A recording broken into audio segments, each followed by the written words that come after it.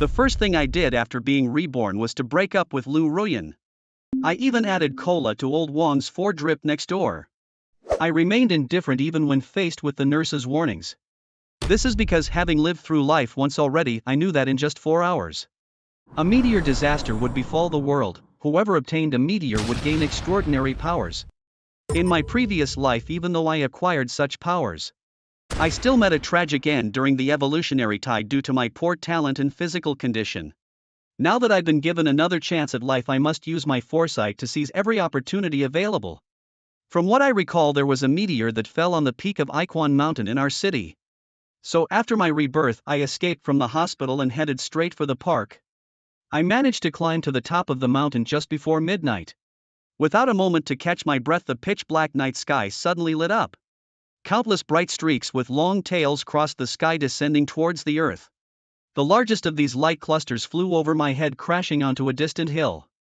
I hurriedly got up and ran in that direction. Fortunately, it wasn't too far. Amidst the bushes ahead, there was a bright glow surrounded by 4 or 5 other light clusters. Within the largest 1 inch, there was a small porcelain bottle emitting a searing heat that I could feel even through the bottle. I quickly wrapped it in a prepared towel and placed it in my backpack. Only then did I let out a long sigh of relief, but it wasn't over yet. These lights would gradually dim, and the treasures within would seep into the ground or be absorbed by plants and animals. I needed to gather as many of these clusters as possible. After a thorough search, I collected a total of 62 treasures.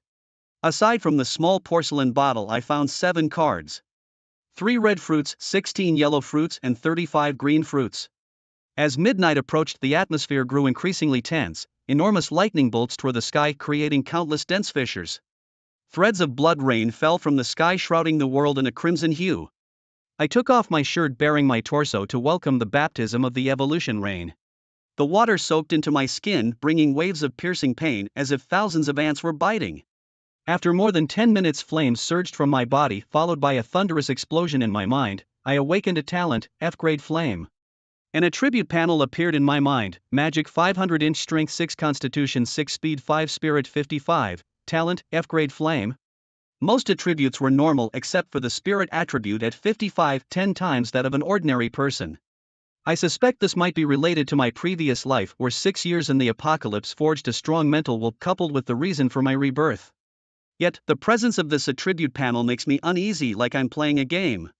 Some say these panels are tools used by powerful beings to monitor their playthings. In my past life, such claims were dismissed as jokes. But now I feel a sense of vigilance, especially when recalling that ominous phrase that lingered in my mind upon rebirth. Do not let the gods know you are a reborn. Gods was a term that never appeared in my previous life. Could the attribute panel be something placed in everyone's mind by these gods? I pondered for a moment, then shook my head. In my past life, many powerful individuals never uncovered the truth. It's not something I can research now. For the moment, increasing my strength is the priority. I stuffed all the fruits into my mouth. Each green one added a point, the yellow ones added 5, and the red ones added 50. Waves of power surged through my body. Then I took out the small porcelain bottle, which contained 3 drops of dragon blood. Without hesitation, I swallowed a drop. As the essence of the dragon flowed into my core, an intense, terrifying heat erupted within me. Devour. I growled through clenched teeth, frantically channeling my F-grade flame talent, absorbing the fiery power of the dragon blood. This was a force far superior to ordinary fire, more advanced and potent. My skin began to crack, blood seeping through as flames raged uncontrollably over my body. I couldn't tell how much time passed, but eventually a muffled sound echoed from within me. The absorption of the dragon's power triggered the evolution of my talent. All the flames retracted into my body, and my skin healed. Becoming even smoother and more refined than before, I glanced at the attribute panel in my mind. Magic 6500 inch, strength 79, constitution 47, speed 35, spirit 115, talent, S-grade flame master, in the process of evolution. Flame forms unlocked, Inferno dragon's flame unlocking in progress. The zombie rain was imminent. I looked up at the sky. The red evolution rain was already dwindling. Once it stopped, dimensional rifts would appear across the world's skies. In the relentless dance of nature's survival belongs to the fittest. The weak, alas, will face elimination. For now, however, finding food is the priority, as the awakening has drained much of Lin Yu's energy. He dressed quickly and sprinted towards the foot of the mountain. Above all, he needed to reunite with his sister as soon as possible, yet, with hordes of zombies soon to descend, he knew he couldn't act recklessly at this moment. He wondered what kind of ability his sister might awaken. As this thought crossed his mind, he pulled out his phone and dialed her number while on the run. "Brother," the call connected instantly and Lin Xiaoyou's slightly anxious voice came through. Lin Yu felt a jolt of worry in his heart. "Do you know something, brother? Is this world about to change? I just have this feeling that something big is going to happen." Lin Yu's heart grew heavy at her words. "Silly girl, don't worry. Your brother is here for you," he reassured her softly. In just over 20 minutes, countless zombies would fall from the sky worldwide. "Zombies?" Lin Xiaoyou's scream pierced through the phone, her voice trembling. "Are you talking about the zombies I know?" "Yes, exactly like those in the movie Resident Evil 56, perhaps even more terrifying. But don't be afraid." Silence fell over the line, but the rapid, shaky breathing told Lin Yu that his little sister was likely scared out of her wits. After much comforting, Lin Xiaoyu finally accepted the reality, yet her pale lips, ashen face, and the trembling hand clutching the phone revealed her inner fear and helplessness. Still, she had to be strong. She had to wait for her brother to find her, for they would survive together. "Silly girl, just stay in your dorm. No matter what you see or hear, don't open the door. The supplies you have should last you over a month. I'll get to you as soon as I can." Lin Yu reminded her once more. Lin Xiaoyou's school was quite decent with two-person dorms that even had a bathroom. Her roommates seldom stayed in the dorm after the first semester, opting to live off campus instead. "Oh, by the way, silly girl, what ability did you awaken?" he asked. "Ability? What's that?" Lin Xiaoyou's voice was puzzled. Lin Yu was taken aback. Could it be that his naive sister hadn't awakened any ability? "Did anything happen to you after the rain?" he asked tentatively. "Brother, that red rain hurt so much on my skin." "I only lasted a bit over 20 minutes before heading back to the dorm, and then a stats panel appeared in my mind. I did as you said and ate all 7 fruits, and now I feel a lot stronger, like there's a power inside me." Lin Xiaoyu began to chatter, recounting everything that had happened to her. Listening to her words, Lin Yu fell silent for a moment. "Magic. 1000 strength. 203 plus 203 constitution, 5 speed, 5 spirit, 5 golden power rune, permanent strength attribute plus 10%. This was Lin Xiaoyou's current stats panel. Lin Yu pondered as he ran. It was somewhat different from his. Hers lacked an ability but had a golden power rune. It seemed that the golden fruit was a strength fruit, yet the attributes it added were astonishingly high.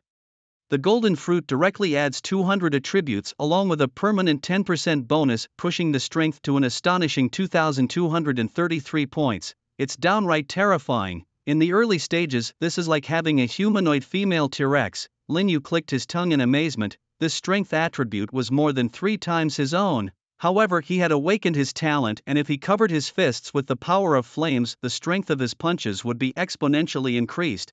This also applied to direct flame attacks, which enhanced the damage, showcasing the power of talent. In his past life, even with an F-grade flame, his strength damage was increased by 0.5 times. Now, in his current S-grade flame state, it could be increased by 2 times. As for the dragon's flame state, Lin Yu estimated it could boost the damage by at least 3 times. So, although his current strength attribute was 66 points, this was just the base value akin to normal attack damage. If he used his S-grade flame talent to cast a fireball spell, the damage from the fireball would be doubled, increasing by 132, bringing the total attack damage to 198.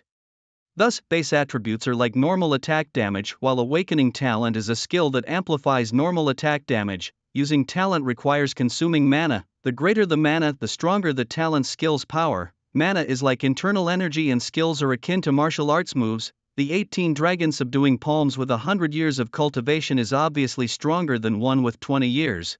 "Brother, why aren't you saying anything? Am I weak because I haven't awakened any talent?" Knowing the power of awakening talents and seeing Lin Yu silent for a while, Lin Xiaoyu felt a bit downcast. "Silly girl, what are you thinking? Do you know what your 223 points of strength represent?" Sensing his sister's low spirits, Lin Yu quickly spoke to comfort her. "A normal adult man's strength is about 5 points, with a full force punch roughly delivering 100 kilograms of force. You do the math, see how strong your 225 points of strength are." However, Lin Yu thought of a problem. Simply increasing strength, but without matching physical constitution, might not allow one to exert full power. After all, immense strength requires a robust physique to support it. yet he had never seen a golden fruit and didn't know the specifics, so he could only let Xiaoyu try it out herself. Listening to Lin Yu's words, Lin Xiaoyu on the other end of the line opened her small mouth and widened her eyes. Such a simple math problem didn't take her more than 3 seconds to calculate. Brother, are you saying I now have over 4 tons of punching power? You can't even fool a little girl with that. Don't believe me, try it. Lin Yu's mouth twitched. The attributes added by the golden fruit were indeed too terrifying. He had never heard of such rumors in his previous life. However, without awakening talent, facing someone with an S-grade talent might still be a disadvantage. Moreover, as evolution progresses, this gap will only widen. Even low-tier evolvers with potent talents can easily suppress high-tier ordinary people. That's not right. Lin Yu was reflecting on Lin Xiaoyu's attribute panel when he suddenly noticed something unusual. He took another look at the attribute panel that Lin Xiaoyu had sent over. Lin Yu discovered an anomaly: magic, 1000 inch strength, 203 plus 203 constitution, 5 speed, 5 spirit, 5 golden power rune, permanent plus 10% to strength attribute. This was Lin Xiaoyu's attribute panel after consuming 7 fruits. When she first activated her panel, before absorbing any fruits, her attributes were magic, 500 strength, 3 constitution, 3 speed, for spirit, 3. All indicators were far below that of a normal adult male, which was normal, except her magic was at 500. Moreover, after consuming a yellow intermediate magic fruit, her magic increased to 1000. This indicated that Lin Xiaoyu possessed an innate ability that had yet to fully awaken. Without an innate talent, the attribute panel would not display the magic attribute. Even if one consumed a magic fruit, it would be ineffective. Lin Yu murmured softly, only those who have activated the innate ability factor within their bodies can store and absorb magic. Otherwise, even if they eat a magic fruit, the magic would not be absorbed and would dissipate shortly. It seemed that his sister's innate ability was quite formidable, as it had not fully awakened even after being exposed to the evolutionary rain. Lin Yu considered a possibility. The only function of the evolutionary rain was to accelerate the awakening of innate talents. For those without innate talent, being drenched in the rain would be useless. If the talent was strong, what would normally take several days or even months to awaken could be triggered in just a few days or even immediately by the evolutionary rain. Xiaoyu's current condition could only mean that her innate talent was extremely powerful. The evolutionary rain alone was insufficient to awaken it fully, and other conditions were needed. Wow, brother, it's true. I feel like I've turned into a powerhouse. At this moment, Lin Xiaoyu's incredibly excited voice came through the phone. She had just tried something. With one hand, she lifted the upper and lower bunk beds in her dorm room effortlessly. She couldn't even feel the weight of the bed, as if it were a feather in her hand, light enough to be negligible. It's important to note that the lower bunk was connected to a desk and a wardrobe, with a computer and books on the desk and many clothes in the wardrobe, weighing at least over 100 kilograms in total. Yet, such a heavy object felt weightless in her hands. She even tried lifting it with just one finger and still felt no weight. Do you feel any discomfort or abnormality in your body? Lin Yu was shocked. Logically, with only 5 points in constitution, Xiaoyu shouldn't be able to exert such terrifying strength. Having strength without the constitution to support it could injure oneself when using it. Yes, when I first started using my strength, I felt a sharp pain throughout my body. But then a mysterious force flowed all over me, and a faint golden rune appeared on my fingers. And my body no longer felt any discomfort. Xiaoyu exclaimed with joy. Lin Yu was stunned by the revelation. It must be the wondrous power of the golden divine patterns, he thought. Silly girl, you don't have to be afraid now, right? The initial zombies are just a bit stronger than ordinary people, but don't act recklessly and definitely don't try to be a saint. Stay put in your dorm, wait for me to come to you, Lin Yu emphasized again. He felt a sense of relief. With a terrifying power of 223 points, as long as that silly girl stayed obediently in her dorm with food and drink, there shouldn't be much of a problem. Got it, brother, Lin Xiaoyu mumbled. Honestly, she was still terrified about what the future would bring. The immense power had only given her a bit of confidence. After all, she was just an 18-year-old fragile girl. What girl isn't afraid of zombies? It's not a joke. However, she knew that her brother was coming from Koan City to find her, and his journey was 100 times more dangerous, so she couldn't let him worry. They're here. Just as the call ended, Lin Yu saw countless cracks appearing in the sky, with a dense swarm of black dots bursting out and plummeting rapidly towards the earth. Bang! Before he could even make it to the foot of the mountain, 4 or 5 dark figures crashed nearby, forcing him to stop. then came the sound of cracking. Several zombies twisted their bodies and awkwardly stood up. Their tattered clothes were unlike anything from this world. Each had a terrifying, grotesque appearance with many parts of their bodies already decayed. Linyu could see chunks of their rotting faces falling off, revealing terrifying flesh beneath. One zombie with its back to him placed its hands on its head and performed a grotesque 180-degree twist, snapping its head around. This maneuver was as outrageous as a cow doing something unthinkable. Its hollow white eyes glared at Linyu. Roar! With a growl, the 5 zombies twisted their bodies, taking strides that disowned all kin. Running stiff yet fast towards Linyu, intent on tearing him apart and devouring him. Low-level zombies are still so disgusting enough to make one retch. Linyu's eyes narrowed. With his right hand he grabbed a tree as thick as a bowl beside him and with a slight exertion uprooted it. Although zombies have stiff bodies, they are actually quite fast, nothing like in the movies. In the blink of an eye they were within 3 meters of Linyu. Disgusting things don't deserve to exist in this world, Linyu murmured, his hands not slowing as he swung the bull-thick tree at the zombies' heads. Bang! Like a watermelon bursting, a zombie's head exploded, spraying nauseating liquid everywhere. As expected, the newly appeared low-level zombies hadn't yet formed crystal nuclei. It's likely that by tomorrow or the day after some zombies would start to develop them in their heads. Linyu tossed the tree aside and continued running down the mountain. Along the way he encountered a few scattered zombies, easily dispatching them. Zombies as a species are naturally filled with a ravenous hunger for flesh. Devouring flesh and blood could make them stronger, allowing them to evolve. Over time, most of the zombies emerging from the rifts would head towards the bustling city centers. Over here at West Mountain, when it's not a holiday, there aren't many people around, so it's unlikely that a massive horde of zombies would surround the area. Scattered zombies, or even a few hundred gathered together, could be easily dealt with given his current strength. However, if he encountered thousands of them, he would have no choice but to turn and flee. After all, even in his favorite 2-person sport, over an hour would leave him exhausted. Thousands of zombies, even if they stood still for him to kill, would take hours of continuous effort. At the foot of West Mountain lay a small ancient town. Upon arriving at the town, chaos was everywhere on the streets, with people frantically fleeing in all directions. Several zombies were already wreaking havoc among the crowd. Ahead, a woman was sprinting towards him in a panic. Behind her, a zombie covered in blood was relentlessly pursuing her. The woman was in her 20s, wearing tight sharkskin pants that perfectly showcased her curvaceous figure. With fair skin, beautiful features and long legs, she was desperately fleeing from the zombie. This scene, one must admit, was somewhat pleasing to the eye. Beauty and the Beast. Such discordant imagery always stirs endless imagination. Running with all her might, the woman was actually faster than the zombie. Indeed, the overwhelming desire to survive can unleash incredible strength. Unfortunately, she wouldn't last much longer. As soon as her stamina began to wane, the zombie would catch up in an instant. Help me, please help me. The woman, spotting Linyu standing motionless in the street, screamed desperately for help, as if clutching at a life-saving straw. She ran with all her strength, eyes flashing with a hint of madness as she got closer to the man. Finally, she would be saved. If she could just reach that man and push him down, he would become the zombie's prey instead of her.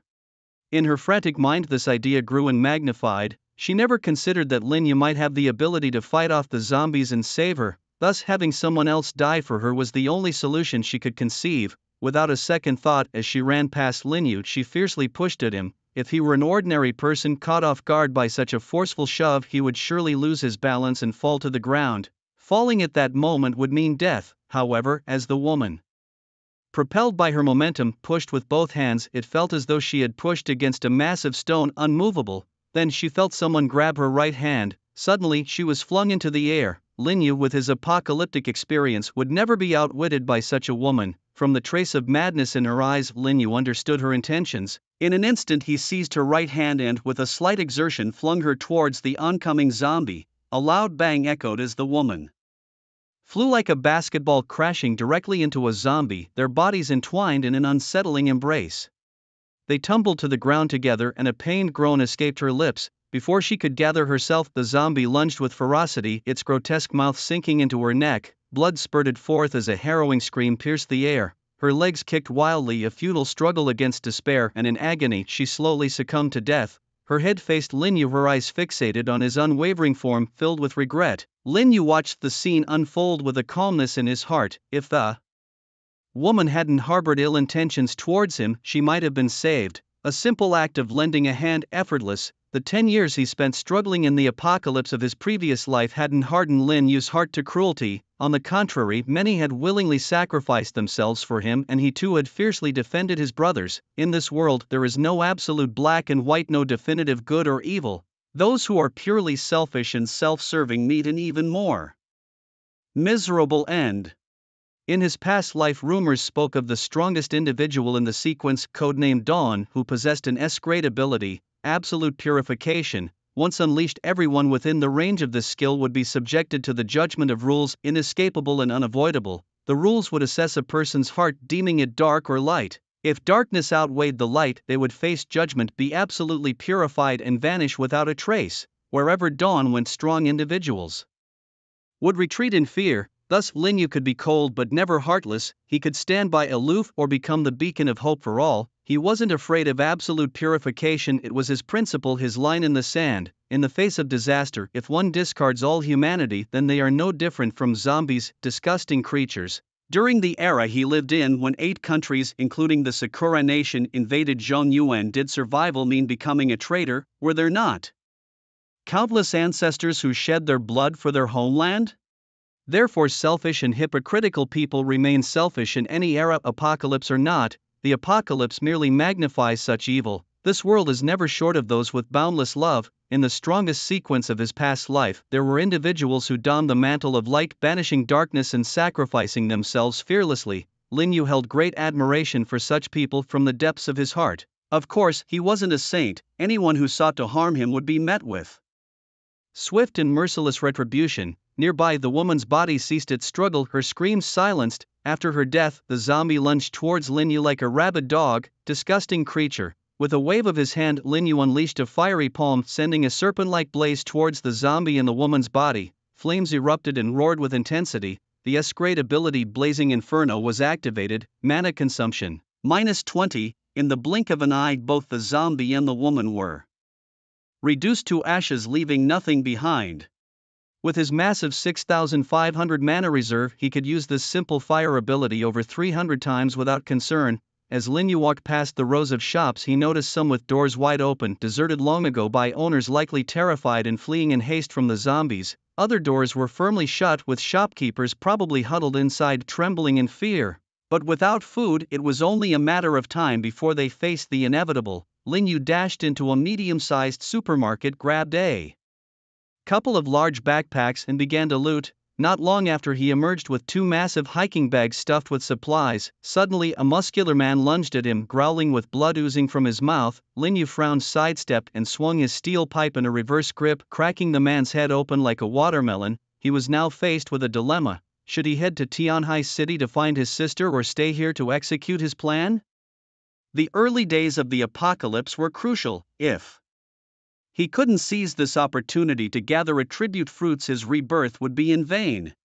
Quickly, Lin Yu made up his mind. His sister was in her dormitory with enough food and water, and with her exceptional strength and combat abilities, she was relatively safe. With this in mind, he decided to stay and carry out his plan. He remembered a luxurious hotel in this old town, often filled with tourists visiting the western mountains. He intended to rest there, waiting about a day for the zombies to evolve and form crystal cores. That would be his moment to act, killing zombies and collecting these cores. During the early stages of the apocalypse, the most fearsome time, he planned to hunt frantically for crystal cores to trade for more precious attribute fruits. The journey to Tianhai City, passing through mountain forests where zombies were sparse, meant fewer opportunities to collect these cores. Missing this optimal time for growth would be detrimental. The streets were in chaos, with small cars scattered haphazardly along the roadside, some emitting thick smoke. Screams and cries filled the air. Lin Yu, with his destination clear in mind, maneuvered through the bedlam and headed for the hotel. With his speed attribute at 25 points, 5 times that of an ordinary person, he had no need to worry about the zombies catching up. Upon reaching the hotel entrance, he saw a plump young woman holding a little girl kneeling desperately on the ground. She was banging on the hotel's large glass door, tearfully pleading, "My niece has fainted, please let us in." But despite her pleas, the 2 young men with dyed yellow hair guarding the door remained indifferent, even shouting fiercely, "Get lost, if your crying attracts zombies, I'll kill you." Lin Yu frowned. he approached the glass door, tapping the handle with his steel pipe and spoke slowly. "Open the door." The yellow-haired young man, cigarette dangling from his lips, arrogantly replied, "Get lost, you hear me? Zombie, zombie."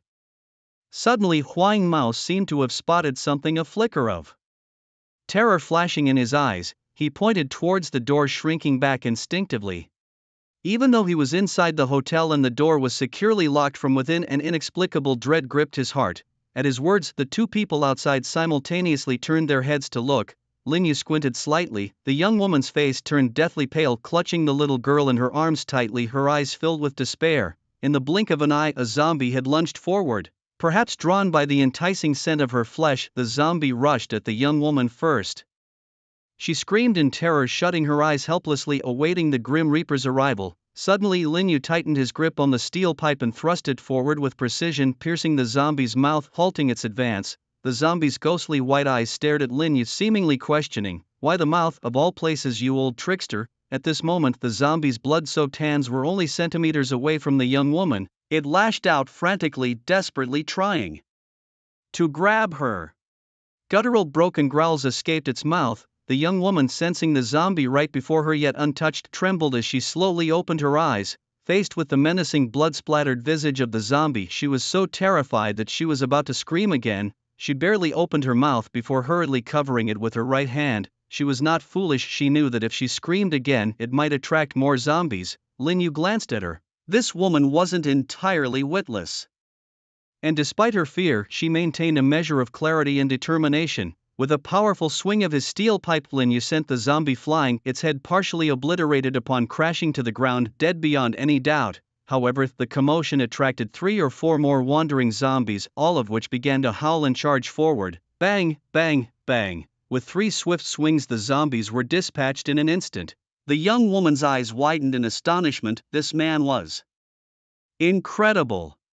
Inside the glass door, the 2 thugs were similarly stunned. Such terrifying creatures were dealt with by this guy in a matter of moments. "I'll say it one last time, open the door." Lin Yu flicked the blood off the steel pipe, turning around to speak coldly. 3 seconds. If you don't open it by then, I'll smash this door and toss you out to feed the zombies." Huang Ma shivered at the words, trembling all over. He rushed over and fumbled to open the door. The hotel's large glass door was made of thick tempered glass, extremely sturdy. An ordinary person without tools or technique would have no chance of breaking it. But Huang Mao didn't dare to gamble. This ruthless guy outside, killing zombies as easily as slaughtering dogs, could probably break through the glass door in a few strikes. In less than a minute the glass door swung open. "Go in," Lin Yu said to the young woman. She hurriedly lifted the little girl into her arms, brushed a strand of hair behind her ear, and bowed to Lin Yu in gratitude before quickly heading inside.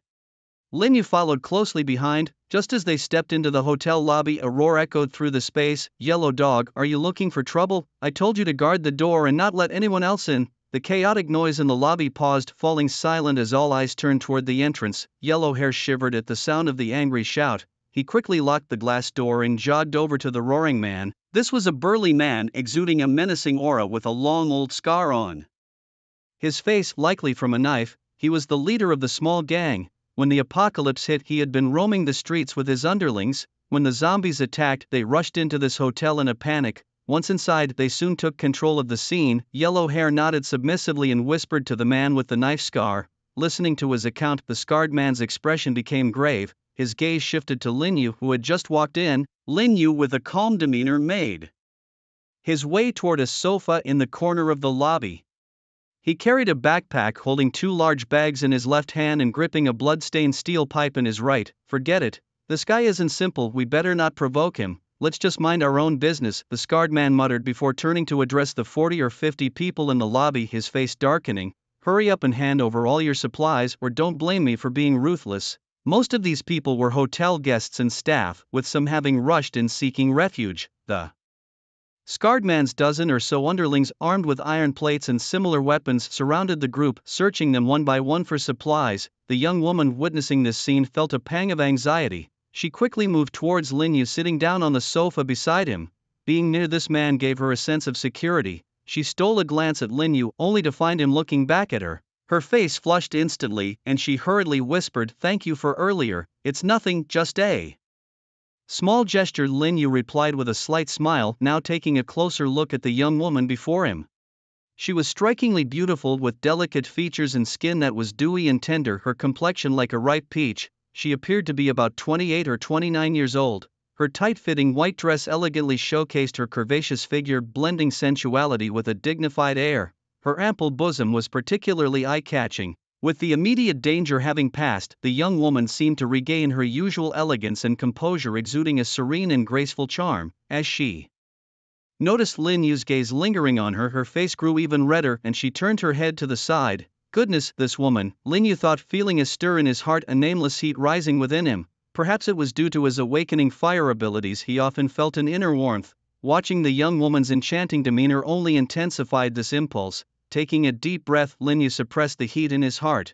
At the end of the chapter, the author provides a reference image for the character Lu Shiyun. Suddenly, a burst of laughter echoes through the air. Kid, if you don't have food to hand over, you can hand over your girlfriend instead, haha.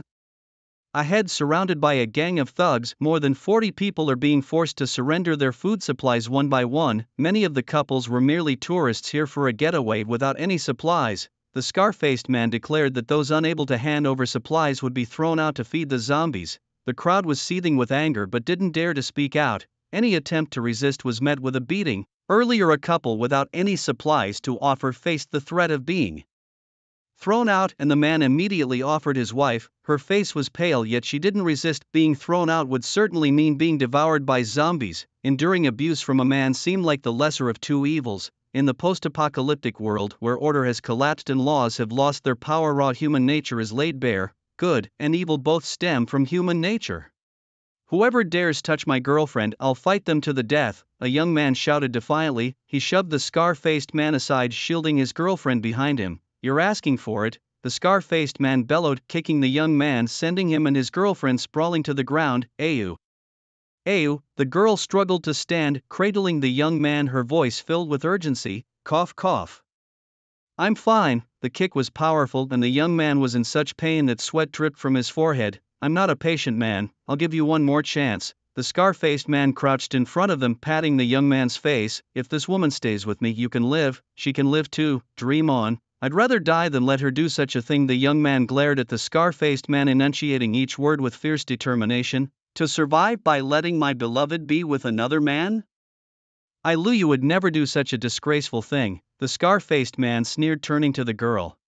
Is that what you think too? You'd rather die, be thrown out to feed zombies, than be with me? Hearing this, the girl seemed to envision the gruesome scene of being torn apart by zombies, fear washing over her face. But then she smiled sadly. If survival means giving up my dignity and my bottom line, what's the point of living in such a world? Brother Yu, I love you, even in death we will be together. She kissed the young man passionately, then helped him up, slowly heading toward the lobby entrance. The scar-faced man's expression darkened. He couldn't believe this frail couple would actually dare to leave the hotel, given that there were plenty of zombies outside. If they truly chose death over surrender, he wouldn't actually let them go. He didn't care about the man, but he was determined to have the girl. He'd never had such a pure and beautiful woman before, and the thought of her made him drool. In the midst of this godforsaken apocalypse with zombies raining down from the sky, he was the king in this hotel.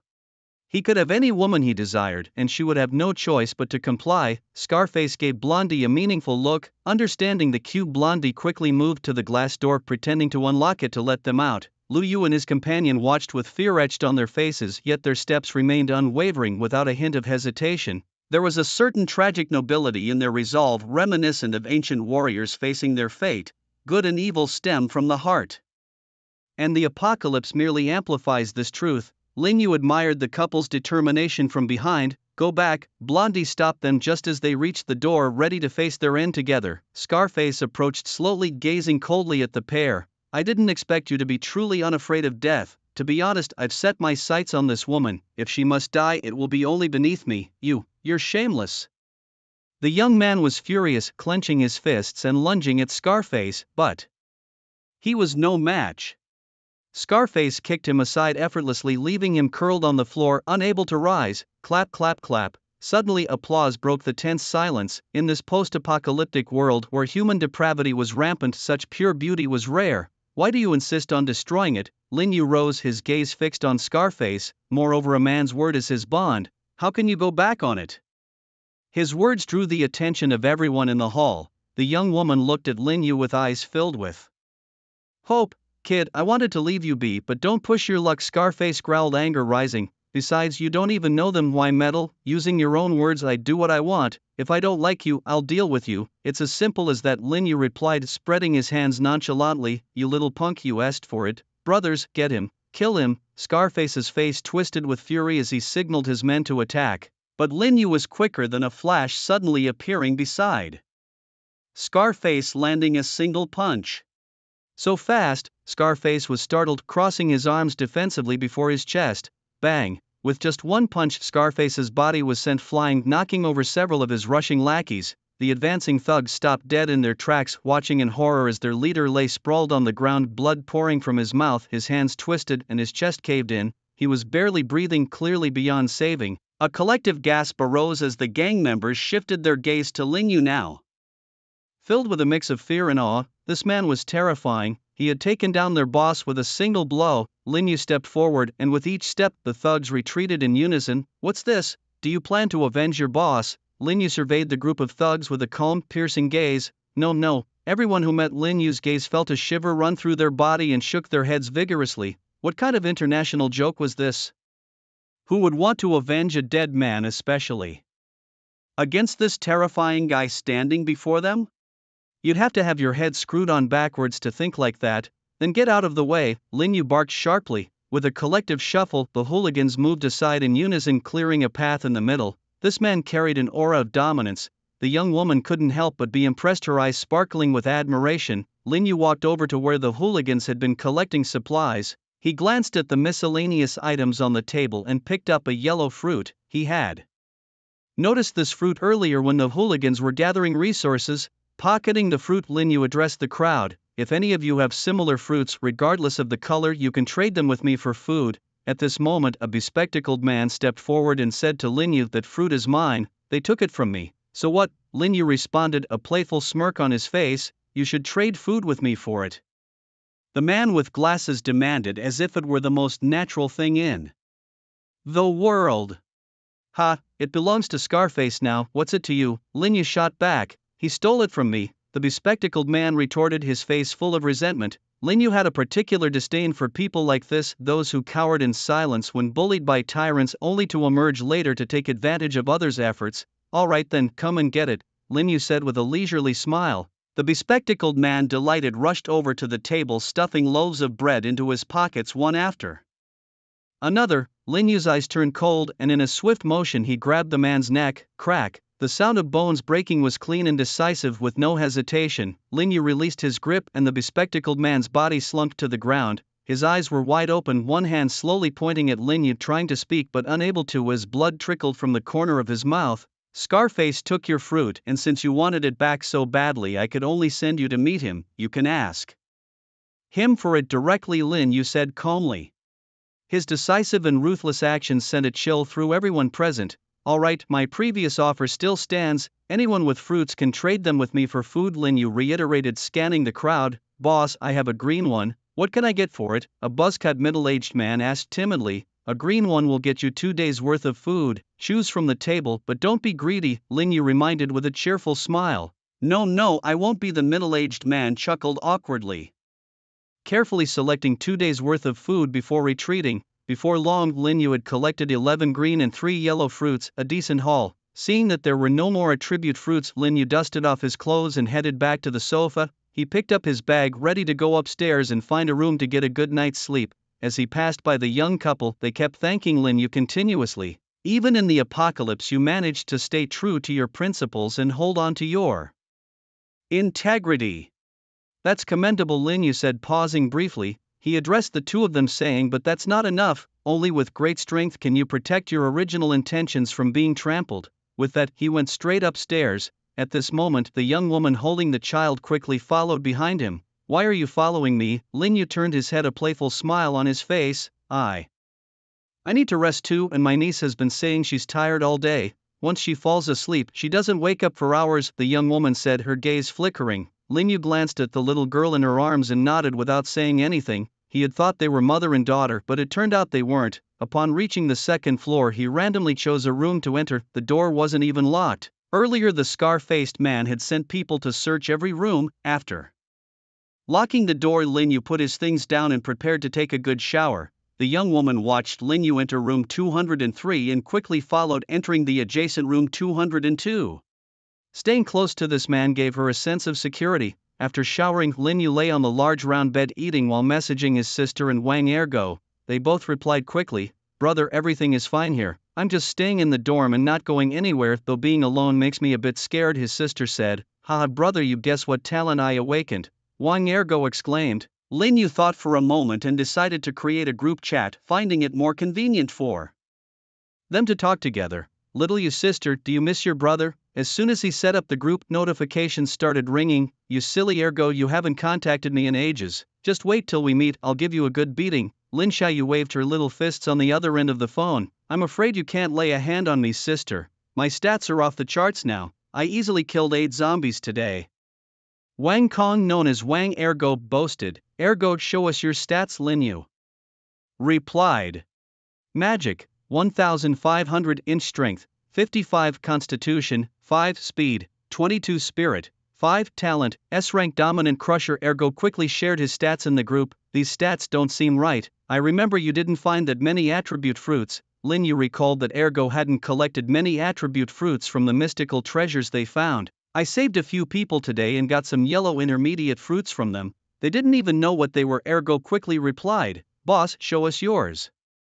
Ergo urged. His stats were quite impressive. Many of the first-generation awakeners in the previous life didn't have such stats early on. After all, before advancing and upgrading, attributes could only be enhanced by the fruits falling from the meteor shower, which depended largely on luck. Unlike Lin Yu, who had memories from his past life and could plan ahead, bringing benefits to both his sister and Ergo, Lin Yu casually shared his own stats. Magic, 6500 strength, 79 constitution, 47 speed, 35 inch spirit, 115 talent, S-rank flame controller, evolving flame unlocked form, blaze dragon's flame, in progress. "What kind of monster are you?" Wang Ergo's eyes widened. What he didn't know was Lin Yu still had 46 green primary fruits and 3 yellow intermediate fruits in his hand. Altogether, these could add up to a whopping 61 attribute points. "Xiaoyu, let's see what you've got," Ergo called out, eager to see Lin Xiaoyu's stats. Surely he couldn't surpass Lin Yu, but he was confident he could outdo Lin Xiaoyu. After all, he couldn't let a girl snatch the second place in their trio. However, when Lin Xiaoyu revealed her attributes, Ergo was left dumbfounded. Magic, 1000 strength, 203 plus 203 inch constitution, 5 speed, 5 spirit, 5 golden strength rune, permanent plus 10% to strength. Ergo exclaimed. "Xiaoyu, is there a mistake in your strength stat? Did you accidentally add an extra 0? Lin Xiaoyu replied, "Nope, that's correct." She even sent a sticker with an innocent face for added effect. Ergo was speechless and stunned. Lin Xiaoyu lamented. "You guys have awakened your talents, and they're S-class. Why haven't I awakened yet? It's so frustrating." Lin Yu comforted her. "Silly girl, don't worry. Your attribute panel shows magic, which means you have talent and have already awakened, but it's not fully awakened yet. There might be some trigger you need." Lin Xiaoyu nodded. Ergo chimed in. "It's probably not possible to gather attributes from others anymore. I just saw on the forum that someone revealed the effect of the fruits. The rain of evolution came without warning and many people got drenched, thus unlocking their attribute panels. Once someone eats a fruit and feels the change in attributes, they'll know its effect. It's great if we can get more, but if not, it doesn't matter. Our attributes already surpass most people." Lin Yu added, "By the way, in the next couple of days, many creatures will start evolving. Many signal towers across the country might get damaged and phones might lose signal. If we can't reach each other, just stick to the plan, don't worry." With that final piece of advice, Lin Yu ended the conversation. He glanced at his attribute panel again. Talent, S-class flame controller, evolving flame unlock forms, blaze dragon's flame, unlocking. He wondered if he would complete his evolution in 3 days. Lin Yu murmured to himself, feeling an inexplicable heat within his body. He smiled wryly, recalling how the hardest part of each evolution was enduring the internal heat. By tomorrow, many zombies would grow stronger, producing crystal nuclei in their brains. Then, it would be time to continue evolving by killing zombies, extracting their crystal nuclei, and absorbing their Power. He could become increasingly powerful. Most ordinary people hadn't embarked on the path of evolution. Those who had been drenched by the rain of evolution and gained attribute panels had already set foot on this path. They were at tier 0. By absorbing the power from 10 tier 0 crystal nuclei, they could advance to level 1, then 20 more to level 2, and so on. As one levels up, their magical power increases by 500, and each of the 4 primary attributes, strength, constitution, speed, and spirit, gains 5 points. Additionally, there are 5 free attribute points to allocate as desired. To advance from level 10 of rank 0 to rank 1, one must absorb 10 level 1 crystal cores. Each advancement in rank brings about a dramatic transformation. Upon each rank advancement, all attributes double, resulting in a truly formidable increase. Therefore, having higher attributes before reaching rank 1 maximizes the benefits obtained from doubling. For instance, an average person's initial attribute values are generally magic, 500 in strength, 5 constitution, 5 speed, 5 in spirit, 5. With each level up, these attributes increase by 5 points, leading to level 10 attributes of magic, 5,500 strength, 55 constitution, 55 speed, 55 spirit, 55 and 50 free attribute points. Once they advance to rank 1, their magic will reach 11,000 and the other attributes will grow to 110 points each. Lin Yu currently has 6,500 magic power. Upon reaching level 10 of rank 0, he will have 11,500. When he advances to rank 1, his magic will surge to 23,000 inch, vastly surpassing the average 11,000. Thus, pre-rank 1 attributes are incredibly crucial. With a plan in mind, Lin Yu decided to rest. Suddenly, a knock on the door interrupted his thoughts. Who could it be at this hour? His mind briefly conjured the image of a certain alluring young woman, her shapely figure stirring something within him. However, upon opening the door, a fresh-faced young woman stood before him. "Who are you?" Lin Yu asked, surprised it wasn't the woman he had imagined, feeling a fleeting sense of disappointment. "Aren't you going to invite me in, handsome?" the girl said with a playful glint in her eye. Her long straight black hair framed her striking face, and her large dark eyes sparkled with mischief. She wore denim shorts that revealed her smooth long legs, and an anklet with a bell adorned her right ankle. Her white leather jacket accentuated her figure. Without waiting for Lin Yu's response, she walked right in. Lin Yu raised an eyebrow, watching her denim-clad figure, feeling the embers of his earlier thoughts rekindled. The biker girl made herself comfortable on the large round bed. "I want to make a deal with you," she said directly. "What kind of deal?" Lin Yu inquired, intrigued. "I want to trade this fruit with you," she replied, pulling a red fruit from her pocket. Lin Yu's eyes sharpened. "A red fruit? Do you know the value of this fruit?" he asked. "Of course, it increases spiritual power by 50 points," she replied with a dismissive tone. As the evolution rain had started, she was riding her bike towards the western hills, caught in the downpour. Shortly after she had unlocked her attribute panel, upon reaching the ancient town, the zombie outbreak had just begun. In a desperate attempt to escape, she stumbled into the hotel only to be quickly captured by Scarface and his gang. If it weren't for Lin Yu taking down Scarface, the 4 mysterious fruits she carried would surely have been confiscated. Later, when Lin Yu exchanged supplies for the fruits, she realized their significance. She had witnessed Lin Yu effortlessly dispatch zombies in the streets, and most astonishingly, flames leapt from his palms. What kind of world was this, where someone could shoot fire from their hands and instantly incinerate terrifying zombies and a woman to ash? So she kept her guard up, suspecting that Lin Yu's formidable strength came from consuming those fruits. After Lin Yu left, she quickly found a room on the 2nd floor to settle down. She consumed a yellow fruit and noticed her speed attribute increased by 5 points on her status panel. Another yellow fruit further enhanced her speed by 5 points. Finally, a red fruit boosted her mental power by 50 points. She concluded that yellow fruits enhanced speed, while red ones bolstered mental power. Testing her theory, she found her speed significantly improved, though the enhanced mental power seemed useless for now, prompting her to save the last red fruit. The world had changed. Zombies roamed, signaling an apocalypse. She needed a way to survive. The red fruit, which appeared to offer no immediate power boost, seemed ideal for a trade with Lin Yu. Lin Yu looked at her with a peculiar expression. He hadn't expected her to think this way. Apparently, she believed that yellow fruits increased speed and red ones boosted mental power based on her limited experience. Indeed, at this stage, other attributes were far more beneficial than mental power, as they could instantly translate into personal strength, offering a better chance of survival. Mental power was useless without awakening a related talent. "What do you want in exchange, Lin Yu?" Asked, curious about her offer. Can you tell me how to shoot flames from my hands like you? She asked eagerly, her eyes full of hope.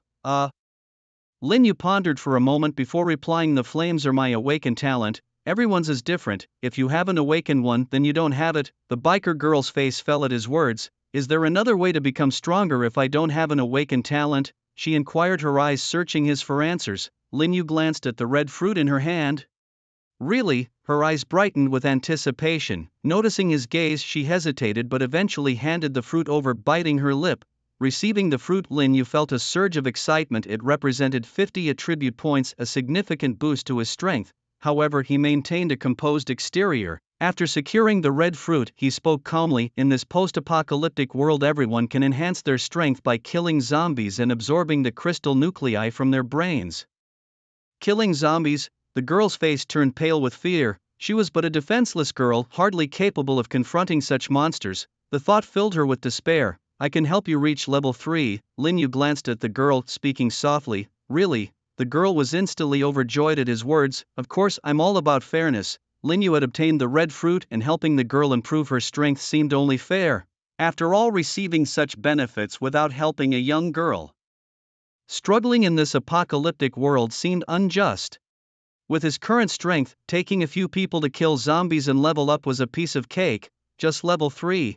Can you help me level up more, big brother? The girl suddenly grabbed Lin Yu's hand, shaking it with a pitiful expression. Level 3 didn't sound very strong, so she had to use her charms to get more out of him. Lin Yu was perplexed. He didn't have much time. Once his innate abilities fully awakened, he needed to leave to find his sister. He couldn't afford to linger here. How about I just stay with you, big brother? I can do laundry, cook, give massages, and even keep you warm at night. The biker girl shook Lin Yu's hand vigorously. In this apocalyptic world, if she couldn't become stronger on her own, how else could she survive? And wasn't the best candidate right in front of her? Lin Yu was powerful and handsome. Being his girlfriend wouldn't be a loss. With this thought, she shook his hand even more, deliberately brushing against him. Testing any man with such temptation, who could resist?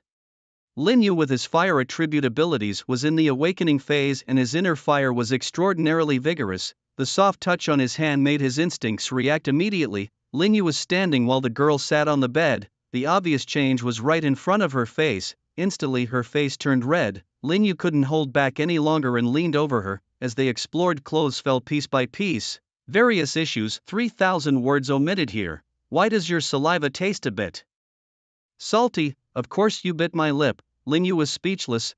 Are you sure this is your first time? How could it be? This lady's been through plenty. She was clearly defiant. Then let's practice. Bring it on, I've seen it all. Her voice was loud, but there was a hint of tremor in her tone. Lin Yu's lips curled into a smirk, curious to see how long she could keep up the fa. A ripping pain shot through her, and the girl could no longer maintain her bravado, pleading for mercy.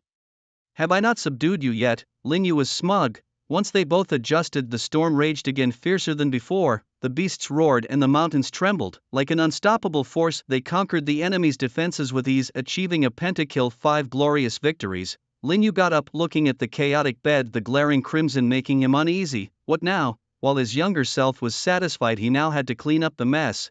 He had planned to set out alone to find his sister. Once his abilities fully awakened, during this time Lin Yu had always believed in helping others when possible, and when not, he preferred to mind his own business. Yet, in the chaos of this post-apocalyptic world, leaving this girl to fend for herself was something he couldn't bring himself to do. However, taking her along to search for his sister presented its own set of challenges and dangers. The city was already overrun with zombies, but beyond the city lay endless forests, where beasts, once evolved, could become far more terrifying than zombies, presenting threats even he might not be able to handle. Bringing another person along would only increase the risk. He decided to leave the decision for later. As he glanced at the exhausted girl sleeping on the bed, he felt restless and retreated to the bathroom to wash up. Afterward, he sat alone on the sofa, contemplating with the red fruit in his hand. The next morning, Lin Yu awoke feeling something unusual. He looked down to see a head emerging from the covers, the face beneath rosy and delicate. You're not in pain anymore? Lin Yu asked, his hand slipping beneath the blanket. The girl's skin was smooth and tender, incredibly pleasant to the touch. Just a little, she replied bashfully, wrapping her arms around Lin Yu's neck and nestling against his chest. But I have other ways. What ways? Lin Yu asked, curious. Chen Jinger blushed, and without another word she buried her head back under the covers. Indeed, practice makes perfect, and it just kept getting better. An hour later, the girl lay in Lin Yu's arms, whispering, "Will you take me with you?" Hearing this, Lin Yu's body stiffened and he fell silent, unsure of what promise to make her. The silence felt heavy, sinking the girl's heart. "It's okay, but you promised to help me level up to level 5 before you leave," she said, trying to smile through her disappointment. Lin Yu felt the girl's emotions and held her a little tighter. "I'm Lin Yu," he began. "My sister is alone in Tianhai City and I need to find her."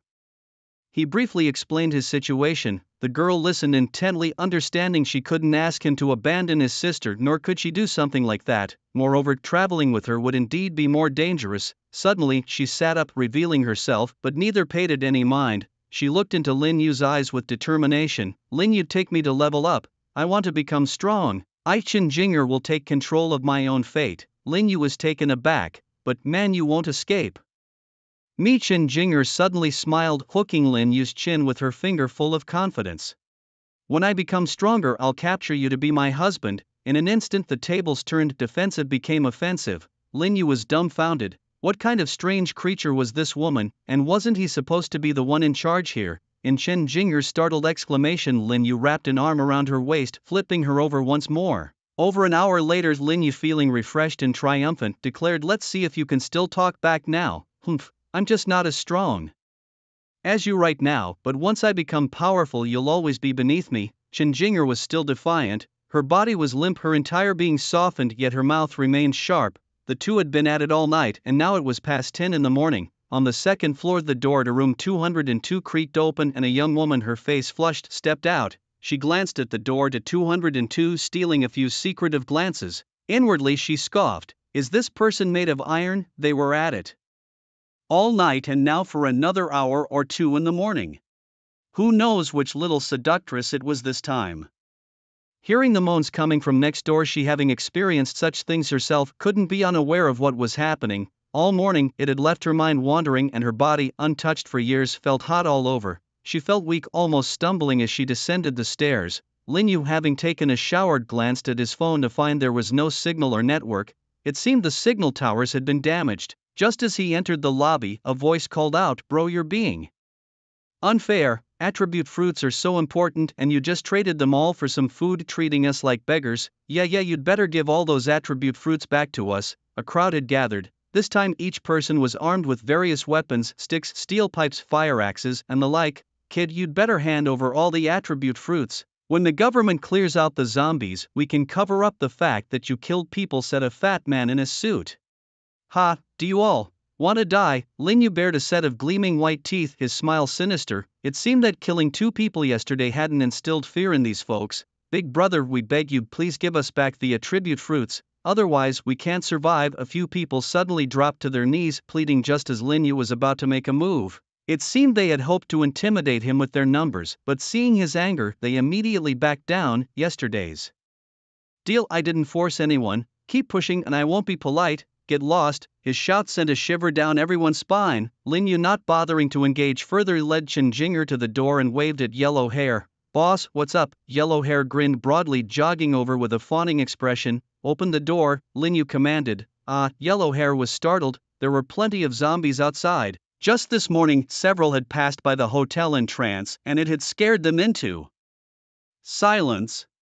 "What up? Open the door," Lin Yu frowned. "But zombies," Yellow Hair stammered, his face filled with fear. "You know how much food you've got yourselves. Once it's gone, you're dead too. Here's a friendly piece of advice. While the zombies aren't very strong yet, you should gather tools and team up to easily kill them. Killing zombies is the way to grow stronger. Zombies will continue to evolve, and in a few days, when they've leveled up, you'll be left waiting for death." Having finished speaking, Lin Yu paid no further attention to the crowd, his sharp eyes fixed on Huang Mao. "If you don't want to go outside, keep this door secure. We'll be back later." Okay, Huang Mao replied, visibly trembling. Lin Yu's gaze was as sharp as a dagger, making Huang Mao's legs turn to jelly. Trembling, he gently opened the main door, fearing that any loud noise might draw the zombies. As soon as Lin Yu and his companion stepped out, Huang Mao hastily prepared to lock the door. "Wait, we want to go out too," called out the couple whom Lin Yu had saved the day before.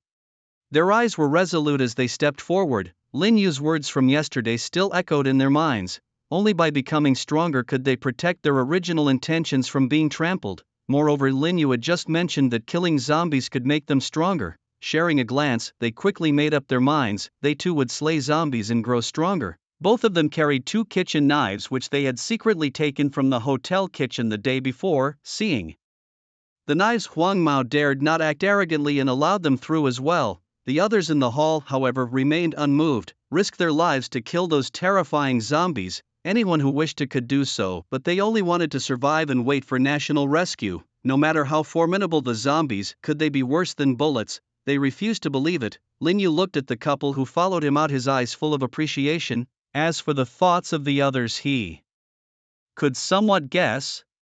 What they didn't know was that all high-heat weapons worldwide had been restricted by the rules of heaven and earth. Missiles and the like had all been rendered useless. For now only guns could be used. Faced with the terrifying number of zombies, the nation couldn't mount a rescue anytime soon. Moreover, nuclear energy had become ineffective, absorbed by mutant beasts and turned into even more horrifying entities. By the mid-apocalypse, the threat to humanity was no longer the zombies, but those dreadful mutant beasts, especially the ones that had absorbed nuclear energy which slaughtered humans without restraint. During that time, it was the most desperate moment for all humanity. The Sakura nation was completely destroyed, torn apart by a terrifying mutant beast sinking into the sea. In the apocalypse, no one could be relied upon except oneself. With Lin Yu leading the 3 novices, they had barely stepped onto the street when 4 or 5 zombies spotted them and charged.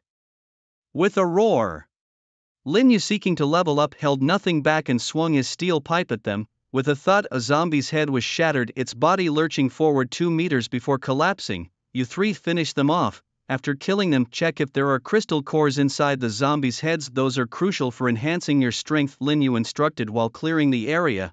Simultaneously, he led the 3 into a dead-end alley, sweeping his steel pipe to break the arms of a zombie, then delivered a heavy kick to send it reeling toward them. With a thud, the armless zombie crashed in front of them, still roaring as it crawled from the ground toward the trio. The young man was named Lu Yu and the woman was Yang Shanshan. Though terrified, the 2 gripped their kitchen knives tightly, eyes fixed on the approaching zombie. Chen Jinger, however, was already pale with fear. She had followed Lin Yu out but hadn't brought any tools, so she could only hide behind the 2 of them in a panic. Shanshan, I'll chop its neck, you go for its legs, Liu shouted loudly, taking the initiative to strike, swinging his knife forward. The zombie, missing both hands, was significantly less dangerous. However, Liu, too nervous, missed his target and his knife lodged into the zombie's mouth, caught by its teeth. He quickly yelled, Shanshan, hurry.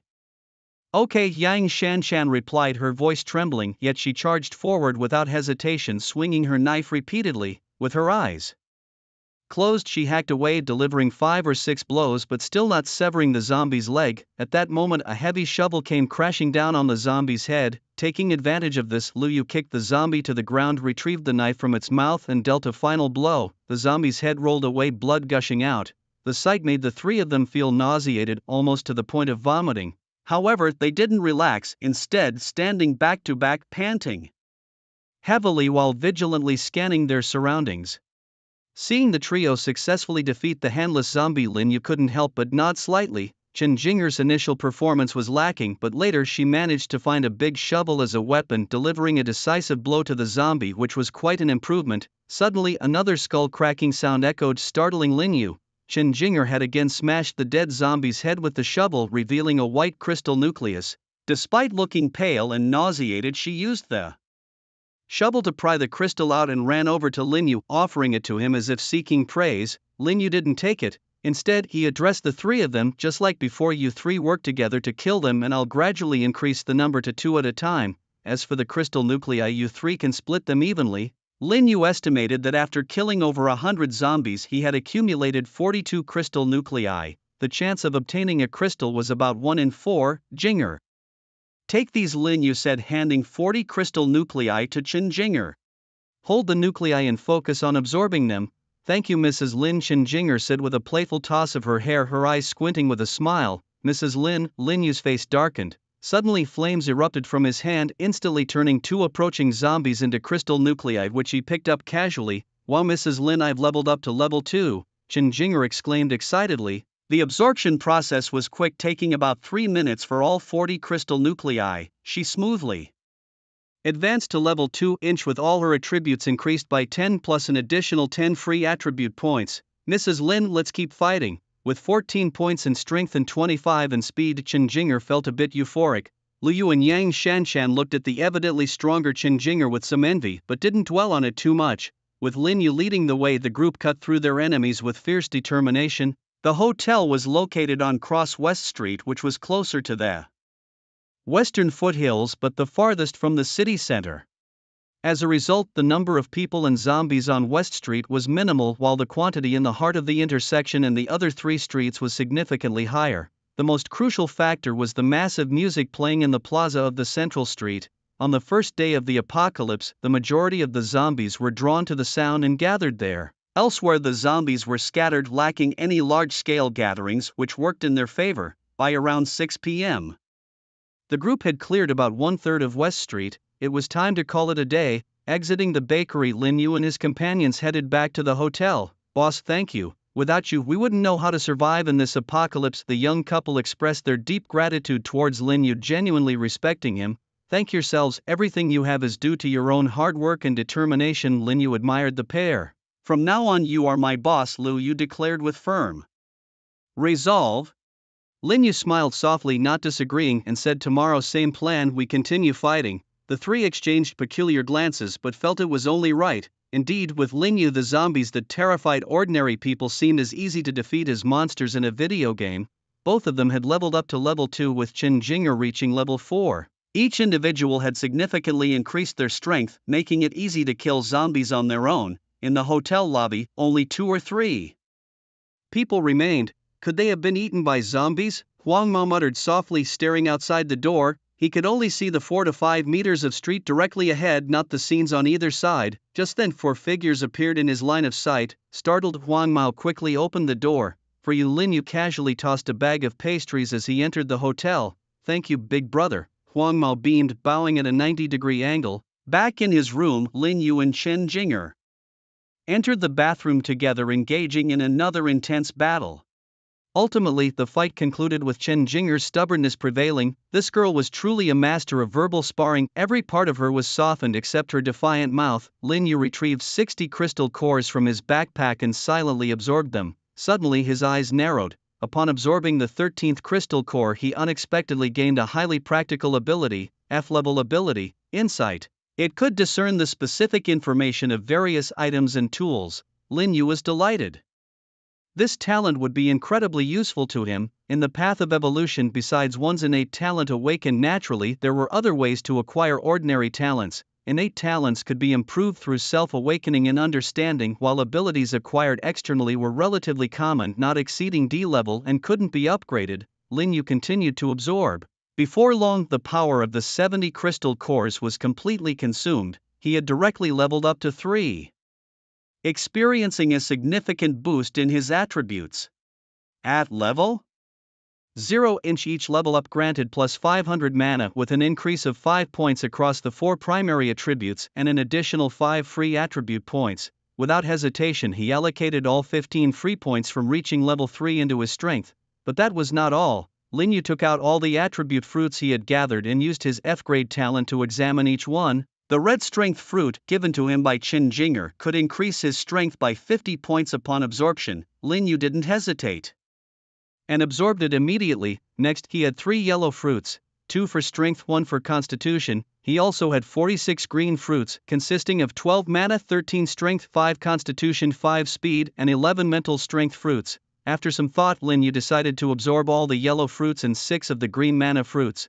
The rest he decided to save for Chen Jinger. He murmured to himself while checking his stats. Level 0 mana, 8600 strength, 156 constitution, 56 speed, 40 mental strength, 130 inch talent, S-grade flame controller, evolving, flame unlocked forms, blaze, dragon's flame, unlocking. Looking at his current status panel, Lin Yu was quite satisfied. Given his talent, strength and mana were the most crucial attributes. The next morning, one day I will definitely have you beneath me, Chen Jinger mumbled, sprawled weakly on the bed, clenching her small fists to encourage herself. Ha, not the, Lin Yu retorted mercilessly, tossing the remaining fruits over to her. Are these for me? Chen Jinger's eyes sparkled with greed as she hugged all the fruits to her chest. After absorbing them, her attribute panel saw a significant transformation: level 0, step 4 mana, 3100 strength, 38 constitution, 29 speed, 40 mental strength, 86. Although still not on par with Lin Yu's, she could easily take on 20 to 30 ordinary people at once. The four-person team remained intact. This time, they chose a different route, moving down the street to the right of their hotel for cleanup operations. Mrs. Lin, something feels off. Why are there so few zombies here? Chen Jinger noted with extreme caution, observing the eerily quiet street 2 hours later. Lin Yu's eyes narrowed slightly. Logically, the street, including the shops on either side, should have been crawling with zombies. The only explanation was that the zombies here had already been cleared. Thud thud, the sound of heavy footsteps approached. What is that? A zombie dog? A hulking black poodle with only one ear emerged slowly from the alley. Oh my god, is that still a poodle? Chen Jinger exclaimed in shock. The poodle before them was missing an ear and was as large as a horse. Its eyes were a ghostly gray, appearing both eerie and terrifying. Hiss, another figure appeared, a slightly smaller poodle yet still the size of a large Alsatian, watching them intently. The creatures bared their teeth at the group, with crimson blood trickling from their mouths and slowly dripping to the ground. The larger one was at least level 8, while the smaller one was at least level 5. Lin Yu glanced at the size and aura of the zombie teddy, a slight chill running through him. At level 8 inch, its 4 attributes would each be around 45 points, making it a challenging opponent. The three of you handle the smaller 1 inch, do your best, Lin Yu instructed, his eyes fixed intently on the larger teddy. Hissing, the zombie dogs roared simultaneously, launching themselves forward with a powerful kick of their hind legs, their speed astonishing. Boom, red flames erupted around Lin Yu, enveloping his entire body, transforming him into a figure entirely shrouded in fire. An intimidating aura surged from him. Super Saiyan, Lu Yu's eyes widened at Lin Yu's transformation. Indeed, Lin Yu's current state bore a striking resemblance to a Super Saiyan, with flames engulfing his form like a fiery deity. In that moment, Lin Yu felt a surge in power. His strength, initially at 156 points, doubled to a staggering 468. In terms of raw power, he surpassed a first-tier evolver and was comparable to a second-tier. However, his magic was rapidly depleting at a rate of 2 points per second. This meant his 8,600 magic points could only sustain the full-body flame for about an hour. Once exhausted, he would be unable to use his innate abilities. With a resounding punch, he clashed with the teddy's paw. Instantly, the large teddy was sent flying backward, unable to withstand Lin Yu's forceful blow. The terrifying power shattered its foreleg, which sizzled with fire. He then unleashed a sweeping wave of flames. However, the zombie dog was swift, making it difficult for the flames to hit their mark. With a heavy stomp, Lin Yu shot forward like an arrow, his fiery fists landing another blow on the zombie dog, turning the tide completely in his favor. Yet, on the other side, things were precarious. Facing a level 5, possibly even level 6 zombie dog, Chen Jinger and the others were steadily pushed back. In terms of basic attributes, Chen Jinger was slightly stronger than the small zombie dog, having consumed several attribute fruits, but she ultimately lacked combat experience. No. Suddenly, the zombie dog kicked Chen Jinger aside, then twisted its body to lunge at young Shan Shan. Instantly, the three faces turned pale. A bite from the zombie dog would mean certain death. I want you dead, Liu shouted, his eyes bloodshot with rage. Wind's execution. Instantly, countless wind blades appeared around the zombie dog, slicing towards it, sand thorns. At the same time, a sharp voice rang out. Yang Shanshan, faced with the approaching gaping maw, felt a surge of fear that seemed to awaken something within her. She raised her right hand abruptly. The ground before her trembled, and then a spike 4 to 5 centimeters thick shot up from the earth, striking the zombie dog with force. It was entirely formed from sand like vines. Lin Yu watched this unfold, surprised by what he saw. Unexpectedly, at this critical moment of life and death, the young couple unleashed their potential and awakened their innate abilities. They knocked the zombie dog flying, leaving the three of them momentarily stunned. Shan Shan, are you okay? Liu rushed to young Shan Shan with deep concern. Ugei. I think I've awakened a special ability, Yang Shanshan spoke, somewhat uncertain. Me too, stop standing around, let's deal with the zombie dog, Lin Yu shouted, snapping the three out of their daze. What followed were blades of wind swirling and sand exploding everywhere. Although the two had awakened their abilities, their levels were still low and the damage they inflicted was less than that of Chen Jinger. However, their wind and sand abilities, besides causing harm, also greatly restricted and bound the zombie dog. It was only a matter of time before the three of them would take it down together. Meanwhile, Lin Yu's battle was nearing its end. With his hands engulfed in flames, he forcibly tore the large zombie dog in half. As the flames swept past, the body quickly ignited. Lin Yu took a deep breath and the flames around him gradually dissipated. The entire battle was actually quite brief, lasting only about 6 or 7 minutes, but it consumed a full 952 points of his mana, in addition to the mana used to cover his body in flames. His long-range fire attacks during the fight also depleted his energy. After such consumption, mana would gradually recover over time. At 0 tier it regenerates at 1 point per second, and upon advancing to 1 tier the recovery rate doubles. This means the mana Lin Yu spent in those 6 or 7 minutes would take about 15 minutes to naturally restore. The stronger the ability level, the greater its power, but also the larger the consumption. S-level abilities consume more than A-level ones. Soon the smaller zombie dog was also taken down by the combined efforts of the three, after which they collapsed on the ground panting heavily. Not bad. Lin Yu patted Lu Yu on the shoulder and then turned to Chen Jinger, saying, "Don't be disheartened, you have a hidden talent within you as well, it just hasn't been triggered yet." "Really? You're not lying to me, are you, brother Lin?" Chen Jinger's eyes lit up with hope. Recalling Lin Yu shrouded in flames like a deity, she felt a sense of admiration. She had vowed to surpass Lin Yu, and how could she accept being weaker than others? Even Lu Yu and Yang Shanshan had awakened their abilities, which left her feeling a bit down. Hearing Lin Yu's reassuring words now made her feel much better. "Are your abilities wind and sand?" Lin Yu inquired. "Big brother, mine is A-level wind power." "Big brother, mine is A-level desert dominion." Yang Shanshan echoed Lu Yu, also addressing Lin Yu as big brother. "That's quite impressive. A-level abilities are already considered very strong. You should observe and understand the use of wind and sand more to learn more ways to utilize your abilities." Lin Yu gave the two a few pointers before heading back to the hotel. After taking a shower, Chen Jinger was determined to pin Lin Yu beneath her. An hour later, Lin Yu took out the crystal cores he had collected today, a total of 96. "How many do you have?" Lin Yu asked Chen Jinger. "I have 22 today, much more than the first day," the young girl boasted proudly. "Absorb them," Lin Yu said, handing her 8 more. Chen Jinger accepted them with a delighted expression. Someone has reached level 5. If nothing unexpected happens, the rules will soon descend. Lin Yu anticipated, watching as each crystal core dissolved and Chen Jinger's aura suddenly rose. Finally, with a bang, the last crystal core transformed into energy within her, causing her body to tremble slightly. At that very moment, a familiar voice echoed in their minds. "Congratulations to all survivors, someone has taken the lead on the path of evolution, successfully reaching level 5. Now the global survivor information access rules are in place, with various functions for you to explore." Lin Yu summoned his attribute panel in his mind, noting subtle changes. A new codename column appeared, along with progress bars for levels and evolving talents, making it more intuitive. "Magician." Lin Yu thought for a moment and decided to continue using his codename from the past life.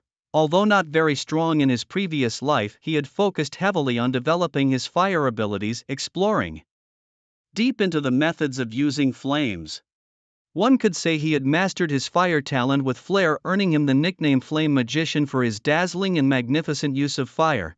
Examining the panel further, Lin Yu noticed a regional chat channel in the bottom left corner, a leaderboard and forum in the top right, and a trading system and evolution points in the bottom right. Evolution points, 628. These points, now the universal currency of the New World post-rule arrival, could be used for trading. Initially, evolution points could only be earned by killing zombies. 1 point for a tier 0 zombie, 10 points for a tier 1. In the regional channel, thoughts turned into text automatically. "What is this?" The game turned reality. Someone questioned. "Brothers, my roommate got bitten and turned into a zombie looking for me everywhere. I've been hiding in the bathroom for 2 days, starving and exhausted. Someone please save me."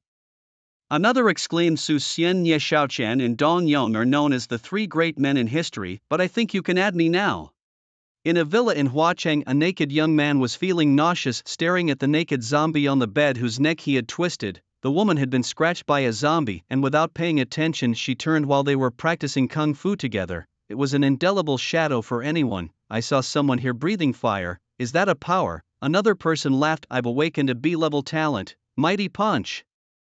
I can smash a zombie's head with 1 blow. Boss, guide me. Brother, save me.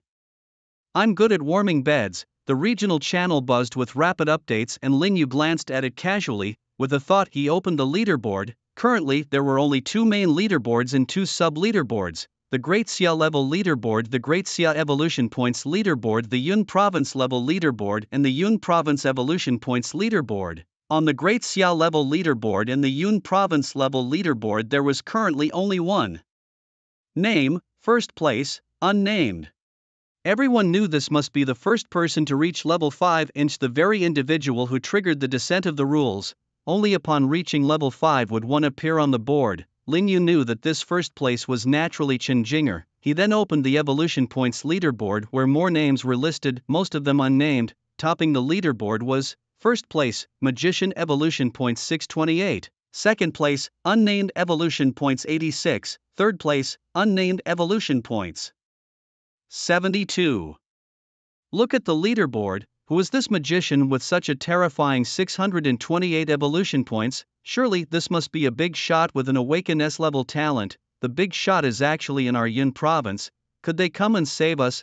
There are hundreds of survivors in our community. Wishful thinking. Upstairs, it's the end of the world. Everyone is struggling to survive. Who has the time to save you?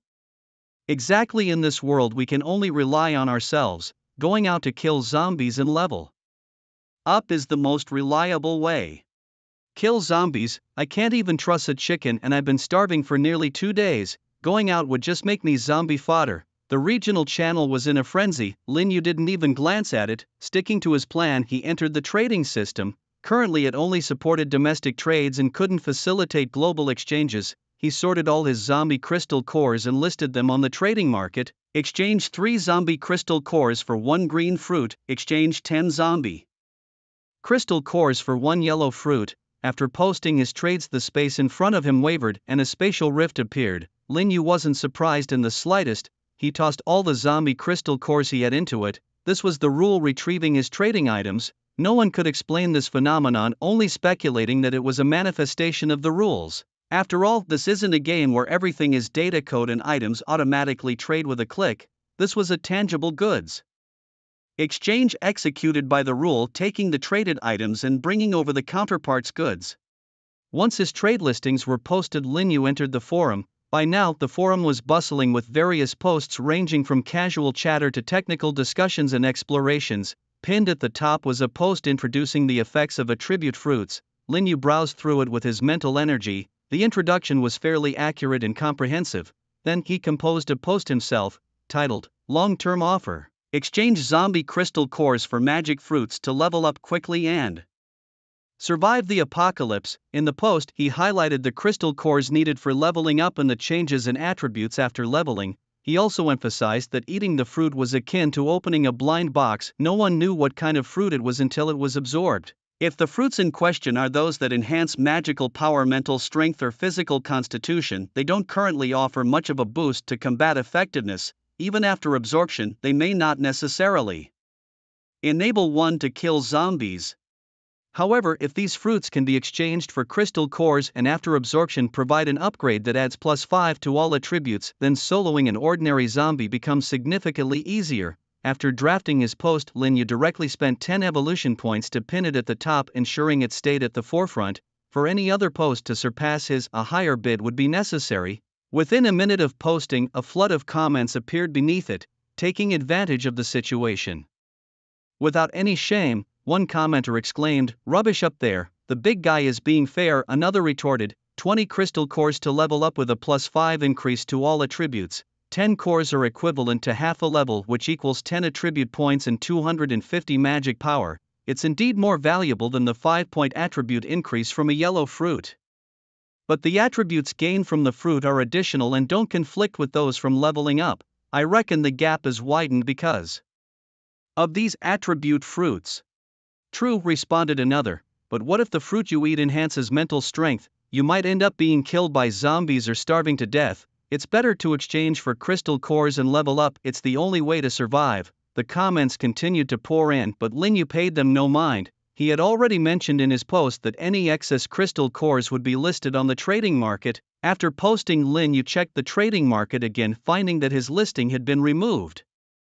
With only 88 crystal cores, all had been exchanged for fruits, leading to the removal of his listing due to the lack of cores. As he gazed at the trading interface, Lin Yu confidently claimed his reward. Deducting 170 evolution points, a spatial rift appeared before him and a pile of fruits fell out. Lin Yu caught them with ease. Among them were 3 yellow fruits, one each for strength, speed, and constitution. The rest were green fruits, totaling 19. You're the one posting listings on the trading market?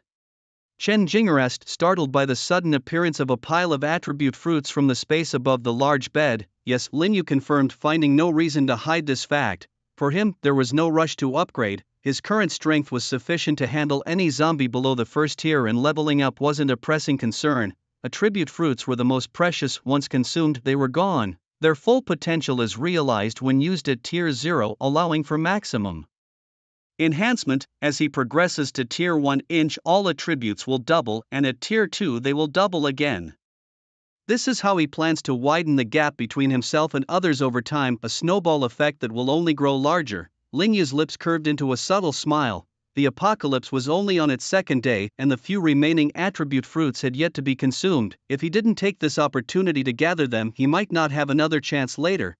Following Lin Yu's post, many capable individuals began to emulate him, placing buy orders for attribute fruits on the trading market. However, with limited crystal cores at their disposal, few managed to acquire many fruits. At this moment, many realized the true value of the attribute fruits. Meanwhile, at a university in Chuan City, in the girls' dormitory, a group of young women gathered together. This magician isn't simple, one of them remarked. We were just planning to trade crystal cores for attribute fruits, and he's already taken action. The leader of the group responded, so what should we do? Since he's made the first move, let's list ours too, but at a price 1 core lower. We aren't as wealthy as he is. It's a world where there's never a shortage of clever people. Tomorrow, I'm going to save my crystal cores too. Exchange for some attribute fruits, Chen Jinger decided firmly. These attribute fruits grant additional attributes and are incredibly valuable. Let's rest up. Tomorrow we'll head for the heart of the street, Lin Yu said, throwing himself onto the bed to sleep. In the darkness, there was a rustling sound. What are you doing? Lin Yu asked helplessly. How could this woman's urges be even stronger than his? Continuous battles are the only way to grow, remember. Chen Jinger took the initiative to attack, but Lin Yu wasn't going to let her have her way so easily. Sometimes, not getting what you want is the best motivation, isn't it?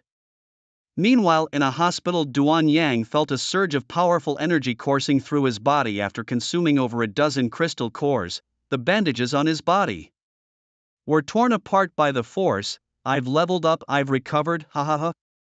Duan Yang laughed manically. Lin Yu, how dare you give me a urine transfusion? Just wait, I want you dead. Every time he thought about it, he felt utterly disgusted with his own body. He could even smell the stench in his blood. Have you awakened any talents? A middle-aged man by his side asked. Dad, it's awakened, but... Duan Yang hesitated, looking somewhat embarrassed. The talent he'd awakened was difficult to talk about. Speak up.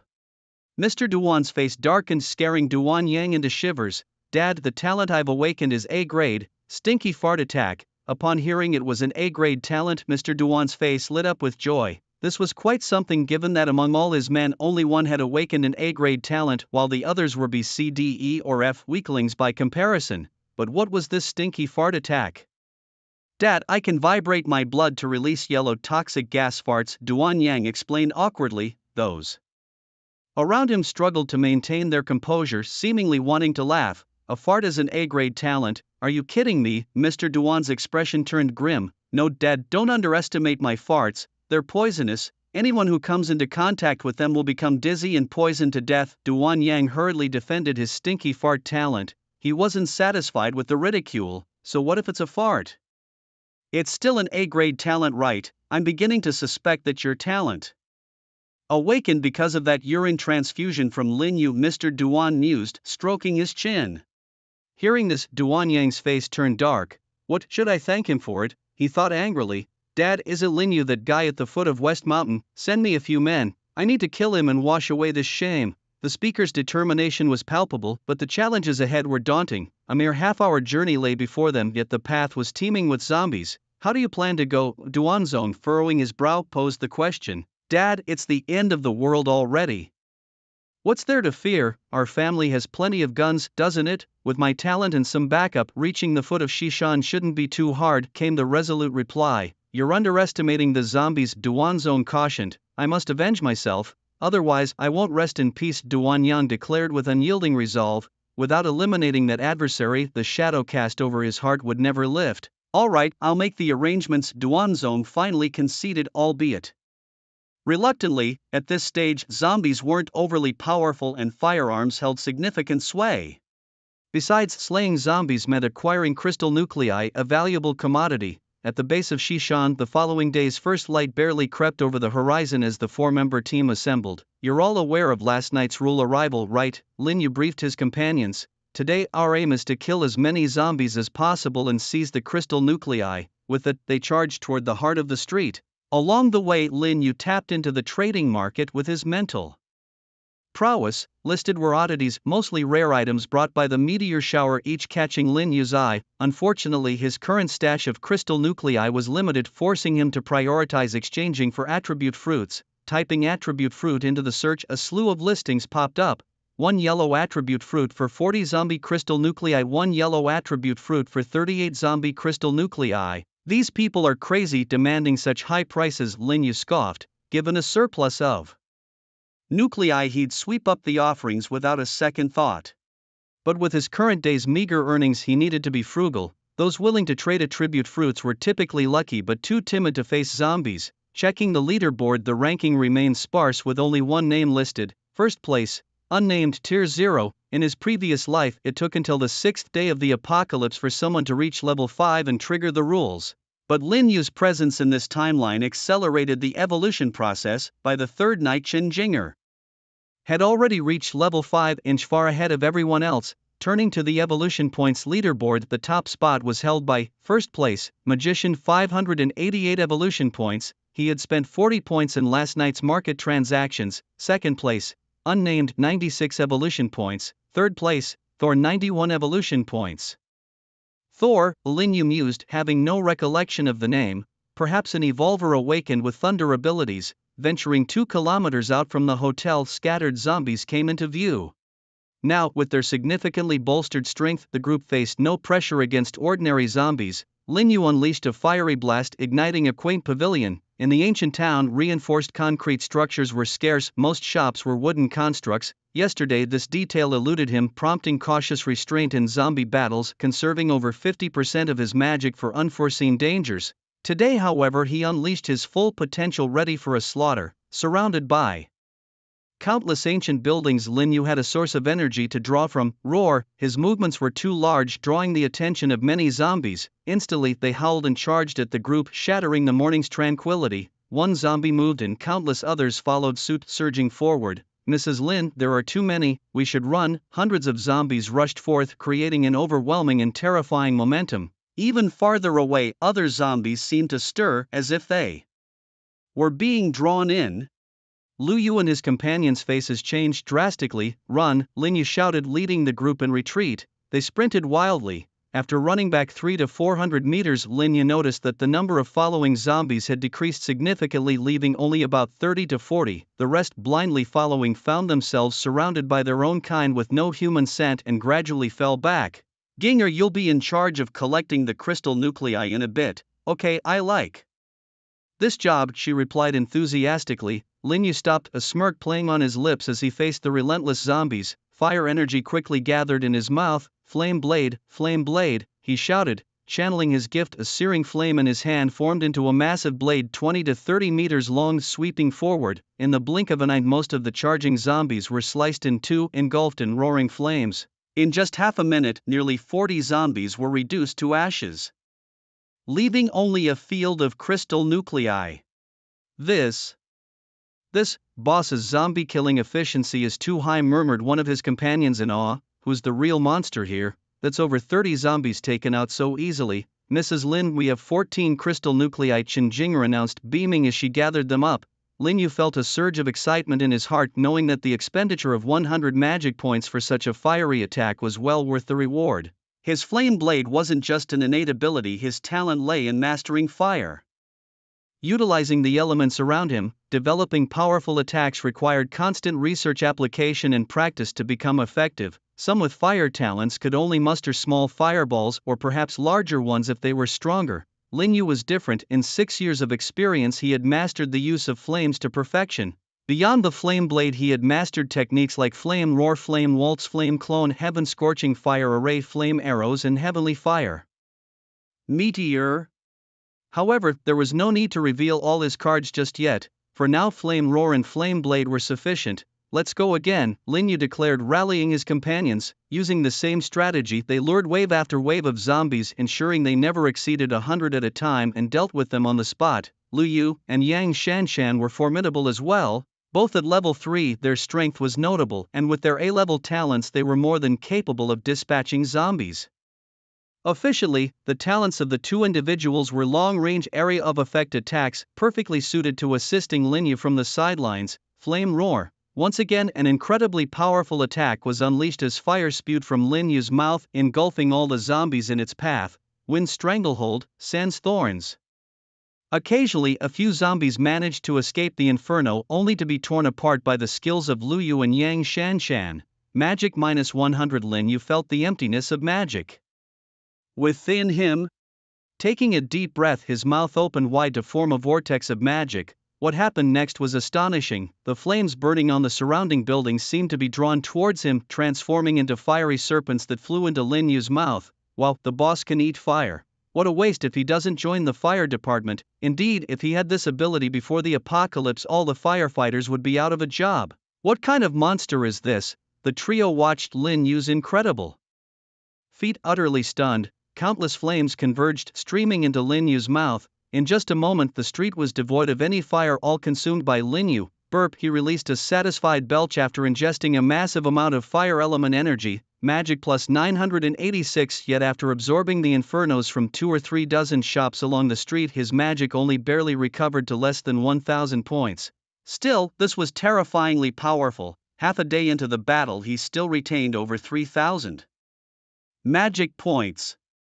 Meanwhile, they had slain nearly 3,000 zombies, collecting almost 1,000 crystal cores. On the evolution point leaderboard his numbers surged dramatically, now closing in on the 4,000 mark. Even Lu Yu and Yang Shanshan had squeezed into the top 30. The Great Summer Evolution Point leaderboard: first, Magician Evolution Points 3762; second, Untitled Evolution Points 427; third, Mad Wolf Evolution Points 416; 26th, Lu Yu Evolution Points 286; 29th, Yang Shanshan Evolution Points 257.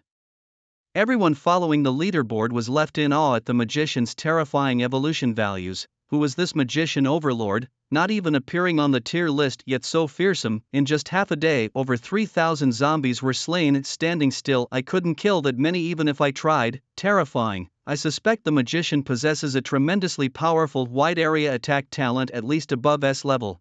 Yesterday the one collecting a large number of attribute fruits was probably the magician. The strong always get stronger. I can't hold back anymore. Today I'm trading for zombie crystal cores. I need to level up, I need to go out and kill zombies. Folks, I advise against gambling on attribute fruits. I ate 3 green ones and they all added to my magic. I haven't even awakened any special abilities, so what's the use of all this magic? I think the magician isn't just one person but a team, otherwise this is just too terrifying. This view was widely accepted given the magician's daunting evolution points. The regional chat remained lively with messages scrolling by rapidly. The world had descended into chaos, yet instead of strategizing ways to slay zombies and survive, some people were busy idly chatting away, seemingly oblivious to the dire circumstances. Time flew by and dusk had settled. Lin Yu's team returned to the hotel, their day's harvest astonishingly abundant. By now his evolution points had reached an impressive 8261. The second-ranked person was yet to break 1,000, standing at a mere 965. They had amassed a staggering 2,216 crystal cores. Lin Yu distributed 100 each to Lu Yu and Yang Shanshan and 200 to Qin Jinger. When the trio finally tallied these numbers, they felt numb. None of them had any objections to Lin Yu's allocation. Although envious, Lu Yu recognized that without Lin Yu they would struggle to secure even 50, let alone 200. As for Qin Jinger, having done nothing to earn them, she was delighted with her 200 and eagerly sparred with Lin Yu again. The outcome, however, was inevitable. The self-proclaimed champion of words only managed to reclaim victory through his rhetoric. None absorbed the crystal cores. They followed Lin Yu's lead, posting them on the trading market for fruits. It seemed there were still quite a few people with fruits. Lin Yu murmured to himself, barely 2 minutes after his trade post went up, all 1,800 crystal cores were snatched up. According to his current exchange rate, 5 cores for a green fruit, 20 for a yellow one. Anything lower was typically not for sale.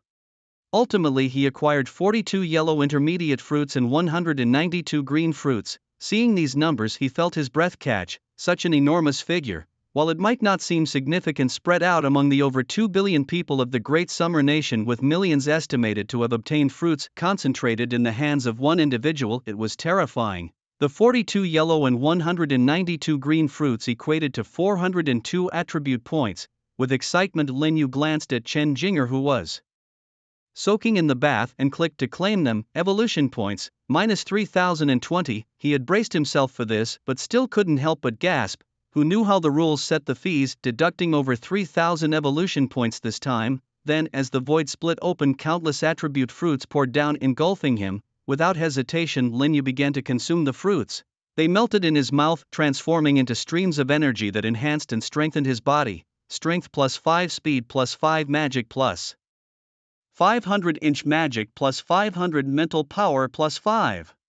Lin Yu's mouth went numb. In less than 10 minutes he had devoured all the attribute fruits. The new attribute panel inflated his confidence to new heights. Codename, Magician level, 0 rank 3 level 0% magic, 18,500 strength, 249 constitution, 136 speed, 142 spirit, 185 talent. S-level flame controller, evolving 86% flame unlocked forms. Blaze, Dragon's Flame, unlocking 86%. Apocalypse Day 5, under the influence of Lin Yu's butterfly effect, the evolution process of the entire world, especially in the Great Xia Nation, has accelerated significantly compared to his previous life. In his past life, it wasn't until the 6th day that someone reached level 5, triggering the arrival of new rules. This time, it happened 4 days earlier. Lin Yu's actions in the trading market also caught the attention and imitation of other evolvers across the Great Xia Nation. Given the country's vast population, even if only a small number of fruits are concentrated among a few individuals, it can still create a large number of powerful beings. Lin Yu eagerly anticipated the moment when the world rankings would be unveiled. He couldn't help but wonder how foreigners would react when they saw a list dominated by people from the Great Xia Nation. With a sly smile, Lin Yu felt a sense of anticipation. By evening, Lin Yu and his companions were resting in a jewelry store, counting their gains while replenishing their energy with food. Today's harvest was slightly better than yesterday's. Lin Yu distributed 250 crystals to Lu Yu and his companion, 300 to Chen Jing'er, and kept 1922 for himself. Today should be the last opportunity, Lin Yu said to the trio. You should prioritize exchanging for fruits, as after today you might not be able to get any more. Boss, do you mean that those who have fruits are planning to keep them for themselves? Lu Yu queried. Most of those willing to exchange will probably do so today. After today there won't be many left, Chen Jing'er, known for her intelligence, replied. Exactly, Lin Yu confirmed. Everyone now knows the value of fruits and the effect of crystal nuclei. The shortage in the past couple of days was mainly due to the limited number of crystal nuclei, but today's a different story. Yes, and after overcoming the initial fear, some people might try to kill zombies. If they succeed, they surely won't trade their fruits anymore. So today is the last chance, Lin Yu emphasized as he opened the trading market. The price of green fruits had risen to 10 crystal nuclei, and yellow ones had soared to 38, doubling from yesterday. Without hesitation, Lin Yu posted an offer. Green 10 for 1, yellow 40 for 1. Have you all posted your offers? He asked the trio. Yes, but the current prices are so high, Lu Yu replied with a wry smile. It doesn't matter, getting something is better than nothing. Chen Jing'er shook her head, acknowledging the situation. Thanks to our leader's help, we've already gotten a huge head start. Yeah, if it weren't for Brother Yu, we wouldn't have survived, let alone reached this point. Yan Shanshan expressed her gratitude towards Lin Yu along with her companion. Lin Yu smiled and opened the evolution points leaderboard, his eyes narrowing as he took in the data. The Great Xia evolution points leaderboard was astonishing. First place, Magician 14662 points. Second place, Archmage 9833 points. Third place, Unnamed 9721 points. 20th place, Fire God 7699 points. Today's leaderboard was completely revamped, with everyone's stats looking incredibly daunting compared to yesterday. The trio noticed Lin Yu's expression and quickly checked the rankings themselves. After a day of battling zombies, they finally had a moment to rest and catch up on the standings. Upon witnessing the scene, everyone was taken aback. What? Why is today so over the top? Liu was left speechless. Yeah, all the top 10 have over 9,000 evolution points. I've already fallen off the leaderboard, Yang Shanshan remarked, clicking her tongue. Chen Jinger pondered for a moment, then spoke. I suspect many of them have formed teams. If several powerful awakened ones team up, their efficiency could be quite high.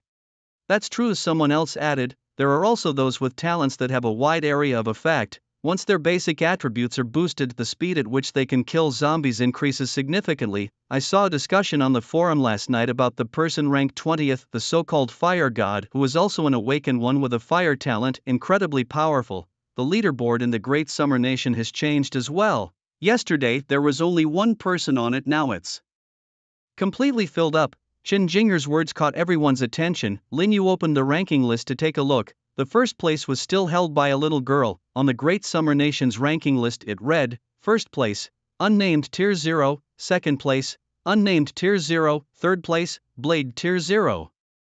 The ranking list doesn't account for levels, only tiers. Currently everyone is at tier 0, so the ranking is based on who got on the list first. Even though the first place is still unnamed, Lin Yu knew it was Chen Jinger.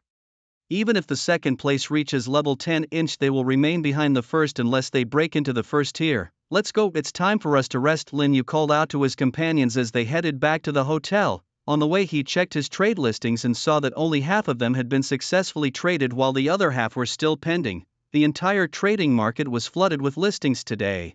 Lin Yu knew that the truly powerful evolvers were starting to show their prowess. In the first few days of the apocalypse, everyone was still unfamiliar with their situation, but now those who awakened powerful talents or were incredibly lucky and consumed red or even golden attribute fruits were beginning to stand out. If Lin Yu recalled correctly, the person codenamed Blade was from the military with an awakened talent skill called Sky Blade, rumored to be invincible and indestructible. The one codenamed Archmage in the previous timeline was among the strongest in the sequence, with a talent skill called Undead Scourge that struck fear into many. Once this guy got accustomed to his talent, his speed in slaying zombies was also extraordinarily fast. But no matter how powerful they become this time around, they'll all be beneath me, Lin Yu thought with a smirk. He remembered a particularly captivating anime before the apocalypse titled One Person Beneath, and he was determined to be that one person in the post-apocalyptic world. Everyone else would be beneath him. He was confident that no one could match his advantages. Just as Lin Yu and his companion returned to the hotel, there was a knock at the door. I'll get it, Chen Jinger said, opening the door to find a woman in a white suit standing there, her appearance strikingly beautiful. Is there something you need? Chen Jinger asked cautiously. The woman standing in front of Lin Yu was as beautiful as the one beside him, with a similar figure, yet she exuded a more mature charm. Can I come in to speak? The young lady sensed the hostility from the girl before her and managed a bitter smile. Come in. After a moment of silence, Chen Jinger allowed the young lady to enter. Are you here to see me? Lin Yu asked. I want to join your team. Hearing this, Chen Jinger frowned. What benefit would your joining bring us? From what I know, you're with your daughter and both of you seem to be powerless women. Lin Yu looked at her with a playful expression. Feeling Lin Yu's gaze scanning her, the young lady felt a bit uneasy, her cheeks flushing slightly. How could she not understand these men's thoughts? She took a deep breath and smiled serenely. Accept me, and you won't regret it. Accept you? Lin Yu was taken aback. So straightforward? No, I mean, let me join your team. Realizing the possible misunderstanding in her words, she hastily explained herself, her face turning red with a hint of shyness. Heaven knows, though she harbored some unusual fantasies about Lin Yu, she was a smart woman. She understood that being merely a decorative vase meant nothing to a man, especially in a post-apocalyptic world. So even if she sought a man to rely on, even if she found this man quite agreeable or even liked him a bit, she would never attach herself as just a pretty accessory. Tell me, what value do you have that would make me not regret accepting you? Lin Yu's interest was piqued. This woman always exuded such an intriguing allure. She possessed an aura of calm confidence, yet seemed to blush easily. This contrast was utterly captivating. Sensing Lin Yu's unusual expression, both women harbored their own thoughts. Sly vixen, Chen Jinger cursed inwardly, her teeth grinding with frustration. My name is Lu Shiyun and this is my niece Lu Rook. We both have awakened talents. The young lady began her introduction. She used to run a company in Kuan City which, though not particularly large, generated millions in revenue annually. Rook was the child of her twin sister who passed away when Rook was just 2 years old, so she raised her single-handedly, though not her biological daughter. Her sister's child was her child, thus they always regarded each other as mother and daughter. In this world, people awakening talents are not uncommon, and it doesn't mean much. Linyu shook his head. My daughter has awakened an A-level talent, holy light healing. With her around, no matter how severe the injury, she can save them. That's indeed a remarkable talent. Chen Jinger was equally surprised. This was a healer's skill crucial for survival in the apocalypse. And you, what is your talent? My talent is S-level infinite space. After a moment's hesitation, Lu Shiyun revealed the truth. Though both mother and daughter had awakened talents, they seemed to lack offensive abilities. Surviving in this zombie-ridden, morally corrupt world seemed nearly impossible without them. Even if she could stockpile various supplies, she didn't have the strength to scavenge. An S-class infinite space ability. As soon as she finished speaking, Linyu abruptly stood up. This talent was truly astonishing. An S-class spatial ability, something countless people dreamed of possessing. In novels, such a talent would definitely make her the protagonist. Stockpiling food and supplies while others faced the apocalypse, she could live as if on vacation. However, despite its amazing nature, this wasn't what Linyu valued the most. In the post-apocalyptic world, strength was the most crucial thing. Otherwise, while the neighbors stockpiled food, one would stockpile guns and the neighbor's place would become one's granary. What Linyu cared about was that an S-class spatial ability wasn't just about having an additional dimensional space. There were bound to be many spatial abilities yet to be discovered. In his previous life, anyone who awakened a space-related talent was a powerhouse. Abilities like spatial dimension/spatial binding, spatial solidification and spatial gates, if mastered, would greatly enhance combat power. Moreover, once someone with a spatial talent mastered the ability to manipulate space, they could create space rings, which were incredibly valuable. Just one could sell for an astronomical price. All right. From today you will stay with me, Linyu said, his eyes gleaming. Conquering this woman would be a great asset for him in the future. Not only was she powerful, but she could also bring endless wealth. After sending off Lu Shiyun, the young woman, Linyu opened the trading market. By this time, all the crystal cores had been traded for attribute fruits. He had obtained 21 yellow attribute fruits and 108 green fruits. It was much less than the previous day, but rarity increases value, and being able to trade them all was already good enough. This would add over 200 points to his attributes. However, Linyu decided not to absorb them just yet. He planned to wait until he found his sister before using them. His current attributes were already overwhelmingly strong. Additionally, he hadn't removed the attribute fruits from the trading market. The notification to retrieve them kept blinking, but he ignored it. In this world, if you were to ask where the safest place to store valuable items was, it would undoubtedly be the rule space. It's essentially exploiting a loophole, but it worked well. Unlike Lu Shiyun, who had infinite space, he found keeping things in a backpack cumbersome with the risk of losing or damaging them. However, the rule space charged fees aside from paying evolution points when listing trade items. If the items remained unsold or unclaimed, a daily fee in evolution points would be deducted. Thus, even if people knew about this loophole, they couldn't afford to use it. After some thought, Linyu listed his most precious item, the Fire Dragon Essence Blood, on the trade board. He listed 2 trades. 1 drop of Fire Dragon Essence Blood for treasures of equal value. The Fire Dragon Essence Blood was of no use to him anymore, but its value was immeasurable. There were also 7 rare cards which he listed as well, treating the trading market as his personal space ring. What are you doing? Having done everything, Linyu was just about to go to sleep when Chen Jinger wrapped around him like an octopus. Failure is the mother of success. I will not give up, she declared. Give up on what? Linyu asked. Of course, surpassing you, defeating you, and making you my husband, she replied. Ha, with just you, Linyu retorted mercilessly. Don't underestimate me, I feel a force stirring inside me. Chen Jinger exclaimed. Really? Linyu was surprised.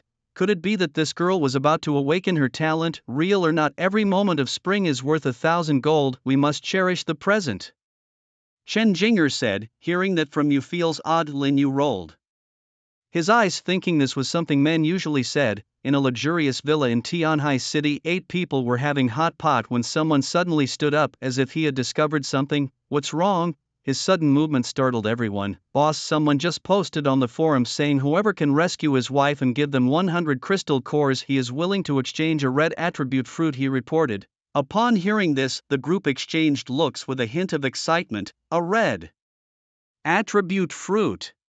No one can resist such temptation. In Tianhai City, a burly man among them spoke, a flash of lightning seeming to pass through his eyes. He was the leader of the 8-member team codenamed Divine Punishment. This 8-member team was composed of awakened talents, 6 of whom were A-level, Divine Punishment, and the second-in-command Black Feather were S-level talents. Yes, right here in Tianhai City. It seems his wife is trapped in a hospital. Reply to him, tell him I am Divine Punishment. Our team Thunderstorm will take his job. Have him send the detailed information. Divine Punishment instructed. Alright, boss. Also tell him that if he deceives us and can't produce the red attribute fruit, I will make him wish he were dead. Understood. The news of Divine Punishment taking the job stirred significant discussion on the forum because he was a well-known figure. Divine Punishment, the 9th on the Evolution Points leaderboard, had achieved a staggering 9127 Evolution Points, representing the slaying of over 9,000 zombies in 2 days.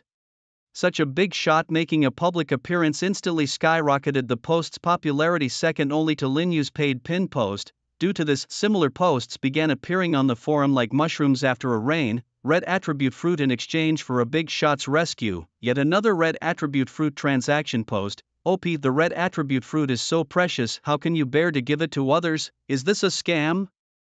Someone questioned. Exactly, would you really bring out the red one? Isn't it better to absorb it yourself? Another chimed in. Do you think I want to? Even if it's a strength fruit, I can't survive after eating it. The original poster replied anxiously. OP is bluffing. A red attribute fruit can add 50 points to attributes, making you a master in an instant.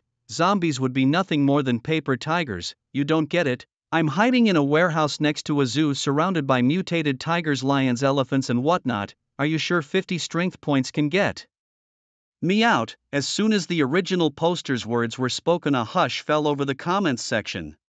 Take care, OP, take care. The comments were suddenly flooded with this phrase. Then out of the blue a comment appeared. I'm a demon and I'm in the same zoo as you. Send me the exact address and I'll rescue you. Remember the red attribute fruit. Another expert had made their presence known, ranking 5th on the Evolution Points leaderboard. That night Lin Yu slept soundly, mainly because the previous night's activities had worn him out. Whether it was because of Lu Shiyun or not, Chen Jinger was particularly zealous, allowing him to experience many things. The famous Away 18 styles, you wouldn't believe it. After eating, Lin Yu let a few people out of the hotel as usual. However, this time, the team had 2 additional members. Lu Shiyun and her daughter Lu Rook. Uncle, are we going to fight monsters? Sister, are you really powerful? I want to fight monsters too. I want to protect mommy.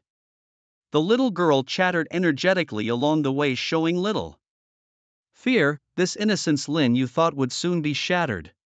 He sighed softly and said to the group, today we're heading towards South Street. Why, there shouldn't be many people trading attribute fruits today, so let's go and retrieve the supplies from Olma first. If we go through the wetland park in front of West Street, we'll reach Olma supermarket. No one disagreed with Lin Yu's decision. Roar! As soon as they circled to the wetland park, several zombies lunged at them. Whoosh whoosh. Wind blades sliced through the air and the zombies' heads were instantly sent flying, spraying black blood everywhere.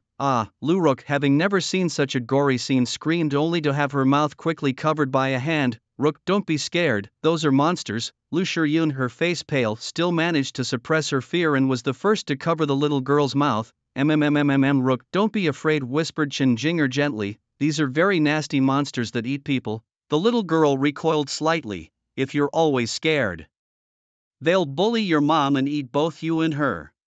No, I won't let the monsters eat mommy. Then you have to be brave, not afraid, and definitely not scream. You need to become strong and kill the monsters to protect your mom. Chen Jinger encouraged her gently. Rook isn't afraid of monsters. Rook wants to protect mommy. The little girl's expression turned resolute.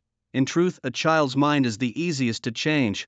Because of their ignorance, they are fearless. Before the apocalypse, some teenagers committed crimes and dared to kill because they were ignorant. They didn't understand the consequences, which is why they dared to do things even adults wouldn't dare. After passing through the wetland park, they soon arrived at Olma supermarket. Boss, the door's locked from the inside. There aren't any zombies around, so it seems they've been cleared out. there must be quite a few survivors in there. Liu knocked a few times on the door, but there was no response. Kicked the door open. Got it, boss. Liu charged forward, delivering two powerful kicks to the door only to find it merely shudder without giving way.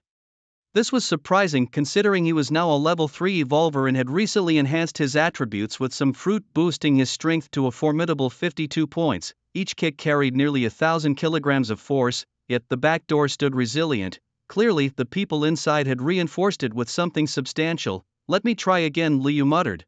He activated his innate ability, sending a massive wind blade slicing toward the door. The outer door was torn apart with a bang, revealing what lay behind. However, the wind blade only left marks on the surface, unable to cut through. How tough is this? Steel, perhaps, and all sorts of metal, rebar included. How did they amalgamate these metals and seal them here? Liu wondered aloud. It must be the ability of an awakened talent, Lin Yu replied, unfazed. In this post-apocalyptic world, bizarre talents were not uncommon, and the ability to control metal was hardly surprising. He stepped forward, flames spontaneously igniting on his right foot, and delivered a powerful kick.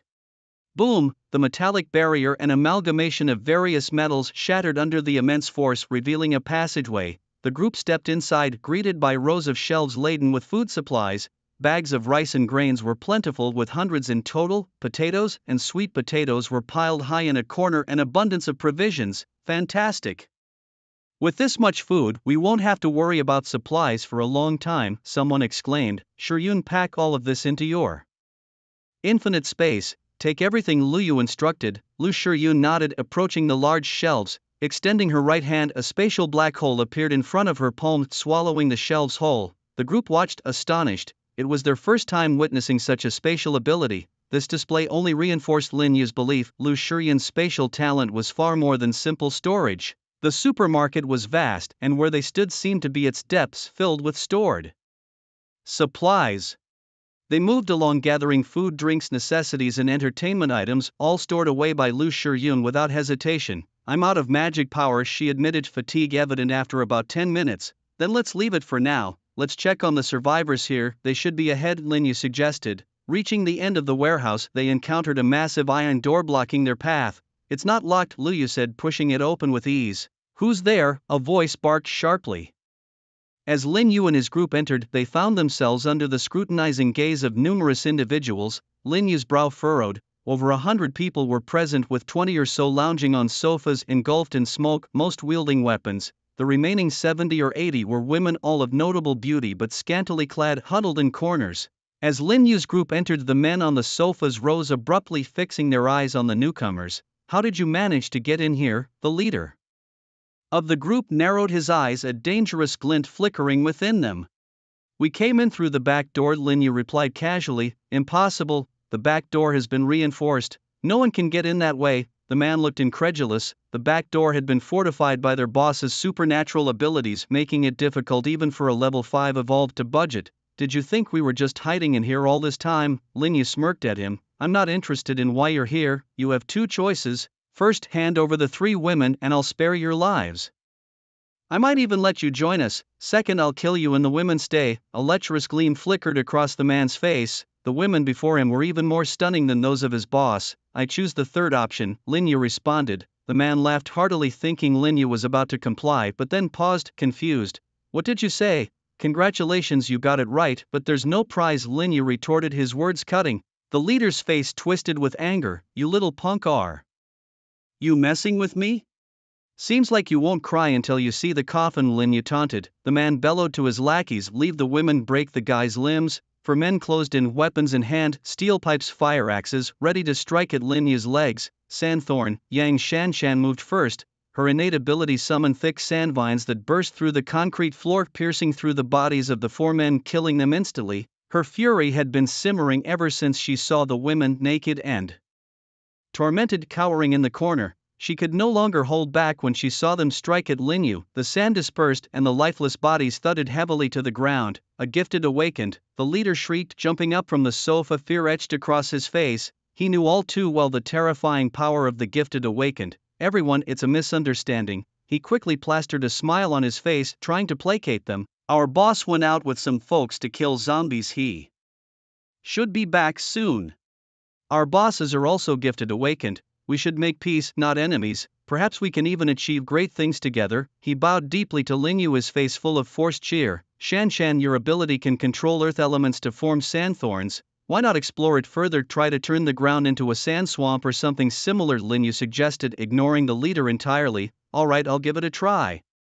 Yang Shanshan's eyes lit up. Sand thorn had come naturally when she awoke to her powers, but in truth, there wasn't any sand in the earth. So where did her sand thorns come from? The essence of her power was the ability to transform earth elements into sand. The thorn of sand is just one of the many offensive techniques available after mastering the art of sand manipulation. At present, I'm still not quite there. When I use the thorn of sand, I can naturally generate sand, which then coalesces into thorns for an attack. Yang Shanshan tried it with great effort and found the process quite challenging. Don't worry, I reassured her, I'll teach you the method. Practice whenever you have time and pay attention to the sensations when you use your gift. Feel the process of the sand forming. Once you grasp the essence of elemental transformation, you'll be able to develop more attack techniques. Lin Yu turned to Chen Jinger and the others, saying the same goes for you. Feel it more, study it more, and you'll be able to fully unlock your potential. The group nodded, pondering over his words. Meanwhile, the man who had been ignored could no longer contain his frustration. With a sullen face, he demanded, "What do you mean by this? Don't think you're the only ones with awakened abilities, we have them too." "Oh, where are they? Let me see," Lin Yu taunted, causing the man to flush with anger. The leaders with awakened abilities had all gone out to kill zombies, leaving only the lackeys to guard the supplies. Just kill them all," Lin Yu said lightly, sending a chill through everyone present. Lin Yu frowned. "What? Can't do it, boss?" Liu Yu began, only to be interrupted by Lin Yu. "If you can't do it, don't call me boss. They indeed deserve to die." With a wave of her right hand, Yang Shanshan summoned dozens of sand thorns from the ground, thrusting them toward the men. Lin Yu looked at her with surprise. This woman was now even more decisive than Liu Yu, which was impressive. Chen Jinger also sprang into action. She seized a steel pipe and pierced it through a man's throat, blood spurting out. Lin Yu felt a twinge of embarrassment. This woman was actually quite violent. "Kill." Seeing the two women already in motion, Liu Yu gritted his teeth and formed wind blades, attacking the men. In less than 2 minutes, the ground was littered with bodies. Watching this bloody scene, everyone except Lin Yu felt somewhat uneasy. Although killing zombies was more disgusting, these were living people. Killing humans was a first for them. Suddenly a scream pierced the air. "I'll kill you." From a corner where a group of women huddled, about a dozen people charged out. They picked up various weapons from the ground and brutally attacked the already dead men. Some, unable to grab weapons, resorted to biting, tearing ears off with their teeth in a frenzy of release. "Let's go, let's check the second floor." Lin Yu lifted a foot and led the way up the nearby stairs. The second floor mostly consisted of daily necessities, and after rummaging through and taking anything useful, they found a few more women on the third floor. These women were beautiful, yet their eyes were vacant, tortured into a state of despair. They lay there completely naked upon the beds. "Animals," Yang Shanshan cursed angrily. The others, those silent, wore grim and somber expressions. "In this post-apocalyptic world, it's a hellish purgatory, so you'd better adjust your mindset and discard any notions of mercy. Otherwise one day, it could be you lying there." Lin Yu's words, like a demonic chant, sent a shiver down the spines of the women present. As they continued on, they came across a large iron door. Liu Yu stepped forward, unleashing a wind blade that tore the door apart. Inside, a young man in black was locked in the room. Thick iron chains bound his limbs securely to the four corners of the room. Simultaneously, numerous steel bars pinned him down, extending all the way to his neck, preventing any movement. What was even more horrifying was that 2 steel bars pierced through his calves, with dried blood crusting over the wounds. The deafening noise roused the young man, and he opened his eyes. "You're not Wang Hao's people. Who are you?" he asked, scrutinizing the group before him. "Who are you? And who is Wang Hao?" Lin Yu responded with his own question. Upon hearing this, the young man realized they were not affiliated with Wang Hao, his eyes briefly lighting up before dimming again. "I was originally the one who occupied this Olma supermarket, but when I went out to kill zombies, Wang Hao's brother came and he violated my wife. By the time I returned, it was too late and my wife had taken her own life," the young man recounted through gritted teeth. "I chopped that scumbag into pieces and fed him to the zombies, but my wife could never return." "And how did you end up like this?" Lin Yu inquired. "Later, Wang Hao came with his men and they imprisoned me here, torturing me day after day," the young man explained, his eyes seething with hatred. As long as I'm alive, I swear I'll send these bastards to hell, they're all beasts. Wang Hao is the one who currently occupies the supermarket, Chen Jinger asked. Yes, that's them. I don't know why you're here, but I advise you to leave quickly, the young man warned, eyeing the group.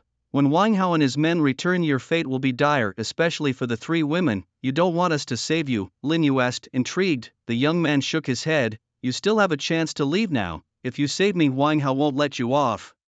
You're a brave man, but I'm afraid we must disappoint your good intentions, Lin Yu said as he stepped forward, gripping the chains and exerting a slight force, causing them to snap instantly. The young man's eyes narrowed at the sight. Lin Yu then effortlessly bent the steel bars, imprisoning the young man, freeing him. He gripped the steel bar, piercing through the young man's calf, and yanked it out forcefully. The young man's face contorted in pain, but he clenched his teeth, suppressing any cries. Shao Ruk, come and heal him, Lin Yu instructed. The young girl, her face resolute and unafraid, stepped forward, placing her hands over the young man's bleeding wounds. A faint green glow emanated from her hands. The group watched in awe as the young man's wounds began to heal and scab over at a speed visible to the naked eye. That's incredible, Rook's amazing. Is this a healing ability? The group was visibly shocked by what they witnessed. Thank you all for saving my life. If you ever need anything, I'm at your service, declared Xiaowen, stretching his body and bowing towards Lin Yu. Let's go downstairs and wait for them. Lin Yu nodded slightly, picking up Lu Rook as he spoke. The little girl basked in the praise she received from everyone, feeling quite pleased with herself. Aren't you leaving? Xiaowen asked, surprised. He couldn't believe these people were planning to wait here for Wang Hao and his group. Were they not afraid for their lives? I know you might be strong, but that group is even stronger. Facing them won't end well, Xiaowen said gravely. This is our concern. If you're scared, you can leave. One of them glanced at him, and they all followed Lin Yu downstairs. They obeyed Lin Yu's words without question. Watching their retreating figures, Xiaowen gritted his teeth and finally sighed deeply. Fine, at worst I'll just repay this life-saving debt. At least I won't suffer like that again. Seeing the young man who followed Lin Yu, smiled and asked, why aren't you leaving if Wang Hao is so terrifying? You saved me. No matter the danger, I'm willing to risk my life for you. Xiaowen paused, then added, besides I'm quite strong myself. Then why were you captured? Xiaowen's expression stiffened and he fell silent, embarrassed. What abilities does Wang Hao's group have? Lin Yu inquired.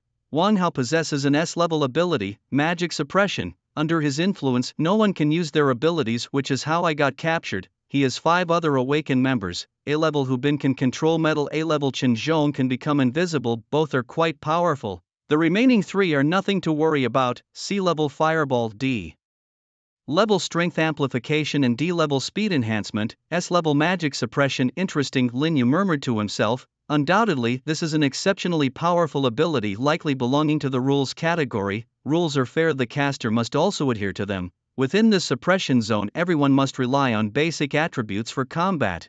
As they reached the first floor, they looked disdainfully at the bodies strewn across the ground. Sandification, suddenly Yang Shanshan exclaimed.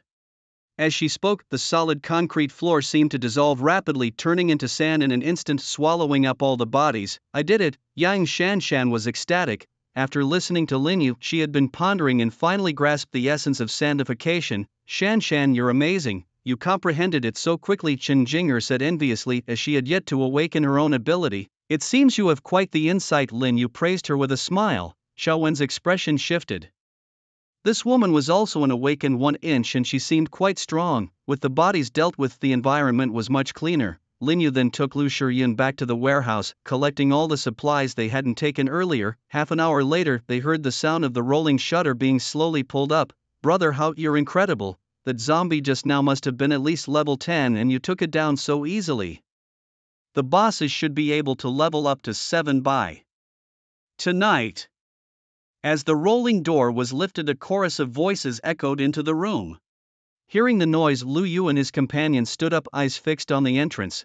Wang Hao entered the Olma with 70 to 80 men, momentarily pausing when he spotted Lin Yu and the others. Where's Rat? And where did these 3 women come from? They're quite the beauties. The women were more stunning than celebrities and the bosses were in for a treat tonight. The crowd paid little mind to the group, assuming Rat had brought them in from outside. They started jesting and making lewd comments about the 3 women. Wait, that's Xiaowan. A man with a stern face squinted his eyes, softly reminding the group. Hearing this, everyone took a closer look. Are you here to save Xiaowan? Wang Hao sneered. Where's Rat? we killed him. Lin Yu replied calmly from his seat on the sofa, showing no intention of standing up. At this, Wang Hao's group began to press forward. The presence of 70 to 80 men was oppressive, and these were hardened individuals who had fought many zombies, exuding a tangible bloodlust. The people behind Lin Yu tensed up, secretly gathering their strength. Suddenly, with a rustle, 13 women from the corner stood up, weapons tightly gripped in their hands. Without a word, they moved to stand behind Lin Yu, facing off against Wang Hao's group.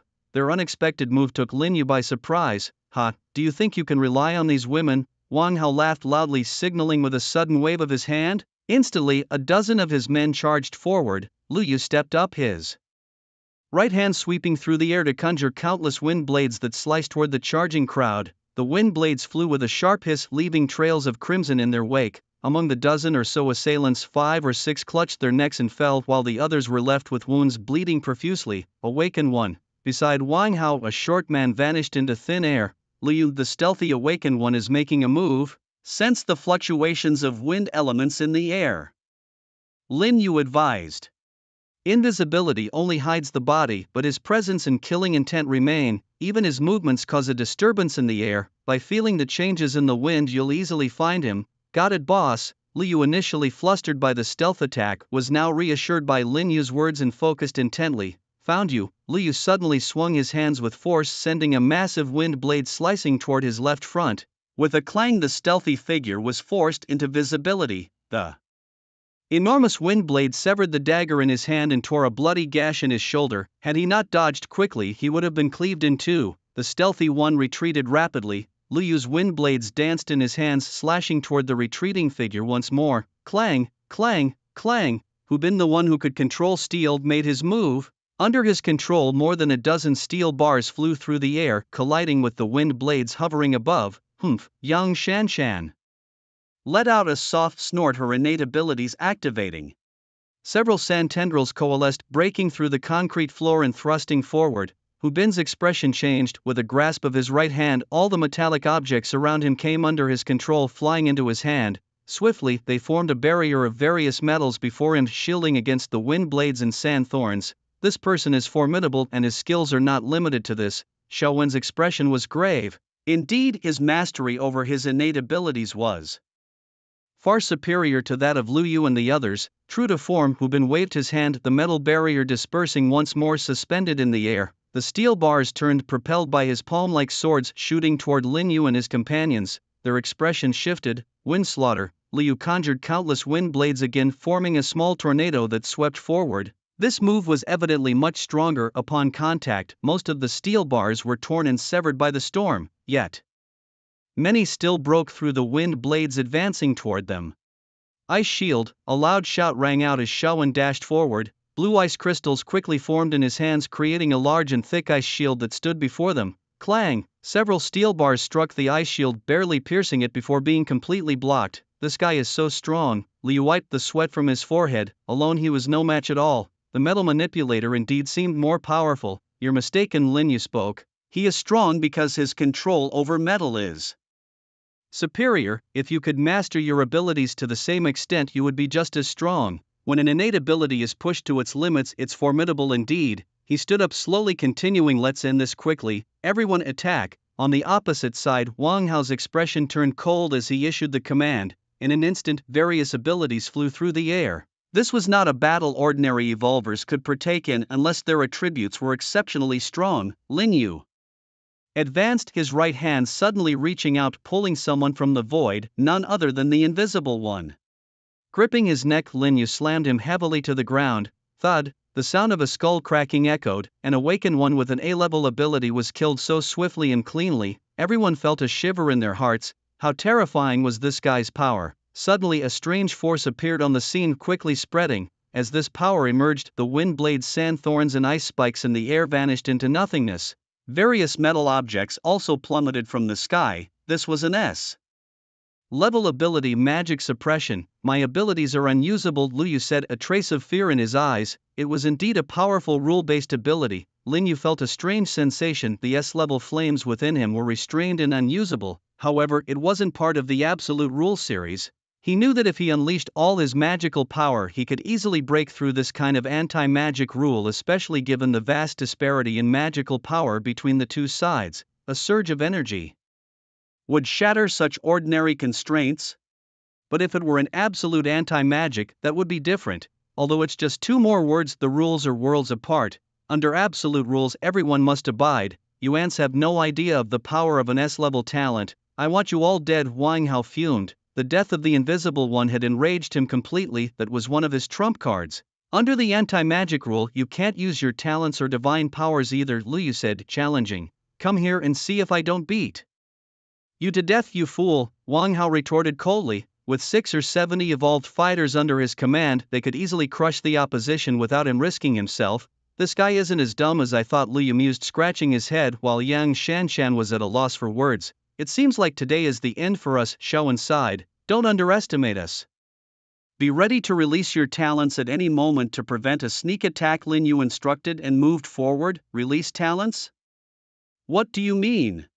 Xiaowen looked puzzled. With the anti-magic in place, how can we use our abilities? Stop talking and just listen to the boss. Liu Yu and the others had complete trust in Lin Yu. Break their legs, Wang Hao commanded, and his followers charged with weapons in hand. Lin Yu dashed into the crowd. With a powerful kick, a man flew like a cannonball, knocking over 7 or 8 others before collapsing lifeless. Bang!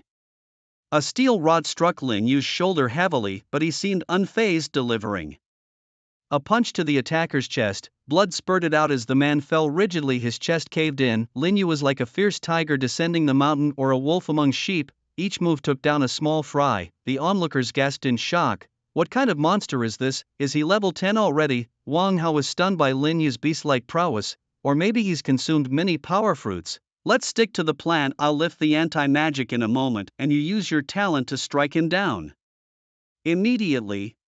Got it, Hubin nodded, quietly gathering his strength. They hadn't anticipated that even with the anti-magic, their 60 or 70 men couldn't defeat him. In another 7 or 8 minutes all his subordinates might be dead. Now, Wang Hao's eyes narrowed as he instantly lifted the anti-magic. Hubin also struck at that moment.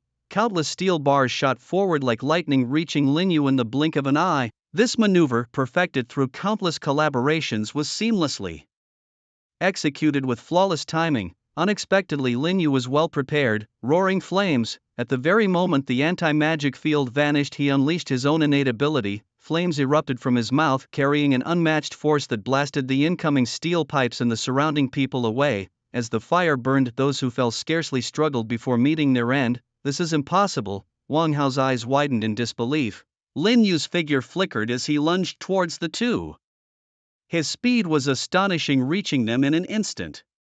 His fist wrapped in flames swung forward. Anti-magic. The rogue skill activated once more, causing the flames on Lin Yu's fist to vanish into thin air, yet his punch continued its trajectory. Die! Wang Hao brandished a dagger, stabbing towards Lin Yu. When he awakened his S-class talent, it increased all his attributes by 20 points, plus he had absorbed several attribute fruits since then. He couldn't fathom Lin Yu's strength surpassing his own.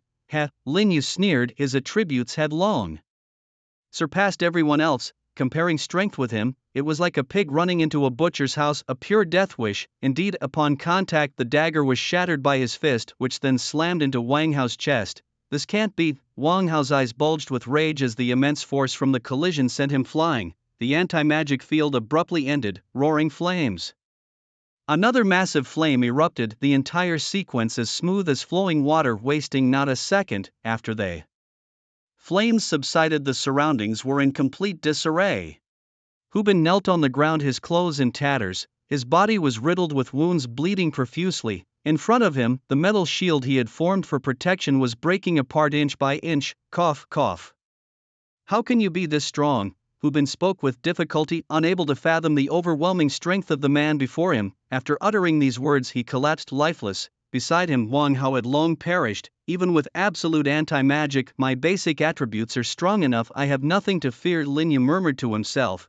With the anti-magic suppression gone, Liu Yu and the others began their slaughter. In no time, none of Wang Hao's men were left standing. Xiaowen looked at Lin Yu's back, his heart filled with awe. So many formidable individuals, yet they were effortlessly wiped out by this man. As they walked out of the Alma supermarket, Lin Yu's expression sharpened as he gazed into the distance. He felt the gaze of someone watching him. Indeed, on a massive billboard 800 or 900 meters away, a figure stood observing them.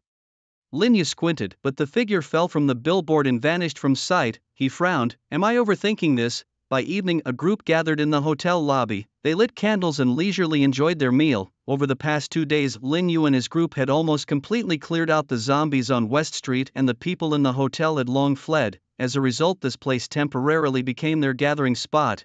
The zombies today have gotten much stronger. I feel most of them have reached level 3 and quite a few are even at level 5. Yeah, they were much easier to kill a few days ago compared to now. A group of people felt the mounting pressure, as it wasn't just them growing stronger, the zombies were rapidly evolving over time as well. Fortunately, the probability of obtaining crystal cores had increased significantly compared to before. Lin Yu wiped his mouth and looked at everyone present. Since you've all joined this group, from now on Chen Jinger will be your leader.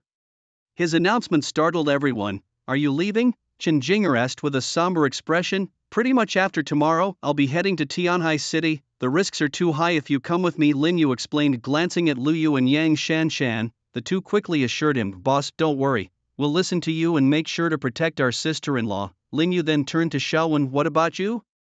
I think you're all great partners, so I'll stay here, Xiaowen replied. We'll stick with the big sister, echoed the remaining 13 women in the hall. Lin Yu was quite satisfied with their performance at the Olma supermarket, so he didn't object when Chen Jinger decided to take them along. Alright, since you're now a small team, I hope you'll all become people who can entrust your backs to each other, surviving in this post-apocalyptic world. Everyone nodded, feeling a strange budding sense of camaraderie. Today we've gathered a total of 1751 crystal cores. Jinger, you get 400. You can advance directly to level 10. Lin Yu instructed Lu Shiyun to take out all the crystal cores and pile them on the table. Lu Yu 220 cores. Shanshan, you get 220 as well. Xiaowen, you get 180. These three were all A-level talent awakeners, the strongest in the team, so naturally they were prioritized for upgrading. Thank you, boss. Lu Yu and the others chimed in, their faces beaming with joy. Currently at level 3, advancing to level 4 required 40 cores, and to level 5 50 cores, so with 220 they could both reach level 7. Thank boss. Xiaowen was not accustomed to addressing someone this way, but he managed to say it for the first time. At level 4, absorbing these 180 cores would take him to level 7 as well. For you 13 each gets 40 cores, just enough to reach level 2. Us too. The 13 girls were taken aback, never expecting they would receive any crystal cores. Having just been rescued today and added to this team, they were weak, yet they still received cores.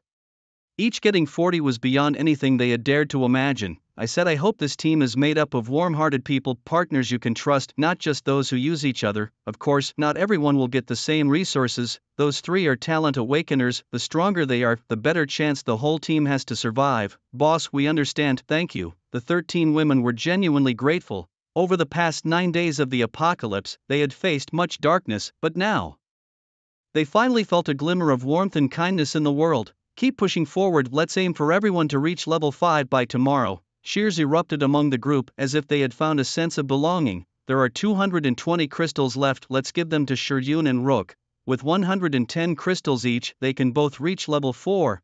What about you? Don't you want any? Lu Shiyun asked. I'm not in a rush, I can use any extras tomorrow, Lin Yu replied calmly. He wasn't anxious about leveling up. Advancing in the initial stage was quite easy, as long as there were enough crystals one could quickly reach level 10.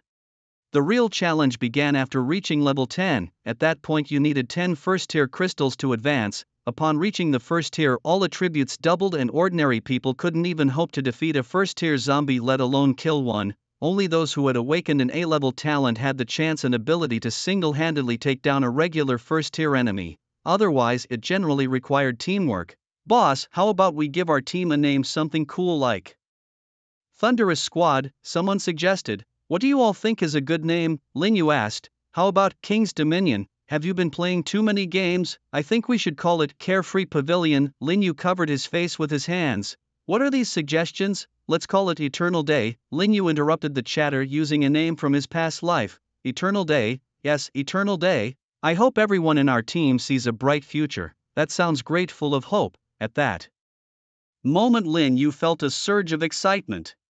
Eternal Day was finally established in this life. On the 10th day of the apocalypse, all 3 A-level awakeners of Eternal Day had reached level 10 and the remaining 13 women were all at level 5. In this town, they could be considered a formidable force. You won't forget me, right? Chen Jinger looked at Lin Yu, her eyes filled with reluctance. Of course not, you're my first and I'll never forget you. Lin Yu gently touched her head, speaking tenderly, make sure to stay alive. By the time you reach the 3rd tier, we will definitely meet again. If my talent awakens and I become strong, can I join you? Lin Yu's experiences had left a deep imprint in her heart. Don't overthink it. Your attributes already show signs of magic, indicating your talent is active, just not fully awakened yet. The harder the talent is to awaken, the more extraordinary it is. I estimate that once you awaken, it'll be at least S level. Lin Yu whispered in her ear, stay alive, wait for me, alright? I'll wait for you. Next time we meet, I'll be on top. I'll let you be on top. I don't need you to let me, I can do it myself. Have you ever tried it on a motorcycle? Lin Yu's eyes glanced at the door where a sleek, stylish motorcycle was parked. A vivid image flashed in his mind. 2 people racing through life on that bike. Let's go. Today we'll continue advancing towards the center. Let's aim to get everyone to level 10 within 3 days, Lin Yu said as he left. After his departure, Chen Jinger quickly began organizing their plans. I must awaken my talents so I don't hold him back, she thought with determination. Where are we headed now? Lu Shiyan asked, holding Rook's hand and following Lin Yu closely. She never expected that Lin Yu would bring just them, the mother and daughter duo, along with him. Was he planning to do something to me while no one else is around? If he tries to use force, what should I do?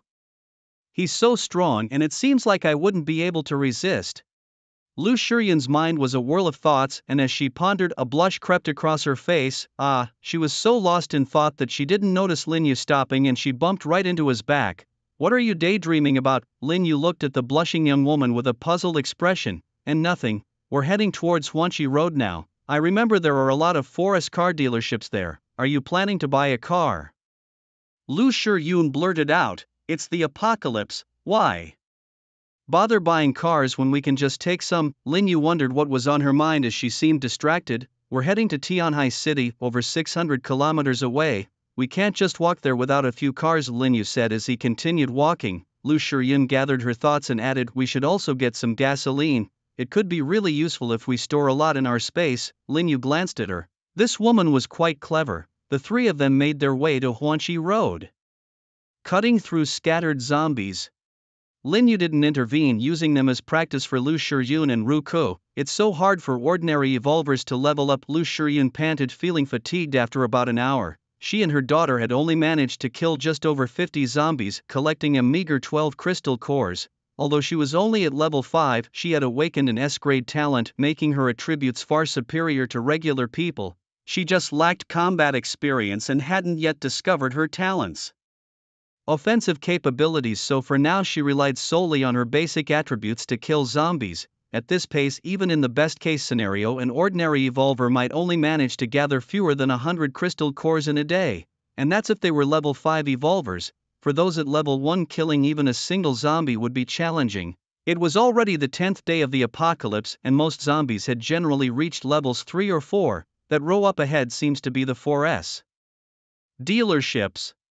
But there are so many zombies, Lin Yu noticed it too. 5 dealerships were lined up together, but inside there were 2,000 to 3,000 zombies. This number was no longer a challenge for him. You two wait here, I'll go clear out the zombies and then you can come over. With Lin Yu's terrifying attributes, these low-level zombies were negligible as long as their numbers didn't exceed 10,000. With his speed of 142 points when he ran at full strength, even the level 3 or 4 zombies couldn't touch his sleeves. However, he needed to avoid being surrounded, as being fast wouldn't help if there was no space to maneuver. Lin Yu dashed towards the zombie horde, his form flickering. When he was about 50 meters away, he hurled a fireball at the zombies. The fireball exploded into flames, instantly incinerating 7 or 8 zombies. Roar! Instantly, the zombie horde was in an uproar. The outermost zombies roared and charged at Lin Yu. The flames roared with an intensity that swept across like a giant wave, engulfing the hundreds of zombies leading the charge.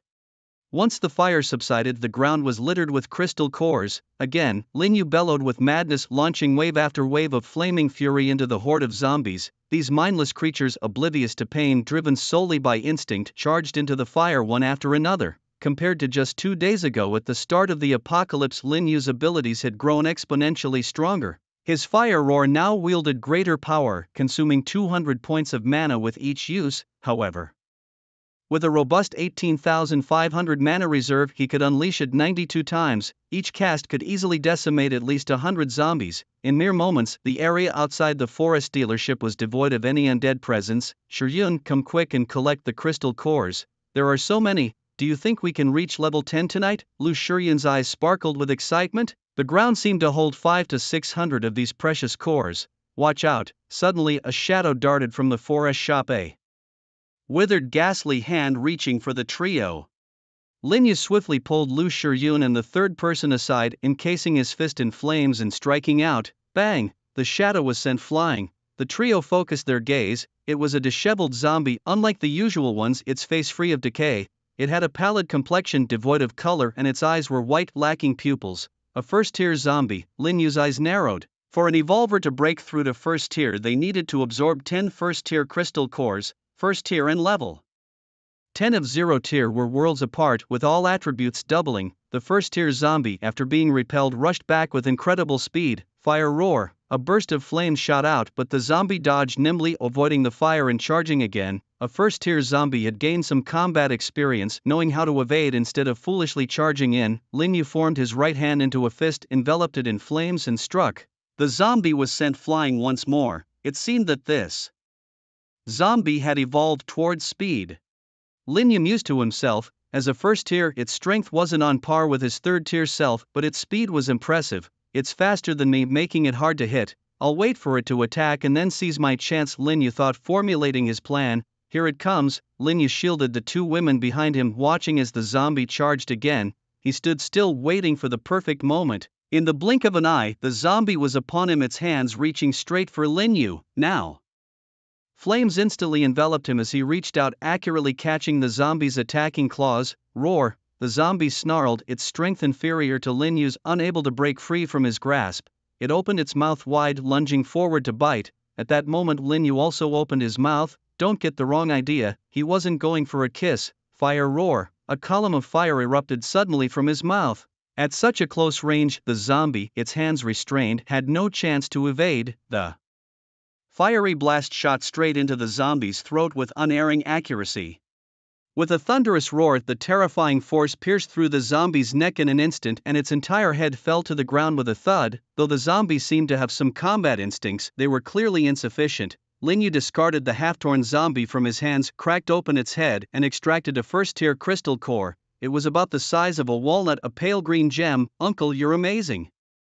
Little Roko clapped enthusiastically beside him. Lin Yu chuckled, reaching out to pat her head. Were you scared just now, Roko? Not at all, she declared defiantly. The three of them spent a good 10 minutes gathering all the crystal cores scattered on the ground, amassing a total of 527. Suddenly Lin Yu felt something and his gaze shifted to the distance. On a nearby low building, a lean figure stood silently on the rooftop, seemingly watching in their direction. More precisely, it seemed to be watching him again. Lin Yu squinted. This was the second time this figure had appeared, always giving him an unsettling feeling.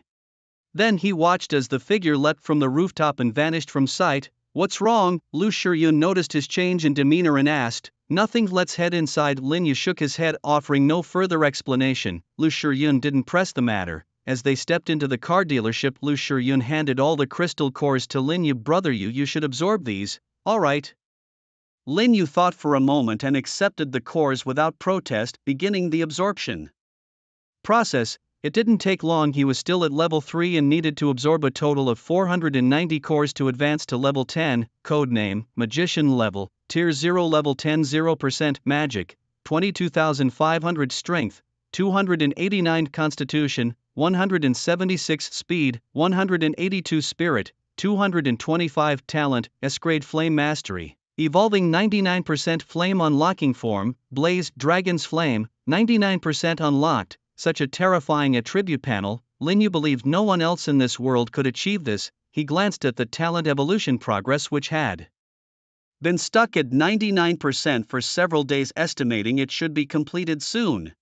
He was quite eager for that moment. Brother, I checked inside, and it's full of sedans, not very suitable, Lu Shiryun remarked. There's a Jeep dealership next door and a Mercedes one too. We need to pick an off-road vehicle. You're right, many roads are damaged now, so having an off-road vehicle would be more practical. Linya nodded, realizing this hadn't occurred to him initially. Besides, off-road vehicles were a dream for many men. Let's go to the Jeep next door. The three of them thoroughly searched both the Jeep and Mercedes dealerships. They found 3 intact Jeeps and a Mercedes G-Class, all of which were stored in Lu Shiyan's spatial inventory. Do you know how to drive? Of course, I used to drive a G-Wagon to work. Linyu was surprised. It seemed that before the apocalypse, this young woman's company was doing quite well.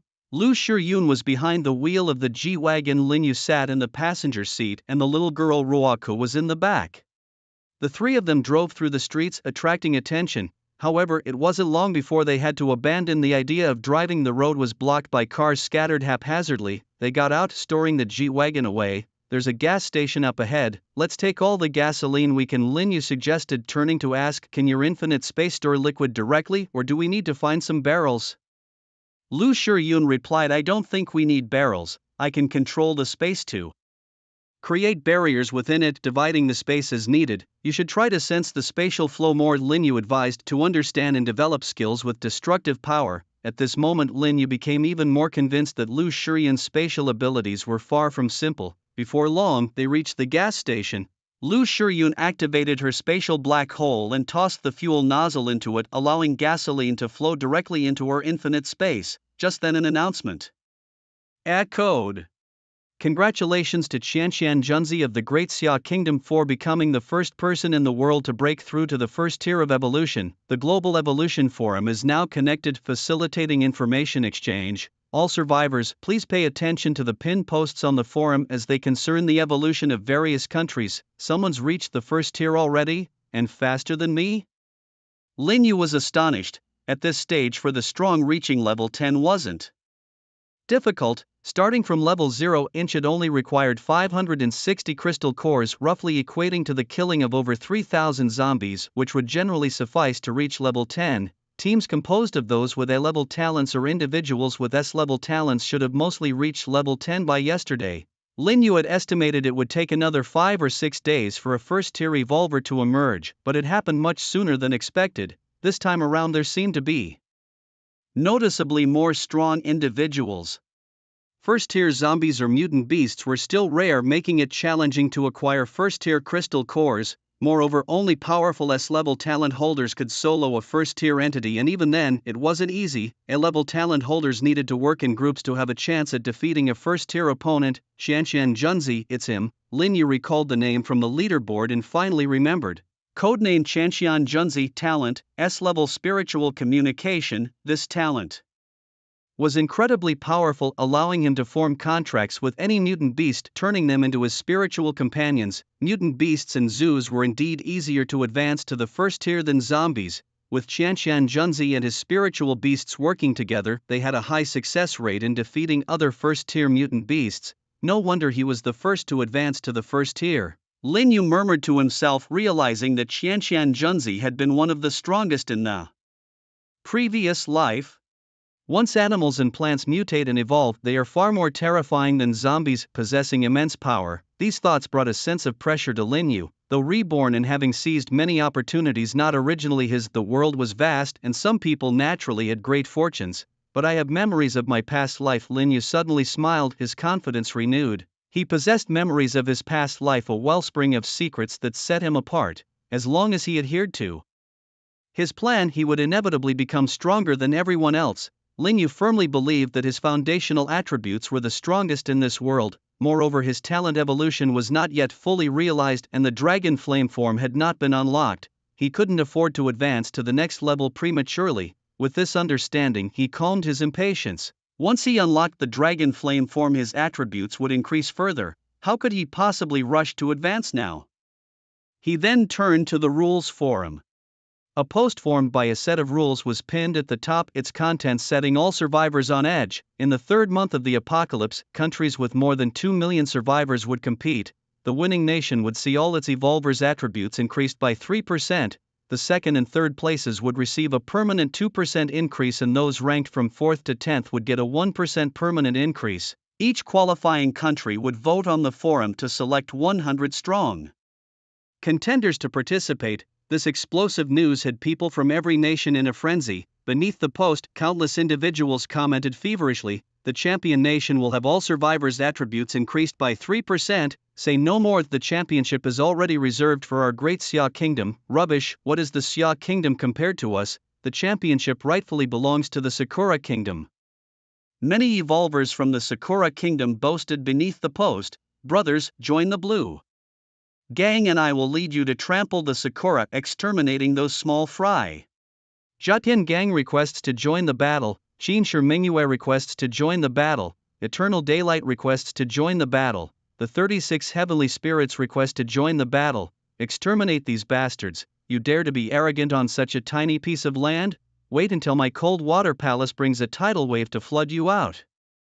The comments from the Sakura kingdom enraged countless evolvers from the Xia kingdom, each clamoring to trample the Sakura. Yabba dabba doot Xia kingdom, prepare yourselves, our great god society will once again set foot on your land, leaving none behind. A bunch of weaklings who only know how to cry yummy dare to covet our Xia kingdom's land? Utter folly. Lin Yu watched these comments, a cold gleam flickering in his eyes. He recalled that in the 4th year of the apocalypse in his past life, the Sakura kingdom was no more. It disappeared completely from the world map. Their continuous discharge of nuclear waste led to mutated beasts absorbing the ocean's nuclear energy.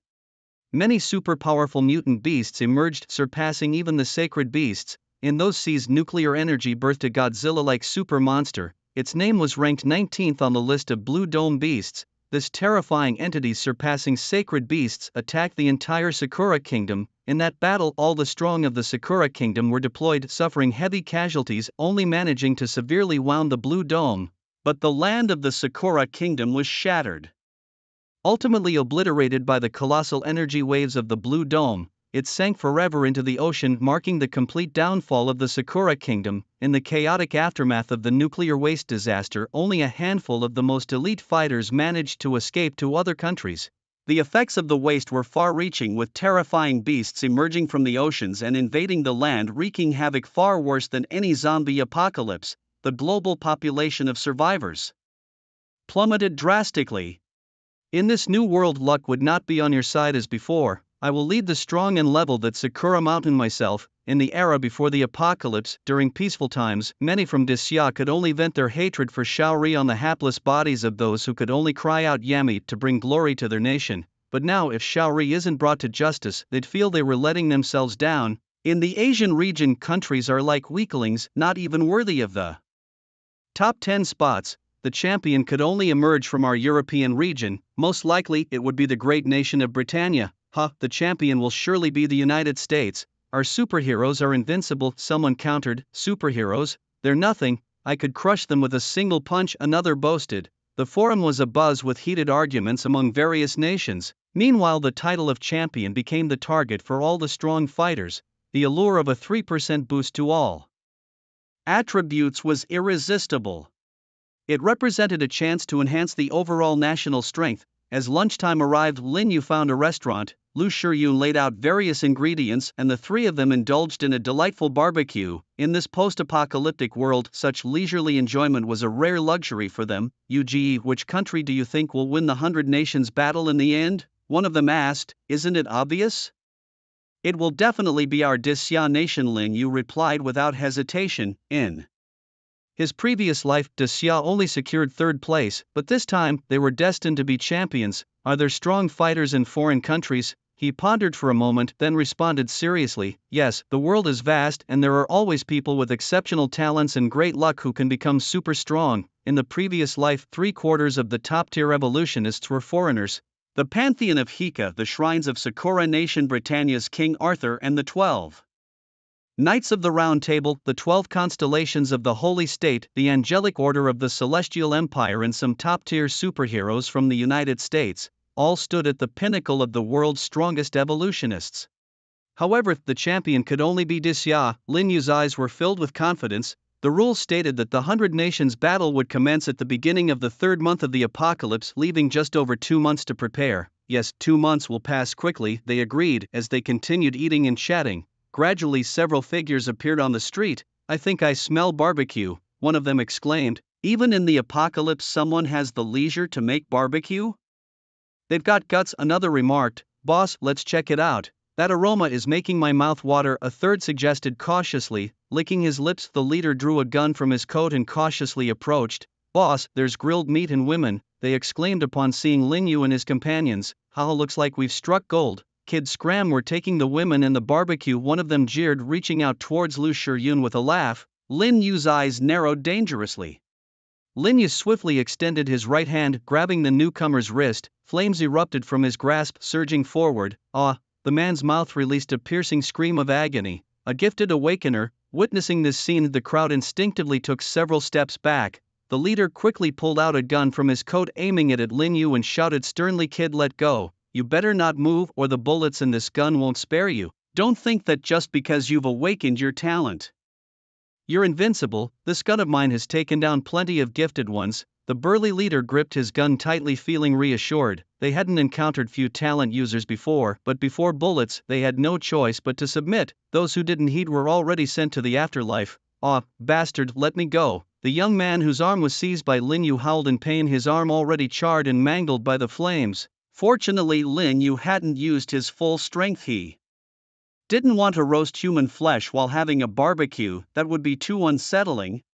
"Kid, I told you to let go, didn't you hear? Fire talent, how can it stop a bullet?" the man sneered coldly. It seemed today wasn't going to allow for a proper meal. Lin Yu sighed. He had just wanted a good meal, but why did such a swarm of flies have to appear, ruining his appetite? Then the flames in his hand surged dramatically, engulfing the man entirely. The immense impact sent him flying, and when he landed, he was already a figure of flame, screaming in agony. "You're courting death."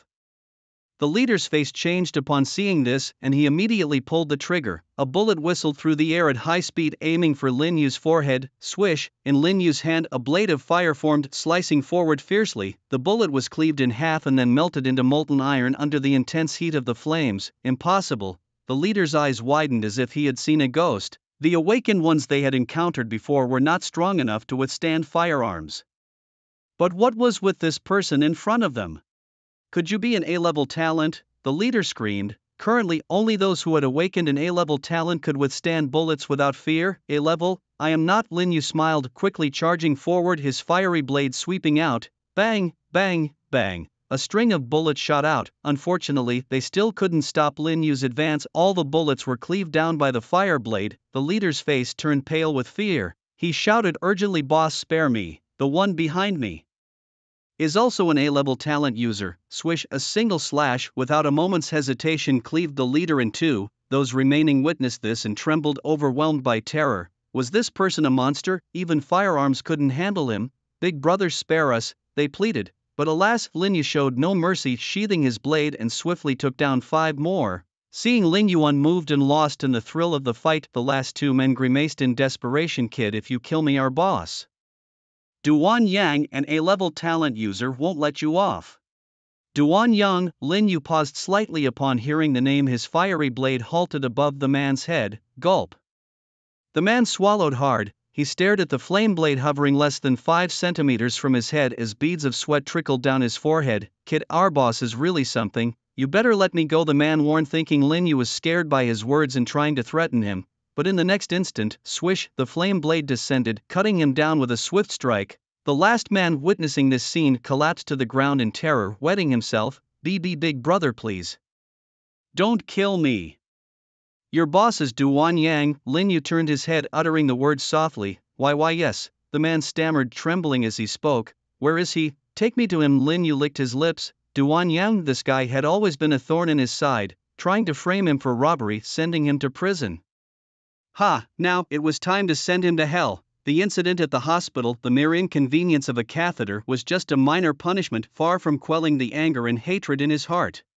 Only death could suffice. Just as he was about to leave Koan City to find his sister, he thought there was no way to deal with this guy. Unexpectedly, the opportunity presented itself. Meanwhile, at a countryside manor, Duan Yang lay on a large bed playing games with a pre-apocalypse internet celebrity. "Young Master Duan, you're amazing." The woman flattered him, but in truth, they had only just begun. Her words had barely left her mouth when a loud, embarrassing noise erupted from Duan Yang's rear. At this crucial moment, he couldn't hold it in and let out a fart. Instantly, a yellow mist billowed out, enveloping the entire room. "Ugh, it stinks. Oh God, there's poison in the fart," came the retching sounds from within the smoke. Minutes later, Duan Yang, pale-faced, shakily climbed off the bed, clearly affected by the gas himself. Although it was his own unfortunate ability that prevented him from being poisoned to death, the smell was unbearable even for him. Damn it, Lin.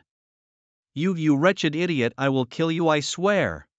He roared, looking at the woman on the bed, her eyes rolled back, foaming at the mouth, evidently poisoned to death. He felt his life was ruined, every critical moment was marred by his uncontrollable flatulence. Outside the countryside manor, Lin Yu and his two companions, led by the trembling guide, wound their way to Duan Yang's little hideout. This place, far from the bustling city, had few zombies, all of which had been cleared out. You two wait outside, Lin Yu instructed before stepping inside the manor. Duan Yang emerged from the house, his face dark and brooding. Dispose of that woman's body, he ordered. Then he turned to his subordinates and commanded everyone, gather up. We're heading to the ancient town now. We must find Lin Yu. I want to fart right in his face. Duan Yang couldn't wait any longer. With that, he led over 20 fully armed men out the door. But just as they reached the entrance, they ran into Lin Yu. Their eyes met in surprise, and Duan Yang rubbed his eyes, thinking he was seeing things.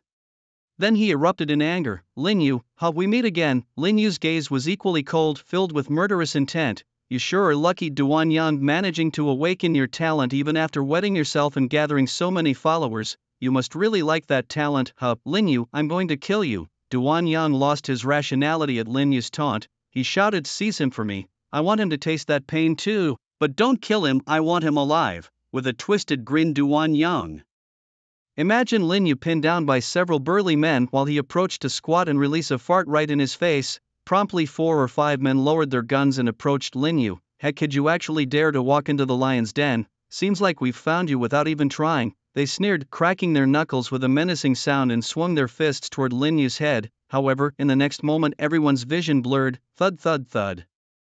Several dull thuds echoed as the advancing men were sent flying back, crashing hard onto the ground, coughing up blood and even losing a few teeth.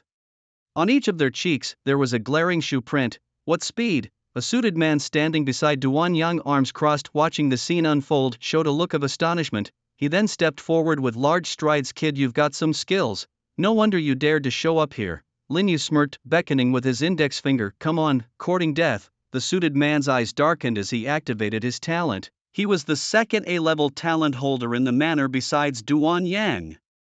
Hardened armor. With a loud shout, a dark gleam enveloped the suited man's body, encasing him in armor. This was his talent, A-level hardened armor. Once activated, his physical attributes doubled. In the realm of evolvers, strength represented attack damage, while physique represented defense, health, and recovery. F and E-level talents could increase the corresponding attribute by 50% when activated, D and C-level by 80%. B and A-level talents doubled it, and S-level could boost it by 200%. The suited man's physique was initially 97 points at level 10, with A-level hardened armor it doubled to 194 points. He roared and charged at Lin Yu. Overestimating yourself, Lin Yu chuckled softly and threw a punch. His strength attribute had reached 289 points, allowing him to easily defeat his opponent without even using his talent. After all, the suited man's 194-point physique under hardened armor was nothing in Lin Yu's eyes. Bang! Lin Yu moved swiftly, his fist connecting with the suited man's abdomen before he could react. The immense force caused the man's body to bend over violently. His eyes widened in shock, and from his mouth a torrent of blood sprayed forth. It happened in an instant. A second later, the man in the suit was sent flying back like a cannonball. Boom!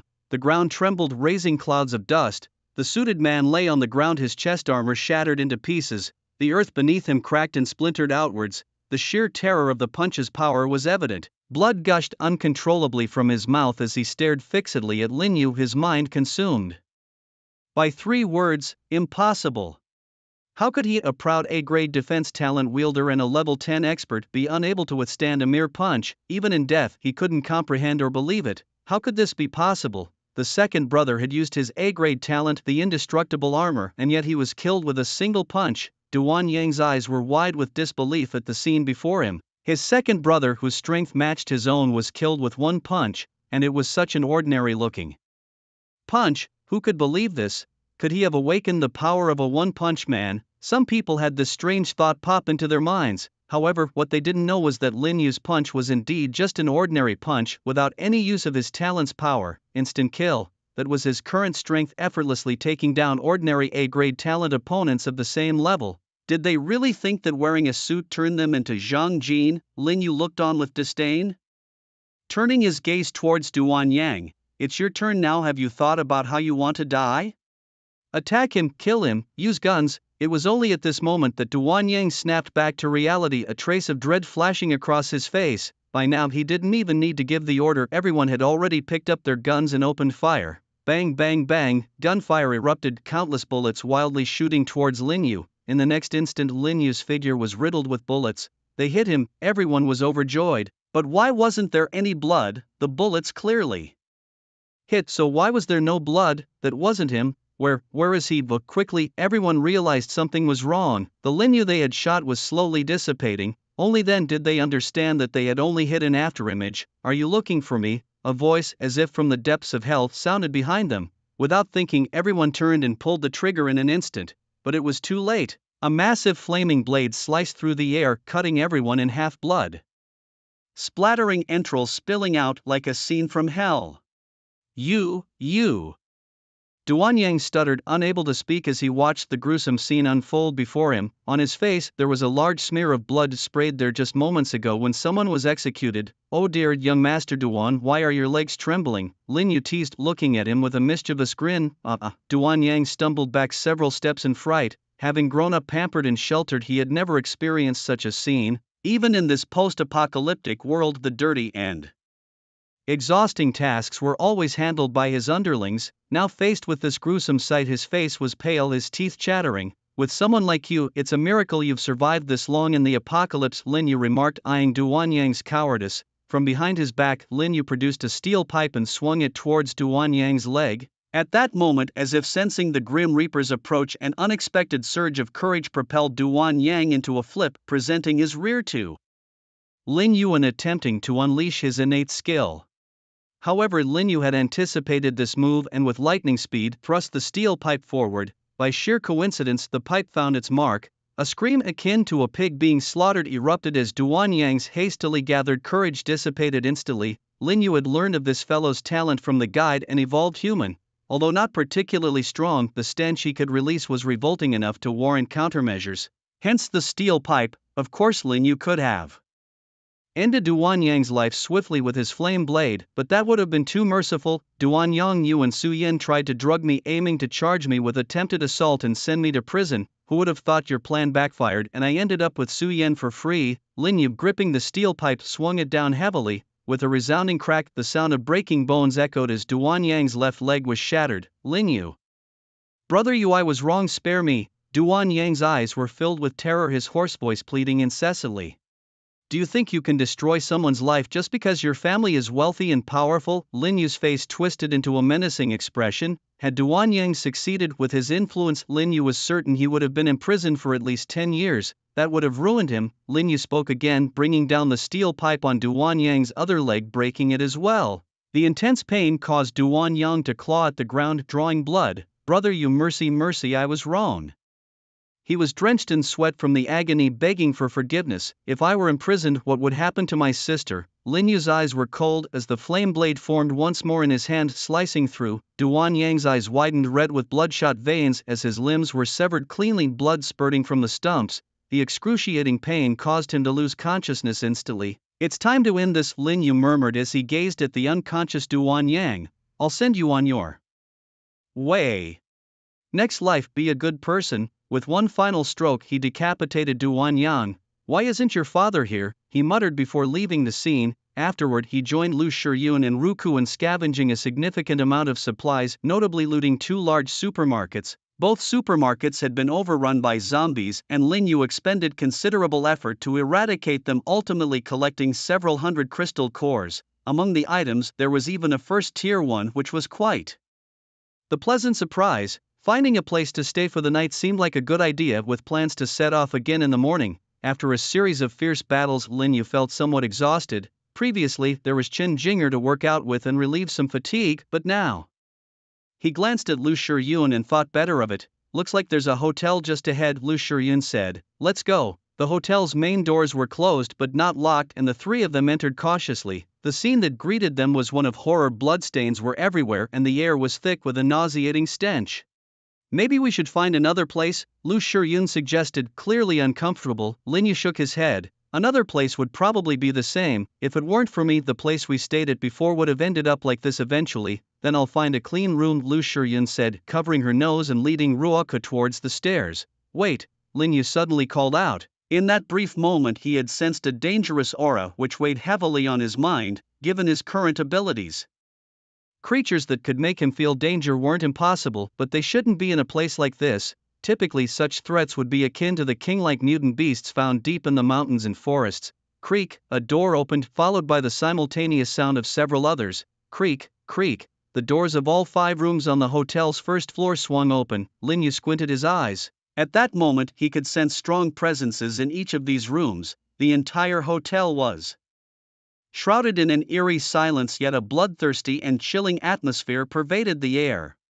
Lu Shiryun pulled Ruoka back behind Lin Yu. Her hand tightly gripped the corner of Lin Yu's shirt, trembling with tension, her palms sweaty. Finally, there was movement from inside the rooms. From each of the 5 rooms, a figure emerged. First-tier zombies. Lin Yu's eyes narrowed. The figures that emerged were unmistakably 5 first-tier zombies. However, they made no further moves, standing still at their doorways, eyeless sockets fixed intently on the 3 of them. Move, Lin Yu whispered, sensing something was amiss. He had heard many doors opening earlier, which might mean there were more first-tier zombies on the 2nd and 3rd floors, possibly even second-tier zombies. Lin Yu's voice was soft and their movements were cautious, careful not to disturb all the zombies in the hotel. As they edged slowly toward the exit, a sudden roar erupted from outside. In an instant, thousands of zombies appeared at the door, emerging from who knows where. Astonishingly, they didn't charge in but instead stood in orderly rows outside the hotel as if awaiting a leader's speech. Now escaping was going to be a challenge. Could it be that they had accidentally stumbled into the zombies' stronghold? We're surrounded. It seems like they're waiting for an order. Maybe there's a zombie king here. Lu Shiryun calmed herself down and continued to analyze. The fact that the zombie king hasn't commanded them to attack is out of the ordinary, unless it's apprehensive. Lin Yu gave her an appreciative glance. As expected from someone who founded a major company, her mind is still sharp. In a situation like this, most would be doomed, but if he wanted to, he could still fight his way out. Just then footsteps echoed. 10 more first-level zombies descended from the 2nd floor, lining up in a row. Lin Yu gasped. Have they really intruded into a zombie lair? Roar! A shout rang out and the first-level zombies parted to make way. Is it the zombie king? Lin Yu looked towards the staircase. A man in a black tuxedo descended, looking no different from a normal person, except for his pallid complexion. He walked down with a constant smile. His black suit was immaculate, even his hair seemed styled and slick with gel. He appeared poised and handsome, a classic gentleman. He approached Lin Yu, bowing slightly in a gentlemanly manner, and spoke. Magician, I've heard much about you. Lin Yu's heart jolted. Only 3 people in the world knew his codename was Magician: his sister Lin Xiaoyu, his childhood friend Wang Ergu, and Chen Jinger. Even Lu Shiryun by his side didn't know his true identity, yet this stranger had correctly identified him. You think I'm the magician? Lin Yu asked. Of course, even if I didn't know myself, you have to trust my intuition, the young man replied with a smile. Lin Yu remained silent. So, are you human or zombie? Well, how should I put it? The young man seemed momentarily conflicted. After a moment he said, I'm human, but after being bitten by a zombie, I retained my consciousness. Does that make sense? So you're human, but you become the zombie king here? Lin Yu asked. You could say that. Impressive, a human managing to become a zombie king. Lin Yu thought he might as well give him a thumbs up. So, are you planning to attack us now? I originally intended to, since you barged in and disturbed my sleep. The young man paused. But seeing it's you, I've changed my mind. My intuition tells me I can't kill you and being friends might be more beneficial. A zombie king being friends with humans?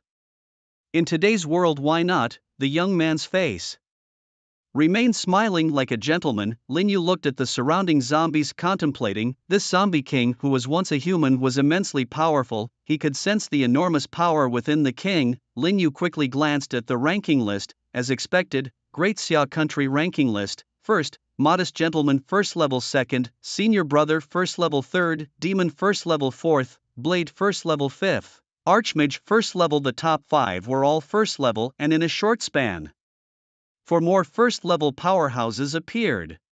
Are you the senior brother? Lin Yu looked at the zombie king and asked. On the ranking list of Yun province, only the senior brother stood at the top as the sole first-tier powerhouse. That's me, the young gentleman replied with a smile. Lin Yu also smiled and said, the one who's been watching me, that was you, wasn't it? Previously, when he came out of the Alma supermarket, there was a figure standing on the billboard. And when he killed the first-tier zombie, there was a figure on the low building's rooftop, seemingly observing him, not exactly watching, the senior brother said, looking at Lin Yu. In this small town there are a few strong ones, but you're the one I value the most, magician. I want to invite you to cooperate and kill another zombie king. There's another zombie king in this town? Lin Yu asked. Yes, and it's close to breaking through to the second tier, or perhaps it already has. But unlike me, it is a pure zombie. You overestimate me, Lin Yu shrugged, indicating his powerlessness.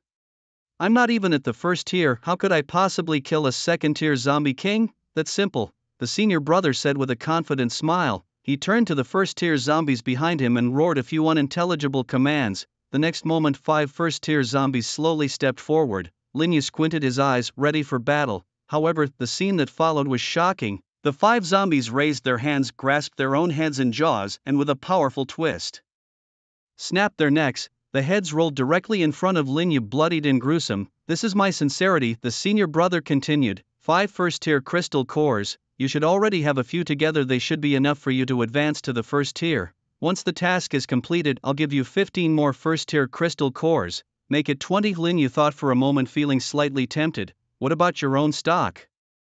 He asked. I only encountered 4 first-tier zombies. I gave them away after acquiring them.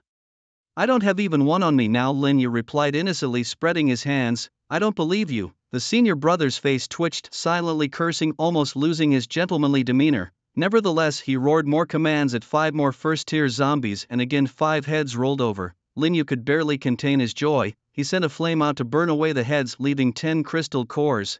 Lu Shiyun stepped forward to collect them. In such a tense moment, it wouldn't do for Lin Yu to gather them himself, potentially exposing a weakness to his opponent. Thank you, senior brother. When I reach the first tier, let's go and kill that zombie king together, Lin Yu said, feeling elated. The forums are in an uproar over the 100 Nations battle. Do you think our great Xia can take the championship? The senior brother suddenly asked. The championship can only belong to us, the great Xia. No one can take it from us, Lin Yu declared confidently. Ha, well said. If I could represent the great Xia in battle, I would definitely show those foreign bastards why the flowers are so red.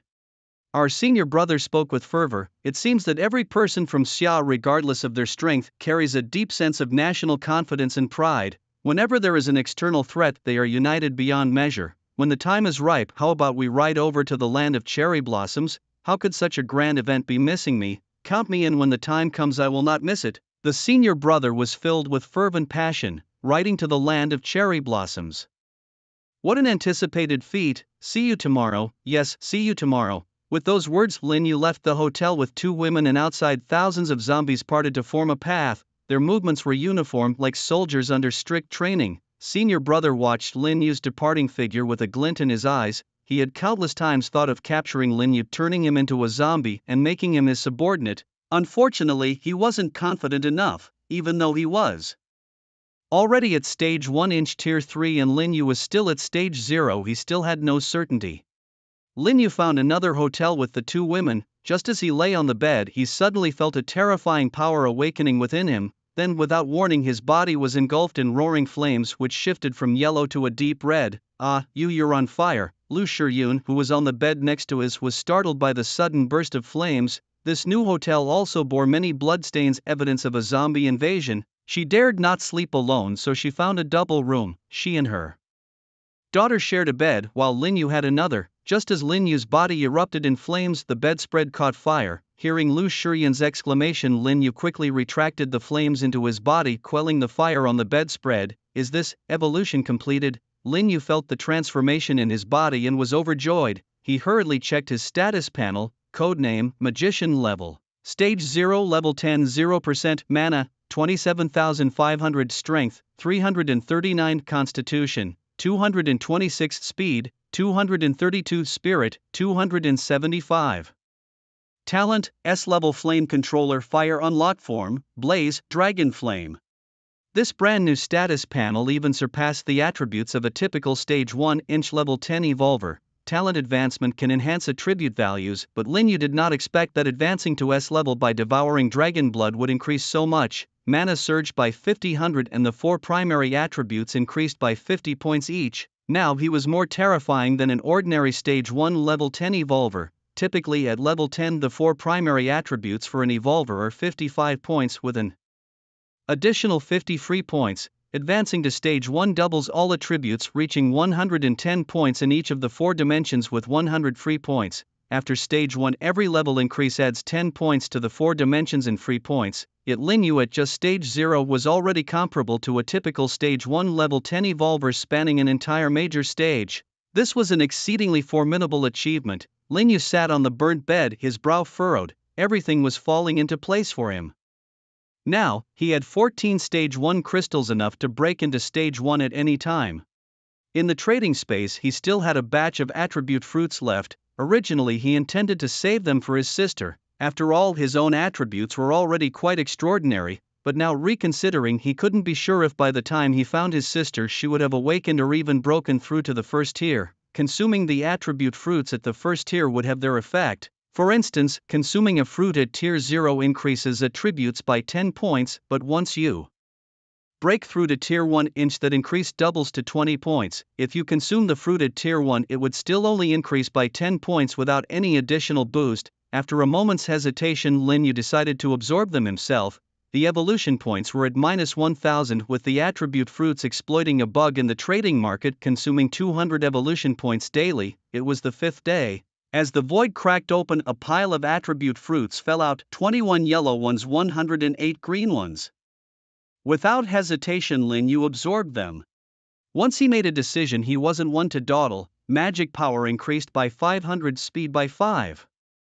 Each attribute fruit transformed into a terrifying power surging into his body, continuously strengthening him. As the last fruit was consumed, a formidable aura erupted from Lin Yu, a result of the overwhelming magic power radiating its pressure. Codename, Magician level, Tier 0 level 10, 0% magic power, 34,500 strength, 386 constitution, 241 speed, 262 spirit, 293 talent. S-level flame controller fire forms unlocked, flames, dragon's flame. Lin Yu clenched his fist, feeling an unprecedented strength. He summoned flames in his right hand, a yellow flame danced in his palm. This was the S-level flame, capable of doubling his strength to an astonishing 1158 points. Then the yellow hue of the flame faded to a crimson red. S-level dragon's flame. Lin Yu was eager to see how much his attributes could be enhanced under the dragon flame state, but after a brief consideration he decided against it.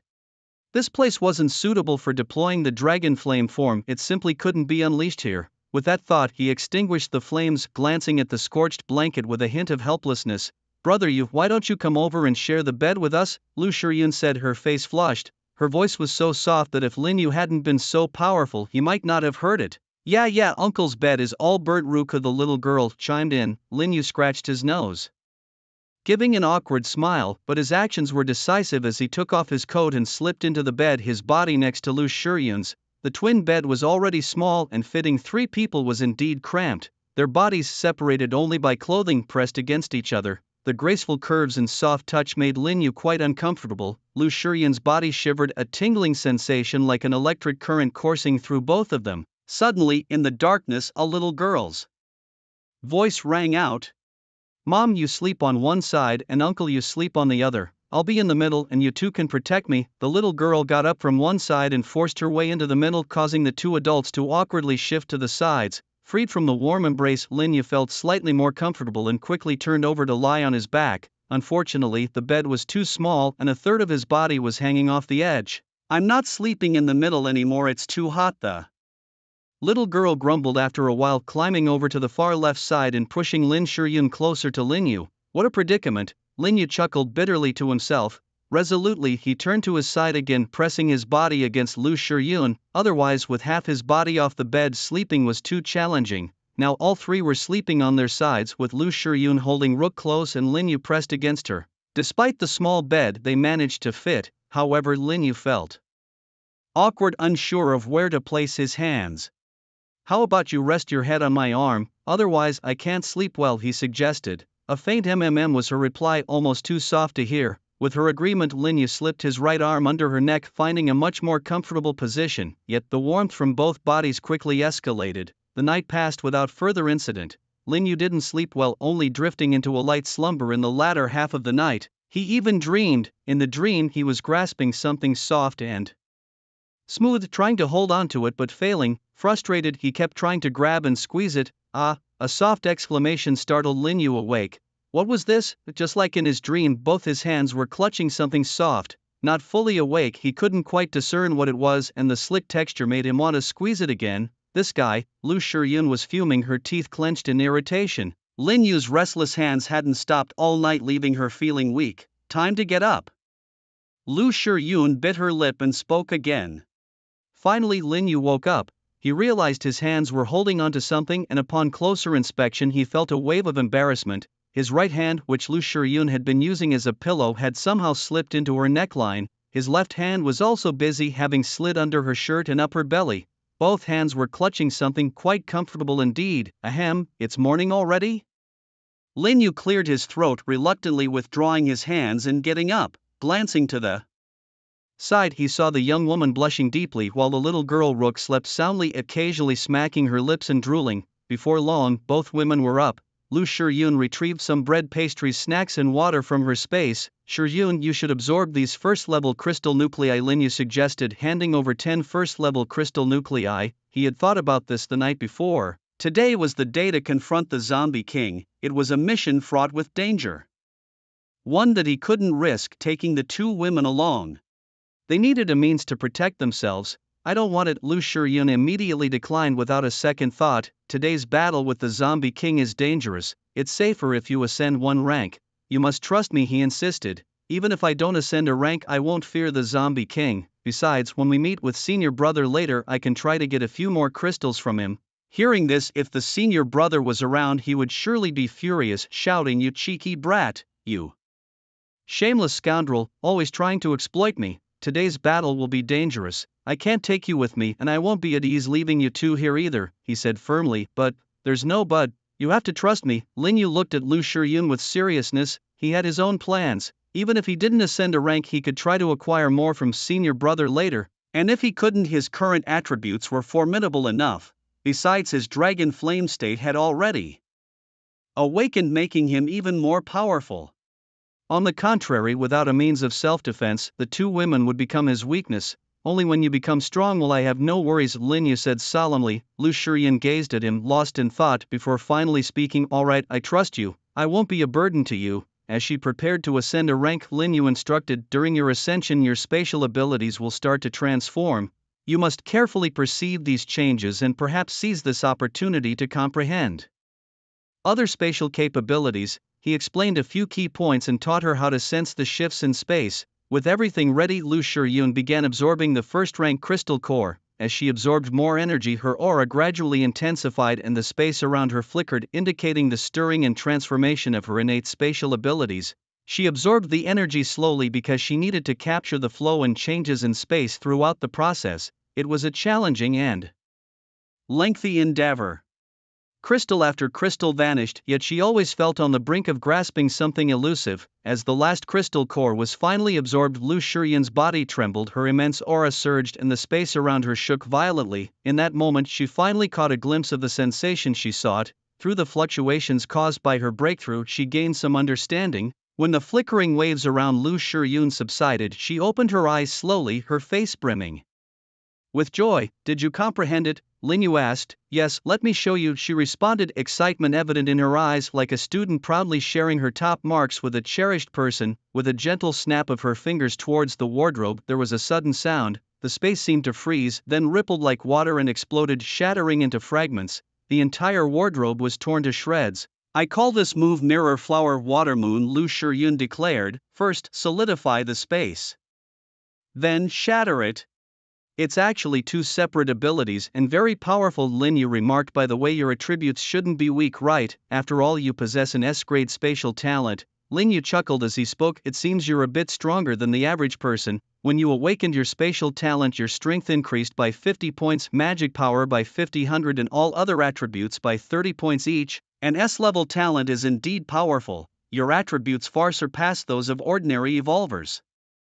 With your attributes doubling upon advancement and having acquired attack methods, you're truly becoming a strong figure. Lu Shiyun displayed her attributes to Lin Yu with a smile. Her codename was unnamed at level 0 of the first tier. Her magic power was 22,600, strength 326, constitution 168, speed 168 and spirit 170. With an S-level infinite space talent, these were standard attributes for a strong S-level talent awakener. It seemed she hadn't consumed many attribute fruits, however.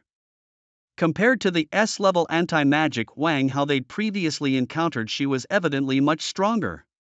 Lin Yu estimated that Wang Hao's awakening had only increased his attributes by 30 points each. How's my attributes? Lu Shiyun asked. Not bad, quite strong, Lin Yu replied, laughing. How do I compare to you? She inquired further. Well, there's a bit of a gap. Lin Yu responded with a grin. Comparing with him was no contest. Even without advancing, his attributes surpassed hers. Once he advanced and his attributes doubled, the gap would widen even more. You two stay here and wait for me. I should be back by afternoon, Lin Yu said, playfully pinching the cheek of the little girl. Rook, be safe, don't push yourself, if it's dangerous, just run. I'll wait for you. Lu Shiyun approached tenderly, straightening his collar as if sending off her husband. Uncle, come back safely, the little girl chimed in with anticipation. Don't make it so serious, it's just a zombie king. Lin Yu laughed, enjoying the warmth of the moment. After leaving, he ran towards the hotel where senior brother was staying. Senior brother, I'm here, Lin Yu shouted as he entered the hotel. It was only 8 in the morning and the hotel was eerily quiet. His shout was met with a growl from the 3rd floor, followed by rustling sounds throughout the building. Why haven't you advanced to the first tier? Senior brother questioned, wearing his usual black suit as he approached Lin Yu, frowning. Behind him was a group of first-tier zombies, totaling 23. Lin Yu's eyes lit up. Senior brother going with you too? Kill the zombie king is too dangerous. What if something happens to me? What about my wife and child? Lin Yu began his performance. I need to ensure they can protect themselves before I can work for you wholeheartedly. For your zombie unification cause, can't you spare me 10 more crystal cores? Once I break through to the first tier, the task will be foolproof. Senior brother nearly exploded with rage at his shamelessness but managed to suppress his anger. Yesterday he was at level 3 of the first tier and today he was already at level 5.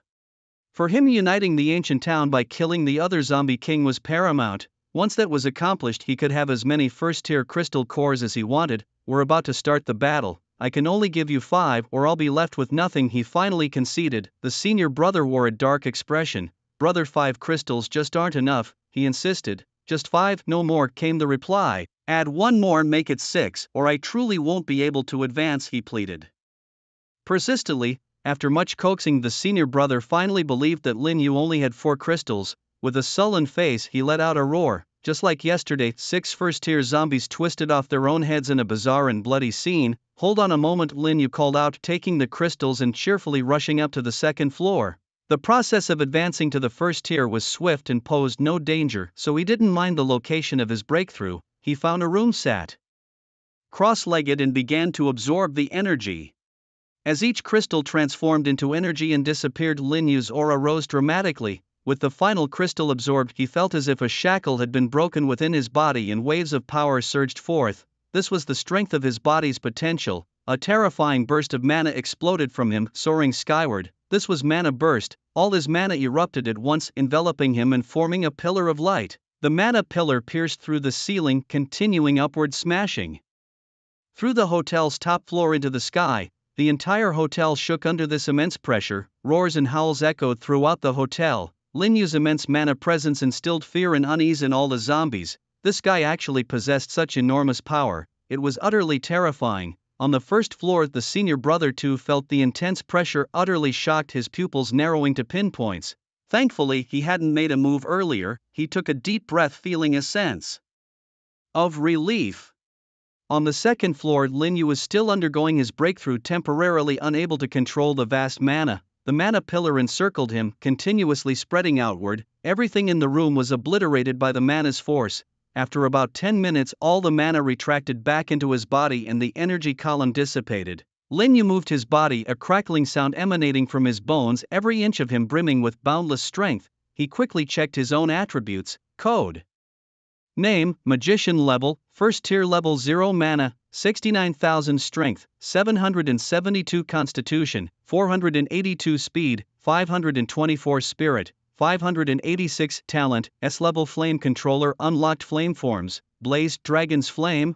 With such extraordinary attributes, he could easily crush a first-tier zombie, and even a second-tier one would be no match for him. His attributes were nearly 6 to 7 times that of an ordinary evolver. Even those with an S-level talent awakening were not half as formidable as he.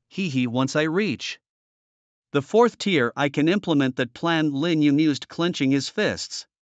Having been reborn, even if his talent was initially the weakest F level, he now held knowledge of many secrets, allowing him to stay a step ahead in everything. In the future he would undoubtedly become the strongest of all. In a previous life, the soul fire was the most coveted power, and now in this life it was finally no longer a mere fantasy. As long as he followed the plan, obtained that secret treasure, and found those few special powerful individuals from his past life, he would surely be able to slay the gods and seize the soul fire. By devouring the soul fire, his talent might very well advance to an SS level. Clearing his thoughts, Lin Yu descended from the 2nd floor. At that moment, when he looked at his senior brother, the sense of oppression had disappeared, yet for some reason his intuition told him that even if he exerted all his strength, he wouldn't be able to kill his senior brother. It seemed this guy's talent was no ordinary thing, Lin Yu muttered to himself.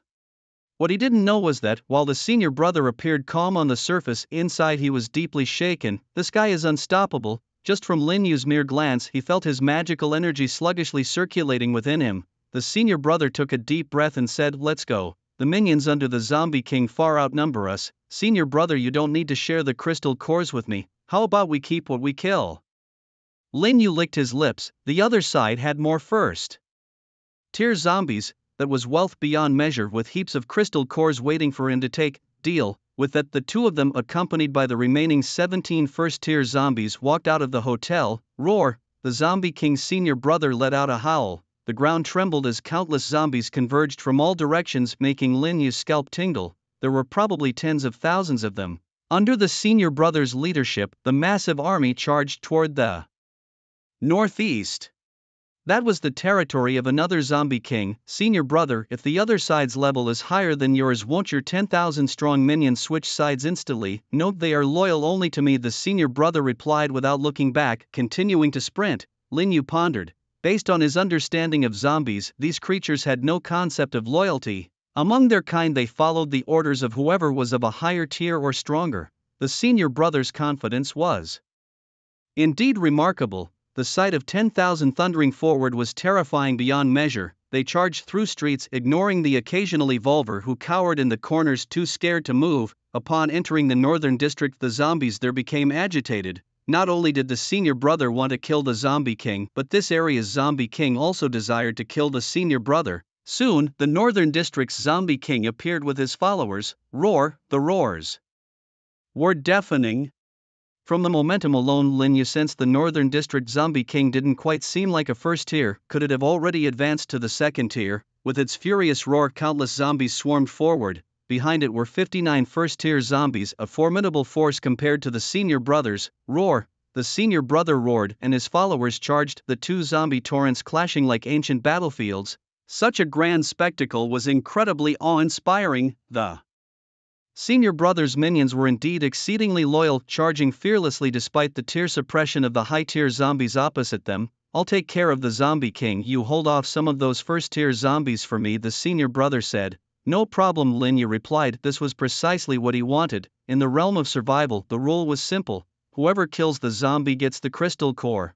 With 70 or 80 tier 1 zombies scattered around, imagine the bounty if all were taken down.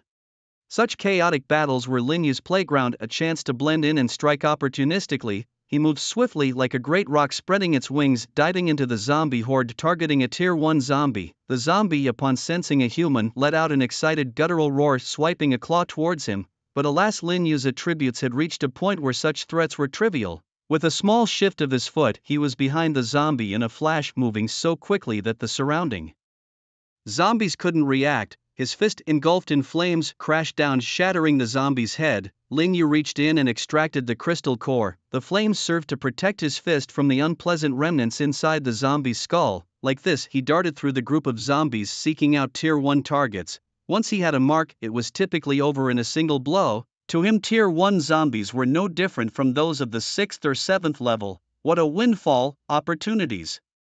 With such clusters of Tier 1 zombies waiting to be culled were rare. In just 30 minutes, Lin Yu collected 16 Tier 1 crystal cores. He was focused solely on the relentless slaughter of Tier 1 zombies, ignoring everything else. An hour later, just as Lin Yu was engrossed in his deadly work, a massive roar echoed, causing all the zombies to halt. Was the battle over? His heart tightened. Taking advantage of their pause, he darted around and snatched 2 more crystal cores before stopping. These 2 Tier 1 zombies were under the command of the senior. Brother, isn't it enough? You're about to wipe out all the Tier 1 zombies on the field, came the voice of the senior brother. I'm just lending a hand, Lin Yu laughed heartily. Despite his stern expression, the senior brother said nothing more. Without Lin Yu's efforts in taking out many Tier 1 zombies, he might have been overwhelmed, making it much harder to capture the zombie king. You've tamed it? Lin Yu was surprised to find that the senior brother had subdued the zombie king instead of killing it. How was that possible? He could clearly feel that this zombie king was no longer Tier 1 inch but Tier 2, a higher tier zombie submitting to a lower Tier 1. It was fantastical. Lin Yu felt a stir of interest, contemplating whether to take action and eliminate these higher tier zombies, but he quickly dismissed the idea. Let's go. With a shout, Lin Yu leaped away. This venture had yielded a substantial 37 Tier 1 crystal cores. His next destination was Tianhai City, he mused. Today marked the 13th day of the apocalypse, and under the influence of Lin Yu's butterfly effect, the evolution speed across the entire Great Xia had significantly accelerated compared to his past life. In the hierarchy rankings of the Great Xia Kingdom, there are now 26 first-tier evolvers, with him merely ranked 15th while Lu Shiyun is 9th. He couldn't help but wonder if Jinger had awakened her talents yet? Lin Yu recalled that determined woman who aspired to surpass him. On the highway from Koan City to Tianhai City, traffic was sparse, not enough to cause any jams. Lu Shiyun, driving her large G-Class vehicle, occasionally executed S-turns to weave around various obstacles. The road ahead is blocked, Lu Shiyun noted. Lin Yu craned his neck to see. In the middle of the highway, 7 or 8 cars were haphazardly blocking the way. Watch me, Lin Yu said as he leapt out of the vehicle, kicking all the obstructing cars aside with a single motion. Just like that, nothing could stand in their way as the car sped down the highway. Unbeknownst to the 3 of them, a massive eagle was flying in the same direction above them at an altitude of 1,000 meters. Its wings spanned a terrifying 10 meters, clearly indicating it was no ordinary eagle, definitely mutated. On its back stood a lone figure. Meanwhile, in a hotel lobby, Chen Jinger was organizing today's tasks. It had been 3 days since Lin Yu left, and their squad remained 17 strong. Besides the 4 leaders who had long reached level 10, the remaining 13 women were all at level 9. Among the evolver factions in this ancient town, they ranked in the top 10. Today we'll head toward West Backstreet and try to kill 3 more first-tier zombies to complete our set of 10, Shen Jinger instructed. Everyone agreed enthusiastically, their faces full of determination. After lunch, the group of 17 exited the hotel. However, they were immediately blocked by someone.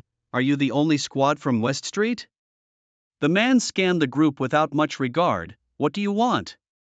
Chen Jinger frowned. Your strength isn't bad, you qualify to become my subordinates. The man evaluated, slightly satisfied to see that the lowest level among them was 9. He wondered how many awakened were among them. If Lin Yu were here, he would surely recognize this person. In a past life, this man was Lu Qi, the first to reach the 3rd tier in Koan City and the recipient of the Fire Dragon's blood. Unfortunately, in this life, Lin Yu beat him to it, leaving him with neither the Fire Dragon's blood nor any other treasures. However, some people are naturally favored by fortune. After the apocalypse began, the animals in Shishan Zoo mutated, with some fighting to the death and others fleeing into the forest. Lu Qi happened upon a tiger and a leopard that had fought to mutual destruction. Seizing his opportunity, his S-class awakened talent ability acceptance allowed him to absorb the tiger's strength and the leopard's speed. Subordinates? Chen Jinger flipped her hair, smiling slightly. I think you should be my subordinate instead. Then let me see if you have the strength for that. Lu Qi remained composed, speaking with a calm demeanor. I will show you what it truly means to be strong. With those words, he disappeared in a flash, charging forward. Jing, be careful. the crowd only saw a blur as he arrived right in front of Qingjinger, ice shield. Xiaowen reacted swiftly, raising his hand to summon his ice ability, forming a massive shield of ice in front of Qingjinger, bang, yet in the very next moment Lu Qi's fist, brimming with immense power, smashed into the ice shield, shattering it into pieces. Everyone felt a chill in their hearts. Xiaowen was the strongest among them, and yet his shield was destroyed in an instant. The power of this man was terrifying. Bang! Another mighty collision resounded as Lu Qi struck again after breaking the ice shield. Qingjinger's figure wavered as she tried to dodge, but found that Lu Qi's speed was even faster, following her like a shadow that she couldn't shake off. Facing the incoming punch, she gritted her teeth with no choice but to meet it head on. However, the force behind it was far beyond what she could withstand. On contact, her body was flung backward, crashing heavily to the ground. Jing, Jing, alarmed, everyone sprang into action. Sand shift. Using her ability, young Shanshan transformed the ground beneath Lu Qi's feet into sand in an instant. Affected by gravity, Lu Qi rapidly sank down. Within seconds, his lower thighs were entirely submerged in the sand. In no more than 10 seconds, he would be completely engulfed. Ha! Lu Qi's expression grew serious as he exerted all his strength, halting the downward pull with sheer force. Get down! At Xiaowen's furious shout, massive ice spikes formed above Lu Qi, crashing down towards him. Simultaneously, countless wind blades sliced through the air, closing in on him. For the first time, Lu Qi felt a twinge of panic. He hadn't expected to face three gifted individuals, each possessing formidable abilities and working in seamless coordination, putting him in a precarious situation. If he couldn't escape the quicksand quickly, he feared he would be in deep trouble. Break, Lu! She shouted, releasing a surge of magical energy throughout his body as he slammed his hands into the sand, dispersing a significant portion of it with his immense power. Seizing the opportunity, he powered through with his legs, activating his cheetah's speed to escape the sandy trap in an instant. He then rolled to the side, narrowly dodging the falling ice spikes and the approaching wind blades. His strength is too overwhelming, I can't hold him down for long, Yang Shanshan said, her face pale, indicating she had exerted all her energy trying to restrain Lu Qi. The group fell silent, aware of the man's formidable power, likely an S-rank awakened individual. You've truly surprised me, Lu Qi admitted, looking a bit disheveled. He hadn't expected to suffer such a setback as an S-rank awakened one. However, now that I know your tricks, trying to trap me like before is impossible. He took a moment to catch his breath, feeling both amazed and delighted. These three were stronger than any A-rank gifted individuals he'd encountered before. He was determined to recruit them. With it, he stomped the ground, his body shooting forward like an arrow, charging straight at Yang Shanshan. He needed to deal with this woman first. Her sand manipulation abilities were proving to be troublesome. Thorns of sand. Yang Shanshan's expression shifted as enormous sand vines surged up, striking toward the man. However, Lu Qi moved too swiftly. He zigzagged left and right, swiftly breaking through the blockade of sand thorns, and delivered a powerful punch. Bang! In Yang Shanshan's terrified gaze, a figure appeared before her, taking the punch head-on only to be sent flying. Jingjia! With a resounding crash, Qingjinger hit the ground again, coughing up blood, feeling as though her internal organs had shifted. Lu Qi didn't pause, launching another punch, and Yang Shanshan met the same fate, a trail of blood scattering in the air. I'll kill you. Lu Yu's eyes were filled with rage as he charged forward, countless wind blades flying from his hands, slicing toward the man. It's useless, your attacks can't hit me. Lu Qi's figure flickered, dodging rapidly, yet in the next moment he collided directly with a massive block of ice. Shield, come! Xiaowen shouted. Instantly 4 ice shields appeared, quickly converging, trapping Lu Qi in the center. Ice explosion. Another shout erupted. The 5 ice shields exploded simultaneously. Now you'll surely die. Xiaowen half knelt on the ground, having expended too much energy with his powerful ability attacks. You've managed to push me this far, you should be proud. Suddenly a voice emerged from the shattered ice.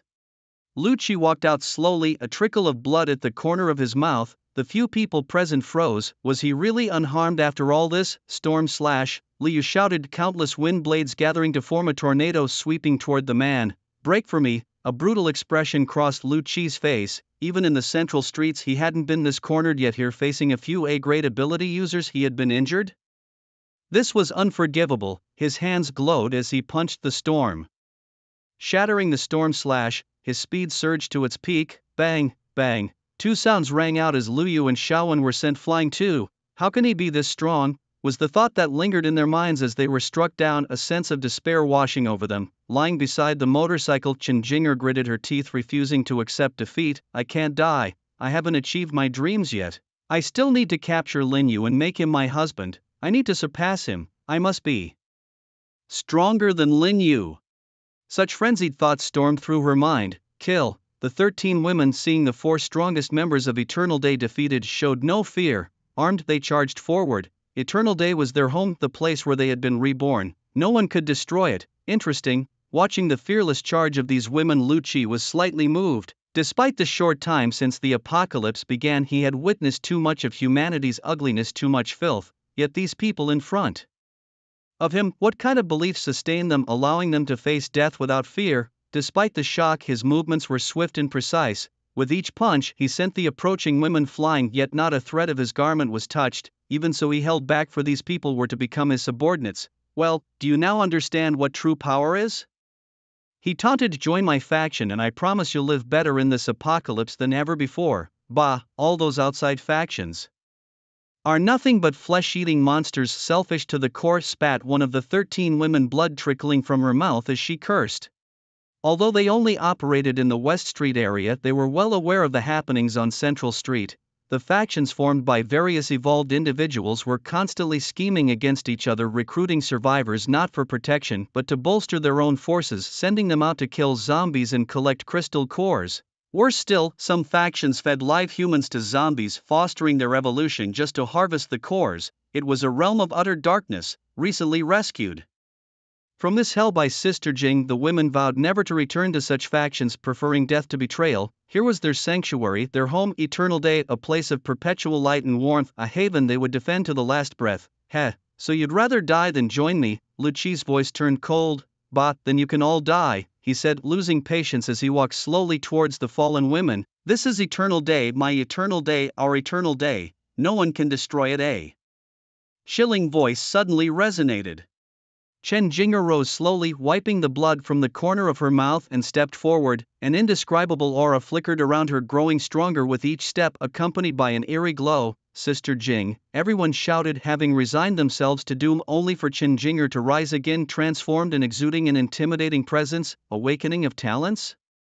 Lu Qi's expression grew serious, sensing the aura of death emanating from this woman. Perish. Chen Jinger's body was enveloped in a black radiance. In her hand appeared a massive bone scythe larger than her own frame. With one sweeping strike, Lu Qi's expression darkened, his arms morphing into the striped pattern of a tiger's claw, ready to block the attack. In that instant his pupils constricted. Lu Qi's eyes widened in disbelief as the scythe passed through his tiger claws, leaving his arm unharmed but causing searing pain in his mind. Swish!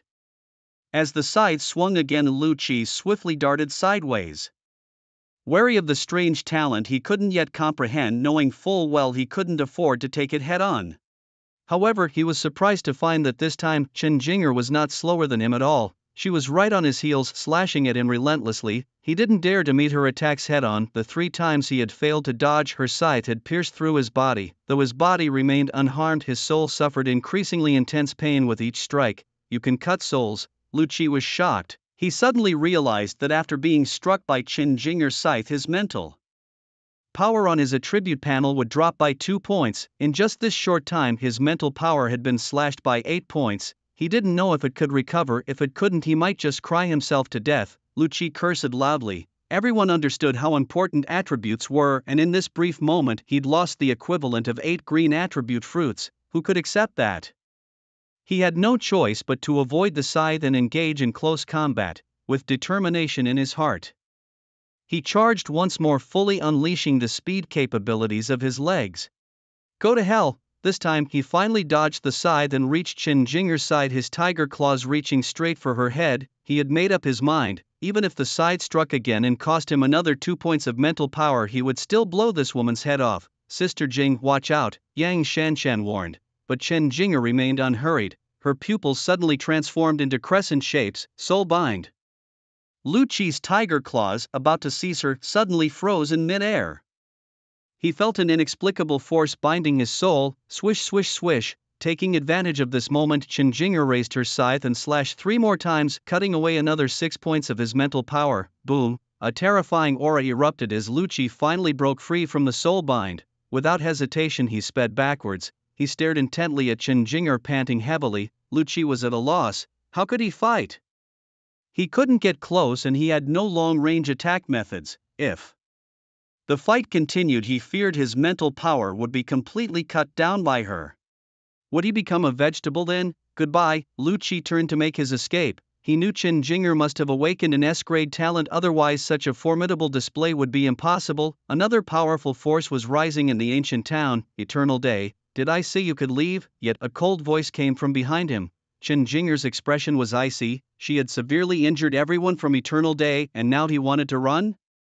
It wasn't going to be that easy. Upon hearing this, Lucci quickened his pace. Madam Lin, Qinjinger shouted, and the motorcycle parked by the roadside began to emit a black light. Its wheels spun and it drove itself to her side. She leapt, landing directly on the bike. This scene left everyone present with their jaws dropped. How eerie! Who had ever seen a motorcycle that could move on its own without being started?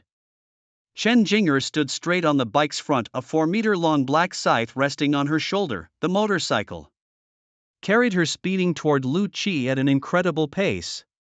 The scene was as eerie as it was surreal. Big sister, I was wrong. Please don't chase me. Lucci felt like crying for real this time. You've injured all of our Yangzhou members. Leaving unscathed is impossible, he shouted. When have I ever left unscathed? My spiritual power got slashed by 14 points. Lucci retorted angrily, that's your own fault. If you don't leave something behind, don't even think about leaving. Qinjinger pursued relentlessly, her large scythe swinging continuously, forcing Lucci to dodge repeatedly, finding it difficult to escape her grasp. So, what exactly do you want? As long as I don't fight you, there's nothing you can do to me. Lucci's words weren't entirely wrong. He had absorbed the cheetah's speed ability, making him incredibly fast. If he decided to avoid fighting altogether, Qinjinger wouldn't be able to do much for the time being.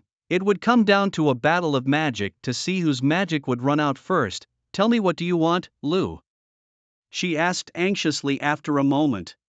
Previously he had expended most of his magic battling those 3 awakened ones and he feared he wouldn't outlast Qinjinger at this rate. He estimated he might end up explaining himself here. A first-tier crystal core. Exchange it with a first-tier crystal core, Qinjinger demanded. Take it. Lucci didn't hesitate for a second, fishing out a crystal core from his pocket and tossing it backward as he ran. One isn't enough. Hand over all the crystal cores you have on you. Were you born a bandit? Cut the crap, or let's see who can outlast who. I only have 3 in total. I'll give them all to you, just stop chasing me. Lucci pulled out 2 more crystal cores, tossing them left and right. He vowed that once he returned he would venture deep into the mountains, capture a few mutated beasts and acquire some powerful abilities, ideally abilities with long-range attacks. The motorbike carrying Qinjinger swerved left and right, retrieving the 2 crystal cores into her hands. Watching the silhouette retreat into the distance, she didn't pursue further. Instead, her body wavered, nearly collapsing. Jinger, 2 women who were less injured supported her upright. Let's head back, everyone's pretty banged up. Let's take a day off today, Qinjinger said, a touch of exhaustion in her voice. Her motorbike dissolved into specks of black light, disappearing on the spot. An S-grade talent is indeed formidable. My ribs are broken in several places. Even as an evolver, it'll probably take 7 to 8 days to heal. The group returned to the hotel, gathering in the lobby to bandage each other's wounds. Jinger is amazing. She actually awakened an S-grade talent and drove that guy away. Yet now our Yangzhou is considered a formidable force in the town, right? Jinger, you should absorb all the first-tier crystal cores. Your S-grade breaking through to the first tier would be the biggest boost for Yangzhou. Yes, yes. As soon as Yang Shanshan mentioned it, everyone nodded in agreement without dissent. Previously, Qinjinger's strength wasn't particularly notable, but now she was undoubtedly the number 1 in Yangzhou. Well, maybe the second, because there was still Linyu above her, who was probably the strongest. Alright, Qinjinger didn't refuse, feeling very weak at the moment. Having just awakened and then experienced such a battle left her exhausted. Her free attribute points had been saved, not yet allocated, because Linyu had advised her not to use them unless absolutely necessary, and to allocate them according to her talent. After awakening, she had been saving them all along. Her talent had just awakened, and she was not yet proficient. This made it quite strenuous for her to fight someone like Lu Qi, who had a high mana consumption. At this moment, she finally no longer needed to suppress herself. She allocated all 25 free attribute points from levels 5 to 10 into her mental power. then she took out 10 first-order crystal cores and began absorbing them. Initially, they only had 7 in total, but after snatching 3 more from Lu Qi, she had just enough to advance 1 tier. Her black scythe of death had a devouring trait capable of severing others' mental power, which once cut could not be restored. 10% of the severed mental power would be absorbed by the black scythe, nourishing herself. In the previous battle, she cut 14 points from Lu Qi's mental power, thereby increasing her own by 14 points. Do not underestimate this 14 over time. As she severs more, her mental power will grow increasingly stronger. With the disappearance of the last crystal core, Qinjinger successfully reached Tier 1, codename Unnamed Level, Tier 1 Level 0 Mana, 32,600 Strength, 232 Constitution, 226 Speed, 352-inch Mental Power, 504 Talent, S-Class Spirit of Death. Her new attribute panel was vastly more powerful than before, even significantly surpassing Lu Shiyun. Her S-Class talent, the Spirit of Death, belonged to the Soul category, which is why she invested all free attribute points into mental power. Before her evolution, she had consumed attribute fruits, and later, under Lin Yu's guidance, she exchanged quite a few at the trading market. When her S-Class talent awakened, each of the 4 dimensions increased by 50 points, resulting in her terrifying attributes. Although still far from Lin Yu's level, she was evidently much stronger than many other S-Class talent holders. What should her codename be? Qinjinger was a bit troubled, as she wasn't good at naming things. She had it. Qin sits on top.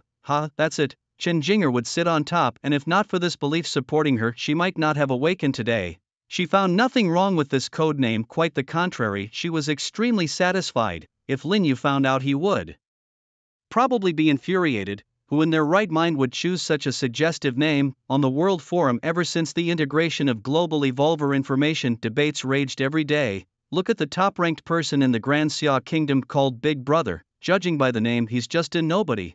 Being at the top is just a stroke of luck. When the battle of 100 nations comes, I'm going to make him wet his pants. Oh yes, quite right, and that magician, just the sound of it implies a mere juggler. And yet he ranks in the top 10 of the Grand Xia Kingdom. The men of Grand Xia are lacking, but the women. Flower girls, very beautiful. Iron Man, what rubbish, does he dare to challenge Big Brother? Sakura country dogs, you're done for, your Sakura nation is finished. We will flatten Sakura, and we men of Grand Xia stand by our word. Damn it, I can't hold back any longer. Where is the sky exploding gang? I want to join, I want to flatten that disgusting country. In a palace in Great Britain, 4 figures stood. King Arthur. Apologies, the power of the Black Knight legend was somewhat unexpected. Even with the Thunder Knight alongside me, we can defeat him but not subdue him. I fear you must step in. The Sun Knight was bathed in sunlight, shining with a brilliant glow. Then I'll make a trip, he said. With him, there were only 4 out of the 12 knights. The battle of 100 nations was drawing closer, and they needed to seize the time. King Arthur's eyes showed little emotion. His strength was almost unanimously recognized as the greatest in Britain. In the contest of 100 nations, the powers of the Great Summer Kingdom, Sakura Kingdom, Hikaru Kingdom, and the Heavenly Kingdom were formidable. I once saw the Scorpion Kings move on the World Forum, very powerful. However, I am confident if I face him. The Sun Knight wore a face full of confidence. On the highway, a black G-Wagon sped by. After passing the Jade Tunnel ahead, they would enter the Tianhai cities domain. Lu Shiyun was in the car looking at the dark tunnel entrance ahead, suddenly feeling a bit scared. This tunnel looks like a big mouth, said Ruaka, the little girl in the back, poking her head out and blinking her big eyes. Lin Yu squinted his eyes, also looking towards the distant tunnel entrance. He focused for a moment, discovering nothing unusual, yet a slight unease arose in his heart. Could there be something wrong with this tunnel? I don't know, I can't tell anything for now. Lin Yu shook his head. It should be fine, this tunnel is less than 2 kilometers, we'll be out soon. Lu Shiyun brushed off the slight unease in her heart and tapped the brakes lightly. Stop the car. As the G-Wagon was about to reach the tunnel entrance, Lin Yu called to halt the vehicle. The car came to a steady stop.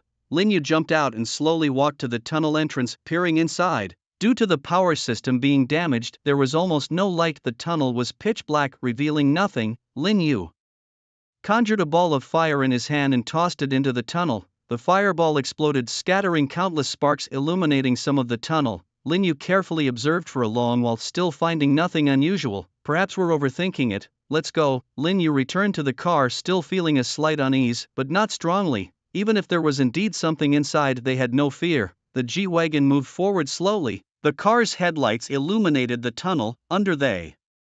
Light everything seemed normal, though unusually quiet. Lu Shiryun breathed a sigh of relief, relaxing her mind. She accelerated and the car shot forward like an arrow. Gradually both of them felt something was wrong. The Jade Tunnel was supposed to be less than 2 kilometers long. How could it be 3 or 4 minutes and they still hadn't exited, not even seeing the tunnel's end? Lu Shiryun suddenly grew nervous. Another 10 minutes passed and the car was still inside the tunnel. Brother Yu, could we have encountered something strange? She gripped the steering wheel tightly, clearly tense. Perhaps. Lin Yu frowned. A tunnel less than 2 kilometers long and the car had traveled almost 30 kilometers without getting out. This situation was either an illusion or they were trapped by some kind of rule, or perhaps they were no longer in the tunnel. Had they stumbled into another realm? Could this be an unintentional entry into a secret domain? Lin Yu murmured to himself. After the apocalypse descended, many alternate spaces and dimensional realms appeared, filled with both opportunities and immense dangers. In the past life, these spaces were known as secret realms. However, secret realms varied greatly. Some involved rules of the Great Path, requiring a secret realm card in certain conditions to enter, while others had no prerequisites and relied solely on luck. Let's get out of the car and assess the situation, Lu Shiryun suggested, braking to a stop. After the three of them exited the vehicle, she stored the G-Class in her space. Hold on to me and Ruok, she instructed as darkness enveloped them like a shroud. Lu Shiryun held Lin Yu's hand with one hand and Ruok's with the other. Suddenly a resounding chime echoed through the tunnel. As the chime faded, a faint glow appeared on the tunnel wall not far ahead. Upon closer inspection, it seemed to be a door, almost as if it was guiding them. Interesting, Lin Yu remarked, his eyes narrowing as he decided, let's see what's behind that door. The two women followed him as they cautiously approached the source of the light. Sure enough, it was a door slightly ajar, with light streaming through the crack. Creak, Lin Yu pulled the door open and stepped inside. It was a massive stone cavern, quite spacious. At the center stood a stone table surrounded by several figures. At the head of the table sat a creature wearing a bull's head mask, not quite human. Congratulations, we have 3 newcomers this time. The creature spoke slowly, its voice devoid of any emotional inflection. The people seated on either side of the table turned to look at them. Lin Yu noticed a range of emotions on their faces. Ferocity, joy, despair, pity and more, all very unsettling. Where is this place? Lin Yu asked, eyeing them warily. This is the abode of the demons, the bull-headed creature replied. Demons? Lin Yu frowned. In his past life, demons usually referred to powerful beings who had awakened dark powers. They could be dark evolvers or dark beasts. Please have a seat. The bull-headed being gestured toward the benches beside the stone table. It was clear it was not human as what emerged from its sleeves was not a hand but a withered vine. Let's go, I want to see what they're up to, Lin Yu said, leading the 2 women to sit at the table. Including them, there were now 19 people with 6 seats still vacant. Let me introduce this place to you newcomers. Every day we have a death game here. The loser dies. You have 10 minutes to discuss and choose which game to play, the bull-headed creature announced, and then fell silent. Immediately, the other 15 people turned their attention to Lin Yu and his companions, their faces again showing a complex mix of emotions. They said nothing, exchanging glances and nodding slightly as if reaching a silent agreement. Can anyone explain the situation? Lin Yu asked, scrutinizing the group, but no one responded. Brother Yu, I have a bad feeling about this, Lu Shiryun said gravely. These people had arrived earlier and seemed to know much but chose not to share it with them. No matter, Lin Yu replied. Time's up. Tell me your choice. The bull-headed creature's voice broke the silence.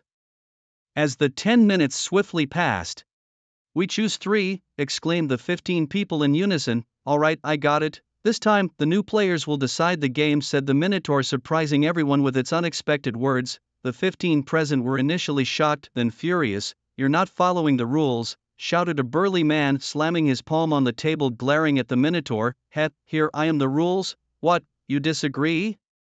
The Minotaur replied coldly, a hint of mockery in its eyes. You.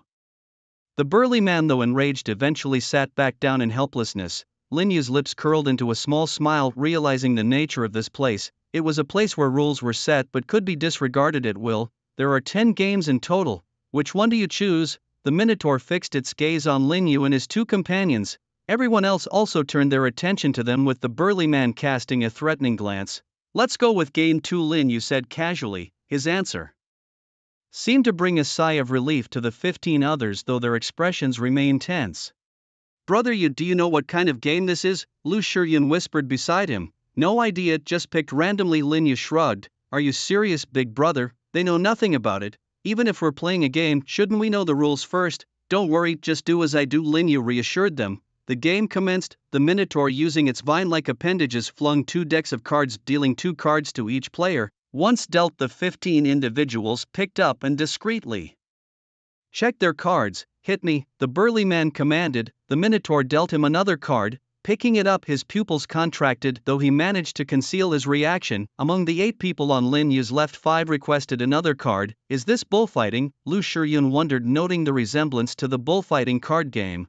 "Perhaps," Lin Yu replied nonchalantly, seemingly unconcerned. From what he had observed, he was certain this was neither a secret realm nor a space governed by strict rules. It was merely a place where powerful creatures summoned them for some chaotic games. "Your turn," the Minotaur said, looking at Lin Yu. "I'll take 1 card," he replied. "Aren't you going to check your whole cards?" "Doesn't matter," Lin Yu said, drawing everyone's attention. Not even glancing at his whole cards, he boldly requested another card, showing no fear of a big card turning small. Lu Shiyun and her companion followed suit, each taking a card without looking. Finally, everyone had finished drawing. "Reveal your cards," the Minotaur announced. As the cards were turned over, the burly man's face turned ghostly pale. A pair of aces and a king totaling just 2 points, the lowest hand on the table. He sank down onto the ground, utterly defeated, his face ashen as if life had drained from him. At that moment, Lin Yu noticed something peculiar. Wisps of black smoke seemed to drift from the top of the burly man's head, steadily rising into the air until they vanished. Within those tendrils of smoke, Lin Yu sensed an overwhelming aura of despair. "Do it," commanded the bull-headed creature with a vine-like hand. A dagger materialized in its grasp and it tossed it onto the table. Beneath the burly man, a middle-aged man stood up. He picked up the dagger, approached the burly man from behind, and held the blade against his neck. Despite the lifeless look on his face, the burly man showed no intention of resisting. With a swift motion, the middle-aged man sliced the dagger across the burly man's neck, causing blood to gush forth. Clutching his neck, the man staggered and collapsed to the ground. In his eyes there was despair, but perhaps a hint of relief as well. The bull-headed creature extended its vine-like arm, dragged the burly man towards the door, leaving a trail of blood in its wake. The 14 survivors, witnessing this scene, turned pale, each with wisps of black despair emanating from above their heads. When the bull-headed creature finally exited, the group let out a collective sigh of relief, feeling as though they had narrowly escaped death. One bespectacled man approached Lin Yu and his companions, asking, "Young friend, we've been trapped here for 15 days. Do you know what the outside world is like?" 15 days? Were you trapped here before the apocalypse? Lin Yu queried. "No, we only stumbled into this tunnel on the 8th day of the apocalypse," the man replied. "We just arrived and today is the 13th day of the apocalypse." "Your story doesn't add up," Lin Yu said, coldly scrutinizing him. "We're not lying. I accidentally wandered in on the 9th day of the apocalypse and have been here for 14 days, a woman said weakly. "So 5 days have passed outside, but 15 days have gone by in here." The bespectacled man looked terrified. "Do you have any food? Could you spare some? I'm afraid I won't survive the next round of games," the woman pleaded, crawling to Lin Yu's feet and clutching his pants, her voice filled with desperation. "I'll do anything if you give me a bit of food," Lin Yu regarded the woman. She was not unattractive, her figure curvy and appealing. Unfortunately, hunger had taken its toll, leaving her face pale as paper, devoid of any color. He glanced at Lu Shiyun and nodded slightly, saying, "Give them some." The remaining 14 looked like they hadn't eaten in a long while. Lu Shiyun retrieved some food and water from her backpack and placed them on the table. Instantly, everyone's eyes lit up and they rushed forward, devouring the bread ravenously. A single bottle of water was shared among 3 people, each desperately gulping down what they could. A few minutes later, Lin Yu asked, "You've been trapped here for over 10 days, how did you handle food and water?" "With some strength restored," the middle-aged man replied. "Every 3 days, that bull-headed creature appears and forces us to participate in a deadly game. The loser dies and the creature takes the dead away. Then every other day there's a food game, the winner gets to eat. The bull-headed creature provides food." "There doesn't seem to be any food here," Lu Shiyun remarked. "If I'm not mistaken, the so-called food is actually the flesh of the person who died in this death game, right?" Lin Yu interjected. The group fell silent. It was obvious they knew what the food really was, but they had no choice. They didn't want to die. they had to resort to cannibalism. The monster had promised that if they survived for 30 days they would be set free. Was this like raising pigs? Lin Yu recalled a certain dark creature. These beings could absorb the purest form of despair, thriving off the aura of hopelessness. At that moment Lin Yu fully understood. They were dealing with a dark entity that fed on despair. This creature trapped them here, forcing them to participate in games daily, eliciting despair from their hearts while simultaneously providing them with a glimmer of hope for escape, thus breeding an endless cycle of despair. If this creature were a mutated beast, it would have likely already infiltrated the city, reaping even more despair, yet it stayed by the tunnel, indicating it couldn't leave. It was a plant-mutated dark entity. In mere moments Lin Yu pieced everything together. He shared his thoughts. But what about the different flow of time? Lu Shiyun questioned. It's simple, Lin Yu responded. These people are isolated from the outside world, engulfed in fear. Naturally, they believe whatever the Minotaur says. A scholarly-looking man suddenly spoke up. Now that you mention it, every time newcomers arrive, the Minotaur mentions a daily game but never explains the rules. Exactly, Lin Yu continued. We subconsciously assume there's one game per day and each game marks the passing of a day. The group finally realized there was no day or night here. Their minds were always tense. Even if they played 3 games in one day, they couldn't perceive the passage of time. So, what do we do now? Someone asked the group, seemingly looking to Lin Yu as their lifeline. In a phantasm like this, formed by concentrated emotions, you must find and kill the caster to break the illusion, Lin Yu explained. Such illusions are troublesome. Typically, only by killing the caster can you escape, or if you're significantly stronger than the caster, you can shatter it with brute force. Is the Minotaur the caster, or is it the monster in the mist? Someone asked in despair. They're too terrifying, we can't kill them. Don't listen to his nonsense, an old man around 60 suddenly spoke. Those who break the rules will die. Have you forgotten those who didn't follow the rules before? Hearing his words, the crowd hesitated, fear filling their eyes once more. Indeed, there were once powerful 8th-level evolvers and those with talents like water manipulation who resisted the monsters, but they all perished in the end. This new person just arrived, who knows what intentions he harbors. Initially, desperation drove them to clutch at straws, but now calmness has settled in and no one dares to echo Lin Yu anymore. Whether Lin Yu is right or not they can't tell, but they are certain that provoking the monsters and breaking the rules leads to death. No one is exempt. Brother Yu, what should we do now? Lu Shiyun asked. To escape this illusion, they must find the caster and kill him. Lin Yu's eyes gleamed with a cold light. He had no time to waste here. As you said, the dark creatures feed on despairing emotions, so finding it shouldn't be hard. Lu Shiyun pondered momentarily before speaking. As long as it can no longer absorb despairing emotions, it will naturally reveal itself. Lin Yu glanced at her, acknowledging her cleverness. Just a slight hint and she could devise a way to break the deadlock. Lin Yu thought for a moment and said, bring out 10 boxes of instant noodles, 10 boxes of water and other supplies. Lu Shiyun complied. Immediately a pile of food and supplies appeared beside them, drawing everyone's gaze. Faces lit up with desire and greed. Those willing to fight the monster with me, come over and I can share food with you. Lin Yu addressed them. By offering them hope for survival, they wouldn't succumb to despair and the dark creature wouldn't be able to absorb negative emotions. Eventually it would appear on its own. Don't listen to him. Defying those monsters leads to death. An old man shouted again, quelling many people's impulses. Lin Yu chuckled coldly. In the end, 3 individuals stepped forward to Lin Yu's side. Can we eat? The initial woman cautiously asked, hunger evident in her eyes. Since arriving she had been starving 3 times a day, 9 times over 3 days, with nothing to eat. Eat, Lin Yu permitted, and the 3 rejoiced, tearing open the instant noodles and devouring them. The 11 people across from them watched, drooling. Folks, we might not resist those monsters, but we can seize this person's food, can't we? As someone suggested. They dared not confront the monsters, but they weren't afraid to take from their own kind. Yes, we have a right to that food too. Someone led in, faces turned fierce. Among them several had tasted human flesh before. They're planning to rob us. Lu Shiyun frowned. Heh, I have an even quicker way to draw out the dark creature, Lin Yu said. These people weren't worthy of sympathy. Lu Shiyun understood Lin Yu's method. Initially, they intended to use the gentlest means to cut off the dark creature's power source, but now it seemed unnecessary to be so troublesome. Lu Shiyun wasn't some saint. Watching the group charge with malicious intent, she raised her right hand and snapped her fingers lightly. An unusual wave spread from her fingertips like ripples in water. The 5 leading the charge froze their vicious expressions.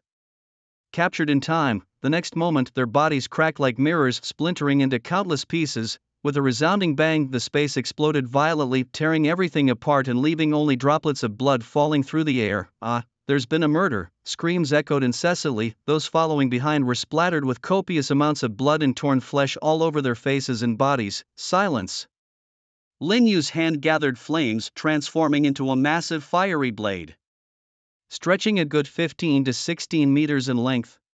Of course, 15 to 16 meters was not his limit, it was merely the limit of the stone chamber's space. Lin Yu wielded the flaming blade, sweeping it swiftly through the crowd. The speed was incredible, silent and deadly. Before anyone could even scream, they were slain in a single stroke, their bodies cleaved in two, consumed entirely by the flames. Having completed his grim task, Lin Yu sat in the main seat, quietly awaiting the appearance of the spellcaster. The three survivors, witnessing this scene, trembled in terror. Time seemed to stand still until finally the sound of footsteps echoed, clack clack clack. The group turned their gaze toward the entrance. The bull-headed masked creature appeared, pausing momentarily as it surveyed the few remaining individuals. "Where are the others?" it asked. "All dead," Lin Yu replied, meeting its gaze with a smile. "You killed them?" The bull-headed creature erupted in fury. "They were the food of the demon lord, and you dared to kill them?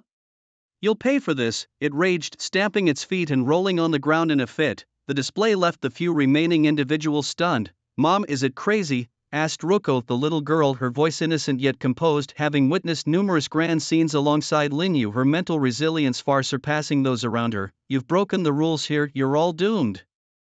The creature seemed to regain its composure, rising slowly and glaring at the group with murderous intent. "Bring out that demon," Lin Yu demanded. "Ha, you think you're worthy to meet my master?" The bull-headed creature sneered, flicking its sleeve. From its sleeve, shriveled vines shot out, rapidly extending and striking toward the group. Lin Yu moved in a flash, reaching out with his right hand to seize the vines. With a mighty pull, the immense force was something the bull-headed creature could not withstand. Under this pull it was dragged flying toward Lin Yu. Bang! A kick landed squarely on the bull-headed creature's chest, sending it hurtling backward, crashing heavily to the ground. Flames suddenly erupted from Lin Yu's hand, racing along the vines toward the creature. "Ah!" An agonizing scream pierced the air. As the flames neared its body, the creature swiftly severed the vines. Those were its arms, cut off in a desperate bid for survival. Utterly decisive, it began to mutter a string of unintelligible words, seemingly summoning something. Roar! In no time 5 bizarre creatures smashed through the door, charging into the room. They were not human. 5 creatures stood before them, each with a distinct and monstrous form. One towered at 4 to 5 meters tall, with a pumpkin head perched on its neck and wielding 2 massive axes in its hands. Another had no head at all, its body culminating in a large tree stump. At the center of the stump was a single vertical eye, grotesque and terrifying, oozing blood ominously. Monsters. They were monsters indeed, emerging whenever someone broke the rules, to kill and devour them. The woman behind Lin Yu screamed, retreating frantically and curling up in a corner. To Lin Yu's delight, they were all only first-tier creatures. "Kill him!" bellowed the bull-headed creature. Instantly, the 5 monsters charged at Lin Yu. Flames gathered in Lin Yu's hands, rapidly forming into a fiery sword over a meter long. He dashed forward with incredible speed, so fast that only Lu Shiyun could track his movements. Swish, swish! The fiery blade slashed across the necks of the 5 monsters in quick succession, then rested against the neck of the bull-headed creature. His speed was so extreme that even as the monsters attempted to move, their throats had already been cut. How is this possible? The bull-headed creature watched, terrified, as the heads of the 5 monsters toppled from their bodies. The fearsome strength of this man before it was unimaginable. Perhaps only its master could defeat him. With a swift motion, Lin Yu severed a shriveled vine, the bull-headed creature's last remaining arm, causing it to let out a blood-curdling scream. "Aren't you going to summon your master?" Lin Yu demanded, splitting open the bull-headed creature's mask to reveal a wooden face beneath. "You will all die, everyone will die." Fear was etched across the wooden face. "I'll give you 3 seconds. After that, I'll send you to meet these 5 monsters," Lin Yu threatened, all the while splitting open the heads of the fallen creatures to extract their crystal cores. The wooden face showed a bizarre array of human-like emotions. After a garbled string of incomprehensible language, the ground began to tremble. At the grand entrance, a black light gathered, slowly forming into a humanoid figure. As the black light faded, its true form was revealed, a tree ant. Yes, a tree ant. It had delicate features, a robust body like a human, but its hair was a mass of vines. Its skin resembled the bark of a great tree. The treant approached step by step, exuding a terrifying aura, its immense magical power surging. Lin Yu tensed every muscle, ready for battle. Indeed, this was a formidable opponent. Lin Yu's expression was grave, he could sense the vast, terrifying magical power hidden within the other. This creature could be beyond second tier, possibly approaching third tier. On the 13th day of the apocalypse, such a being was among the most powerful, the pinnacle of existence. Although Lin Yu was currently only first tier, his magical power reached 69,000 and his mental strength was at 586, already the attributes of a second tier level 10 ordinary evolver. Only a being with even more overwhelming magical or mental strength could exert pressure on him. Useless, you can't even handle such a small matter, what's the point of keeping you around? After listening to the Minotaur's report, the treant was furious. In an instant, its hand clamped around the creature's throat. Master, spare me, spare! Before the words were finished, a cracking sound echoed as the treant snapped its neck. With a thud, the body was carelessly tossed to the ground. The treant raised its head, scanning the crowd, its gaze finally settling on Lin Yu. Was it you who killed my pig? It asked, stepping forward. As it walked past the Minotaur's corpse, it crushed it into fragments with a single stomp. Third tier, Lin Yu squinted, deliberately asking, it should have been soon, but you ruined it. How about you stay and become my slave? Lend me your crystal core first, Lin Yu shouted, launching the first attack. His body shot forward like an arrow, reaching the treant in an instant. He gathered all his strength into a punch that hit the treant squarely in the chest. Bam, bam, bam, in the blink of an eye. Lin Yu unleashed over a dozen punches. The treant, however, did not dodge or evade, allowing Lin Yu's fists to land. Is this all you've got? The treant suddenly countered, its fist clashing with Lin Yu's. The two then furiously exchanged blows, their fists moving so fast that bystanders could only see afterimages. Again, Lin Yu's body erupted in flames, with yellow magical fire enveloping him. In that moment, his strength doubled. Kill! Lin Yu charged again, his flame-encased fists a storm of relentless attacks. With just one punch, the treant was sent flying, fresh blood seeping from its chest. This was the power of using an S-grade talent, doubling the main attribute, an overwhelming force indeed. Interesting. The treant was inwardly shocked. This first-tier weakling managed to deliver such a terrifying punch, truly astounding. But before it could react, Lin Yu's flaming fist came crashing down again. No matter how strong you are, if you can't hit me, what good is it? The treant sneered deftly, weaving left and right, perfectly dodging Lin Yu's blows. Can't hit. Lin Yu realized his speed was no match for the treant. No matter how fast he punched, the treant evaded effortlessly. He was at a disadvantage, 2 full tiers below, his speed attribute clearly outmatched and unable to land a hit. My turn. The treant moved, a blur of afterimages. Bam! Lin Yu took a solid punch to the back, his body sent flying, his internal organs shaken. The treant laughed coldly, striking again. Its speed was unmatched, leaving Lin Yu unable to defend himself, trapped in a cycle of taking hits. Coughing, Lin Yu was once more sent flying, crashing into a stone wall. He wiped the blood from the corner of his mouth and stared intently at his opponent. Brother Yu, uncle. 2 anxious voices called out. Lu Shiyun and Lu Rook rushed over, with Rook sending streams of green light into Lin Yu's body, rapidly healing his injuries. Mirror Flower Watermoon. Lu Shiyun's expression changed as the treant charged forward, quickly using her talent. With a snap of her fingers, the treant's sprint came to a halt, frozen in midair as the space around it solidified and then shattered. Bang! Blood splattered within that space. However, the explosion only left the treant with more wounds, it didn't tear him apart. Ultimately, there was still a 2-tier gap between them. The treant broke through the space and launched a punch. Mirror Flower Watermoon. Lu Shiyun used her talent again, but this time the opponent was prepared, increasing his speed to dodge the space. Repeated use of her spatial talent couldn't hit the treant, only slightly delaying him. Lu Shiyun gritted her teeth and threw a punch. She knew this punch would severely injure her, but she couldn't retreat because Lin Yu and Rook were behind her. At this critical moment, Dragon's Flame, Lin Yu shouted, finally unleashing his most powerful move. This was his first time using it after awakening to S level and unlocking the Dragon's Flame form. Even he didn't know what would happen in this state. In an instant, the yellow flames turned crimson and his aura surged wildly. The treant's face changed, and it retreated rapidly. Is this the dragon's flame state? Lin Yu felt the changes in his body with unexpected delight. His primary attribute was strength, which doubled in the S-level flame state with other attributes unchanged. However, in the dragon's flame state his primary attribute tripled and the other 4 attributes doubled. This was a dramatically different state. His speed attribute of 524 soared to 1048, though the mana consumption was much faster than in the flame state.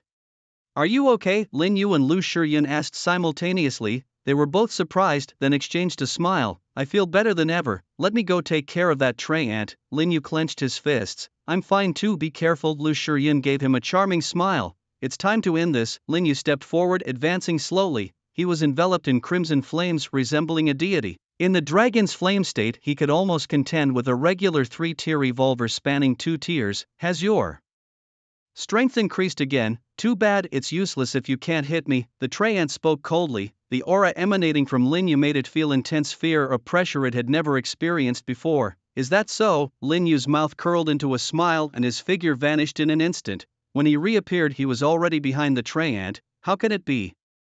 The tray ant couldn't finish its sentence. Before it could react, a massive pain struck its abdomen, its eyes widening as if they were about to pop out. So fast, in the next moment his body shot out like a cannonball, violently hurtling through the air, and he barely managed to utter the latter half of his sentence. Cough, cough. Slowly he rose from the ground, hacking up mouthfuls of blood. Lin Yu's seemingly ordinary punch had almost pierced through his body. If it weren't for his true form as a vine tree with physical attributes far surpassing ordinary evolvers, that punch might have gone straight through him. Lin Yu in his dragon flame form was utterly terrifying. He could no longer hold back. The treeman wiped the blood from the corner of his mouth and suddenly countless black mist surged from around him, instantly filling the entire stone chamber. An aura of infinite despair spread, seemingly dragging everyone into a world of hopelessness. Behind Lin Yu, the 3 ordinary 3rd-level evolvers were instantly trapped in an illusion. "No, don't kill me. Honey, don't be afraid, I'll be with you soon," they screamed frantically, their faces displaying a mix of emotions: fear, disappointment, sadness, helplessness, and finally despair. One man clutched his own throat tightly, attempting to end his own life. Lin Yu frowned, stepping forward to knock the 3 unconscious. He then turned his gaze to Lu Shiyun and Ruko. Lu Shiyun, being somewhat stronger, hadn't lost her mind yet, but the young Ruko had already become a tearful mess, her face pale. Her aura was growing weaker, spiraling toward the abyss of despair. Snap! Lin Yu struck the young girl unconscious with a swift hand chop. Lu Shiyun was also growing increasingly weak, her mental strength fully engaged in resisting the invasion of the illusion, but she wouldn't hold out much longer, at most a few minutes before she was fully engulfed by it. "I guessed right," Lin Yu murmured to himself. This treeman put all his free attribute points into mental strength. He knocked Lu Shiyun unconscious as well. The treeman at the 2nd tier in 10th level, with all his free attribute points allocated to mental strength, must have surpassed 1000 points. Lin Yu, in his dragon flame form, had his mental strength doubled to 1172 points, rendering him immune to the illusion. If he were in flame form he might not last long either. Suddenly from within the black mist a fist appeared, crashing fiercely toward Lin Yu. Swish! Lin Yu's figure flickered and disappeared from where he stood, reappearing behind the treeman in the next instant. He punched again. The treeman was sent flying, and before he hit the ground Lin Yu appeared once more, delivering a series of punches. Lin Yu's mental strength was stronger than the treeman's, rendering the opponent's illusions and black mist ineffective against his senses. Thus he could always perceive the treeman's movements. Boom! The ground shook. The treeman's body was embedded directly into the stone wall, bloodied and unstable. "You're actually unaffected by the hopeless illusion," the treeman gasped, trapped in the stone wall. "You're just a 1st-tier nobody. How can every attribute of yours be so terrifying?" He couldn't comprehend it. Could this 1st-tier nobody actually be a 3rd-tier powerhouse? The hopeless illusion was his strongest technique, with all his free attributes evolving toward mental power.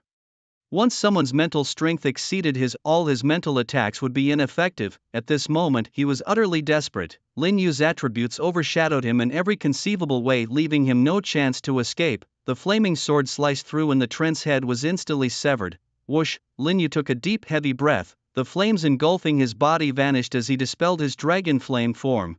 Though powerful, it consumed too much energy in just that brief moment. He had already used up a third of his magic, over 20,000 units gone. For an ordinary first tier awakened with only 11,000 magic, this would be unsustainable for even a few minutes. The black mist in the stone chamber churned, quickly dissipating. In no time, it had all vanished into thin air. Even the stone cave was gradually disappearing. The entire illusionary space created by the Treant was being obliterated. As the illusion shattered, everyone returned to reality. They found themselves still in the tunnel about 20 meters from the exit. Scattered cars lay around, presumably belonging to those trapped in the illusion. Near the entrance, the Trent's corpse lay on the ground. Lin Yu approached and extracted a second-tier crystal core from its head. What's this? Lin Yu noticed a book beside the Treant. As a gentle breeze passed, the pages fluttered open, turning on their own. He picked it up and saw the title, Eerie Tunnel, a horror novel from before the apocalypse. Lin Yu flipped through a few pages. The beginning mirrored their own experience exactly, but then everything changed. Because Lin Yu appeared. Interesting, Lin Yu chuckled. So all of this was merely because of a horror novel. After evolving, the Trent's main body was here, unable to leave temporarily. Somehow it got hold of this novel and replicated the setting to create a similar illusion. Lin Yu summoned a flame and set the novel ablaze. Shiryun, wake up. Ruaka, wake up. He roused the two of them, leaving the other three survivors to their own devices. He couldn't manage everything. Had he not appeared according to the novel's ending, everyone who entered would undoubtedly have perished. You go on the Summer District Forum. Someone has pieced together clues from the World Forum and listed some foreign powerhouses along with related battle videos. King Arthur, Angel Gabriel, Lucifer, Scorpion King, Thousand Cranes, Superman, Sun God, and others.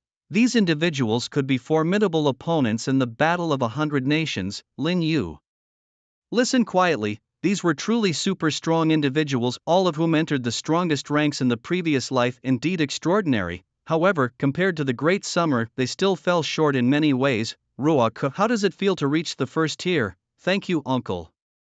I feel very strong, extremely strong, like I could punch a bull to death, the little girl said, clenching her tiny fists with excitement, causing the two of them to laugh heartily. Previously, by collaborating with the Zombie King senior brother, not only did both of them reach the first tier, but they also obtained 37 first-tier crystal cores. In the realm of despair, Lin Yu had just slain 5 monsters and acquired 5 more crystals.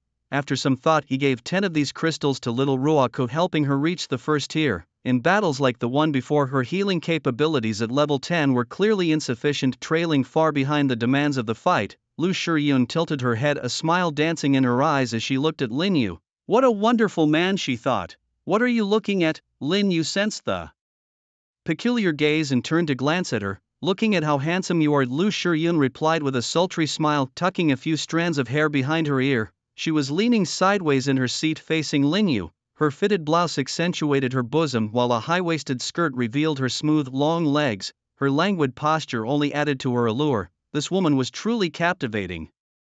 Lin Yu steadied the steering wheel, nearly swerving into the guardrail, which sent Lu Shiryun into peals of laughter. Don't provoke me. If you push too far, I won't hold back, Lin Yu warned. Afraid of you? Not at all, Lu Shiryun retorted, her cheeks flushed and her gaze full of playful defiance. Uncle, you're not going to hit Mom, are you? The little girl in the back seat asked innocently, a touch of anxiety in her voice. Mom, Uncle is nice, don't provoke him or he might hit you. Yeah, Uncle might want to hit your mom, Lin Yu growled, implying other meanings in his tone. Don't worry, Ruaka, Uncle might not win against Mom. Lu Shiryun lifted her chin with a challenging look.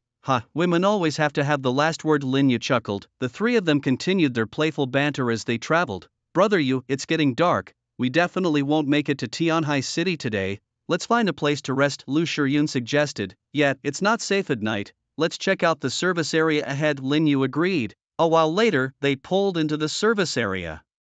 It was deserted, showing no signs of zombies. It seemed the people here had fled. There are a lot of gas canisters here. Let's cook a meal, Lin Yu said, his eyes lighting up at the sight of over a dozen gas canisters. He was tired of eating bread and snacks every day. Then wash the vegetables for me, Lu Shiryun said, taking out various ingredients from her space and beginning to prepare.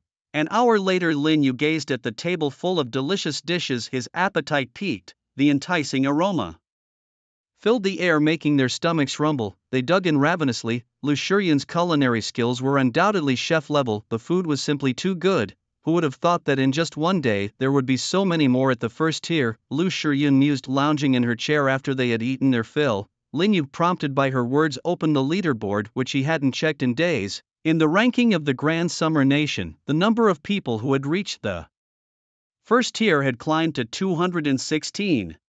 In the province of Yun where he was, there were already 10 people at the first tier, placing it among the top 5 provinces nationwide. Lin Yu had played a significant role in this, with 4 of those 10 being connected to him. Today is just the beginning. In the coming days, many more will advance, Lin Yu said. The current limitation on the number of first-tier individuals wasn't due to a lack of strong individuals but rather the scarcity of first-tier zombies. As the zombies grew stronger, their numbers would increase. Moreover, many powerful evolvers now might just be 1 or 2 points away from reaching the first tier. Lin Yu glanced at the evolution points leaderboard once more. He had already fallen to the 8th position. It was getting late, it was time to rest. Moments later, the 3 squeezed into one room. Brother Yu, with so many rooms available, why do you insist on squeezing in here with us? Lu Shiyun asked. We'd better not sleep separately, in case any monsters show up during the night. I can protect you, Lin Yu replied with righteous conviction. You better not try anything funny with me, there's a child here. Lu Shiyun, aware of Lin Yu's little schemes, rolled her eyes at him. The 3 lay down to sleep. Lin Yu moved closer, perfectly aligning himself with Lu Shiyun's graceful curves. Give me your hand. Lu Shiyun quite naturally lifted Lin Yu's right hand and placed it under her neck like a pillow. Good time to sleep. Uncle, you better not hit my mom. The little girl murmured in her sleep, drifting off sweetly. Half an hour later, rustling sounds emerged in the darkness. Lu Shiyun felt like her body was melting, a slight longing emerging within her, but her daughter was right beside her. No, I can't, she spoke breathily, her voice trembling a bit. Should I leave? Lin Yu whispered, pausing with his right hand as he attempted to withdraw it. No. Lu Shiyun, both embarrassed and angry, grabbed Lin Yu's large hand, pressing it down again, and pinched him hard on his waist. Ouch, this skill of women is truly terrifying, Lin Yu thought. Even as a first-tier evolver with physical attributes far superior to ordinary people, the pinch still hurt immensely. It defied science. Suddenly, Mom, aren't you sleeping? This unexpected voice was like a bucket of cold water extinguishing all flames. Ruaku, are you awake? I never fell asleep. This revelation left both of their bodies stiff. Lu Shiyun's small hand retreated instantly. Lin Yu also felt extremely embarrassed, as if caught in the act with nowhere to hide. Just sleep. Sleep, Lin Yu said, utterly frustrated. The next day, the 3 set out early. Lin Yu sat in the passenger seat with his eyes closed, sleeping peacefully. Last night had left him in a state of unrest, unable to sleep well. Suddenly, the SUV came to an abrupt halt, almost throwing him out if not for the seatbelt. What happened? Lin Yu opened his eyes. The road is broken. Lu Shiyun pointed at the highway ahead. Lin Yu looked and his eyes narrowed. The highway had split open and the overpass several kilometers ahead was in tatters, damaged beyond recognition.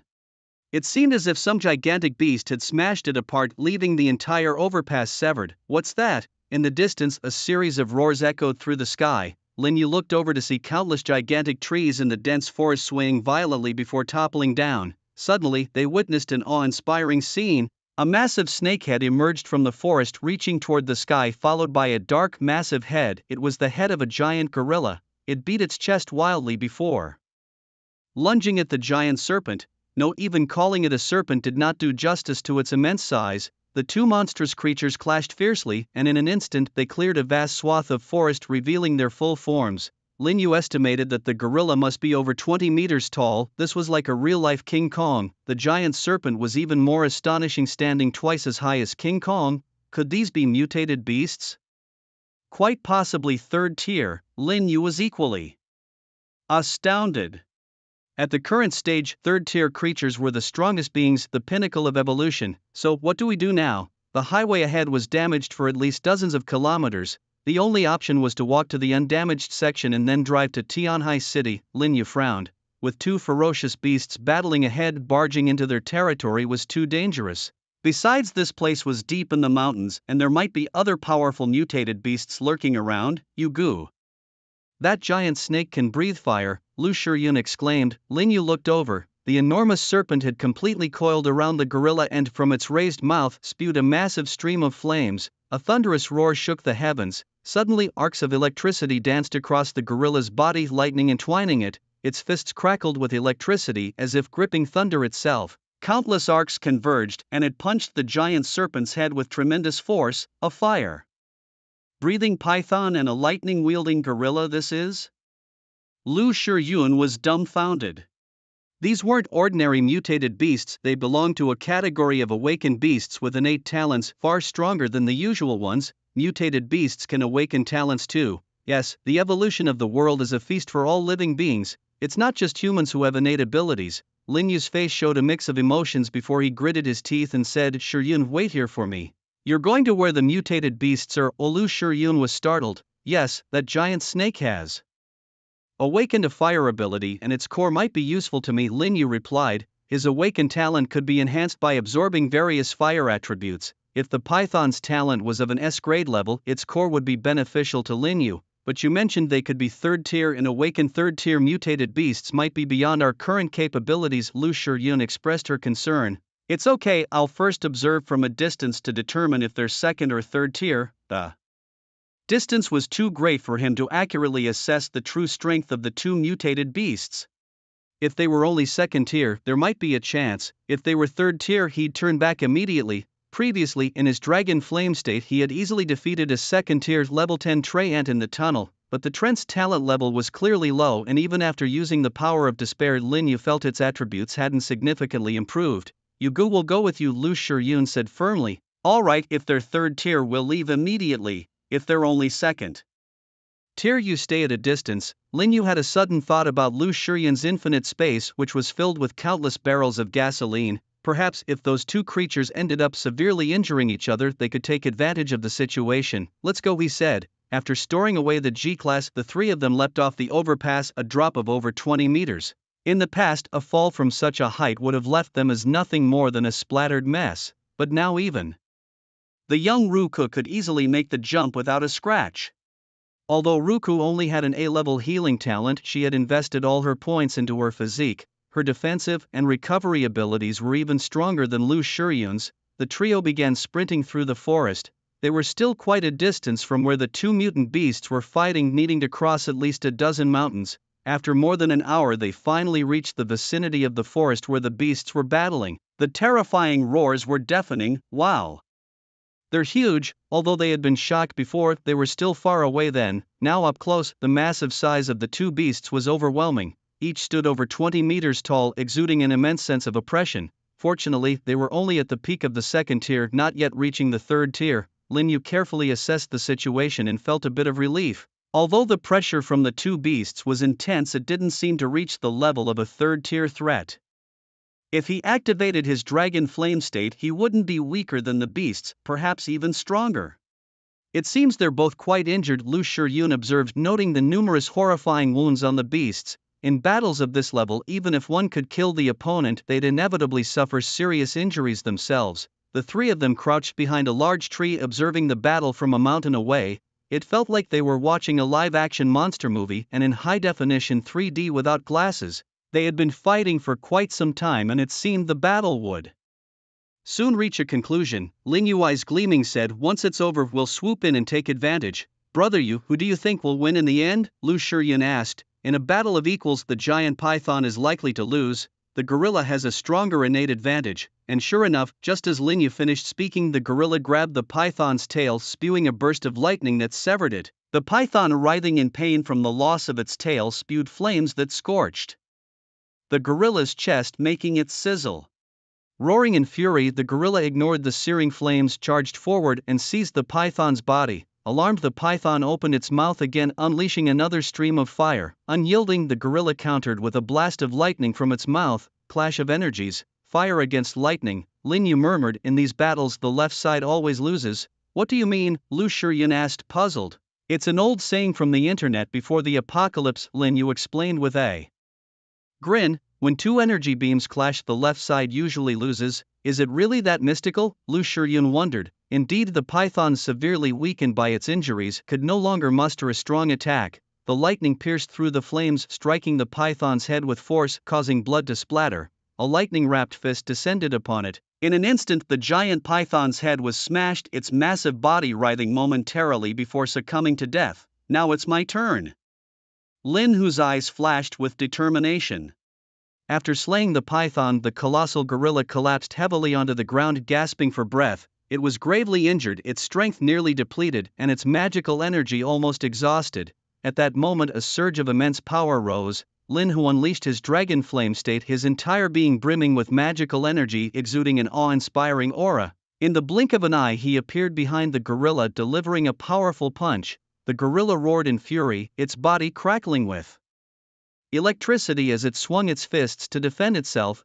With a series of explosive sounds, Lin Hu took advantage of his smaller stature and the swift speed granted by his dragon flame state, repeatedly striking the same spot on the gorilla's back. Roaring flames. A terrifying pillar of fire erupted from Lin Hu's mouth, targeting the area he had been relentlessly attacking. Blood spattered as the fire pierced through the gorilla's chest, penetrating from back to front. Flame blade. Lin Hu's hand conjured a massive scarlet flame sword over 20 meters long, slashing it down.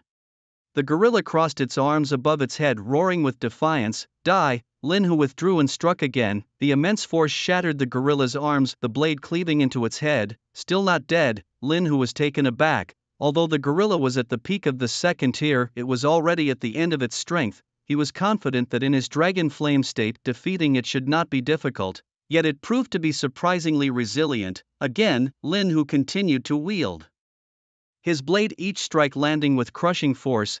The gorilla could only endure the onslaught, its mouth gathering a surge of lightning before unleashing it. Don't you know that the left side always loses in a beam clash? Lin Hu laughed heartily, opening his mouth to release a roaring burst of flame. With its diminished magical energy, the gorilla was no match for Lin Hu, whose power was fully charged in his dragon flame state. The pillar of fire shattered the lightning, surging into the gorilla's mouth and out through the back of its head.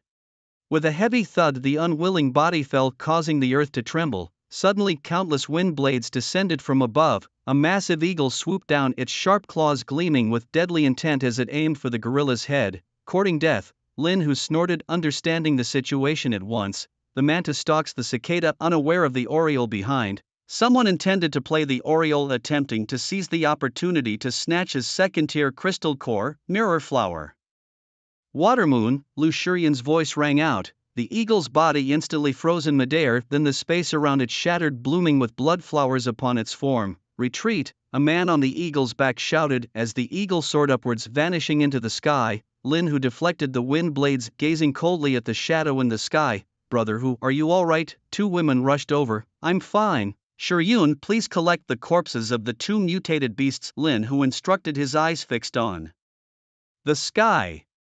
The giant eagle continued to circle above, seemingly reluctant to leave, waiting for another chance to strike. Lin Hu found the situation somewhat vexing. On the ground he had no fear, but from such heights his attacks could not reach. Chirp! A piercing call sliced through the sky. Seeing Lu Shiryun busy dealing with the mutated beast's corpse, a man grew anxious and urged his eagle to dive down once more. Lin Yu watched coldly, silently gathering power in his hands. Suddenly, from another direction, two more giant eagles swooped in. A beast controlling Awakener, Lin Yu's hand formed a flaming blade, slashing through the air. Unfortunately, the eagles flew with agility, making it difficult for his attacks to land. Those flying creatures were the most annoying. Lin Yu was frustrated. As the eagles swooped in again, his anger flared. If only he had mastered the power of fire to form wings, he wouldn't be so constrained.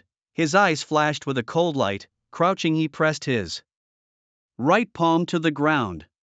Now, as the three eagles attacked once more, he shouted, his body igniting with crimson flames, instantly entering a state of dragon flame. Boom! Flames roared from his palm, pressed on the ground, propelling him skyward like a rocket. What the heck? What kind of crazy move was that? The man on the giant eagle's back was wide-eyed with shock.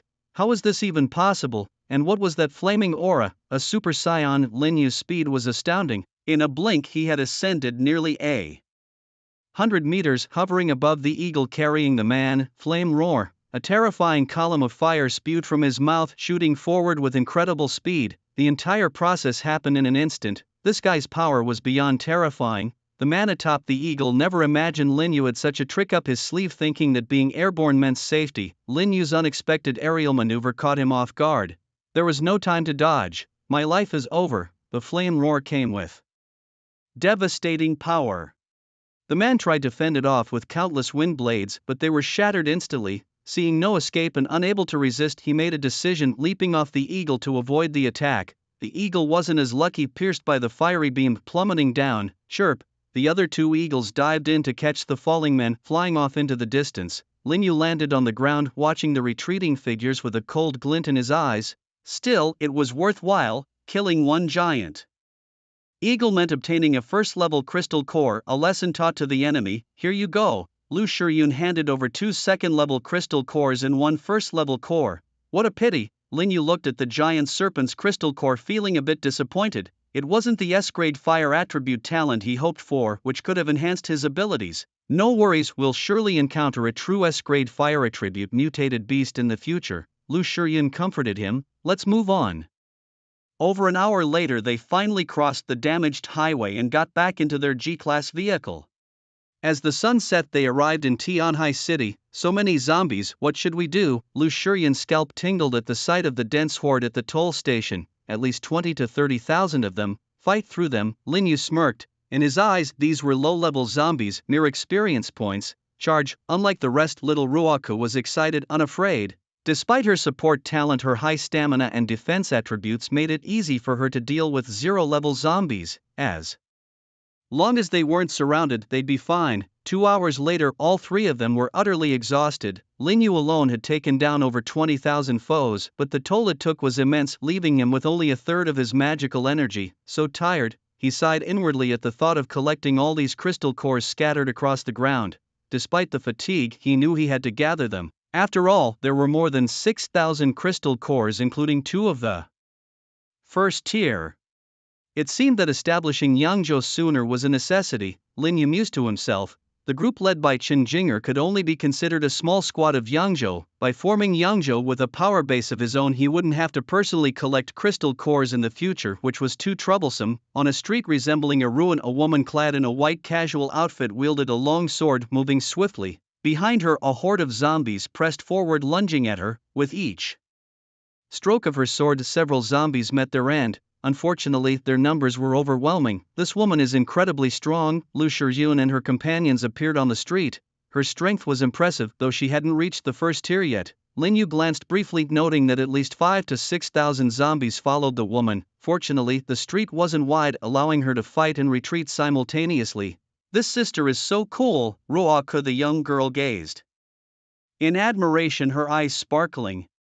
For a modern woman to wield a sword with such skill, she couldn't be ordinary. She must have learned martial arts. Lin Yu watched with appreciation. In the distance the woman fought and ran. Suddenly, she noticed Lin Yu and his group ahead and shouted urgently, "Run!" With a sweeping strike she killed 7 or 8 zombies, then dragged her sword across the ground. A light barrier rose from the ground, reaching into the sky, blocking the zombies behind it. Roar! The zombies howled in frenzy, pounding against the barrier, yet the barrier remained unmoved and a line of text appeared above it. Upon seeing this line, Lin Yu's pupils contracted. Lu Shiyun's eyes almost popped out in disbelief. The text read 6x plus 2 equals 7x8, solve for x. What was this? A linear equation, a math problem? Lu Shiyun was dumbfounded. It's a glyph. Lin Yu's eyes gleamed, fixated on the woman's figure. He hadn't expected to encounter this person here, the formidable figure from the strongest sequence in his past life. She had awakened a rule-based talent, an S-class law. By harnessing the power of these rules, she could write conditions to amplify abilities or create traps and the like. Writing equations to form a barrier trap was her most renowned technique, marking her as a pioneer. She had mastered the art of magic to its pinnacle, becoming the sole practitioner of the eightfold spell arts. Beneath her, there was a significant gap, with even the sevenfold spell masters being non-existent and merely a few dozen sixfold spell masters. Her codename was Scholar. Her name, Yi Piao. What are you standing around for? Run! I can only hold them off for a minute. Yi Piao rushed forward, gasping for breath as she shouted at Lin Yu and his companions. Suddenly, from the rooftop beside them, a zombie leaped high, lunging straight at her. Caught off guard, Yi Piao was knocked back by the zombie. The minute was up. The spell's barrier shattered, and the zombies behind surged forward madly. Things were looking grim. Yi Piao's expression changed. Her magical energy was nearly depleted, her innate abilities were hard to use, and her physical strength was greatly exhausted. In front, a first-tier zombie blocked the way, while nearly 10,000 zombies gave chase from behind. The situation was dire. What to do? In matters of saving people, Lu Shiyun never acted on her own but always followed Lin Yu's lead. Save her, Lin Yu said without a moment's hesitation, if they could recruit the strongest person. From the series to their everlasting day, wouldn't that be a tremendous advantage? The three of them sprinted forward quickly. Mirror Flower Water Moon, Lu Shiyun was the first to act, solidifying the space around the first tier zombie and then causing it to explode. Just one strike, only one strike, and the first tier zombie was obliterated. Such was the power of an S-level spatial talent. Flame Roar. Energy gathered in Lin Yu's mouth, transforming into a torrent of flames that cleared a large swath of zombies. Yi Piao's eyes widened. She hadn't expected that the few people she randomly encountered on the road would be so strong, dispatching zombies as easily as slaughtering chickens. In mere moments, all the zombies were cleared out. At this point, Lin Yu's magical energy was nearly exhausted. If they encountered another 5,000 or 6,000 zombies, he would have to flee. Thank you. Yi Piao adjusted her glasses, a radiant smile on her face as she shook hands with Lu Shiyun, then extended her hand to Lin Yu. I'm Yi Piao, thank you. From the battle just now, she could tell that Lin Yu was the leader among the three, meaning he was the one who helped her. Lin Yu, no need to mention it. Lin Yu extended his hand to grasp her delicate hand with a slight smile. And you are? Hearing this, Yi Piao's face turned cold. She gritted her teeth and said, I was betrayed by some scoundrels. If I hadn't met you, I might not have survived. No wonder. I noticed your strength isn't weak. Yet you were driven to deplete your magic by zombies. So that's the story. Lin Yu rubbed his chin. It's getting late. We should find a place to stay. Lu Shiyun interjected at the right moment. Together, Lin Yu turned to look at the woman with the aloof demeanor and extended an invitation. All right. Yi Piao hesitated for a moment but then agreed. They found an unoccupied guesthouse to stay in. When Lu Shiyun took out various ingredients from her space and prepared a delicious hot pot. Yi Piao's eyes widened in disbelief, her whole body going numb. In a world where countless people would go to any lengths for food, often going days without a meal, how could these few in front of her be enjoying a lamb hot pot in the apocalypse? Was this really the end times? It felt more like a family on a honeymoon. Go ahead and eat. Shiyun's cooking is top-notch, Lin Yu said with a slight smile, observing Yi Piao's stunned expression. Spend a few days with us, enjoy the ease of fighting monsters with no worries about food or drink. I bet you'll come around. This is so good. I haven't had hot pot in ages. It feels like something from the last century. How nostalgic. Yi Piao devoured the food without any regard for her image. Lin Yu and Lu Shiyun exchanged glances and smiled lightly. After they were full, Lin Yu asked, what are your plans from now on? Why not join us? Yeah, it's pretty dangerous to be alone in this world, Lu Shiyun added. Hearing this, Yi Piao adjusted her glasses with an apologetic look. I have some things to take care of. I might not be able to join you. Lin Yu pondered for a moment. He couldn't afford to let go of this future powerhouse. The apocalypse is perilous. Whatever you plan to do alone will be extremely difficult. With us, we can look out for each other. I'll be honest, Yi Piao replied. I don't want to join any faction. The power struggles and deceit are more frightening than this world. Is that what you're worried about? Lin Yu chuckled. Rest assured, with us you'll find a happy, warm, sunny home. Yi Piao was momentarily taken aback by the confidence in Lin Yu's eyes. Then she smiled bitterly. Sunny, where is there sunshine in this world? Follow me and I'll show you. Why choose me? She asked, intrigued. Because I can see the future and in it you are part of our Yangzhou family, Lin Yu stated with a straight face, spinning a tail. Your ability is to predict the future. Yi Piao was surprised. She recalled Lin Yu's fire earlier. Could it be that this man had awakened too? Abilities? That's right, I possess both foresight and fire abilities. I can glimpse fragments of the future, Lin Yu admitted, not entirely fabricating. With memories of his past life, he could reload and knew secrets unknown to others in this timeline. Claiming he could predict the future wasn't entirely untrue. You say you foresee my future with Yangzhou, of course. Then tell me, what am I like in the future? In the future, you'll become the world's most powerful sorcerer, the only 8-tiered sorcerer, Lin Yu replied.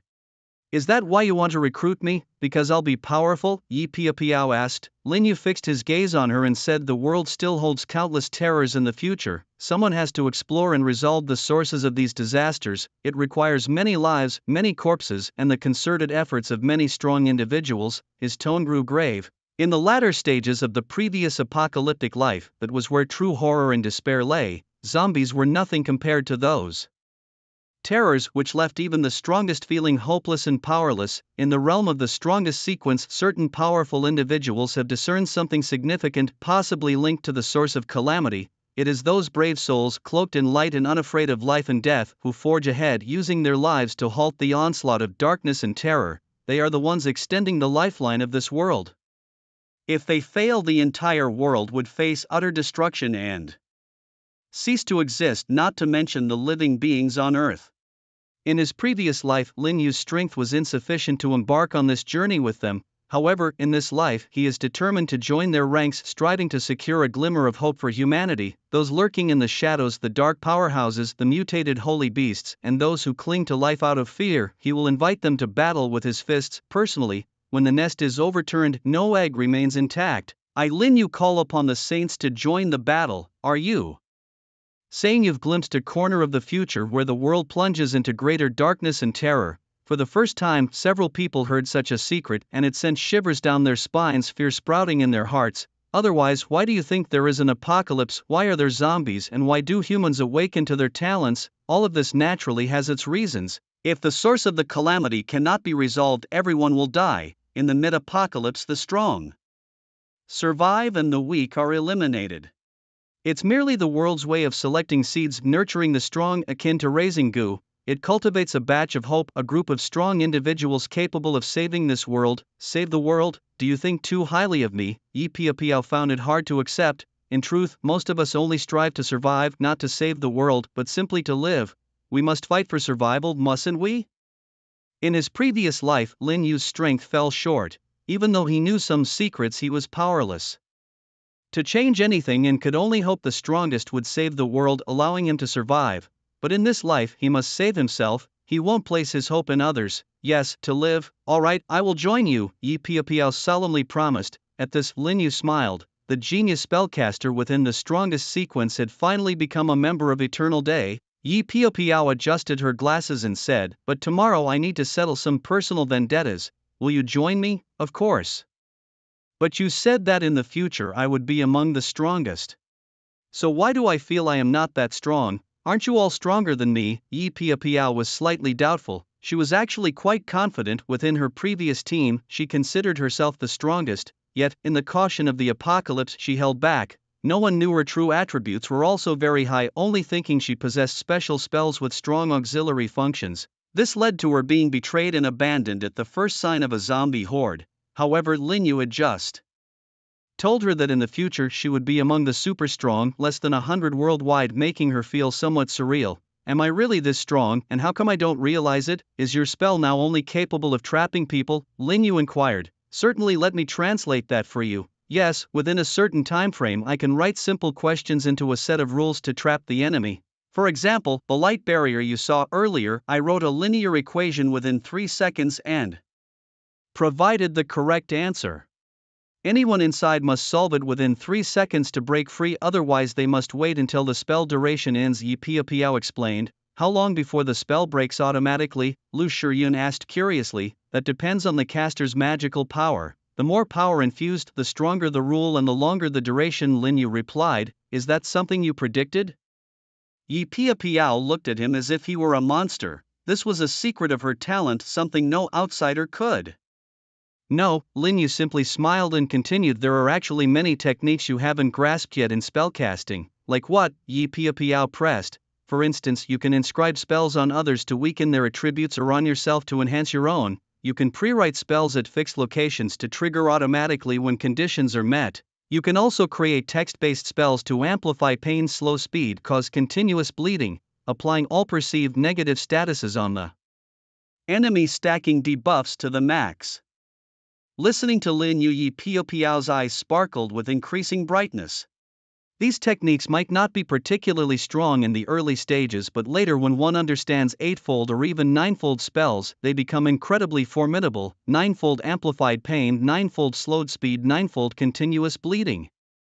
What enemy could withstand so many negative effects? An eightfold spellcaster. I look forward to it. Yi Piao's eyes gleamed radiantly as she walked into the courtyard and closed her eyes. Moments later, she abruptly opened them. Her long sword unsheathed, she swiftly inscribed a spell in front of her. Spell, double strength. The power of rules condensed into large characters in the air, then flew into her body. Instantly, she felt her strength rapidly increase, doubling at once. Again. Spell, Double strength. Yi Piapiao once again gathered the rules and wrote a spell to enhance her strength.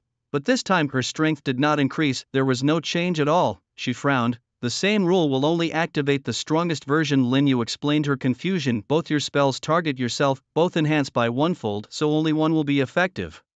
If you want to increase further, you must write a stronger twofold spell like, spell, double strength. I see. Yi Piapiao understood and closed her eyes again. Her sword danced in her hand, inscribing spells and carefully comprehending them. Brother Yu, according to you, if she can become an eightfold spellcaster in the future, couldn't she increase her strength eightfold? That's right, which is why her insight is truly remarkable. There are many who have awakened to S-class spells, but only she has comprehended up to eightfold. Lin Yu marveled. In this world, individuals who awaken with an S-level talent can at most double their primary attribute when using their talent. However, a master of the art known as Shu Shi can double any attribute upon comprehending the second level of this technique, reaching the prowess of an S level. But what if one were to master the 8th level? It's beyond imagination. Lin Yu, when in his dragon flame state, experiences a twofold increase in strength, with his other attributes doubling as well. This represents a 5th level Shu Shi enhancement which matches his dragon flame form, if not surpasses it. His dragon flame form yields fixed improvements, whereas a 5th level Shu Shi practitioner can create various enhancements. For instance, they could enhance strength 5-fold, or speed 5-fold, or even mental capacity 5-fold, and so on. They could also mix it up, like tripling strength while doubling speed, creating endless variations, which makes it superior to the dragon flame form. If the strength is the same but the opponent is faster, how could one keep up in battle? The dragon flame form would get overwhelmed. However, this only holds if both have the same base attributes. Clearly Lin Yu's base attributes are beyond Yi Piapiao's reach, thus she would need to become a 6th level Shu Shi master to rival his dragon flame form. The pressure is immense when considering Yi Piapiao reached the 8th level in her past life. In the next moment Lin Yu relaxed. He believed that the dragon flame form was not his ultimate state. By continuously absorbing various high-level fire attributes, he could awaken and evolve into even stronger forms.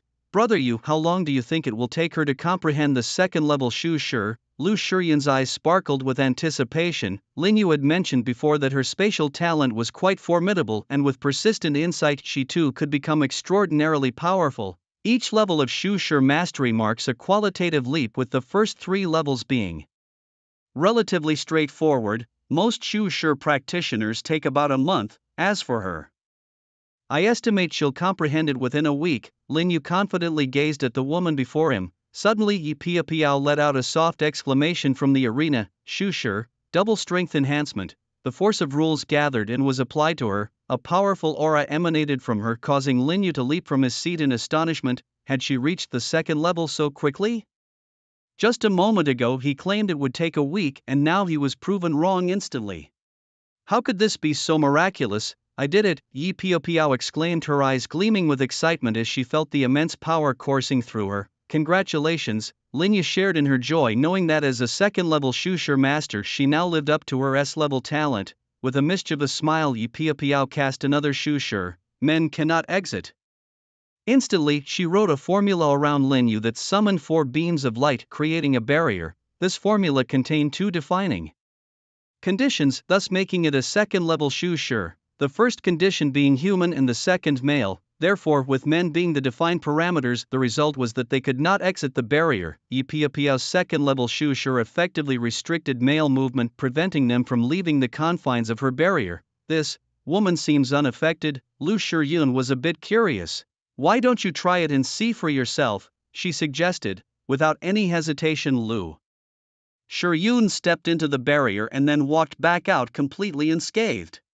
Is it really effective? She wondered, feeling doubtful. Watch me, Lin Yu said with a smile. He approached the edge of the barrier and reached out. When his hand touched the barrier, it felt like an unbreakable wall. Trapped inside, were they supposed to just wait for the barrier to dissipate on its own? Little Ruko was bouncing around the edge of the barrier. You can forcibly break it with magic, Lin Yu chuckled, gathering magic in his hand and punching the shimmering wall. In the next moment, the light screen shattered. Breaking it so easily, doesn't that make it rather useless? Ruko blinked her eyes as she asked. Lin Yu shook his head. Silly girl, why don't you ask your Aunt Piapiao how much magic the spell consumed just now? The double-layered spell used only 1000 magic, Yi Piapiao replied. Lin Yu looked at them and explained, the punch I just threw used 3,000 magic. So, does it mean you have to use 3 times the magic to break it? Lu Shiyun inquired. No, breaking a spell only requires a magic output that exceeds twice the original amount momentarily, Lin Yu clarified.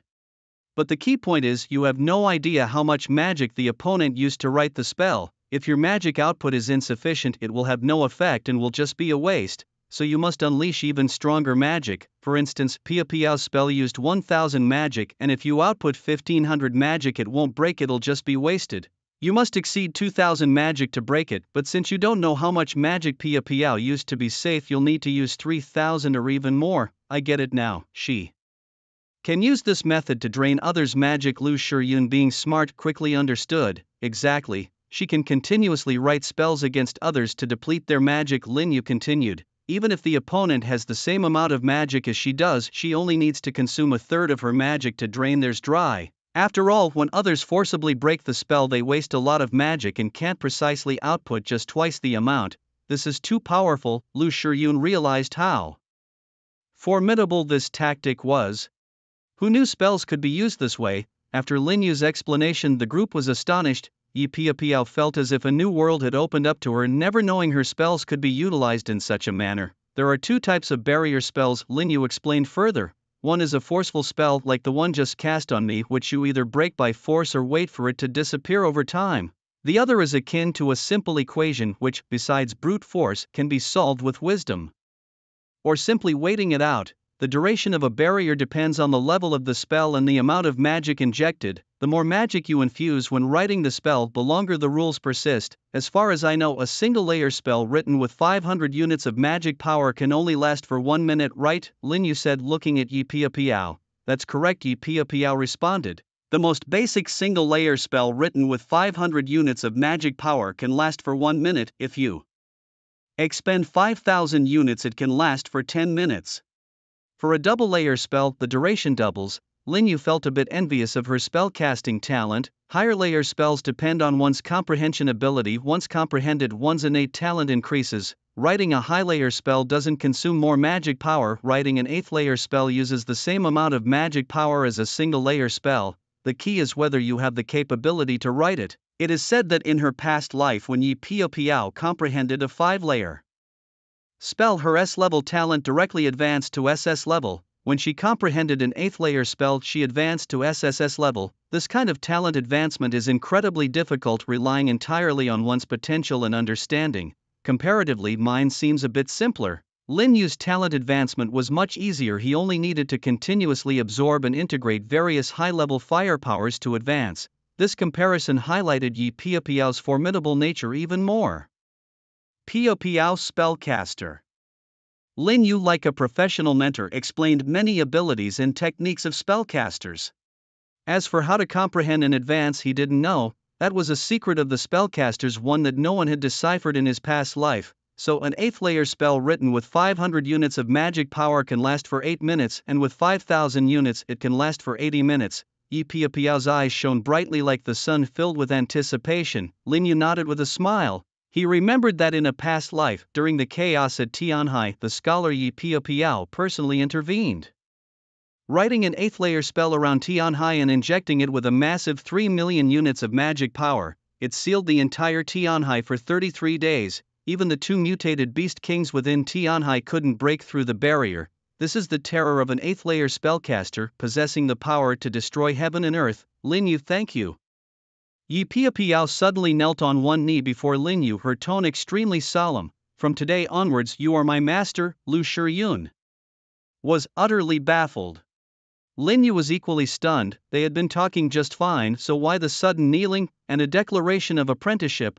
Big sister, I'm younger than you know. Lin Yu hurriedly went over to help her up. Sister Pia Piao, stop fooling around. You're older than me. Becoming my apprentice is just. He held his forehead, feeling a headache. No, when my grandfather was alive, I vowed that whoever could teach me in my area of expertise and earn my respect, I would take them as my master. Her eyes burned as she looked at Lin Yu. Clearly you are such a person, and I am younger than you. Lin Yu was dumbfounded. A person like that? Hup, wait, you say you're younger than me? Lin Yu looked disbelieving. Of course, I just turned 20. Impossible, I remember you're a university professor. Lin Yu distinctly remembered that in his past life Yi Pia Piao was teaching at a university. How do you know I'm a university professor? Was that also prophesied? Yi Pia Piao's face was full of suspicion. Of course, Lin Yu lied without blushing or his heart skipping a beat. I skipped grades throughout school, and by the time I was in college I was already pursuing a PhD. I only started teaching at the university after I graduated with my doctorate. Yi Pia Piao didn't dwell on it and instead explained. Hearing this, Lin Yu and the other two were stunned. What kind of genius is this? No wonder her code name is Scholar. It's like a cow dropping dung, truly exceptional. With this understanding, being called master by her wasn't so hard to accept. You can stand up now. No, I won't get up unless you agree, Yi Pia Piao said stubbornly, her head lowered, a glint in her eyes. She recalled her grandfather's words. For those of us who practice martial arts, the most trustworthy relationships, besides family, are between master and disciple. In their brief encounter, Yi Pia Piao realized that Lin Yu's understanding of spells far surpassed her own. To gain this knowledge, becoming his disciple was undoubtedly the best choice. Alright, I agree. Now get up, Lin Yu conceded, seeing no way out. Having a disciple isn't bad, at least it's a female disciple. Master. Yi Pia Piao adjusted her glasses, her face slightly flushed, feeling a bit embarrassed herself. Here, take these 10 first-grade crystal cores as a meeting gift. Lin Yu thought for a moment and handed over 10 first-grade crystal cores. Yi Pia Piao was already at level 10, but she only had one first-grade crystal core. After reaching the first grade, her power would significantly increase. Thank you, Master. Yi Pia Piao happily accepted the gift without a hint of pretense. To her, a gift for becoming a disciple was perfectly normal. You should advance now. Okay. Yi Pia Piao began to absorb the crystal cores and successfully broke through to the first grade in just 7 or 8 minutes. Codename: Scholar level, first grade, level 0 magic, 29,600 strength, 312 constitution, 163 speed, 226 spirit, 179 talent. S-level spell rule. These are Yi Pia Piao's basic attributes, and compared to Lu Shiyun's attributes, her magic power is significantly higher, while the others are not much different. With different thoughts, the group found a room to sleep in. Lu Shiyun pulled Yi Pia Piao, taking Ruoka with them, and the three of them stayed together, leaving Lin Yu alone. What is all this? He chuckled wryly, the development of events a bit unexpected. The next day, in an abandoned, half-finished building, 70 to 80 people gathered, distributing the food they had risked their lives to collect the day before. Most of these people were at levels 7 or 8, with 7 at level 10. Ration it out sparingly. Give each person a little, then send them out to find more food, the bearded leader with a frown said. Yesterday, while leading a team to scavenge for food, they encountered a large group of zombies. If not for sacrificing that woman, he might not have made it back alive. Boss, it's a pity about that woman, yet she was so beautiful, we didn't even get a chance to enjoy her before she was fed to the zombies. The technique she possessed had its uses. If it hadn't been such a dire situation yesterday, they wouldn't have considered abandoning her.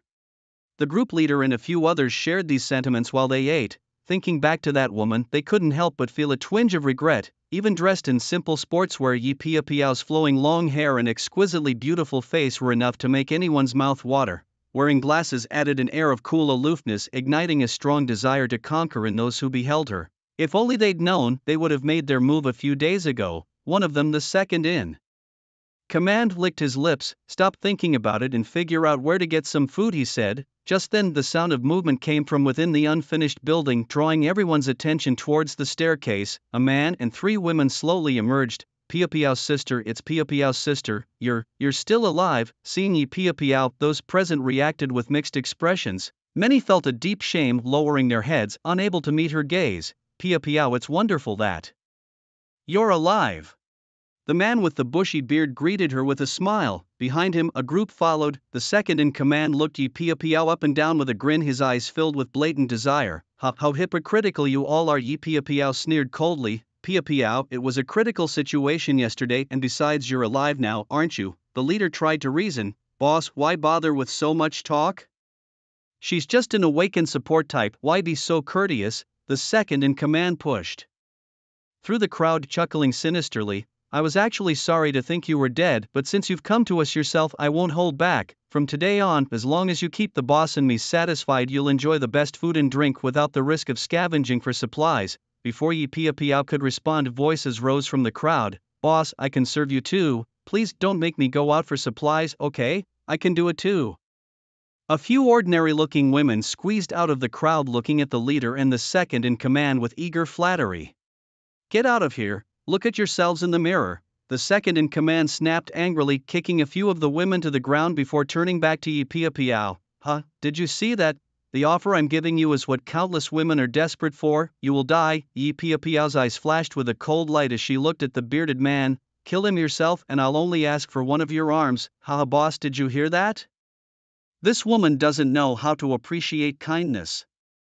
What are you hesitating for?" The bearded man's face darkened, but he was clever enough. Yesterday Yi Piao had been chased by 5 or 6,000 zombies, yet here she was, alive and well. It seemed likely that the man beside her had saved her. To rescue someone from thousands of zombies without a scratch, his power must be formidable, far beyond his own capabilities. "This is a misunderstanding, my friend. What do you say?" the bearded man said, clasping his hands towards Lin Yu. As the leader of a small group, he wasn't foolish. In the apocalypse, those without brains typically perish the fastest. Lin Yu was momentarily taken aback upon hearing this. Even those few individuals who had awakened special abilities were no match for her. The difference in their attributes was simply too vast. They didn't even have the chance to showcase their talents before their throats were slit. An S-Class Awakener and those below S-Class were two entirely different concepts, the gap between them as wide as a chasm. Similarly, rank was crucial. The difference between a first rank and a 10th rank was not even on the same level. Lin Yu and the others watched the blurred figure of Yi Piao, feeling a tinge of admiration. "Sister Piao, I had no choice, please don't kill me," someone cried, begging for mercy. However, the only response he received was a flash of sword light, more decisive and ruthless than any man. In just a few minutes, over 30 bodies lay on the ground. These were the people who had abandoned Yi Piao yesterday and those who had just turned against her and cursed at her. The remaining 40 or so individuals huddled in a corner, trembling as they looked at Yi Piao, the embodiment of a vengeful deity with terror in their hearts. Yi Piao stuffed most of the food on the table into her backpack, shouldered it, and turned to leave. "Master, my business here is finished, let's go." She sheathed her long sword, her expression calm. She adjusted her glasses, as if the corpses on the ground had nothing to do with her. "Impressive." Lin Yu gave her a thumbs up, admiring her decisiveness and lack of hesitation, traits he greatly appreciated. The four of them descended the dilapidated building. "Master, where are we heading now?" Lin Yu quickly explained. "I came to Tianhai City to rescue my sister. She's at Tianhai University." "Tianhai University?" Yi Piao was taken aback. "Wasn't that the school where she worked? Do you know how to get there?" Lin Yu asked urgently. To be honest, he had only been there once when his sister started her freshman year, and he didn't really know the way. "I'm actually a freshman teacher at Tianhai University. I just started this year," Yi Piao replied. "What's your sister's name? Which department is she in?" "Lin Xiaoyu from the Economics and Management Department." Yi Piao's expression turned peculiar. How could it be such a coincidence? "What's wrong?" Lin Yu noticed Yi Piao's expression and felt a pang of unease. Lin Xiaoyu is quite famous as the department beauty in the freshman Economics and Management Department, and She hesitated, her tone slightly unnatural. "I'm her math teacher." Lin Yu suddenly understood why Yi Piao's expression had been off earlier. He was Yi Piao's master and Yi Piao was his sister's teacher. The relationship was indeed complicated. "Perhaps we should just forget about the apprenticeship," Lin Yu suggested after some thought. "No, apprenticeship is a solemn affair and not something to be taken lightly." "My relationship with your sister is separate," Yi Piao replied firmly. "Fine, have it your way," Lin Yu conceded, shaking his head helplessly. "But it's the apocalypse now, with zombies everywhere. Do you think your sister is still at the school?" "Don't worry, I called her in advance and told her to stay put in her dormitory. She's prepared with food and everything," Lin Yu assured. "You prepared for the apocalypse beforehand?" Yi Piao was surprised, then quickly realized, recalling Lin Yu's talent for predicting the future. "Let's go then. I know the way, but it's not going to be easy, although it's only about 20 kilometers. The path is crawling with zombies. If we encounter a small number, we fight. If there's a large group, we hide," Lin Yu said, frowning slightly. "How did this suddenly involve me? It seems this guy isn't just a brawn-over-brains fool. Let Piao handle this, I'm just here to watch," Lin Yu thought with a chuckle. He pulled Lu Shiyun and Ruku to the side, grabbing a chair and sitting down without a hint of politeness. At some point, a bag of sunflower seeds appeared in their hands and they began to snack on them with relish.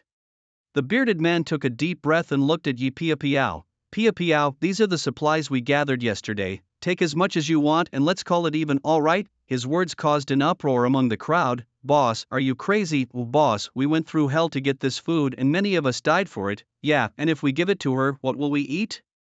The mention of food turned everyone against Yi Pia Piao, even those who had felt guilty towards her moments ago. Their faces changed faster than flipping a page and the ugliness of their expressions was on full display. Fine, die then. Yi Pia Piao had no interest in arguing with them. Her sword was drawn gleaming in her hand. Do you really want to do this? The bearded man asked, his eyes filled with murderous intent. Spell, double speed enhancement. Yi Pia Piao didn't reply. She swung her sword, inscribing a dual spell upon herself, and her speed attribute surged instantly. She dashed forward in a blur. Kill her for me, I want, the bearded man shouted, but before he could finish his sentence he realized he couldn't make a sound. A thin line of blood appeared on his neck. When he clutched his throat desperately, unable to stop the blood from gushing out. Everyone was stunned. They had only seen Yi Pia Piao move slightly, not realizing she had already slit their boss's throat. Only Lin Yu and his friends had seen her action clearly. The others, including the bearded man, hadn't even noticed when she drew her sword. Even as his throat was cut, he had still been talking, a testament to Yi Pia Piao's incredible speed. At her first level, she had a speed of 226 points. And with her spell doubling that, it shot up to 678 points. In contrast, the strongest among them, the level 10 bearded man, only had a speed of 55 points, making the difference nearly tenfold. Thud, his body hit the ground hard, the sound echoing like the call of death, striking terror into everyone's hearts. The second in command lost his previous arrogance, his face now a mask of fear. As he backed into the crowd he shouted, attack her, whoever kills her will be the new boss. Fear gripped him entirely. The strongest among them had been killed in an instant, leaving him with no hope of survival. How could this woman, who had seemed so weak and was merely a support, become so powerful? Little did he know Yi Pia Piao had always been stronger than them. She had merely been hiding her true abilities. Yi Pia Piao moved again, targeting those who had abandoned her. One swing, one kill. It was as effortless as slaughtering chickens, showing no sign of difficulty. In the bustling city of Tianhai, renowned for its tourism, the permanent population exceeds 1 million. This means that when the zombie rain descended, at least 15 million zombies were unleashed. Over this apocalyptic period, the number of zombies likely swelled to around 2 million, while he could easily dispatch ordinary zombies with basic attacks even at a rate of 1 per second. It would take 10 continuous hours to clear just 36,000. If he resorted to using his talents to launch large-scale attacks, it would indeed be quicker, but his magic power couldn't keep up. At the zeroth tier, his magic power regenerated at 1 point per second. Upon reaching the first tier, the recovery rate doubled to 2 points per second. To fully replenish his magic power, Lin Yu would need nearly 10 hours. Piao Piao, optimize the route for us. We'll act according to the situation, he instructed. Got it, master, came the reply. At Tianhai University, many areas had turned to ruins. When the apocalypse struck and zombies descended from the sky, out of the over 40,000 people on campus, fewer than 5,000 survived. These survivors formed small alliances, each occupying different areas. Their survival was largely due to a few individuals with awakened talents. One such group, Xiao Chou Alliance, had made the library their stronghold. On the second floor of the library, over 200 people gathered to discuss. Everyone listened to me. A tall, handsome young man began organizing the tasks with ease. Today's mission: Xiao Yu and I will lead a team to clear out the zombies in the swimming pool. Hosey and Yang Jian will take a squad outside the swimming pool's wall to search a large supermarket for supplies. He was Zhao Qiu, a third-year sports student and the leader of this small group. I disagree. I don't want to be in a group with you, an abrupt, discordant voice interrupted. Lin Xiaoyu stood up from the crowd, glaring at Zhao Qiu, clearly displeased with him. Xiaoyu, please form I.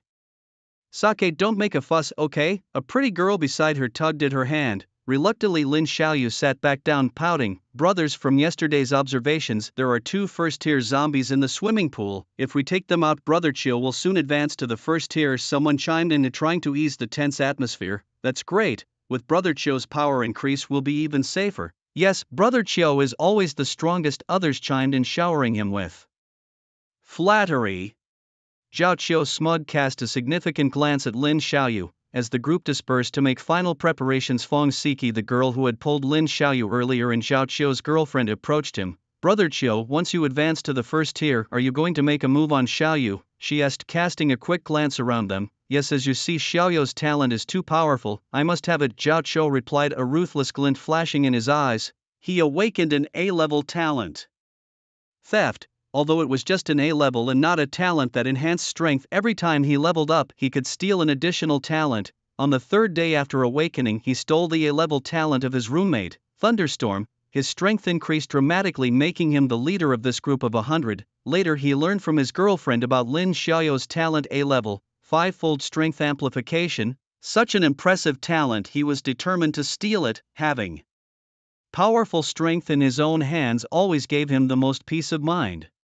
Onward. Once everyone was ready, Yao Chou waved his hand and led the crowd towards the swimming pool. Master, following the planned route, if everything goes smoothly, we'll reach Tianhai University in at most 5 days. Yi Piao shared her plan. You're more familiar with Tianhai City, so I'll follow your lead. Lin Yu had no objections. Alright, then let's charge out. Tianhai City is similar everywhere, with zombies lurking in various areas. The four of them advanced along the street, killing zombies as they moved forward. Unknowingly, they had been fighting zombies all morning. Piao cast the speed-boosting spell on Shiryun Ruku. And yourself in charge with me, Lin Yu shouted. His magic was already more than half consumed and he needed a rest. Spell, double speed. Yi Piao used 15,000 magic points to quickly write 3 spells, casting them on the 2 women and herself. The effect would last for 10 minutes. Instantly, their speed skyrocketed, all surpassing 300 points. These zombies below the first level, with speeds of at most 60 or 70 points, couldn't even touch their clothes. Flame roar. Lin Yu cleared the path ahead while the 3 followed quickly behind. There's a hotel up ahead, let's take a break there. The 4 pushed forward all the way. Night fell. The 4 enjoyed hot pot again, living a delightful little life. Congratulations to all survivors, someone has successfully broken through to the second level. The world leaderboard is now open. Suddenly a cold voice echoed in everyone's mind. Lin Yu knew it was the voice of the rules embodiment. Brother Yu.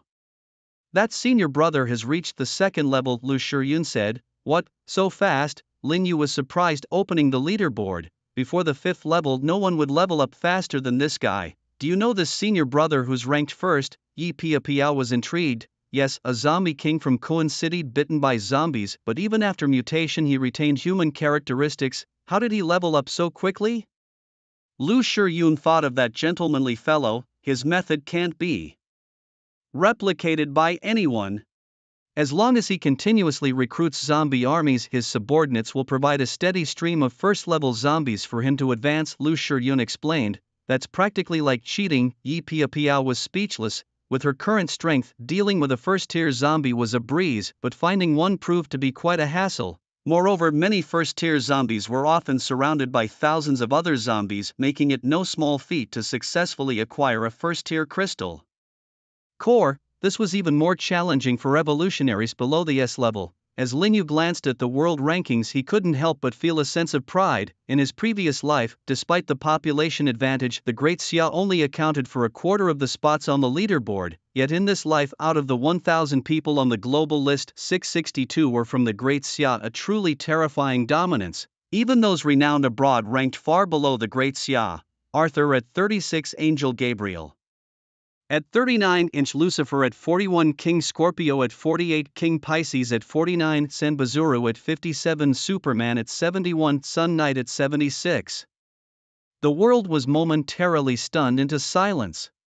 Then the Great Xia's chat zone exploded. Comments flew by so quickly that no one could keep up. At this moment, the hearts of all the Great Xia citizens were brimming with excitement. Even in the apocalypse, everyone was shouting, seemingly casting aside their inner fears. The global forum was in chaos too. The hottest post, Great Xia is truly the world's best, shot to the top. Beneath the post, there were countless replies. Every second, numerous comments poured in. Who is this senior brother? Truly amazing, bringing glory to our nation. What kind of talent has this person awakened? I haven't even reached the first tier and he's already at the second tier. Except for Lin Yu and a few others, no one knew that the senior brother was no longer purely human. He was a zombie king. The fact that among the world's top 1,000, nearly 70% were from the Great Xia filled the citizens with pride. As a Great Xia person, I am very proud. What's the deal with those trashy Sakura people? Are they scared out of their minds, wetting their pants? On the battlefield of 100 nations, just you wait. So what if there are many of them? Our powerhouses are just modest, or they'd easily top the list. Indeed, our genius warrior Senbazuru with his 3S level talents can reach the second tier effortlessly if he so wishes. Some evolutionaries from the Sakura Nation were already quite frustrated, unwittingly revealing some key information. Baka Yaru, who's the idiot?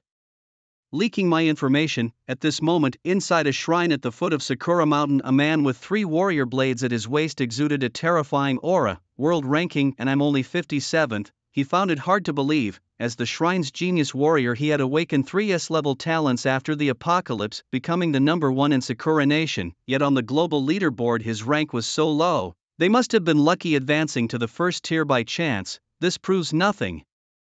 Just wait, damn Great Xia people, you'll see how formidable I Senbazuru can be. On the Great Xia side, those who saw this news were taken aback. 3S level talents, if true this person's strength could indeed be formidable, many people couldn't help but start worrying because throughout the entire Great Xia kingdom they had never heard of anyone possessing 3 types of S-level talents. In the west, on the rooftop of a tall building, stood a towering man bathed in golden light gazing towards the east, his codename, King Arthur. He is currently ranked #1 in Great Britain's rankings. The opening of the world rankings has drawn everyone's attention. The powerful individuals from Western countries who have made it into the rankings aren't too concerned. They believe that on the rankings, perhaps only the #1 ranked second-tier powerhouse senior brother is worth paying attention to. The rest are simply those who advance to the first tier a bit earlier than them. However, the powerhouse from the Sakura country with 3 types of S-level talents is worth noting.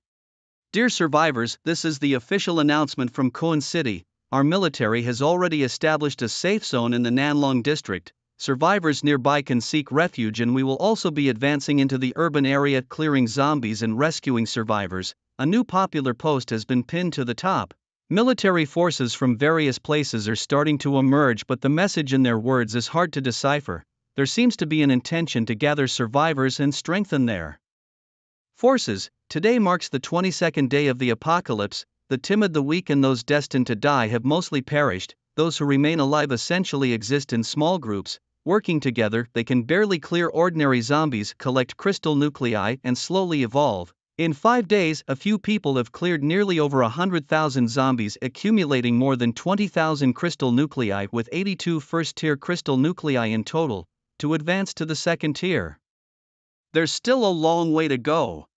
Lin Yu has only 4 second-tier crystal nuclei in hand, still short by 6. Here 20 crystal nuclei each. Lin Yu distributed the first-tier crystal nuclei to 3 women, allowing them to all break through to first-tier level 3. With each level up in the first tier, all attributes increase by 10 points, magic power increases by 1000, and free attribute points increase by 10. The improvement from leveling up twice is quite noticeable. Master, I feel like our speed at killing zombies isn't slow, it's just that picking up the crystal nuclei is too troublesome. Yi Pia Piao spoke up. Yeah, I've been picking them up for 5 days and my hands are sore, complained Rook the little girl. In these few days of battle she hadn't fought at all, only responsible for picking up the crystal nuclei. Just as they were chatting, a loud bang came from the first floor of the hotel. The 4 of them turned pale, walked to the railing and looked down. The hotel they were staying in had rooms arranged in a circular pattern, forming a ring, and from the railing they could see the hotel lobby below.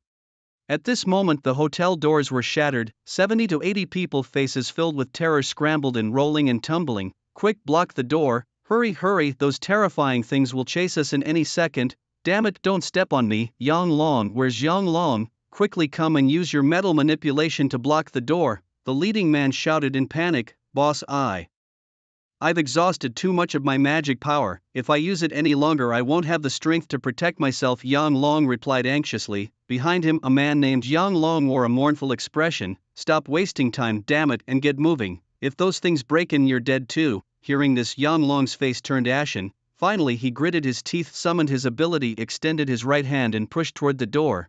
Instantly all the metal in the hotel began to vibrate violently and then flew towards Yang Long. Every metal railing, along with 7 or 8 metal doors, converged at the entrance, forming a thick metal barrier.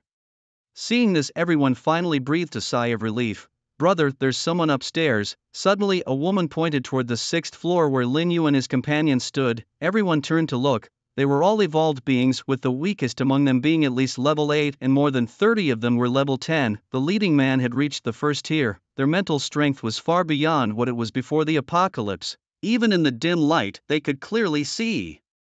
The sixth floor, there stood a man, 2 women and a child. Ignore them, don't make a sound. The leader glanced at them and then withdrew his gaze, instructing the others to remain silent. Upon hearing this, everyone fell silent, tiptoeing toward the stairs, not daring to make a sound. On the 6th floor, the 4 quietly watched the scene unfold. It seems they've encountered something terrifying. Lu Shiyun frowned. Hush, don't speak. Lin Yu suddenly felt the earth trembling and quickly warned.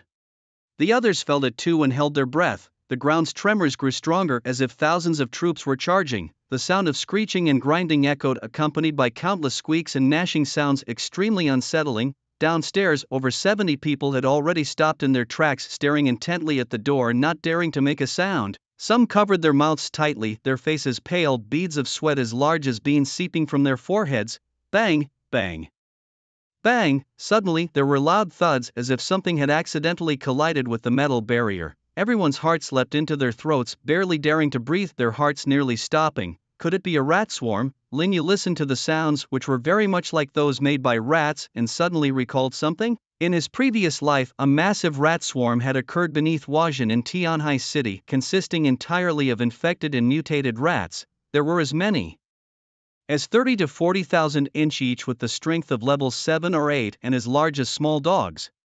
Nothing survived their passage. Whether it was zombies, humans, or other mutated beasts, all fell to their teeth. It said that a tier 3 mutated tiger was encountered later, which killed the Rat King, bringing the chaos to an end. But why were they here now? And judging by the sounds, their numbers seemed to exceed 30 or 40,000. Lin Yu was shocked. Could it be the butterfly effect?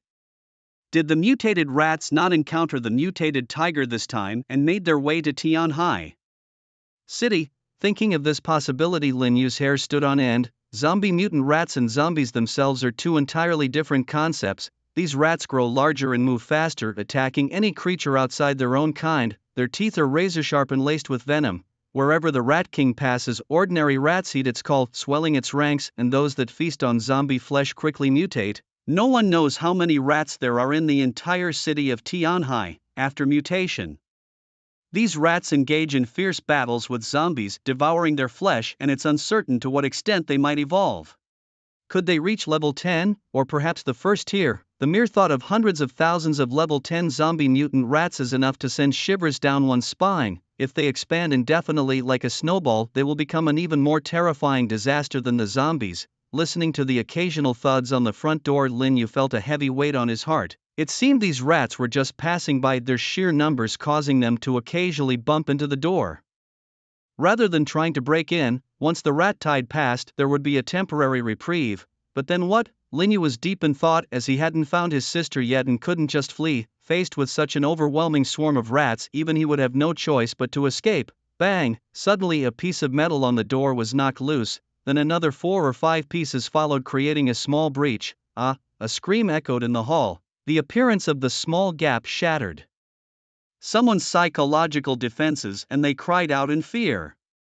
It's over. At that moment, a single thought echoed in everyone's mind. It's over, we're doomed. Damn it, why are you yelling? The leading man's face, full of despair, looked angrily at the person who had screamed. He rushed up to the person and silenced them by snapping their neck. But it was too late. The scream had attracted the attention of the rat swarm outside. Instantly, the relentless banging on the door intensified as zombie rats began actively attacking it. Go! Lin Yu glanced at Lu Shiyun and shouted, leaping directly from the 6th floor. The 3 women with him hesitated not a second, jumping down alongside him. While still in midair, Lu Shiyun waved her hands, releasing countless gasoline cans from a limitless space, which landed just in front of the door. She and Lin Yu had been through many trials together and had developed a seamless understanding. Her intelligence was such that a single look was enough to grasp Lin Yu's plan, and she immediately dropped the gasoline cans. At that moment, the door finally gave way, smashed open by the zombie rats. Roaring flame. As Lin Yu landed in the first-floor lobby, he unleashed a column of fire without hesitation. Boom, boom, boom. The flames engulfed the gasoline cans, causing them to explode, instantly blowing apart more than a dozen zombie rats that had just rushed in. Raging fire erupted, blocking the doorway. Impressive. The terrifying strike left everyone in the hall in awe, yet it also sparked a glimmer of hope within their hearts. The gasoline was abundant, causing the flames to grow fiercer by the second. Outside, the zombie rats, initially responding to their king's call, surged forward following the Rat King's lead. Their assault on the gate was merely a reaction to the noise and instinctual drive to break in and feast on humans, but now the raging fire stood as an imposing barrier, triggering a primal fear of danger within them. After a few reluctant screeches, they ceased their attack and retreated to rejoin the main horde.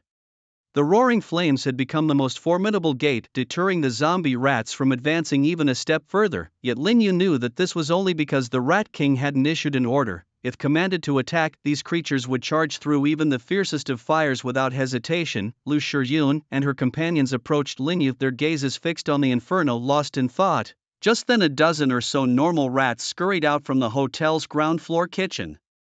These rats had not mutated, each merely the size of a fist. It was as if they too had received the call, emerging from their shadowy corners eager to join the larger horde outside. Ignoring the flames at the entrance, they rushed forward one after another. But being ordinary rats, their fate was predictable. The moment they entered the fire, they were instantly consumed. Witnessing this, the group's expressions turned grim. They realized something ominous. This city is about to descend into darkness, Lin Yu lamented. They all understood that in the coming days rats from every corner of the city would gather, forming a terrifying force beyond imagination and insurmountable threat. What should we do? Yi Piao asked, her brows furrowed in concern. There is a way, Lu Shiyun replied softly. We can gather the experts in Tianhai City through the forum and figure out how to instigate a fight between the zombies and the mutant rats. Then the top-tier experts can execute a beheading strike to kill the Rat King. Lin Yu shook his head. I'm afraid that once the message gets out, some might choose to flee. In the apocalypse, human nature is the least reliable, he continued. Shiyun, post about this situation and alert all the evolvers in Tianhai City. If they see ordinary rats, they must eliminate them immediately. This will ease the pressure in the future. Those who wish to escape will find it isn't that simple. Only true experts will manage to flee. Understood, I'll write it now. Lu Shiyun nodded, immediately setting to work. A few minutes later, the squeaking outside ceased and the zombie rats had all departed. Inside the hall, everyone collapsed to the ground, overwhelmed by the relief of surviving such an ordeal. Surviving feels so good. Thank you for saving us, said the leader, a man named Yisong, who hurriedly approached Lin Yu, bowing in gratitude. Just witnessing Lin Yu's fiery assault and the ease with which several of his companions leapt from the 6th floor, he recognized that they were no ordinary evolvers. They were likely powerful awakened individuals. Each exuded an aura of pressure except the young girl, who seemed less imposing. Lin Yu's eyes lit up as he surveyed the group before him. He needed manpower, and with these people, their progress could be significantly accelerated. Do you know where these zombie rats came from? Lin Yu inquired. Sir, we don't know either. We were originally teaming up to clear out the zombies when suddenly we felt the ground shake and a massive swarm of rats came charging towards us. Luckily, the countless zombies served as a barrier. Yeah, if it weren't for those zombies blocking them, we wouldn't have survived. It was terrifying. I saw those giant rats devour the zombies. A group of people began to recount the events, still feeling a bit shaken. Come over here. Lin Yu waved at a young man named Yang Long. Hearing this, Yang Long eagerly ran over. Boss, did you call me? Go use your ability to seal the gate. Boss, I'm out of magic.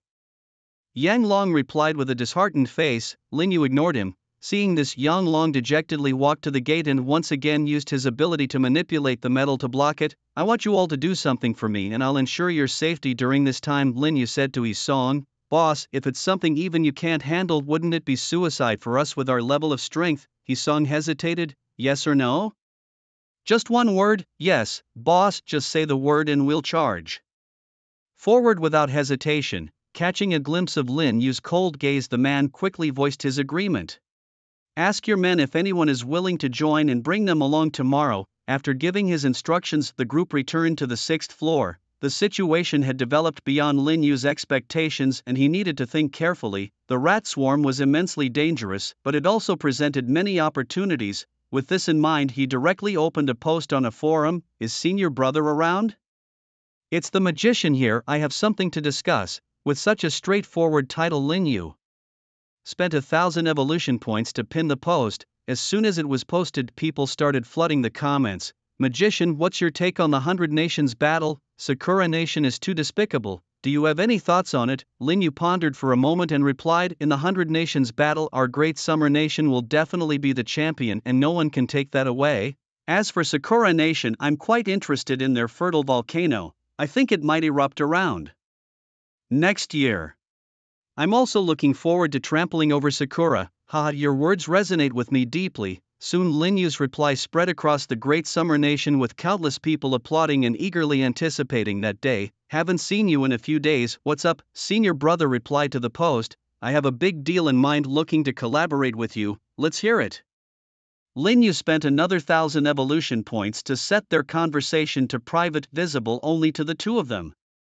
Currently, there are no restrictions on regional channel chats, but there's no private messaging feature and identities are hard to verify. The simplest way to communicate is through posting and replying. I'm in Tianhai City right now, you should be aware of the situation here, Linyu said directly. Just saw the news, the terrifying rat swarm might wipe out the entire Tianhai City. You don't expect me to go help, do you? Senior brother, your thoughtfulness aligns perfectly with mine. I'll be waiting for you in Tianhai City. Linyu replied with a cheerful smile. In the ancient town of Shishan Kuan City, the senior brother looked at Linyu's message, his mind buzzing. What noble cause? What did I say? Did I agree? No way. After holding back for a while, the senior brother finally sent 2 words. Senior brother, I think you should still consider yourself human, otherwise you wouldn't be just at the 2nd tier by now. With your special talents, if you wanted, reaching the 3rd tier would be effortless, wouldn't it? What are you trying to say? If you had completely lost your humanity, you could have let your zombie army recklessly attack humans, absorbing their flesh and blood. That way the zombies would advance faster and you would gain more crystal cores. But you haven't done that, right? After a moment of silence, the senior brother replied, you're right. Damn this apocalypse, damn being the zombie king. I never wanted this, but there's no choice. The senior brother suddenly cursed, no longer the gentleman he once was, clearly showing his resentment towards his situation. I also want to kill all humans and let my zombies advance crazily. I could break through quickly too, but I can't bring myself to do it. This shows you're still human, not some disgusting zombie creature. I suspect you're insulting me. Getting back to the point, you can bring your zombie army to Tianhai City and let them fight the rat tide, advancing by devouring each other. I estimate by then many 2nd tier, even 3rd tier zombies and mutant rats will emerge, and there's already a massive zombie army here. You can't lose. Plus, there's not much time left until the 3rd month of the apocalypse, the struggle of 100 nations. This rat tide is also an opportunity to enhance strength. The senior brother didn't reply, seemingly considering. After a moment his message came through. I'm setting off immediately. In his heart he saw himself more akin to humans than to those zombies, and by sending the zombies to fight against the rat tide he was in a sense saving humanity. That was the real reason behind his decision. As for 2nd and 3rd tier crystal cores, they were secondary. After all, in the early stages of advancement he would always be ahead of everyone else. Having reached an agreement with the senior brother, Linyu finally breathed a sigh of relief. The rat tide was surging and he didn't believe he would die. If he wanted to escape, the rat tide wouldn't be able to stop him. The key was that there were still hundreds of thousands of survivors in Tianhai City and he couldn't be that cold-hearted. Moreover, his sister was still missing. With these thoughts, Linyu posted another message. The world's #1 senior brother invites the strong around Tianhai City to come and kill rats and zombies and take high-tier crystal cores. In the post, Linyu detailed how the battle between zombies and the rat tide would give rise to many 2nd and even 3rd tier beings. This was a rare opportunity for the strong. After posting, Linyu couldn't be bothered to look anymore and prepared to rest. He had done all he could, the rest was up to fate. He just had to find his sister, and if things became impossible he would take those around him and leave. However, since the eldest brother has already agreed, there was little worry left for him. In this lifetime, things were inevitably a bit different from the previous one. Linyu gazed at the leaderboard of the Yun province and noticed names of powerful figures that he had never heard of in his past life, stirring a sense of realization. Within him, on the Yun province's ranking board, there were 100 spots, and apart from the eldest brother who was at the 2nd tier, all others were at the 1st tier. Many of the strong ones listed at the top were people he had never encountered before. In Kuan City, the eldest brother stood atop a building below which was a dense sea of zombies numbering in the hundreds of thousands. He shouted loudly, as if issuing an order. Following this, the ground quaked as the mass of zombies obeyed his command, charging toward the direction of Tianhai City. Watching this grand spectacle, a surge of pride filled the eldest brother's heart. His goal this time was to reach the 3rd tier. with nearly 2 million zombies in Tianhai City. As long as they were pitted against the mutant zombie mice tearing and devouring each other, thousands or even tens of thousands of second-tier beings could evolve and hundreds of third-tier ones would be within reach. In the ancient town within the lobby of the Shijia Hotel, Chen Jinger glanced at two posts Lin Yu had shared, smiling knowingly before loudly declaring, "All members of Black Rose heed my command. Prepare yourselves, our target is Tianhai City." Upon hearing her words, everyone in the lobby halted their actions and gathered around. "Jing Jie, we've heard terrifying news of a rat tide in Tianhai City. Isn't it too dangerous? Danger comes with opportunity, doesn't it? You are all at the first tier, but breaking through to the second tier requires a lot of crystal nuclei, only in Tianhai City. Can we quickly advance to the second tier?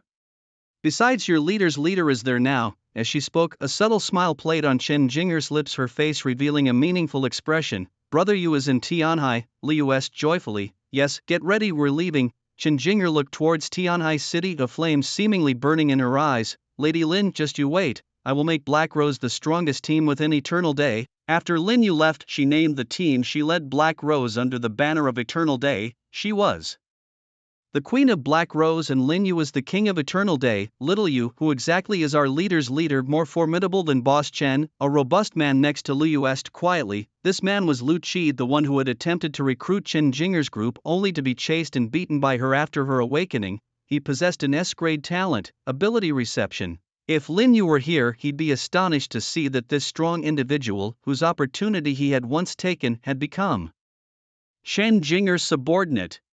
Lu Qi's talent was no small matter. As long as he continued to absorb the abilities of various powerful beings, he had the potential to reach the strongest sequence. Liu cast him a sidelong glance and replied, "We all call him Brother Yu, so his strength must be greater than Sister Jing's.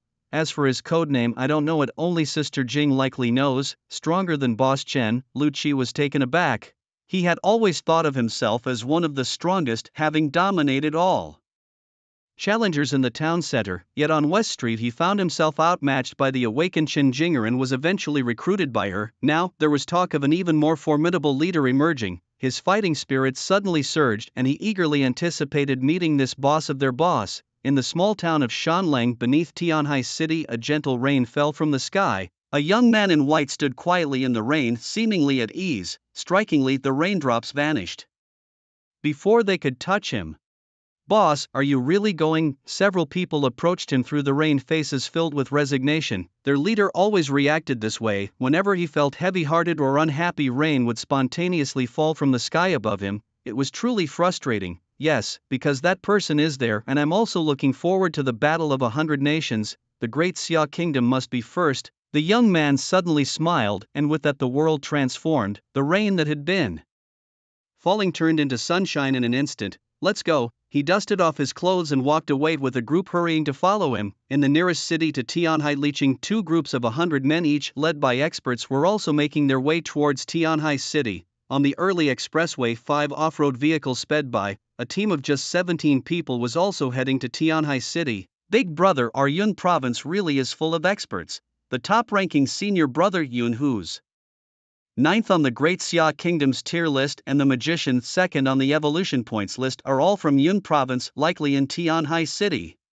Indeed, our boss is only 17th on the tier list and 9th on the evolution points list." In the lead vehicle, a few men whispered among themselves, "This magician is the guy who first exchanged for attribute fruits, right? That should be him. Even though the forum doesn't show names, only he had enough evolution points in the first 2 days of the apocalypse to exchange for attribute fruits. This person is probably no weaker than the senior brother, having secured a lot of attribute fruits ahead of everyone else. Perfect, we can meet them in Tianhai City." The man in the passenger seat had eyes like lightning, with a sound akin to thunder rumbling within him. He was the leader of the Thunder Team, Divine Punishment. "In this rat tide, we should be able to collect plenty of second-tier crystal cores. By then, reaching the second-tier peak won't be an issue. In the battle of 100 nations, each country only has 100 spots and I must secure one. It's an honor to fight for the country." Divine Punishment's emotions were aflame. This team of only 17 may have been small in number, but they were all elite experts. The Thunder Team, led by Divine Punishment and Black Feather, both S-grade talent awakeners, with the rest being A-grade talent awakeners, boasted formidable strength. Lin Yu's 2 posts had stirred a massive uproar. Evolutionists around Tianhai City, all self-proclaimed strongmen, were eager to set out, hoping to claim their share in Tianhai City. Their thoughts were quite straightforward. The idea of them going out to save others was out of the question. They were merely in it for the high-level crystal cores. After all, with the senior brother and the magician present, and surely many other experts gathering, there was no great worry about personal danger. In the coming days, it was expected that a large number of second-tier powerhouses would emerge in Tianhai City, and even several third-tier ones might appear. Lin Yu observed the various comments under the post.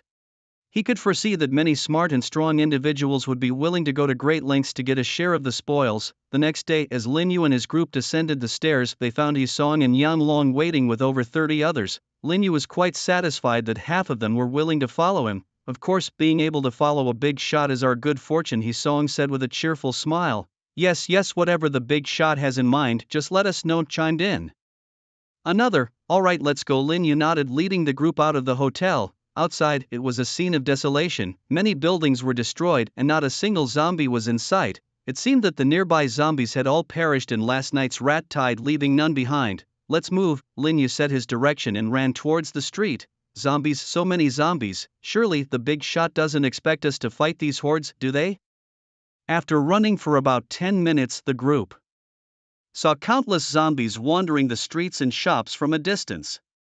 Their legs turned to jelly at the sight. The sheer number of zombies was overwhelming, roughly estimated to be in the tens of thousands. Big shot, surely we're not going to provoke so many zombies, right? Yi Song's voice trembled with fear. Scared? Lin Yu asked with a chuckle. Big shot, I think we could use a method of luring and killing them one by one. Rushing in like this would be suicide, Yi Song suggested nervously. It was understandable. In the past, their group of over 100 people had only dealt with small groups of zombies. When encountering large numbers, they'd either take time to detour or send fast evolvers to lure them out, killing them one by one. This method, though time-consuming, was safe.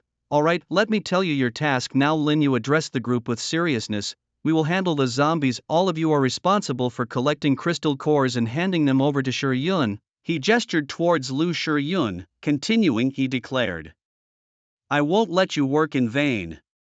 5% of the collected crystal cores will be your reward, but it's best not to be greedy or I'll feed you to the zombies. Lin Yu's cold gaze swept over everyone, sending shivers down their spines. Is it really that simple? Yi Song was bewildered. He had expected something dangerous, but it turned out to be just collecting crystal cores. However, he thought that 5% was too little. Even if they were strong, how many zombies could they kill in a day? 2,000 or 3,000 at most. That means each of them wouldn't even get 10 cores. And with so many zombies gathered here, what if they ended up running away mid-battle? However, in the next moment he realized just how wrong he was, terribly wrong. Lin Yu opened his mouth and a torrent of flames burst forth, transforming into a sea of fire as it reached the zombies. The undead were incinerated to ashes, leaving behind only a field of crystal cores. Is this guy a monster? People wondered in awe. Who exactly was this formidable figure?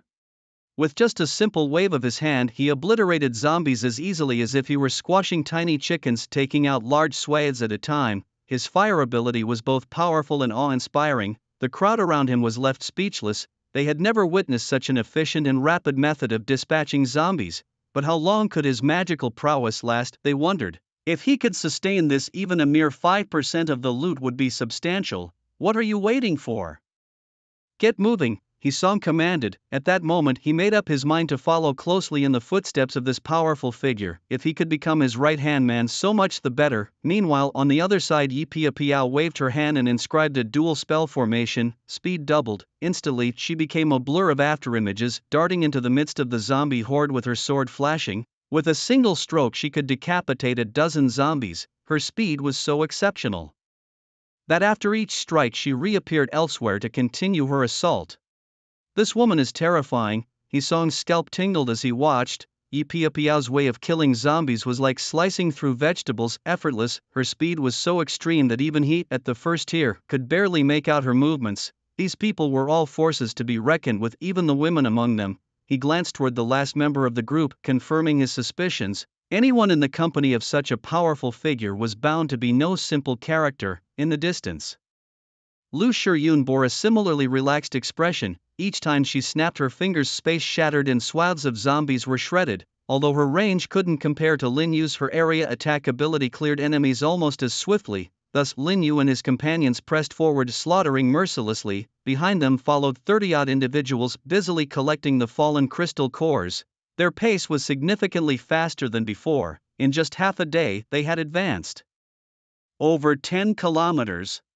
At this rate, Lin Yu estimated they would reach Tianhai University in 3 days. However, what Lin Yu didn't know was happening at Tianhai University in the library. "Ha, I've finally reached the first tier," Zhao Qiu exclaimed, overwhelmed with excitement. After 6 days, he had finally gathered 10 first-tier crystal cores, successfully breaking through to the first tier. He could steal another talent now. "Lin Xiaoyu, for always opposing me. Once I steal your talent, I'll make you wish you were dead," Zhao Qiu said, his face twisted with malice. It was time to take Lin Xiaoyu's talent. Zhao Qiu felt a surge of excitement, his eyes glinting with greed and anticipation. After so long, the day he had been waiting for had finally arrived. He had always coveted the powerful talent that Lin Xiaoyu possessed, and now the moment had come. However, Lin Xiaoyu's formidable strength made her difficult to subdue. From his girlfriend Fong Siki, Zhao Qiu learned that Lin Xiaoyu had awakened an A-level talent, 5-fold strength enhancement, an effect that seemed almost otherworldly.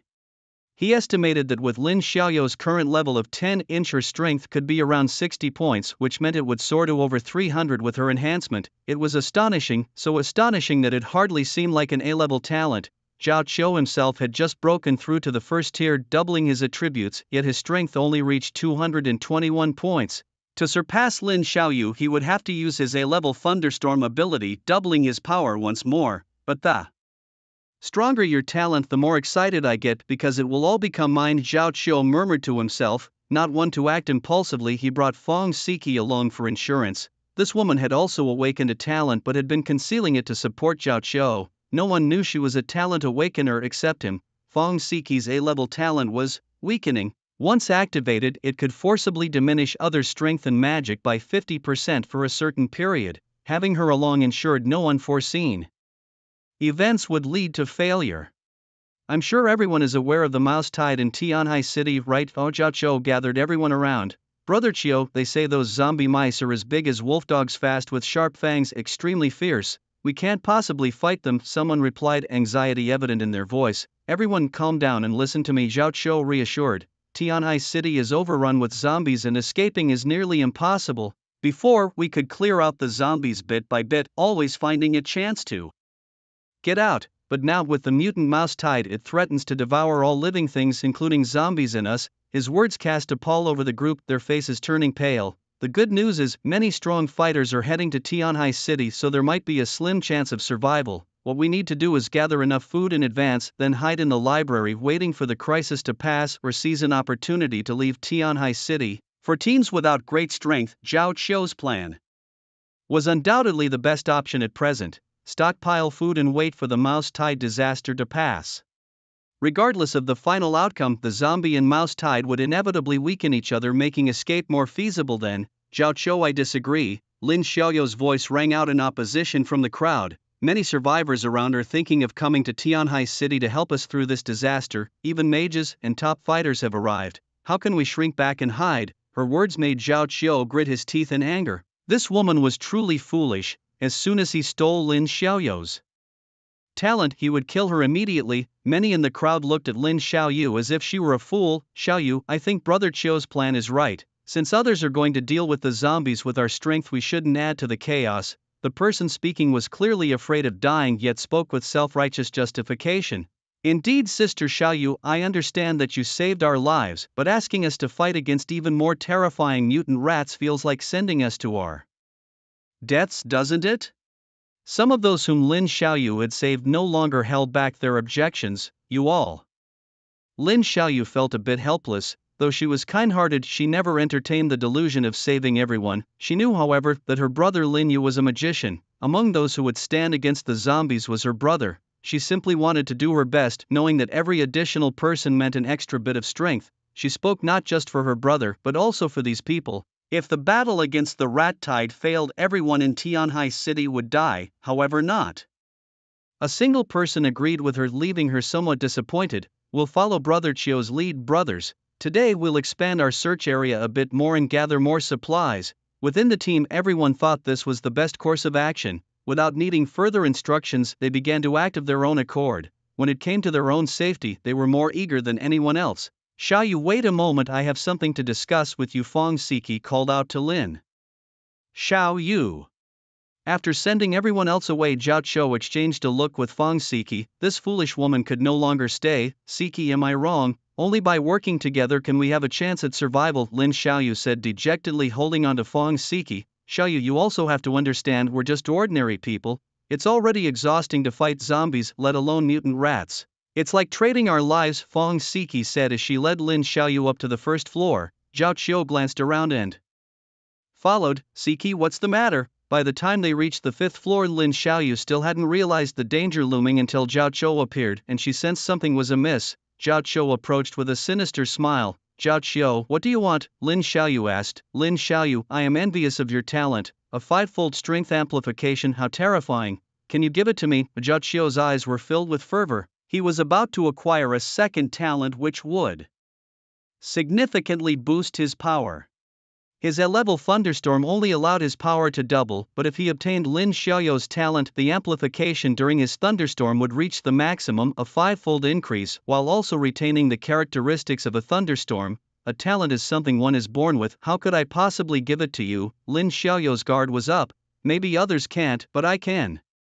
Hearing this, Lin Xiaoyu thought of something, her expression turning cold. What exactly is your talent? I can steal other people's talents, so you'd better cooperate with me, or else. Zhao Qiu's face twisted into a vicious sneer. You're dreaming, Lin Xiaoyu retorted, refusing a toast only to drink a forfeit. Zhao Qiu knew that ultimately he would have to resort to force. He wasted no more words and directly activated his thunderstorm talent. His strength attribute began to soar, instantly doubling to 442 points. Suddenly countless bolts of lightning gathered in his palm and blasted forward with overwhelming force.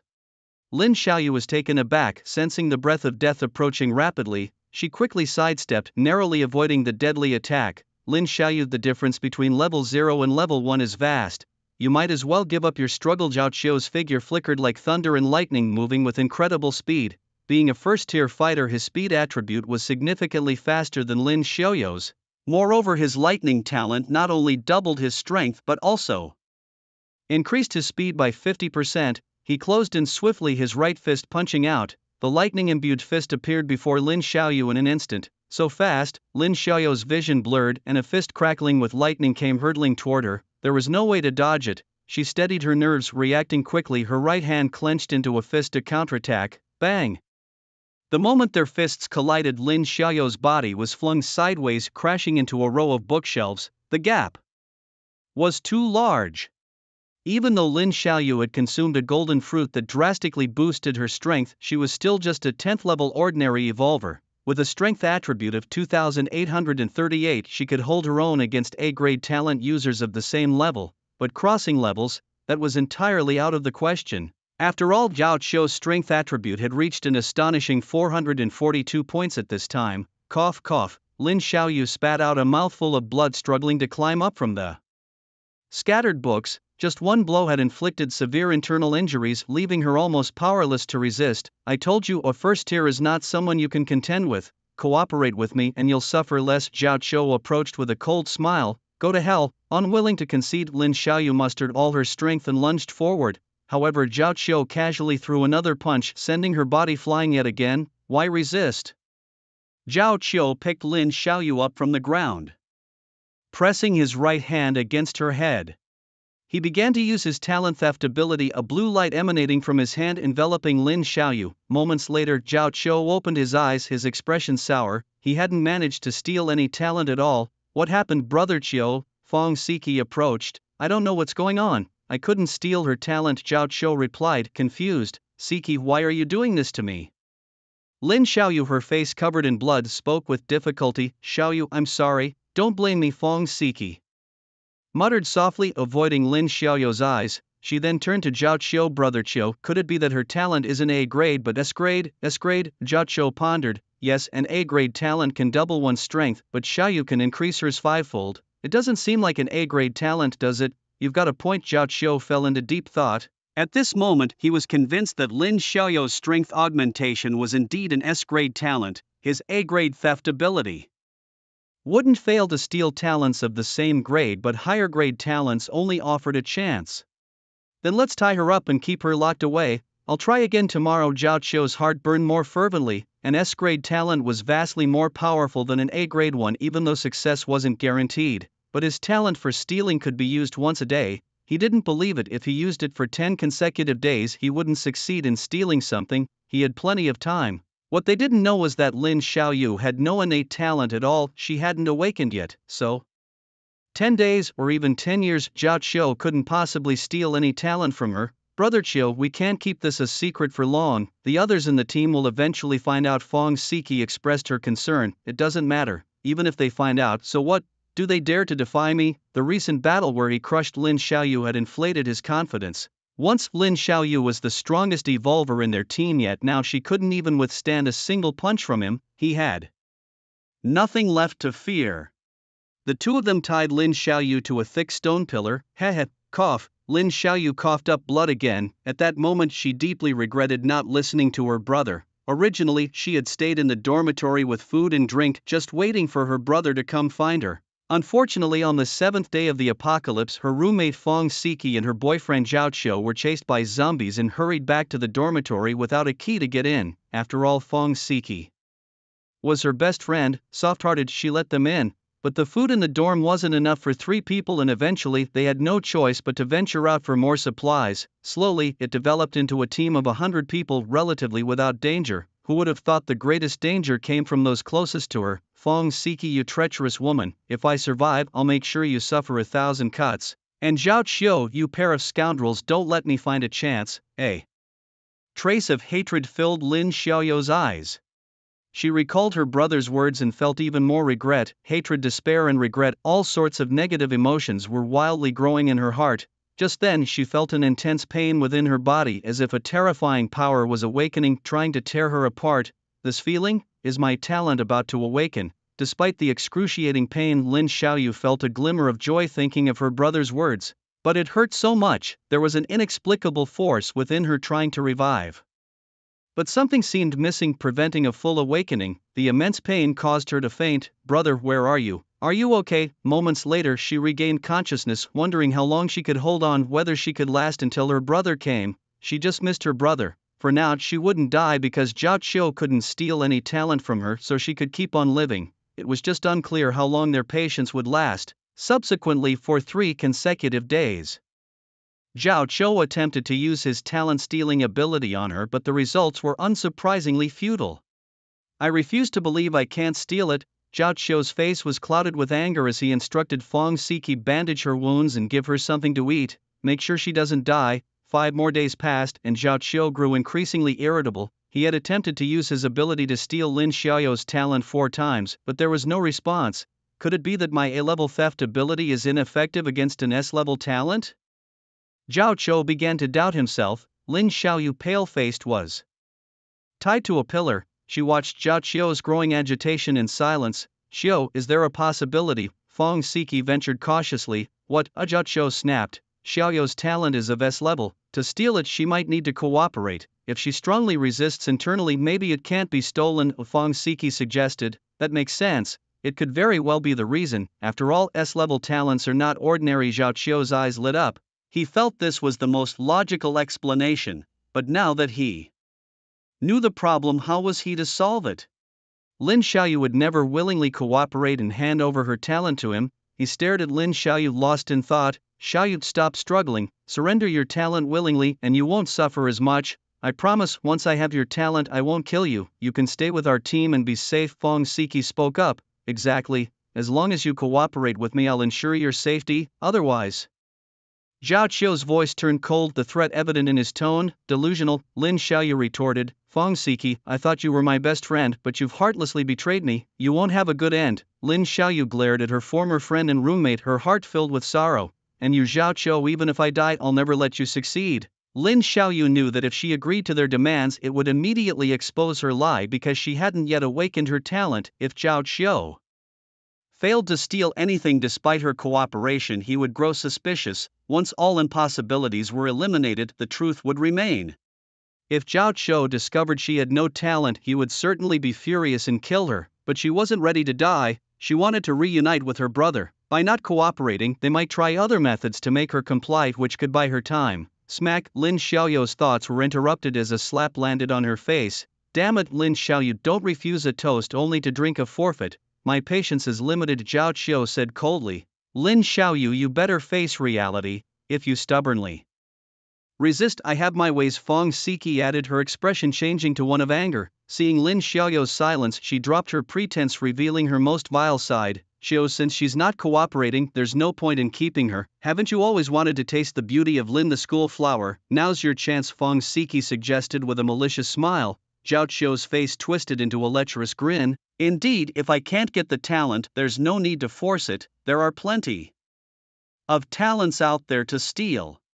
Fong Siki, you're inhuman. Lin Xiaoyu's bound body trembled. Fong Siki smiled faintly, her right hand caressing Lin Xiaoyu's face as she spoke wickedly. What a pity for such a pretty face and perfect figure. As she spoke, her hand continued its downward journey, roaming over Lin Xiaoyu's body. Once Brother Qiu gets bored, he'll toss you to that group of men with skinny monkey. I'm sure they'll be delighted, Fong Siki said with a devilish grin, gently lifting Lin Xiaoyu's chin. I just wonder if they'll be gentle with you given how much they despise you. Fong Siki, I must have been blind to consider you my best friend, Lin Xiaoyu cursed furiously, her heart consumed by terror. She never imagined that her best friend would resort to such a vicious method against her. If such a thing were to happen, she'd rather die. If you dare do this to me, my brother won't let you off. He's already on his way to find me, Lin Xiaoyu said, feeling utterly helpless and clinging to the hope her brother might bring.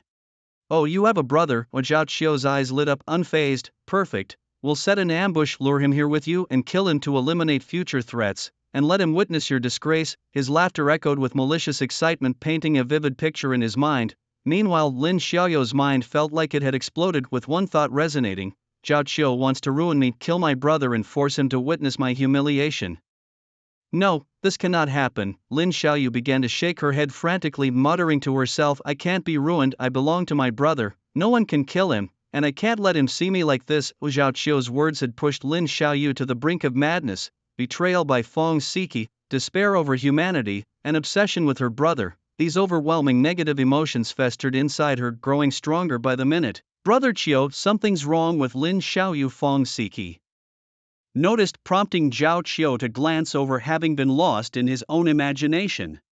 Both were taken aback by what they saw. Lin Xiaoyu, like a madwoman, was shaking her head repeatedly, speaking incoherently as if she had lost her mind. What do we do now, Brother Qiu? Fong Siki asked. Damn, looks like we've pushed her too far and driven her insane. Forget any talents, I'll just have a taste of her myself, Zhao Qiu decided, his face twisted with a lecherous grin. He reached out towards Lin Xiaoyu's ample figure. Just as Zhao Qiu's hand was about to make contact, a loud scream forced him to recoil in fear. The next moment, they witnessed a scene that would be etched in their memories forever. Dark, dense energy continuously emanated from Lin Xiaoyu's body, wrapping around her like a shroud. A dreadful aura reminiscent of an inescapable tide spread outward from her form. Suddenly, Lin Xiaoyu lifted her head abruptly, her eyes snapping open. The coldness in her pupils was devoid of any trace of human emotion. Shogu, what on earth is happening? Fong Siki asked, terror evident in her eyes. How the hell would I know? Zhao Qiu cursed, slowly retreating. The Lin Xiaoyu before them was completely unrecognizable, as if she had transformed into another being entirely. No, she couldn't even be called a person. The eyes that stared back at them were not human, they held only an eerie calmness, a calmness as terrifying as the gaze of death itself, indifferent to everything. Then, with a metallic clang, the steel ropes binding Lin Xiaoyu snapped as if overcome by an overwhelming force. With a thunderous roar, her body rose into the air, suspended in the void, as an immense and inexplicable aura surged from her. Shogu, I have a really bad feeling about this, Fong Siki stammered, voicing her dread. Could Lin Xiaoyu have awakened some new ability? Rumors had long circulated on forums about individuals awakening dual or even triple abilities. Who cares what she has, as long as she's not at the first tier? I'm not afraid, Zhao Qiu muttered, a vicious glint flashing in his eyes. In midair, Lin Xiaoyu continued to emanate a terrifying aura, the pressure intensifying with each passing moment. Dark energy spread from her body like a shadow unfurling. Strike first, before she does, I'll make sure you die. Zhao Qiu decided in an instant there was no time to waste. Regardless of what was happening to Lin Xiaoyu, he could not allow her to remain a threat. Immediately arcs of electricity crackled around Zhao Qiu, lightning flashing as he unleashed his thunderstorm ability. The fearsome power of lightning frantically gathered in his palms. Die! Zhao Qiu roared, hurling a massive ball of concentrated lightning towards Lin Xiaoyu. Seeing that she made no move to evade, a smirk appeared at the corner of his lips. Even a first-tier combatant would be severely injured by this, let alone a mere level 10 like Lin Xiaoyu. Whatever transformation she was undergoing, it didn't matter anymore. Fong Siki, witnessing this, felt a wave of relief wash over her. In her mind, she could already see the lightning exploding upon Lin Xiaoyu, reducing her to fragments. But then, just as the two of them exhaled in relief, an explosive burst of terrifying magic erupted around Lin Xiaoyu, forming a massive pillar of energy that shot skyward. The overwhelming aura it exuded pressed down on them with an indescribable weight. The thunderstorm ball, now hurtling toward Lin Xiaoyu, carried its devastating energy with it. Would it hit its mark? The anticipation was palpable on their faces, but in the next moment, their expressions froze in disbelief. Lin Xiaoyu casually raised her hand and, with a gentle flick, sent the thunderstorm energy ball flying away. The energy orb could be swatted away. Zhao Qiu felt as though his mind was on the verge of collapse. No one understood better than he did the immense power contained within his recent thunderstorm strike. Once it encountered any obstruction, it was supposed to explode immediately. The terrifying force could obliterate everything within a 7 or 8 meter radius, but now it had been casually slapped away. What was happening? He didn't have much time to ponder before a deafening roar erupted nearby. The thunderstorm energy orb, having been swatted away, landed amidst the bookshelves and detonated, shredding everything around it to pieces. Have you two figured out how you want to die? Lin Xiaoyu's icy voice pierced the air, chilling the entire space. Zhao Qiu was instantly engulfed by a sense of imminent death. Fear began to grow within him. What was wrong with this woman? Even with awakened abilities, she shouldn't be this terrifying, right? The oppressive aura continued to escalate, reaching a horrifying level that made him feel as though he was facing a demon from hell. Escape, that was the only thought in his mind now. His life was the priority. He turned swiftly, his figure becoming a blur as he dashed towards the exit. However, someone was faster than him. Fong Siki, sensing the dire situation, turned and ran immediately. Do you think you can escape? The cold voice reverberated, causing both their hearts to tremble.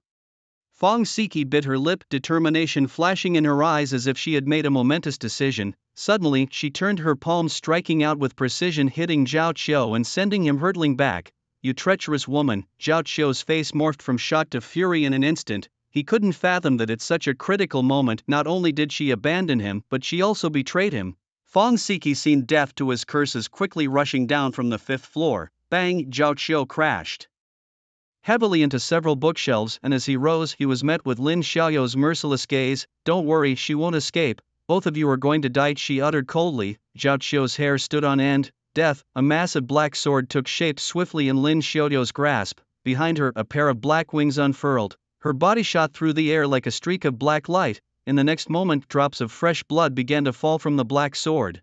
Zhao Qiu hadn't even grasped what had happened. His expression hadn't even changed when a searing pain surged through him. Splat! Blood suddenly spurted from his arms, then they fell away. His legs followed suit, severed now. It turned out that the swift strike had already severed all his limbs. The speed was so intense that his body hadn't even had time to register it, and the pain hit only now. A heart-wrenching scream echoed throughout the library. Stay here and watch yourself bleed out slowly, savor the endless pain. Lin Xiaoyu's words were as cold as ice. Lin Xiaoyu spoke with a cold, emotionless voice. Tell me, will you die from the pain or from bleeding out? You devil! Zhao Qiu screamed in madness. Even at this moment he couldn't comprehend why things had turned out this way. Why had Lin Xiaoyu suddenly awakened? Even if she had awakened a second talent, it shouldn't be to such a terrifying degree, right? But no one would provide him with answers. He was destined to carry this question along with his unwillingness and regret to his death in endless agony. On the 1st floor of the library, a group of 30 to 40 people had gathered. They were Zhao Qiu's subordinates, while 2 other groups were out scavenging for supplies. As these people engaged in idle chatter, a piercing scream suddenly echoed from the 5th floor. What happened? That sounds like the boss. Everyone tightened their grips on their weapons, standing up and staring intently at the staircase. Just then a woman came rushing down the stairs in a panic. It was Fong Siki Zhao Qiu's girlfriend. Siki, what happened? Someone immediately asked. Lin Xiaoyu has gone mad. She caught Brother Qiu off guard and kicked him below the belt, then tried to escape. Fong Siki fabricated a lie with a quick glance. Brother Qiu sent me down to inform everyone not to let Lin Xiaoyu leave, to capture her at all costs, or Brother Qiu will be furious. Upon hearing this, everyone immediately understood. No wonder the scream was so heart-wrenching. It turned out he was kicked there. Judging by the sound, it must be serious. He might never function as a man again. Siki, don't worry. We will not let Lin Xiaoyu escape, someone assured her. Their team relied heavily on Zhao Qiu. With an incident like this, he would certainly be furious, as no man could tolerate being injured there. If they failed to capture Lin Xiaoyu, they couldn't bear Zhao Qiu's wrath later. Lin Xiaoyu has gone mad. As soon as she comes down, everyone rush in and restrain her, Fong Siki instructed quickly, her eyes flickering. Just as Fong Siki finished speaking, Lin Xiaoyu's figure burst out from the second-floor staircase. Brothers, go! Immediately, under the lead of a young man, everyone charged forward, not even seeing the figure clearly. Fong Siki, witnessing this, turned around and dashed out of the library. You are courting death. Lin Xiaoyu's eyes were icy as she looked at the group charging towards her. Although she didn't know why these people were attacking her, it no longer mattered. She was no longer the kind-hearted and soft girl she once was. In her hand, a black greatsword swung out. A fierce beam of sword light swept through, and the heads of the 7 or 8 people at the forefront flew off instantly. Blood splattered out, drenching the faces of those behind. In an instant, everyone sobered up, halting their forward charge as they looked at Lin Xiaoyu, who seemed like a completely different person. You all deserve to die. Lin Xiaoyu watched as Fong Siki fled from the doorway, her killing intent surging like a storm. Her icy gaze swept across the room, and everyone felt as if their bodies were being sliced by knives. Sister Xiaoyu, please, don't kill me. We were forced by Fong Siki. We didn't really want to harm you.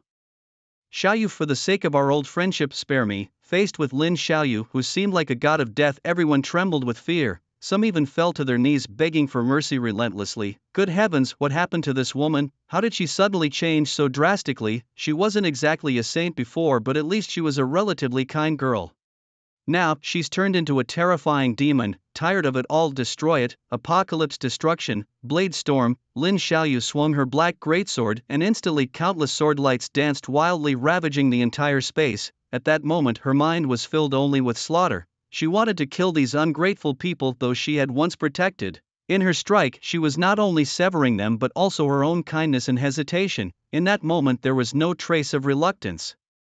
She wanted to completely cut off and obliterate the kindness in her heart, her meddling nature, her softness. The sound of sword auras slicing through the air was relentless, and everyone was shredded into pieces of flesh, scattering everywhere. When everything ceased, the entire library no longer had a single intact corpse, and blood stained the ground red. Even the surrounding walls and pillars were torn by the sword aura, leaving gaps everywhere, teetering on the brink of collapse. It's likely that by tomorrow the entire library would collapse. Think you can escape? Having done all this, Lin Xiaoyu's gaze turned towards the direction Fong Siki had fled. Then, with a flap of her black wings, she transformed into a streak of black light and rushed out. Huff, she probably won't catch up, right? After running for 7 or 8 minutes, Fong Siki looked back and sighed with relief. Then she burst into angry roars. Damn it, damn it, damn it. Fong Siki couldn't understand. She had finally gained some status and power in this post-apocalyptic world, and now in the blink of an eye it was all destroyed. She blamed Lin Xiaoyu for everything, never once considering her own faults. That's silly, how did she suddenly become so powerful? Fong Siki cursed as she walked. Suddenly a cold voice sounded behind her. Are you talking about me? Hearing this unfamiliar yet familiar voice, Fong Siki's body trembled. She stiffly turned around and was met with Lin Xiaoyu's eyes cold to the extreme. Xiaoyu. Her voice trembled. Xiaoyu, I didn't do it on purpose, please spare me, okay? At this moment, all she wanted was to survive. Bang! What responded to her was a heavy kick to her chest, sending her sprawling to the ground. Lin Xiaoyu landed, slowly walking over. Xiaoyu, don't kill me, I beg you. The more arrogant Fong Siki had been, the more pathetic she was now. Crack! The sound of bones breaking echoed. Lin Xiaoyu ignored her pleas, mercilessly crushing both of her kneecaps. I regarded you as my dearest sister, so why did you betray me? Why did you devise such a cruel plan against me? Are you even human? Lin Xiaoyu muttered to herself. The next moment she stomped on Fong Siki's arms, breaking them. Fong Siki screamed in agony, the intense pain nearly causing her to lose consciousness. Lin Xiaoyu grabbed the collar of her shirt from behind, dragging her like a dead dog, step by step towards the library. Xiaoyu, I'm sorry, please spare me. Fong Siki begged desperately, enduring the excruciating pain. Unfortunately, her pleas fell on deaf ears. Lin Xiaoyu continued to drag her, leaving a long trail of blood on the ground. 10 minutes later, they returned to the library and Fong Siki was barely conscious. Feeling Lin Xiaoyu come to a halt, she struggled to open her eyes, only to feel a wave of nausea. The room was filled with shattered corpses, severed limbs, and the overwhelming stench of blood permeated every inch of space. Fong Siki turned even paler, vomiting uncontrollably as if she were about to expel bile. Even with her malicious mindset, the infernal scene was too much to bear. Lin Xiaoyu tossed her onto the ground, picked up a knife and began gesturing it across Fong Siki's face. Xiaoyu, what are you doing? No. Please spare me. Fong Siki's eyes widened in terror as if she had envisioned something dreadful. Lin Xiaoyu, holding the knife, suddenly brought it down, slicing Fong Siki's left cheek. This cut is for when I opened the door and let you in at the dorm, Lin Xiaoyu said, making another incision. This cut is for when I shared my food with you. Another cut. This is for when I saved your life while cleaning up zombies in the cafeteria. Another cut. This is for your betrayal, siding with Zhao Qiu against me. Another cut. And this is for devising that malicious plan to make me submit. With each statement, Lin Xiaoyu marked Fong Siki's face with a new cut, leaving it covered in blood. The series of events had shown Lin Xiaoyu the true nature of humanity and the depths of despair. She finally understood the words her brother once said. Lin Xiaoyu, you vile woman, if you have the guts, just kill me, Fong Siki shouted with all her remaining strength, unable to endure the torment any longer. Alright, you wish to die, I'll grant you that, Lin Xiaoyu replied calmly, gently lifting Fong Siki's hand. Then, a knife swept across, leaving a small cut on her wrist, blood oozing out. She repeated this on all of Fong Siki's limbs, mimicking the wrist-slitting suicides portrayed on television. Feel the slow ebbing of life, she remarked. Having done all this, Lin Xiaoyu tossed the knife aside, moved to a corner, curled up her legs, and sat against a stone pillar. She didn't leave, because it wasn't over. She was waiting. A gentle breeze wafted through, stirring the gory scent in the air, making the scene even more miserable. Lin Xiaoyu sat alone in the corpse-laden library, appearing so eerie and solitary. She was waiting for someone who must be dealt with. Inside a large supermarket near Tianhai University, a group of about 20 people were busy scavenging and collecting supplies. Monkey bro, today's our lucky day. We actually ran into a first level zombie with both arms severed, someone exclaimed. Yes, this means Monkey bro can level up to the first tier and finally stop taking orders from that jerk Zhao Qiu, another chimed in. Around Skinny Monkey, a group of lackeys beamed with praise. And that annoying Lin Xiaoyu, always opposing us. All we did was have some fun with a few female classmates and she never let it go, one of them sneered. Exactly, once Monkey bro levels up, we can finally teach that woman a lesson, someone said. With a lecherous grin. Ha, no problem. Once I level up, we'll take control, Skinny Monkey promised, waving his hand to assure his followers. Stick with me, brothers, and you'll have the good life with fine food, drink, and women, he boasted. The crowd erupted in cheers and whistles, visibly excited. Before long, Skinny Monkey successfully broke through and became a first-tier powerhouse. Brothers, follow me, we've got business to take care of, he commanded, leading his gang towards the library. An hour later, Skinny Monkey and over 40 of his followers made their way to the library, laughing and joking as they went. Ugh, what's that smell? It's disgusting, they exclaimed upon entering, nearly retching from the stench. Damn it, what are Zhao Qiu and his guys doing? Almost made me puke up my lunch, someone complained. That smell. It seems like blood, Skinny Monkey remarked, narrowing his eyes. Such a strong scent of blood meant many had died. Could it be infighting, or had other evolved beings attacked?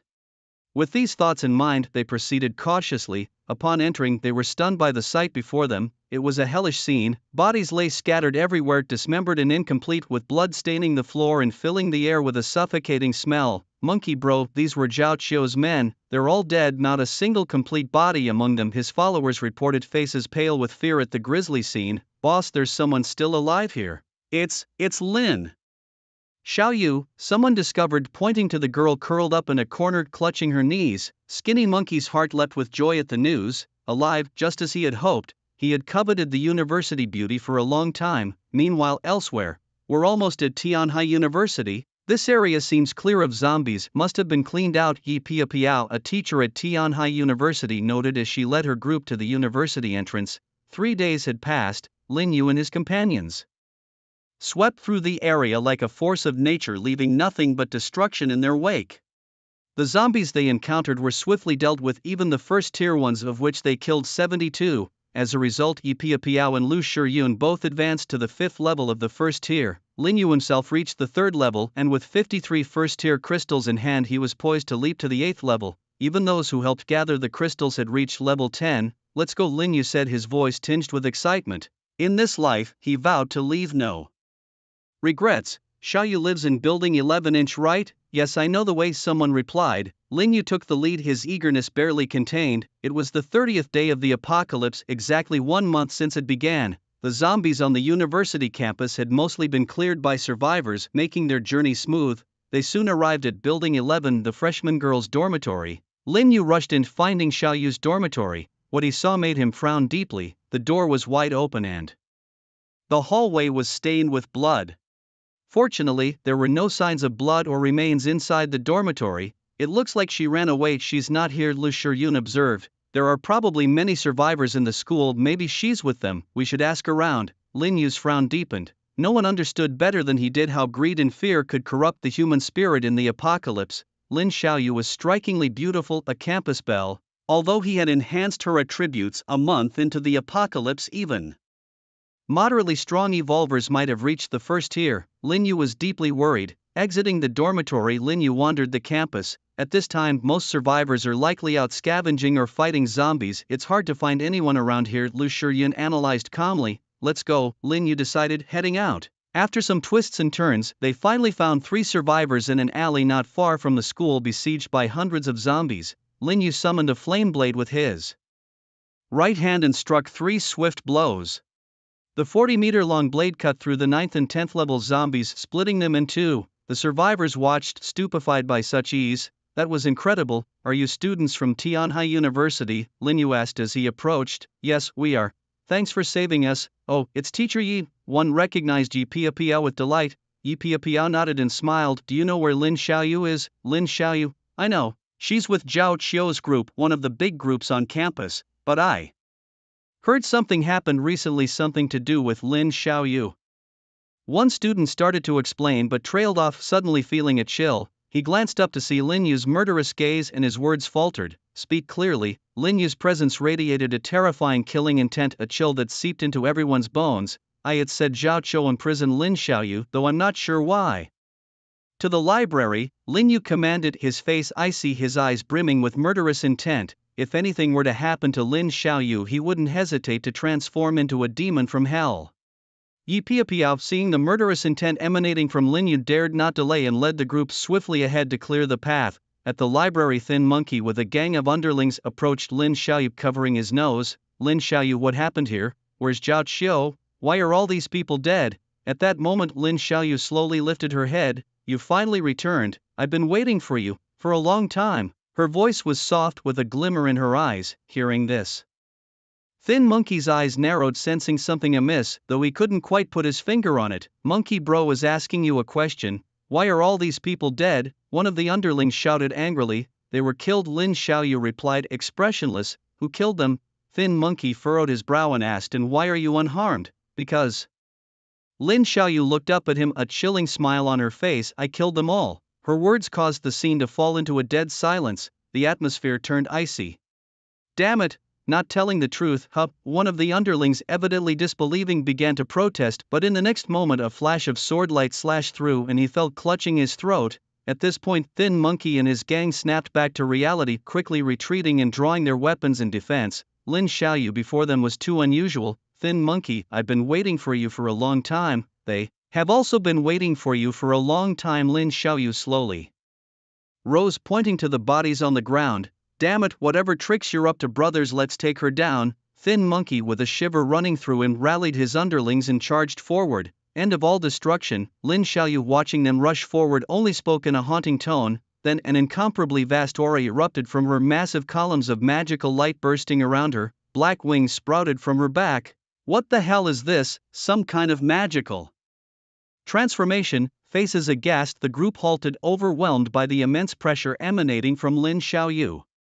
Sword blade tempest, but Lin Xiaoyu didn't pause. In her hand a black greatsword formed. With a single slash it transformed into countless sword lights, hundreds in number, densely woven together. They formed a terrifying storm of sword energy, ravaging in all directions. The sound of sword energy tearing through flesh echoed continuously. "A run, she's a demon," someone cried out in panic. Thin Monkey was equally astounded, having thought that reaching the first rank made him a strong presence here. Who could have predicted this? Lin Xiaoyu seemed to have gone mad, suddenly becoming so powerful that the aura of death loomed ever closer to him. Sword energy surged towards them. The skinny monkey hurriedly grabbed a lackey nearby, using him as a shield. In the next moment the sword energy exploded, tearing the lackey to shreds while the remaining sword energy pierced through. How could this be possible? Until his last breath, Skinny Monkey had many unanswered questions. In less than 10 breaths, the library endured another hellish baptism, the scent of blood thick in the air.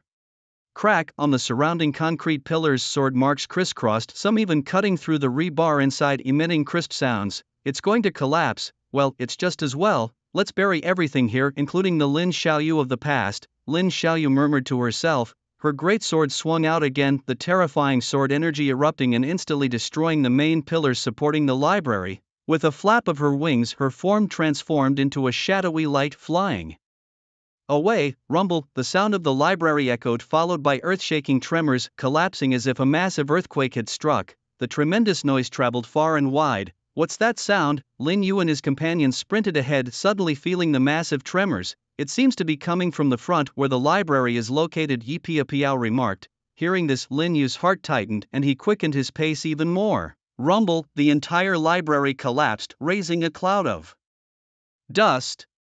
Lin Xiaoyu watched the scene, somewhat bewildered. She had no idea where to go now. In the next moment, a wave of immense weakness surged through her body, causing her to nearly stumble. "I should recover a bit of strength and wait for my brother back at the dorm." Soon Lin Xiaoyu made up her mind. She found a pile of rubble and sat down, leaning against it to rest. Over 10 minutes later, Lin Yu and his group arrived at the scene. Staring at what had become a heap of ruins, they were dumbfounded. Xiaoyu," Lin Yu called out loudly in all directions.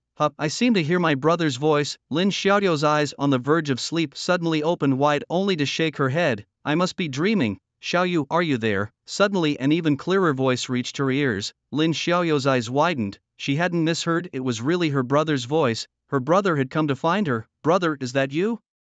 In that instant, Lin Xiaoyu, drawing on some unknown reserve of strength, struggled to stand up from the pile of rubble. In one glance she saw that anxious and frantic figure. "Brother," Lin Xiaoyu shouted excitedly, disregarding her exhausted body as she dashed towards Lin Yu. "Xiaoyu." Upon hearing the familiar voice, Lin Yu abruptly turned around. He saw a figure covered in blood sprinting towards him. His face lit up with excitement as he opened his arms to embrace her. Bang! A loud thud, dust flew in all directions. "Xiaoyu, don't be so reckless in the future. Your brother's old back has an important mission, you know. If it breaks, I'll never find a wife and the Lin family line will end." Lin Yu lay spread eagle flat on his back on the ground. "It's okay if you can't find a wife, you'll still have me," Lin Xiaoyu murmured weakly, lying across him. The two of them lay tangled together in the pit, one atop the other. Lin Yu had forgotten about Xiaoyu's terrifying strength in his excitement, and when the silly girl charged at him, they both crashed to the ground. The tremendous impact cracked the earth beneath Lin Yu's back, sending spiderweb-like fissures spreading outward.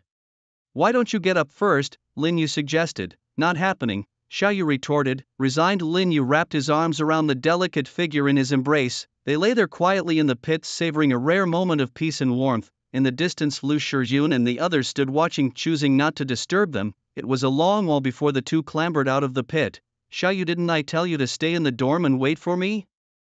"What happened?" Lin Yu gently wiped the blood from Xiaoyu's cheek with his hand. "I'm sorry, brother. I should have listened to you," Xiaoyu confessed, recounting everything that had happened in detail. "Silly girl, it's my fault for not coming sooner," Lin Yu said, a trace of guilt in his voice. "Brother, it's not your fault. Besides, this isn't necessarily a bad thing. If I'm always under your protection, I'll never grow. If I didn't go through this, I'd only hold you back and might never awaken my talent," Xiaoyu replied, shaking her head. Listening to her, Lin Yu tightened his embrace. "Silly girl, kindness is for our own people. In this post-apocalyptic world, you must understand the darkness of human nature and change your mindset. we have strength and we can lend a hand to others as long as it doesn't harm us. But always be wary, helping is already a great act of kindness, and you must never put yourself in danger unless one day you become strong enough to fear nothing. Lin Yu patted Xiaoyu's shoulder, comforting her. Softly, yes brother, I understand, Xiaoyu responded. By the way, what talent did you awaken? It seems incredibly powerful. What is it? Lin Yu asked, curious about the ability that collapsed a 5-story library. What talent? SS tier, Apocalypse's destruction. Xiaoyu's words left everyone wide-eyed, including Lu Shiyun, who only now learned of Xiaoyu's talent, awakening directly to SS tier. Lin Yu was at a loss for words. How could anyone else compete? In his past life he had never heard of anyone awakening directly to double S tier. Suddenly another possibility dawned on him. Perhaps some people had awakened but kept it a secret so no one knew. The more he thought about it, the more plausible it seemed. It appeared that this world was not short of people destined for greatness. He was not the protagonist of a novel destined for fortune alone. With a determined gaze, Lin Yu realized he couldn't allow himself to relax. It was time to head to Kyoto and seize the Phoenix's nirvana flame. Moreover, there was a life in that place waiting for him to claim. However, to kill that person he might have to confront an entire nation, so he needed to make some preparations. Once he absorbed the Phoenix Fire, his abilities could definitely advance to SS level. Then he planned to go to Sakura country's holy mountain, Sakura Mountain, to obtain the lava fire. Oh, and the sun fire. Lin Yu suddenly had a bold idea. What would happen if he went into the sun and absorbed the sun fire? The next moment he quickly dismissed this crazy thought. That was something beyond his current reach. Beside him, Yang Long looked utterly dejected. These big shots in front of him were either S level or double S level, making him a mere A level small fry. Feel ashamed, bro. When I awakened, all my attributes increased by 100 each and my magic power went up by 10,000, Xiaoyu said with a face full of pride. She had finally awakened her talent. Seeing her brother, her previously suppressed emotions eased considerably, and a smile appeared on her face. As she spoke, she displayed her attributes. Codename: Brother's Little Cotton Jacket. Level 0 tier, level 10 magic power, 16,000 strength, 358 plus 358 constitution, 155 speed, 208 spirit, 155 golden power rune, permanent plus 10% to strength attribute talent, SS level. End of destruction. Yang Long didn't even know what to say. No words could describe his feelings at this moment. Others would be overjoyed and sleepless if they could awaken a B-level talent. If it were A level, one could become the leader of a team. But these few people in front of him were either S level or SS level. He felt utterly defeated. Without even advancing one tier, her attributes were already comparable to many first-tier S-level talents. No wonder she could cause such destruction last night. Lu Shiyun and Yi Piao both gasped. These attributes were already similar to theirs, and if she reached the first tier, wouldn't they be nearly double theirs? Lin Yu knew that all of this was not just due to the double S-level talent. The golden power fruit also played a significant role. It was a treasure he had never heard of in his past life. Xiaoyu, you should absorb all the first-tier energy cores I gave you yesterday. Now that you've awakened your talent, there's no need to suppress your level anymore. Okay. The little girl obediently took out the first-tier energy cores and began to absorb them. Soon, 30 first-tier energy cores turned to powder. The aura around Lin Xiaoyu grew stronger and stronger, and the immense magical power uncontrollable burst forth from her body. Energy surge. The black magic power rose, forming a 3-meter diameter pillar of magic that completely enveloped her. Her true form was obscured. The immense magical power created a high airflow, instantly kicking up sand and stones. Lin Yu and the others' hair and clothes were blown upwards by this current. Yang Long was the most overwhelmed. Under this gale his body was pushed back 2 steps, so strong. Cold sweat dripped from his forehead. He could hardly imagine how despairing it would be to face an enemy like this. Moments later, the magic pillar dissipated and the magic retracted back into her body. Bro, I feel super strong. Lin Xiaoyu withdrew her magic and rushed over, wanting a hug. Stop. Lin Yu wiped the cold sweat from his forehead and stopped Xiaoyu's charge. He could catch her with his strength, but he was afraid of accidentally hurting her. Bro, let me show you my attributes. Lin Xiaoyu was overjoyed, her newfound powerful abilities sweeping away the gloom that had plagued her for so long.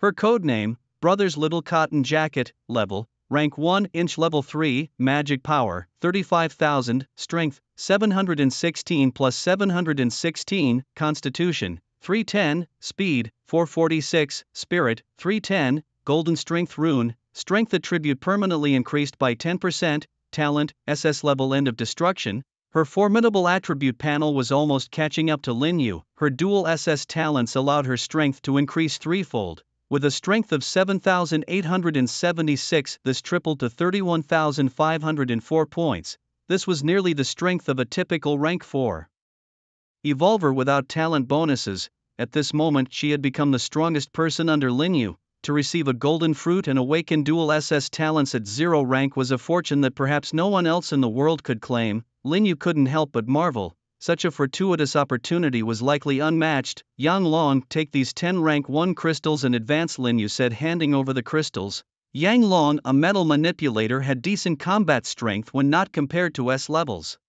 He also had the potential for future talent advancements and had been diligent and dependable. Boss, these are rank 1 crystals, Yang Long exclaimed, surprised. He didn't expect Lin Yu to give him 10 of such precious items directly. In these times, many would fight fiercely and plot endlessly for a single rank 1 crystal, highlighting their importance. No worries, just take them. While crystals are valuable, I value people more. You've performed well recently, I hope you'll remain trustworthy in the future, Lin Yu said, not elaborating further. Some things were understood without needing to be spelled out. Rest assured, boss, I won't disappoint you, Yang Long replied earnestly. He began to absorb the crystals and soon broke through successfully. Yang Long approached with a wide smile. Uncle, your advancement was so quiet, not as dramatic as Sister Xiaoyou's, Lu Rook, the little girl, innocently remarked. Yang Long's smile froze.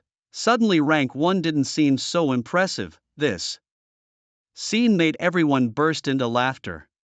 Let's go back to Alma first, there's a lot of resources there. We'll gather them first, Lin Yu suggested. Master, what's the plan next? Yi Piao asked. Yes, you've found your dear sister safe and sound. What now? Lin Yu's gaze turned sharp. The great enmity from his past life had yet to be avenged in this one. The Xie family in Kyoto, particularly Xie Haoran, although not yet prominent, was known by Lin Yu to be both powerful and treacherous.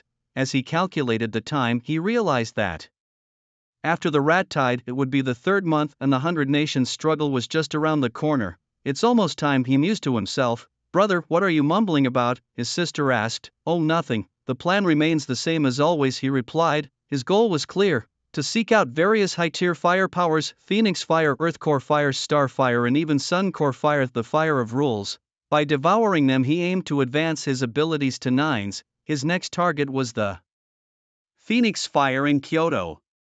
Now that he had found his sister, he could tick off a major task. Lin Yu began to plan his next steps. After dealing with the zombies, the group found a place called Olma. Lu Shiyun went ahead to gather all usable supplies, storing them in her infinite space, the safest place for them. Lin Yu decided to take a day to rest, knowing that the upcoming battles would be perilous. On the 2nd floor of Olma, a group of them gathered sofas together, some lounging back, while others indulged in a game of mahjong. It was a rare moment of leisure. Senior brother, have you arrived? Lin Yu sent a message to the post where the Zombie King's senior brother had left his mark. There was no reply. You good? There are now 6 second-tier fighters in the Grand Xia. Lu Shiyun's voice broke the silence. Lin Yu opened the rankings to take a look. World ranking: 1. Senior Brothers 2nd tier 2, Blade 2nd tier 3, Dawn 2nd tier 4, Gentleman 2nd tier 5, Genius Scientist 2nd tier 6.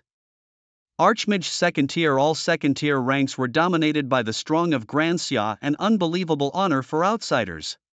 Senior brother seemed destined to reign supreme on the rankings. Lu Shiyun recalled their first encounter. Back then, she and Lin Yu were still on the hunt for first-tier zombies, while senior brother could simply flick his fingers for zombies to self-destruct, offering up their crystal cores. It was as if he had a game-breaking ability, unmatched by anyone else. Before reaching the 4th tier, it was generally like this. After the 4th tier, advancement wasn't so simple. Lin Yu shook his head, knowing that progression became increasingly difficult. Among these 6 individuals, several were unfamiliar to him. How had they suddenly reached the 2nd tier? Yi Piao joined the conversation. Anyone on the world rankings isn't simple, never underestimate them, Lin Yu said with a smile, introducing the others. Blade, he began, is a soldier king from the northern military district with innate strength and talent boosted by military resources. It's no surprise he's 2nd. Dawn possesses an absolute rule talent, their strength always a mystery. Lin Yu didn't mention that in his previous life Dawn was the strongest of the top sequence, their power unfathomable, leading a group known as the Nine Rays of Dawn, dawn, break of day, sunrise, dusk, afterglow, morning light, twilight, hope and dawn. They were all formidable, with the first four entering the strongest sequence. Archmage awakened an extraordinary necromancer talent, a one-person army. Genius scientist is the pride of the Wang family in Kyoto, known as Madwoman Wang Yiling. Speaking of her, Lin Yu couldn't help but frown. Madwoman Wang, this woman, truly a genius of her time, was the key to establishing a new order in the post-apocalyptic world. When the apocalypse struck, it demolished all scientific civilization, pushing society towards an evolutionary trajectory. However, this remarkable individual known as Wang the Mad managed to merge evolutionary and scientific civilizations, creating numerous world-changing feats. Her ambition rivaled that of the historical Empress Wu Zetian, never to be underestimated. "Master, how many crystal cores are you short of reaching the second tier?" asked Yi Pia Piao. "Just 2 more, it won't be long now," Lin Yu replied with a smile. At that moment he noticed a reply from his senior brother. "We've been here for some time consolidating zombies in the west district of Tianhai City," Lin Yu inquired. "Have you noticed any unusual movements in the rat swarm?"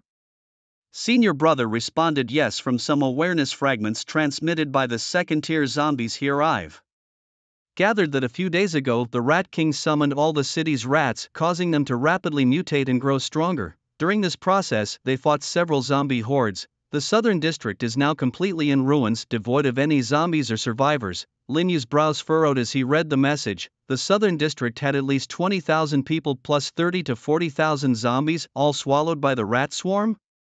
That's the message. Haven't you noticed the rat swarms? Silence yesterday and today? You mean? Lin Yu's frown deepened. I suspect the rat horde is evolving. The Rat King must be at the third tier by now, possessing considerable intelligence. Lin Yu concluded if they evolve this quickly, the rat swarm might attack tonight, or at the latest, tomorrow. Senior brother replied, I can't chat any longer, priorities first. I've already gathered most zombies in the West District and plan to lead them against the rat swarm in the South, but my concern is that the rat swarm might already be heading east. Ending the conversation, Lin Yu felt a heaviness settle over him. If the rat swarm was in the South District, their next target could either be his senior brother's West District or his own East District. Realizing this, he abruptly stood up. Brother Yu, what's wrong? The South District has fallen. The next likely target for the rat swarm is our East District, Lin Yu said with a grave expression. The Rat King had clearly developed significant intelligence, far beyond that of regular rats. With the West District consolidated and powerful under senior brother's command, the Rat King might avoid attacking there for now, leaving only one option, the East District. Everyone's faces changed. A single mutant rat wasn't terrifying, but tens of thousands charging at once was akin to a locust plague, leaving nothing alive in their wake. The sheer number of zombie rats was overwhelming and no one knew their exact count. They could only hope senior brother could lead the zombies to clash with the rat swarm quickly to significantly reduce their numbers. We need to prepare.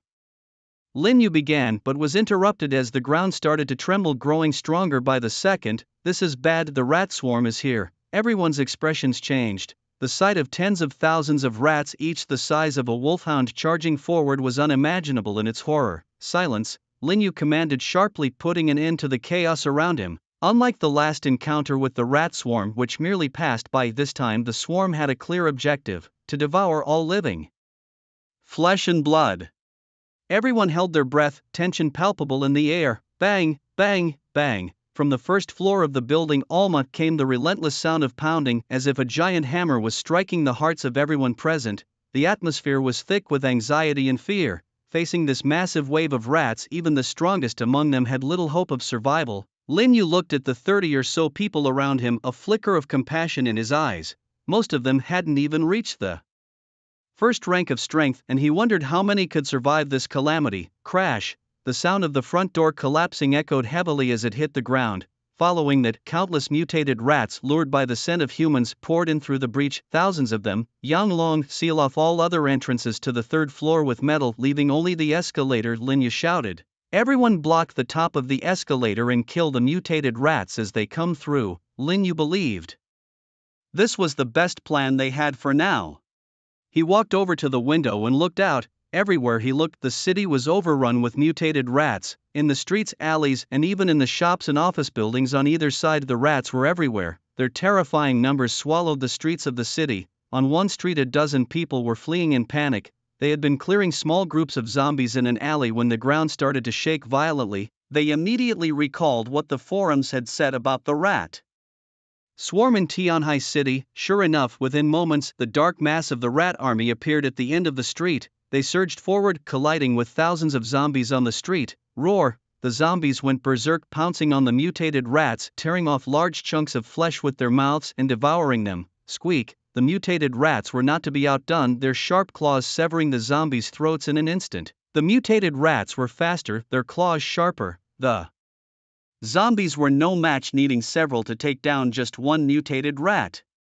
Brothers, run! The rat swarm is here! Someone cried out, their faces pale with fear as they sprinted away. Behind them, thousands of zombies were quickly engulfed, unable to hold off the swarm for long. Boss, there are a lot of zombies over there, where do we run? Someone asked, their voice trembling with fear. Damn it! Yelling in despair, their leader Yisu felt trapped. Ahead lay hordes of zombies and behind even more vicious mutated rats. There was nowhere to run, what to do. His mind raced, glancing around before shouting, get to the rooftops. A glimmer of hope appeared in everyone's eyes as they used the walls for leverage to climb onto the rooftops of the second-story buildings, yet it was all in vain. As the rat swarm surged forward, the low buildings crumbled, the people falling to the ground in despair. In the next moment, the black torrent swept over them, leaving no time for even a scream as they were swallowed by the swarm. In the eastern district of the city, similar scenes of devastation unfolded incessantly. At the stairway entrance, Lin Yu and his group, including Olma, were barely holding back wave after wave of mutant rats. Thanks to Yang Long's reinforcement with metal manipulation, the entry point could only accommodate 7 or 8 mutant rats attacking at once, granting a brief respite for everyone. This can't go on, Lu Shiyun said, frowning. More and more mutant rats will keep coming, and eventually they'll break through many places. Lin Yu responded, unless everyone advances to the first tier and their attributes skyrocket, we won't have a chance to break out. Otherwise, there's nothing I can do to save them. The rat swarm couldn't stop Lin Yu and his companions if they decided to leave. Their speed attributes were much higher than those of first-tier mutant rats, making an escape relatively easy if they chose to flee. Each of them had a speed exceeding 150 points, with the weakest, the little girl Ruku, at 140 points. Even level 10 zombies had only 55 points of speed. Far too slow to catch up with them.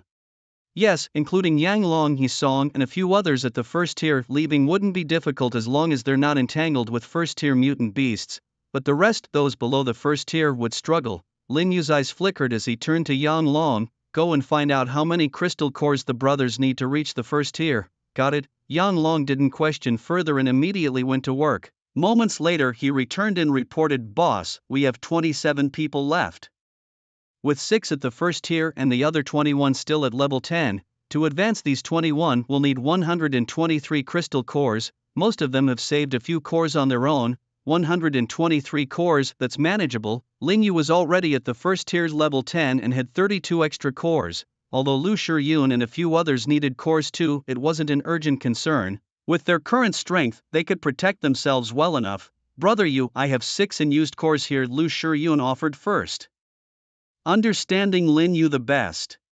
I have 7, Inchi Piao added. Without hesitation, Lin Yu took the crystal cores and handed them along with his own 32 to Yang Long. Yang Long, here are 45 cores, use them to advance some of the people to the first tier. I'll figure out the rest, boss. The surrounding people, having listened to their conversation all along, suppressed their emotions, deeply moved. The resolve to follow Lin Yu strengthened even more. Enough with the sentimentality. Only those who survive have the right to continue following me. Lin Yu interrupted their emotional moment with a wave of his hand. Stay here and hold the entrance together, I'm going for a round. With a quick instruction to the women, he darted towards the entrance.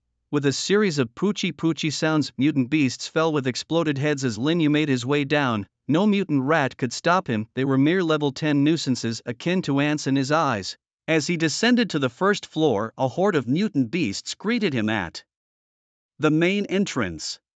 Flame roar, a terrifying column of fire shot forth, clearing a path instantly. Lin Yu burst out of Olma, activating his scouting skills and vaguely sensed energies far surpassing the 10th level. As expected, the number of first-tier mutant rats was quite substantial. Lin Yu moved with a flicker like a series of afterimages weaving through the tide of rats. Not a single mutant rat could graze his clothing. In his normal state, with a speed of 624 points, Lin Yu was already comparable to a level 10-inch second-tier mutant rat. These lower-tier creatures were simply at his mercy. Squelch, a massive rat head soared into the air. In Lin Yu's hand, a 2-meter-long flame sword materialized, effortlessly cleaving through and claiming the crystal core from its head. Just like that, Lin Yu moved ghost-like among the swarm of rats, specifically targeting the first-tier ones. Fortunately, the rat horde had undergone a period of slaughter and devour evolution, leaving plenty of first-tier targets.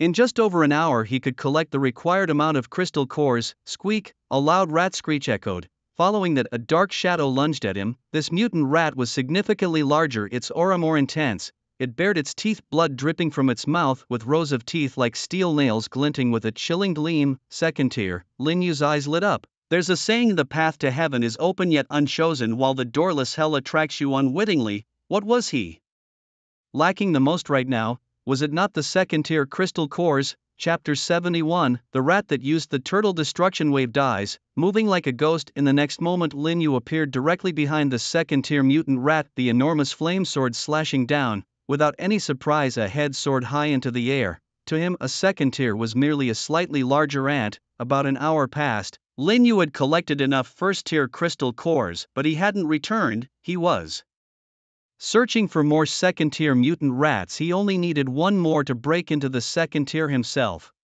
Unfortunately, there were plenty of first-tier mutant rats, but no more second-tier ones were to be found. He sighed lightly, his figure flickering as he dashed towards Orma. At this moment, he could clearly sense that more zombie rats were attacking Orma, and several first-tier ones had even joined the assault. If they couldn't hold the line and more mutant rats continued to perish, it might attract even more mutant rats. By then, apart from a few of them with S-grade talents, the others might not be able to escape. Lin Yu wore a solemn expression, casually slashing through a swarm and charged inside. Boss, you're back." As Lin Yu rushed up to the third floor, everyone was overjoyed. "Those who haven't advanced yet, take these," he said, handing over 78 crystal cores to Yang Long. In just a moment, everyone completed their advancement. "Let's go." Lin Yu wasted no words, leading the way. Moving alone was a completely different concept from guiding a group. Alone, he could take advantage of his speed, slipping away with ease.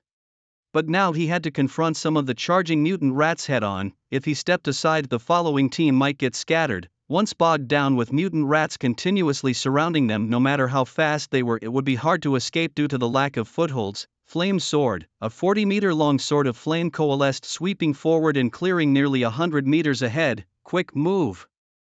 No one dared to be careless, running at full speed in the opposite direction of the rat tide. Bang! Suddenly several enormous mutated rats crashed into the group, scattering them in an instant. Lu Rook, caught off guard, was sent flying through the air. Rook, Lu Shiyan's eyes widened with fury, and with a wave of her hand, the very fabric of space shattered, ripping apart more than 20 mutated rats. Yet the cleared area was instantly filled again. The number of these creatures was overwhelming, an endless tide. "Go, hurry. I'll get Rook," Lin Yu shouted, turning back. With a few swift leaps, he reached Rook's side, slashing through dozens of mutated rats before grabbing the young girl and making a run for it. It seemed that the anomaly here had caught the attention of the mutant rat king. Lin Yu frowned, sensing that all the mutated rats seemed to be converging on this area. He and Rook were now far from the others, separated by hordes of mutated rats. Boss, where are you?"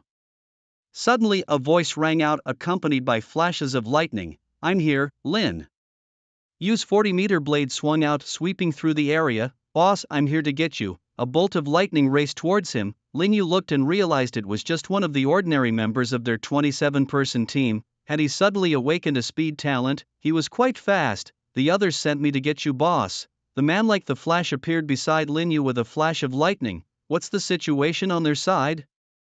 Lin Yu asked while continuing to swing his blade. "Your sister is leading the way with her formidable strength, while Leader Yi is using spells to block off the path. They've already made it quite a distance. They sent me to fetch you," the man replied, unleashing a bolt of lightning that electrocuted several mutated rats. "Alright, let's go." Suddenly, Lin Yu sensed a massive mental force locking onto him. His expression shifted. He handed Lu Rook to the man, saying, "Take her and go." I'll cover the rear, yes. The man didn't hesitate, scooping up Lu Rook and disappearing into the swarm of rats like a flash of lightning. Squeak, a massive mutated rat lunged towards the streak of lightning, courting death. Lin Yu moved even faster, arriving in an instant. A fiery breath erupted from him, smashing into the second-tier zombie rat. Watching the flash of lightning vanish, Lin Yu let out a sigh of relief. Now he was unencumbered. He charged at the second-tier mutated rat that had just been hit, slicing down with his blade. The second-tier crystal core was in his hand. Roar! A massive beastly roar echoed, and as Lin Yu looked around he saw a brown giant rat as large as a camper van roaring to the heavens.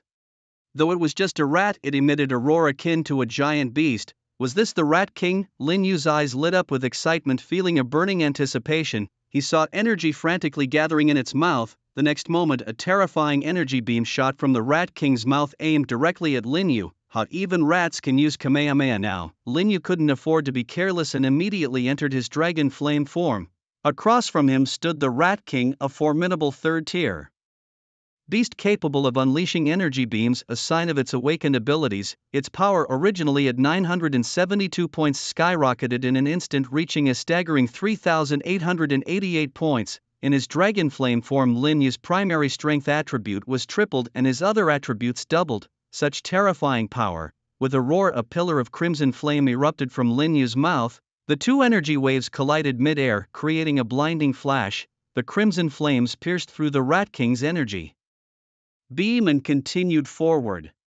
A slight smirk played on Lin Yu's lips. Historically, those on the left side of a beam clash would lose. No, from today onwards it would be, anyone who clashes beams with me will lose. The Rat King let out a shriek, its massive body leaping aside. The flame pillar crashed down, causing a horrific explosion, tearing countless mutated rats to shreds, their flesh scattered. The mutated Rat King was visibly terrified. How could this small creature, not even at the second tier, be so powerful?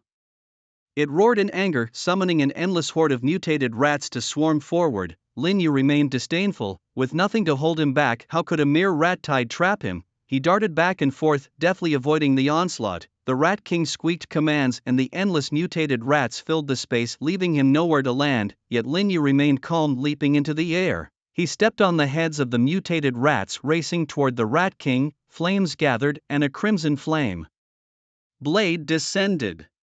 Boom! A swathe of mutated rats was annihilated, but the Rat King, with a flash of dark light, easily dodged with its incredible speed. The third-tier speed was too fast, his attacks couldn't land. Lin Yu's eyes flickered with a hint of frustration. The mutated Rat King's speed was around 1,600 points, while in his dragon flame form he could only reach 1,248, far too great a gap. Oh well, he thought, better to wait for his senior brother's zombie army. Sheathing his blade, Lin Yu swiftly moved across the heads of the mutated rats, heading toward the city outskirts. After about 10 minutes he spotted two figures amidst the rat tide. A bolt of lightning weaved through the rats, a man who had previously awakened a lightning ability. The other seemed to transform into a shadow, weaving between the rats, entwining their shadows into ropes, tripping them up to create chaos among the rat swarm. A shadow ability, interesting. Lin Yu's massive 40-meter blade swung out, instantly clearing a path around the two men. "Boss, that's great, it's the boss," the two exclaimed, recognizing the signature attack. They looked up to see Lin Yu racing toward them, stepping on rat heads. "Let's go," Lin Yu said without hesitation, swinging his flame blade to clear the rats around them. He picked up the two men and tossed them onto the rats' backs. Using the rats' bodies as stepping stones, the trio sprinted outward at full speed. Occasionally mutated beasts leapt up to block their path, but Lin Yu dealt with them with a single strike. After much effort, the three finally broke through the rat tide. Reaching a mountainous area, the two collapsed onto the ground, gasping for air. "Why are you still in the rat tide, and where are the others?" Lin Yu inquired. "Boss, earlier we fought our way out, but there were just too many mutated rats. There was even a second-tier one and over a dozen first-tier ones. It was only thanks to Xiao Yu and a few of the sisters-in-law that we barely managed to carve a path." "Indeed. When I saw the rats increasing, I stayed behind with Zhou and to hold them off." The shadowy man spoke. "By the way, boss, my name is Shaoli." Lin Yu carefully observed these two men. Originally, they were just ordinary among the 27 people. It was thanks to him that they reached the first tier. Unexpectedly, they awakened their abilities at this moment, indicating that the process of escaping the rat tide was arduous enough to trigger their potential. More importantly, these two were willing to stay behind voluntarily, which was truly unimaginable, just the two of.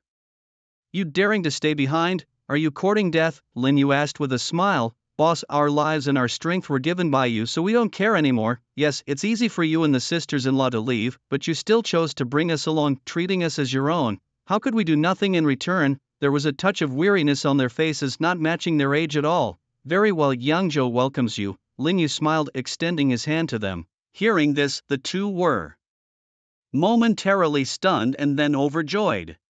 They had always wanted to become part of Yangzhou. Only Yisong and Yang Long had succeeded before, while the others were still in the assessment phase. Now receiving Lin Yu's acknowledgement, they were naturally overjoyed. You know the creed of Yangzhou, right? We know. People of Yangzhou are those you can trust to have your back. The enemies of Yangzhou are like those who have taken your spouse, and it's a relief to eliminate them. There was a light in their eyes, a belief taking root and sprouting. Good, very good. Lin Yu laughed heartily, feeling that all his efforts were worthwhile. In his previous life, there were not many strong people in Yangzhou, but they were well known because they all had a strong conviction, fearless of life and death, making many forces wary of provoking them. He wondered where they were now. The mutated rats were too numerous, densely covering the city. When escaping, he only knew the general direction. Now that they're out, the three of them couldn't find Lu Shiyun and the others.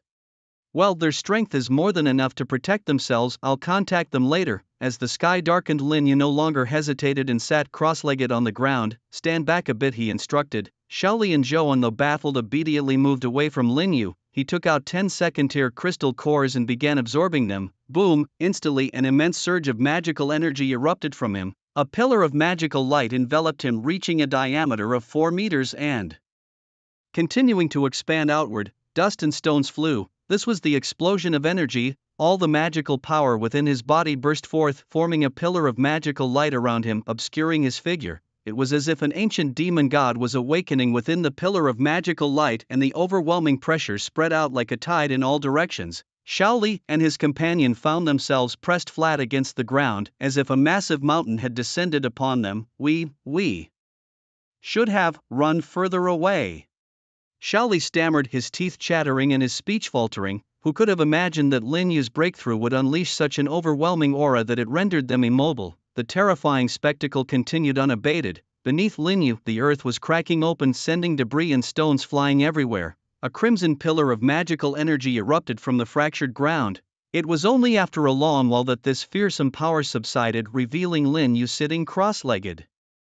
Within, clenching his fists, Lin Yu could feel the change. Second tier, he exclaimed, glancing over the doubled attributes of his advancement. Impressive, very impressive. His codename was Magician and his level had reached second tier, level 0. His stats were astonishing. Magic power at 158,000, strength at 1944, constitution at 1164, speed at 1248 and spirit at 1372, with an S-level talent as a flame controller. The unlocked flame forms included Blaze and Dragon's Fire, with all basic attributes exceeding 1,000, a feat typically only achievable by a third-tier evolutionist.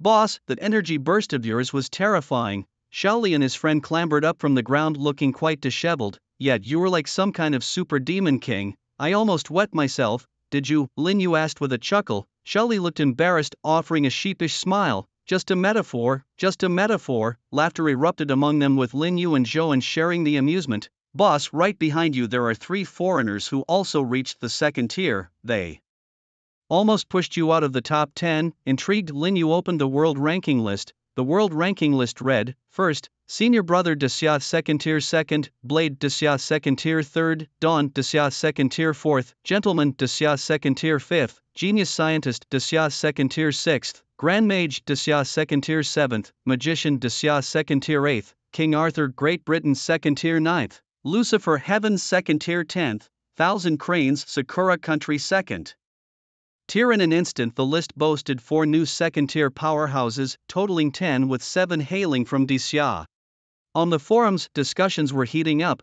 Our Thousand Cranes is gaining momentum. Desya, watch out, it won't be long before Thousand Cranes takes the top spot. The champion of 100 nations will surely be our Sakura Country. Is everyone from Sakura Country this foolish? If they're all this blind, trampling Sakura seems quite simple. We in Xia have so many strong figures at the top who haven't said a word yet. Someone barely holding on to 10th place is boasting like this, you Xia. Folks don't understand, our 1,000 cranes will soon reach the 3rd tier and then you'll be blinded by our brilliance. Look, a cow is flying in the sky. Meanwhile in Sakura country within a shrine the pressure was mounting. 1,000 cranes, only a few days remain in the 100 Nations War. During this time, the shrine will gather all its power, sparing no expense to slay 2nd and 3rd tier zombies and mutated beasts, providing you all with crystal cores. You are the future of the shrine and I hope you can sweep away all enemies and bring the empire to the pinnacle of the world. Don't worry, President, in the struggle of 100 nations I will surely slay all enemies, replied Shinha wielding the martial blade in her hand with cold gleams flickering in her eyes. Similar scenes were unfolding in many countries. In the Heavenly Kingdom, a man known as Gabriel was presented with a valuable gift from the Pope. An elderly man in a red clerical robe retrieved a vial of crimson potion from a golden adamantine box. What is this? Gabriel's eyes narrowed in curiosity. This potion was extracted from a primitive crystal core which had shown no progress in the Divine Court's research for centuries until it finally reacted just over a month ago when the apocalypse descended. The substance within seemed to be related to innate abilities. For the sake of the struggle among nations, the Divine Court extracted 4 pieces to be used by the empire's 4 strongest individuals, leaving only 2 for further research. The old man in the red robe gazed at the potion in his hand with fervor. I will not fail the Pope's expectations, Gabriel replied cautiously as he received the potion with respect. In the Great Xia Kingdom within the Forbidden City, a study room and a traditional courtyard house was abuzz with activity. Chief, all major military districts in the capital have been integrated and are on standby. However, it seems that several ancient families are reluctant to follow the national orders. Should I pay them a visit? Asked Blade, dressed in a black Zhongshan suit. Gripping a tang sword, addressing the elder in front of him, leave it for now. As long as they don't cause trouble we won't concern ourselves with them for the time being. The world has changed, nuclear energy is obsolete and everything depends on evolution. It's best to avoid civil strife for now, the elder mused after a moment of contemplation. Issue military orders to all major districts nationwide and see how many can still follow commands. Also, what progress has that madman Wang from the Wang family made on those crystal cores? There isn't much time left before the struggle among nations. See if she has made any valuable discoveries that can be used by the middle potential members of the Dragon Group. As for those of you who have already awakened powerful talents, refrain from using them. I'm worried that such external aids might limit your future development. Rest assured, Chief, I will personally visit the Wang family, Blade replied. Outside the city of Tianhai in the eastern district, about 70 to 80 people huddled inside a bomb shelter. Among them were men and women, the elderly and the young, all crouched on the ground holding their legs, shivering. The rat swarm was terrifying. They devoured everything in their path, whether it was zombies or survivors. Luckily we didn't stay in the city or we wouldn't have escaped death either. Yeah, I came to Tianhai City to find my girlfriend, but before I could even enter the rat swarm hit. I don't know if my campus belle girlfriend ended up feeding the zombies or the rats, a crew-cut young man lamented with a look of relief, though still a bit shaken. At dawn tomorrow, I'm leaving this place, leaving this city, he declared. Lin Yu and 2 others sat in a corner, eyes closed, resting silently. Just then, the sound of footsteps echoed outside the bomb shelter. Damn it, what bad luck, those damned rats made me go hungry all day, a few figures grumbled as they entered. The leading young man visibly paused upon seeing the crowd before him. He never expected there to be so many people in such a remote and desolate place. Then, his eyes suddenly lit up. He turned to a burly man behind him and said, go make them hand over all their food. Anyone who refuses, I'll kill them. Lu Chi's menacing voice sent a shiver through everyone's heart. In the apocalypse, aside from the powerful awakened ones, everyone else lacked food. The burly man nodded and responded, walking toward the crowd. Hey kid, got any food? Hand it over. The burly man brandished a steel knife, threatening the nearest person. Brother, I don't have any food on me, try asking someone else.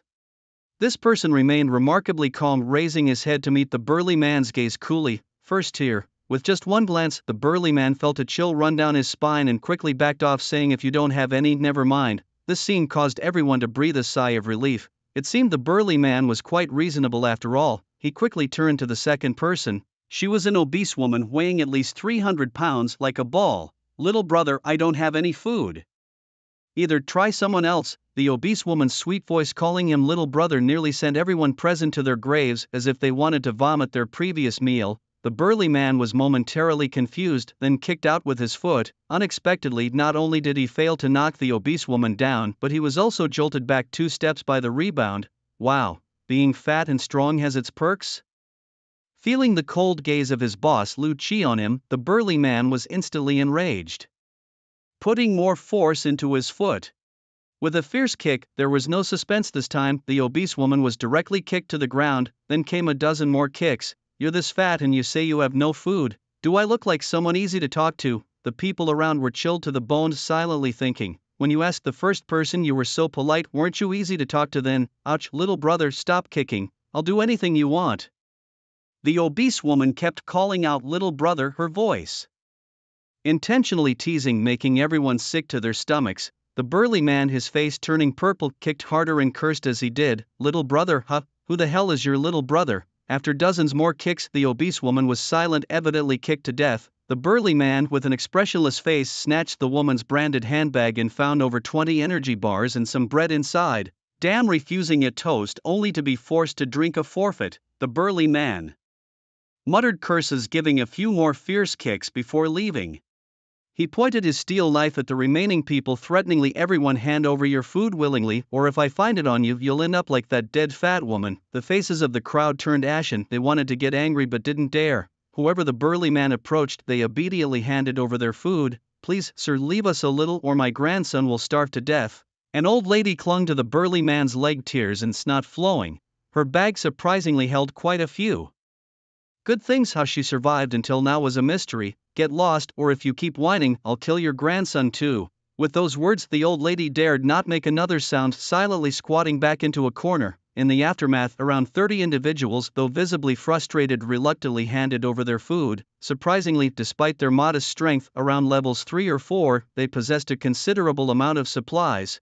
Big brother, I just escaped here today, I really have no food, pleaded a pale-faced woman with a striking appearance. As she spoke, she turned around to show she wasn't hiding anything. Take off your clothes. Who knows if you're hiding something in your bra? No one has such big ones, the burly man leered. The woman's face turned ugly. Being asked to strip in front of so many people was deeply humiliating, yet, in this post-apocalyptic world, dignity and face seemed trivial compared to survival. Just as she was about to unbutton her clothes, a voice cut through the tension. That's enough. The food you've just pillaged is more than enough for you all, proclaimed a square-faced man carrying a sword, stepping out from the crowd with an air of righteousness. By his side was a girl about 10 years old. Who do you think you are to tell me what to do? The burly man's face turned cold. In a flash, the square-faced man appeared before the brute, landing a heavy punch. His speed was incredible. First here was all the brute managed to think before he was sent flying, landing heavily at Lu Chi's feet. Lu Chi's face twisted in anger and he shouted, "You're looking for death. Brothers, get him." He lunged forward first. Unfortunately for him, he didn't grasp the disparity between first tier and level 10. In merely 2 minutes, all his lackeys were on the ground groaning in pain. Lu Chi's right arm was broken, sweat beading his forehead from the agony. Scram! The square-faced man commanded, his eyes fierce. While he hadn't intended to meddle, their escalating behavior, murdering people, stealing food from the elderly and children, forcing women to strip, was intolerable. Just you wait, this isn't over. Don't think being first tier makes you untouchable. Lu Chi spat, clutching his arm. Stay any longer and you'll die. With a step forward, the square-faced man sent them fleeing in terror. Once the thugs had left, his demeanor softened and he addressed the crowd. Everyone, take back your food. At his words, those who'd been robbed rushed forward, hastily reclaiming their supplies. Old woman, that pack of cookies is mine. Why are you putting it in your bag? What proof do you have it's yours? There's no name on it. I'll beat you. Murder. Someone's trying to kill this old woman. Everyone, come judge for yourselves. The scene was reminiscent of certain scenarios before the apocalypse. It took over 10 minutes for the commotion to settle. Big brother, thank you. Without you, we'd be hungry tomorrow and not know how we'd make it. One person expressed their gratitude. Indeed, young man, you're a kind soul. Good on you, the old woman added. Thank you. The crowd continuously praised the man with the square-shaped face. With this little episode, everyone present became more lively, chatting enthusiastically. Ling Yu and his 2 companions did not join in. They were busy with their own tasks. Tomorrow morning we will go look for Xiao Yu and the others. They are in an abandoned unfinished building. Lin Yu had managed to get in touch with his sister through a post and was relieved to know that they were not in any immediate danger. However, 6 more of their brothers had perished, leaving Shaoli and Zhouan silent and somewhat sorrowful.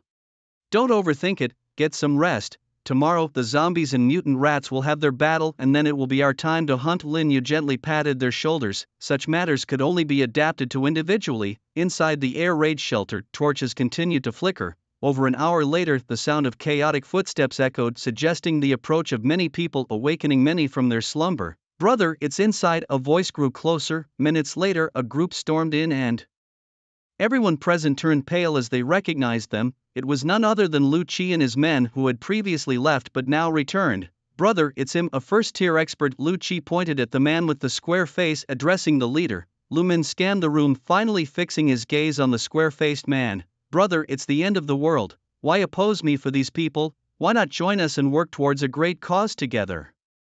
If this man were willing to join his group, the matter regarding his brother could be overlooked. Unfortunately, our paths are different. I won't conspire with you, the square-faced man snorted coldly. He held to his principles and would never collude with such people. Heh, it seems you still don't understand the brutality of the apocalypse, Lu Min sneered, addressing everyone. Originally, if you had just handed over your food you could have lived, but he stood up and broke my brother's hand. Now all of you must die. He smiled malevolently and the henchmen behind him exuded killing intent, their knives gleaming with cold light. These men bore numerous bloodstains, indicating a history of slaughter. The crowd quickly fell into chaos. Those who had been grateful to the square-faced man now showed hatred. The irony of human nature was laid bare. At this moment, the square-faced man took a step forward and cupped his hands towards the crowd, saying, everyone rest assured, as long as I'm here, they won't dare harm you. What do you guarantee with? There are so many of them. Strong and ruthless killers. It's all your fault. If you hadn't shown off, they would have just taken our food. Now they want to kill us. It's all your fault. That's right, it's all your fault. You brought this upon us. The ugliness of human nature was on full display. You're lying. If it weren't for my dad, you would have died from starvation anyway. My dad saved you. A little girl beside the square-faced man retorted angrily. Big brother, it's not my fault, it's all his doing. We are very willing to offer our food. Please don't kill us. A man suddenly knelt on the ground, crawling towards Lu Min while hurriedly pulling out food to offer it. As soon as someone took the lead, a wave of people fell to their knees, sobbing and shouting, directing all the most venomous words at the man with the square face. You're a bad person, it's all your fault, they accused. Suddenly, the grandson of an elderly woman ran over and kicked the man with the square face several times. What are you doing? The little girl, seeing her father being kicked, was furious and pushed the old lady's grandson to the ground.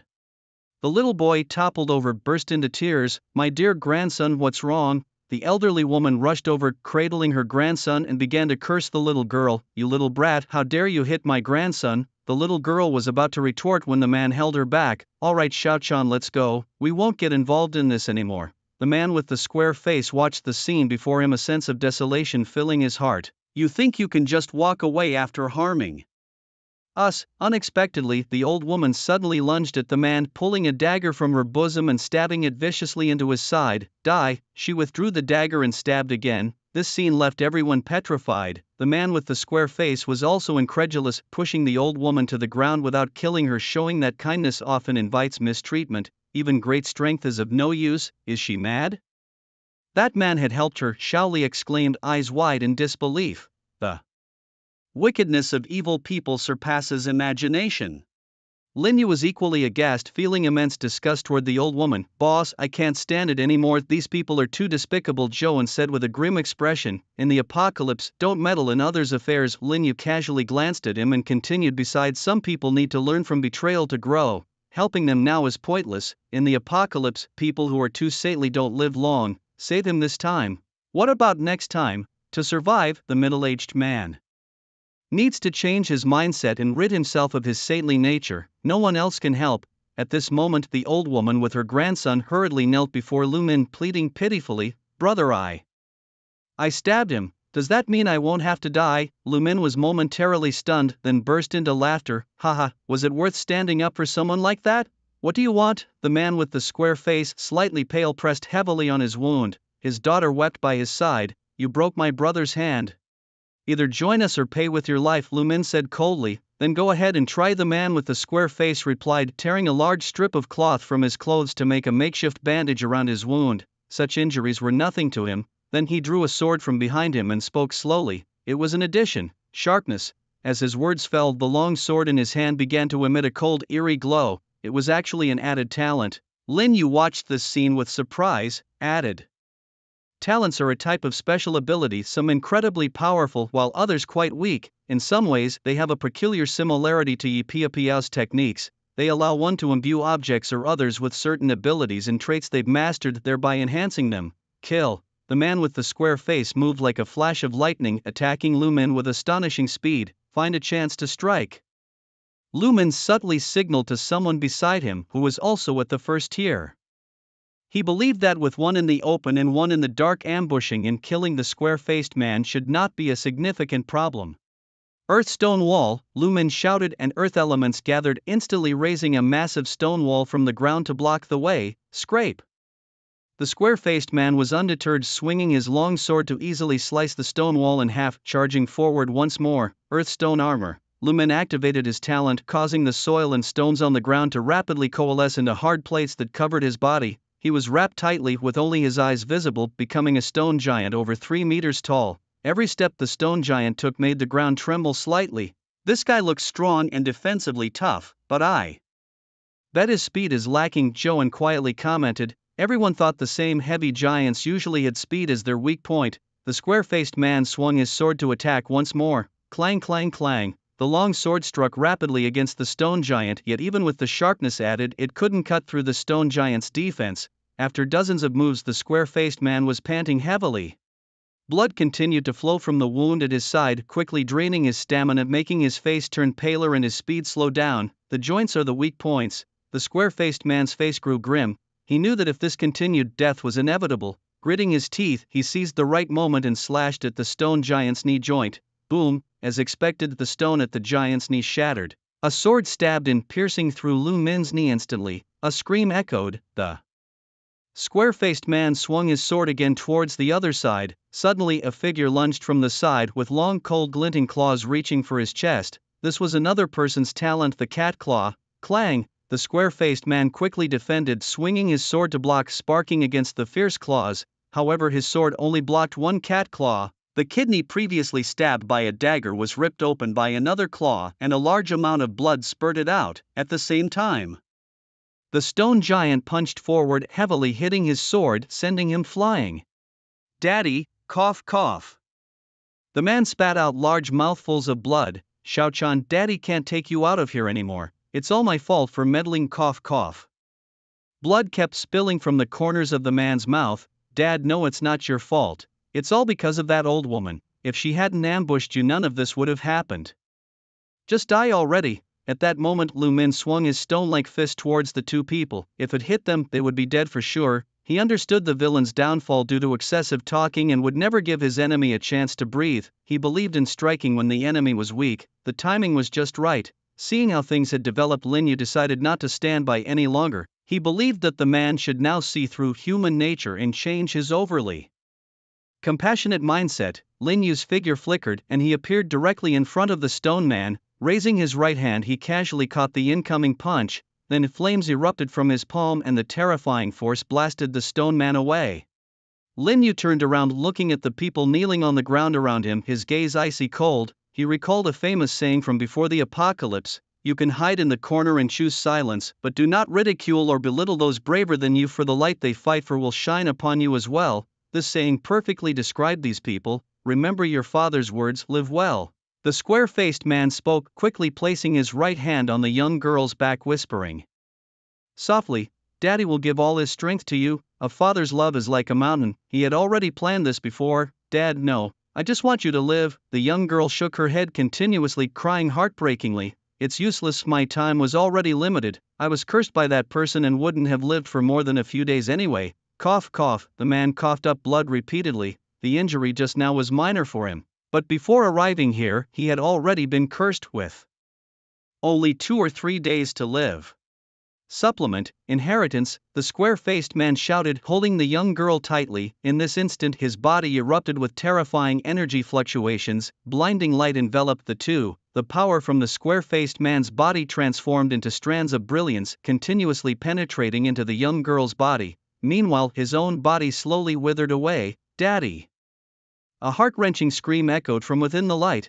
In that moment Lin Yu felt a strong sense of unease. His figure flickered, moving away from the two. This sudden change was beyond his expectations. As the light faded, the scene before everyone's eyes made their scalps tingle. The square-faced man had turned into a skeleton held in the young girl's embrace. His flesh, organs, everything was gone, leaving only the skeleton. Most crucially, black runes spread across his bones. Firmly embedded into the skeleton, this sight sent chills down everyone's spine. This was forbidden magic supplement, inheritance. Lin Yu's expression changed. This kind of supplementary ability, which involved sacrificing one's own flesh and soul to pass on power to another, was extremely dangerous, with a success rate of less than 10%. As soon as an unexpected event and rejection occur, both individuals face certain death. It seemed excessive to resort to such a forbidden technique just because he had been stabbed twice in the kidney, right? Lin Yu was confused. For a first-level evolver, a few stabs to the kidney should be a minor issue, recoverable with a few days of rest. It shouldn't have come to this, should it? Lin Yu glanced at the little girl. At this moment a dark aura of magic emanated from her. Why, having saved you, why would you turn against your savior? The little girl, clutching a skeletal corpse, muttered to herself. If it weren't for these people, at least her father could have stayed with her for a few more days, perhaps even finding a way to break the curse. But now, you all deserve to die. All of you should rot in the 18th level of hell. Suddenly, the little girl raised her head, her pupils turning pitch black, devoid of any irises, chillingly terrifying. Forbidden, fate's demise. She uttered the words coldly, directing them at everyone present. Lin Yu's face changed dramatically. He grabbed Shaoli and Zhou, retreating rapidly. He was all too familiar with these words. It was a super talent belonging to the law of causality, capable of awakening only with the most intense and pure emotions. Once executed, it would unleash one's latent potential at the cost of one's life and soul, trading for a fleeting burst of future power. Why did you kill my father? Why? The little girl slowly stood, her pitch-black pupils fixated on everyone. Boom! An unimaginably terrifying black magic erupted around her. Unable to control herself, she began to unleash her energy. The magic column grew larger, obscuring her figure. All anyone could see were the pair of cold, pitch-black eyes within the ever-expanding magic column, emitting an eerie glow. The aura intensified, the magic grew stronger, and the immense pressure forced everyone to the ground. The little girl moved, extending her right hand towards where the others were. You all go die, die. At her fingertip, a black energy ball began to form, swelling rapidly to the size of a basketball. Whoosh! The energy ball transformed into a laser beam over a meter in diameter, blasting towards everyone. Wherever the beam passed, the ground of the bunker cracked and walls were pierced. The group of people didn't even have time to utter a sound before being obliterated by the light column. Run! Stone Man Lu Min, consumed by terror, turned and fled at full speed. You too must die. The little girl turned her head, a black light column surged from her palm, a terrifying energy wave carrying overwhelming might, destroying everything. No! The voice of despair was instantly drowned out. Then a terrifying explosion occurred, the energy wave obliterating everything. The entire bunker shook violently, collapsing under the force of the energy. It's over. Shaoli and Zhou trembled in the corner. The shockwave left them coughing up blood. Boom! At that moment Lin Yu's body also erupted with a terrifying wave of magic. In desperation he too unleashed his energy. Fierce flames emerged, engulfing his body. With one hand he grabbed Shaoli, and with the other he held Zhou. Flames spewed from his feet, propelling him through the top of the bunker, shooting them out. The ground trembled as explosions echoed relentlessly, turning the entire bomb shelter into a heap of rubble as if struck by missiles. This was a testament to the terrifying power of the energy wave unleashed by the little girl, comparable to the might of several missiles. Boom! The shattered stones of the shelter burst open and a black silhouette shot out. It was the little girl. The magical energy radiating from her continued to climb, showing no signs of stopping. In her arms she gently held her father's remains, carefully placing them aside. This can't go on. She needs to be stopped, or else with her life and soul burning to the end, death would be inevitable.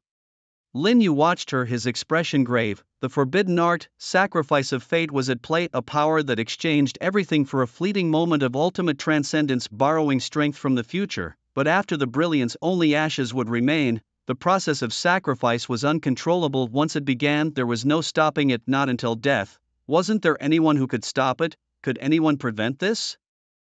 I want to try, Lin Yu thought as his eyes flared with determination. His body, like a swift arrow, flew towards the girl. Stop, he shouted, enveloped in flames, unleashing his magic power as he punched forward. The girl lifted her dark eyes and met him head-on. In her consciousness, she did not want to fight in front of her father's remains, fearing accidental destruction. Bang! A small arm, a tiny hand extended and astonishingly blocked Lin Yu's punch. The clash of their powers formed a terrifying shockwave, transforming into a powerful gust that spread in all directions. Incredible, Lin Yu was now at the second tier, in a state of fiery enhancement, his strength surging. Such a formidable punch was blocked so effortlessly. Lin Yu's gaze sharpened. Again, he punched madly, each strike carrying immense power. Yet, the little girl held her ground, her hands moving deftly, catching each of Lin Yu's attacks with precision. In the debris, they became two blurred shadows, colliding repeatedly. Was this really a battle between humans? It was terrifying, so much so that I could only vaguely see their afterimages. Shaoli and Zhouan watched the fight unfold as if watching an anime, utterly incredulous. What was that? Vegeta's Prince combat technique? Their eyes widened in disbelief. In the midst of the scene, the girl's figure flickered, and after creating some distance from Lin Yu, she began to concentrate black energy waves in her palms, launching them rapidly towards him, relentless. These energy waves exploded with terrible force upon contact with anything, far surpassing the Prince combat technique of Vegeta. This can't continue. Her power grows stronger as the sacrifice persists. Lin Yu's brow furrowed tightly. He noticed the girl's hair was beginning to turn white. He must overpower her with absolute strength to alter the outcome. With this realization, Lin Yu decided to hold nothing back. Once more he unleashed a surge of power. A terrifying column of magical energy erupted from around him, so immense that the earth beneath his feet could not withstand it and shattered instantly. The debris that was caught in the magical beam was ground to dust. Entering the dragon flame form, the yellow flames surrounding Lin Yu's body transformed into a deep crimson in an instant, marking his most formidable state yet. In a flash, he appeared behind the young girl, not holding back, delivering a powerful punch to her back. With a loud bang, the girl's body was sent flying like a cannonball, crashing into the rubble. Lin Yu charged forward again, pinning her down, his fiery fists raining down relentlessly. In this moment, his speed and strength had surpassed their previous limits. Although the girl fought back with all her might, she could no longer withstand him. At least a third of his punches landed solidly. Lin Yu had finally gained the upper hand. Wake up, if you keep sacrificing yourself you'll die, he roared, landing another heavy punch on her chest. Though he held back his full strength, blood spurted from the girl's mouth. In his dragon flame form, Lin Yu was unstoppable, and she could no longer resist even if she sacrificed everything. Have you forgotten your father's words? He wanted you to live well. The mention of her father finally sparked a glimmer of awareness in the girl's eyes. There was hope. Lin Yu felt a surge of joy at this sight. He held her limbs firmly, unleashing his magical energy once more, directing it all towards the girl to completely suppress her. Under Lin Yu's verbal assault, her consciousness grew clearer. I can't die, I must bring father home. The darkness in her eyes slowly faded as her pupils came back into view. Moments later, all the black magical energy withdrew into her body. Only then did Lin Yu release her, exhaling a long breath of relief. Big brother, thank you. The girl, regaining her senses, recalled what had happened and expressed her gratitude to Lin Yu. It was only then that Lin Yu realized he was still sitting on her, and he awkwardly stood up. She coughed again, blood spilling from her mouth. Her hair had turned completely white, and her once delicate hands had shriveled, resembling those of an elderly person. She stumbled towards the remains of a skeleton. Even for Lin Yu, who had seen much of life and death, the scene was heart-wrenching, his eyes reddening. Father, I'm taking you home. Tears flowed from the girl's eyes as she carefully wrapped the bones in her clothes. Big brother, what's your name? She asked. Magician Lin Yu, he replied. Thank you. My name is Xiao Chan. If I survive, I'll come find you. Lin Yu was the only one who had stepped forward to help her. Without him, she would have continued sacrificing herself until her death. The father's remains could not be laid to rest. Xiao Chan didn't look back. She carried her father's bones on her back, step by step, walking into the distance. Her frail figure seemed lonely. Lin Yu opened his mouth but ultimately said nothing. He wasn't sure if Xiao Chan could endure. Although he forcibly interrupted the young girl's sacrificial ritual, many offerings had already been made beforehand. Xiao Chan's body, outwardly appearing as a child, might have long since been depleted of vitality. I believe you can survive, and your father surely wishes for you to live well. Lin Yu suddenly spoke, shouting loudly at the frail figure. In the distance, the tiny silhouette that had merged into the night shivered slightly, paused momentarily, then continued forward, disappearing into the darkness. Thank you. A barely audible voice heard only by the night. Boss. Boss, are you okay? At this moment, Shaoli and Zhouan rushed over, covered in dirt. Lin Yu watched the disappearing figure and shook his head. Will that little girl die? Both of them felt some sympathy. I don't know, everything relies on herself. The forbidden life sacrifice known as a forbidden art is not without reason. Lin Yu sighed. A 0-level 10th rank little girl using this forbidden technique borrowed power that could match even a 2nd rank individual like him. It was astonishing. But how did her father turn into a skeleton so suddenly before his death?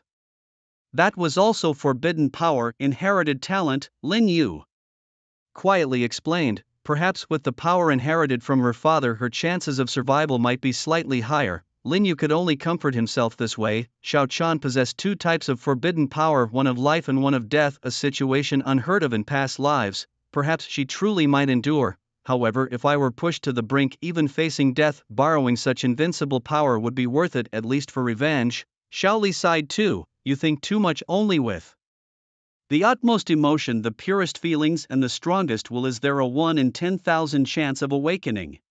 Even if you awaken, it is but a fleeting moment, and after the power fades you must die. This is the power of destiny and causality. Lin Yu was lost in thought, recalling some who had used the forbidden life sacrifice in past lives. Some did it for love, some for hate, some for belief, and some for righteousness, sacrificing everything to exchange for future power. They achieved the ultimate sublimation, fulfilling their last wishes. In the end, none of them survived. It was one tragic and heroic story after another. Let's go. After what had happened, Lin Yu and the others were somewhat silent. They climbed up the trees, resting among the branches. Lin Yu opened the message from his senior brother. Tomorrow, I will arrive with the zombie army. By then, I will command the zombies to battle the mutant rats. Lin Yu's sorrow was finally alleviated a bit. This was good news. In the chaotic world where zombies and mutant rats clash, consuming each other's flesh, humanity finds a silver lining.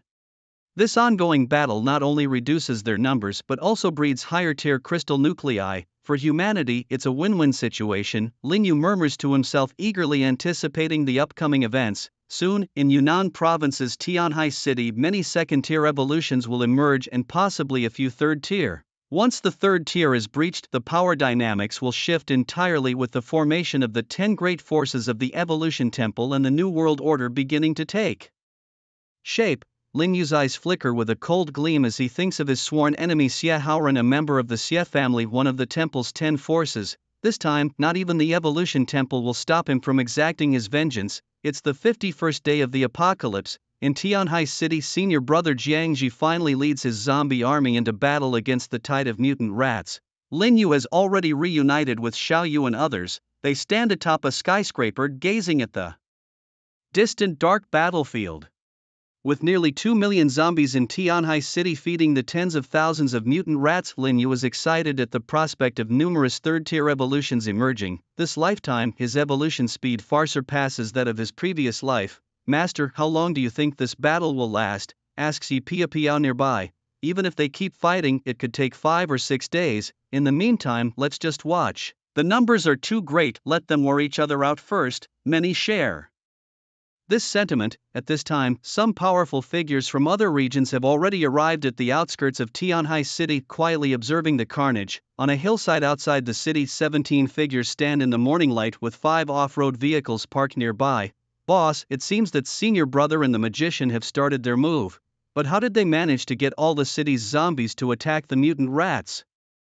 These two are too enigmatic, hard to fathom. Just remember our goal, the rest is none of my concern, says Shen Fa, a burly figure standing at the forefront.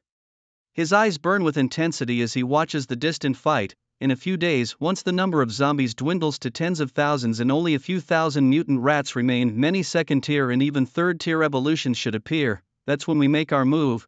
this time we should encounter quite a few strong opponents. I look forward to facing them in battle, says Heiyu, clad in a black combat suit, eagerly awaiting the challenge. Indeed, boss, it'd be great to defeat that magician and senior brother and have them join our thunder team. Hearing this, Shen Fei's fighting spirit rises. In another direction, the rain god dressed in white stands on a tree branch, gazing into the distance, also waiting. Jing Jie, can you contact the boss? Liu asks excitedly. I left a message on the boss's post, but there are probably too many replies for him to notice. I didn't tell him, planning to surprise him.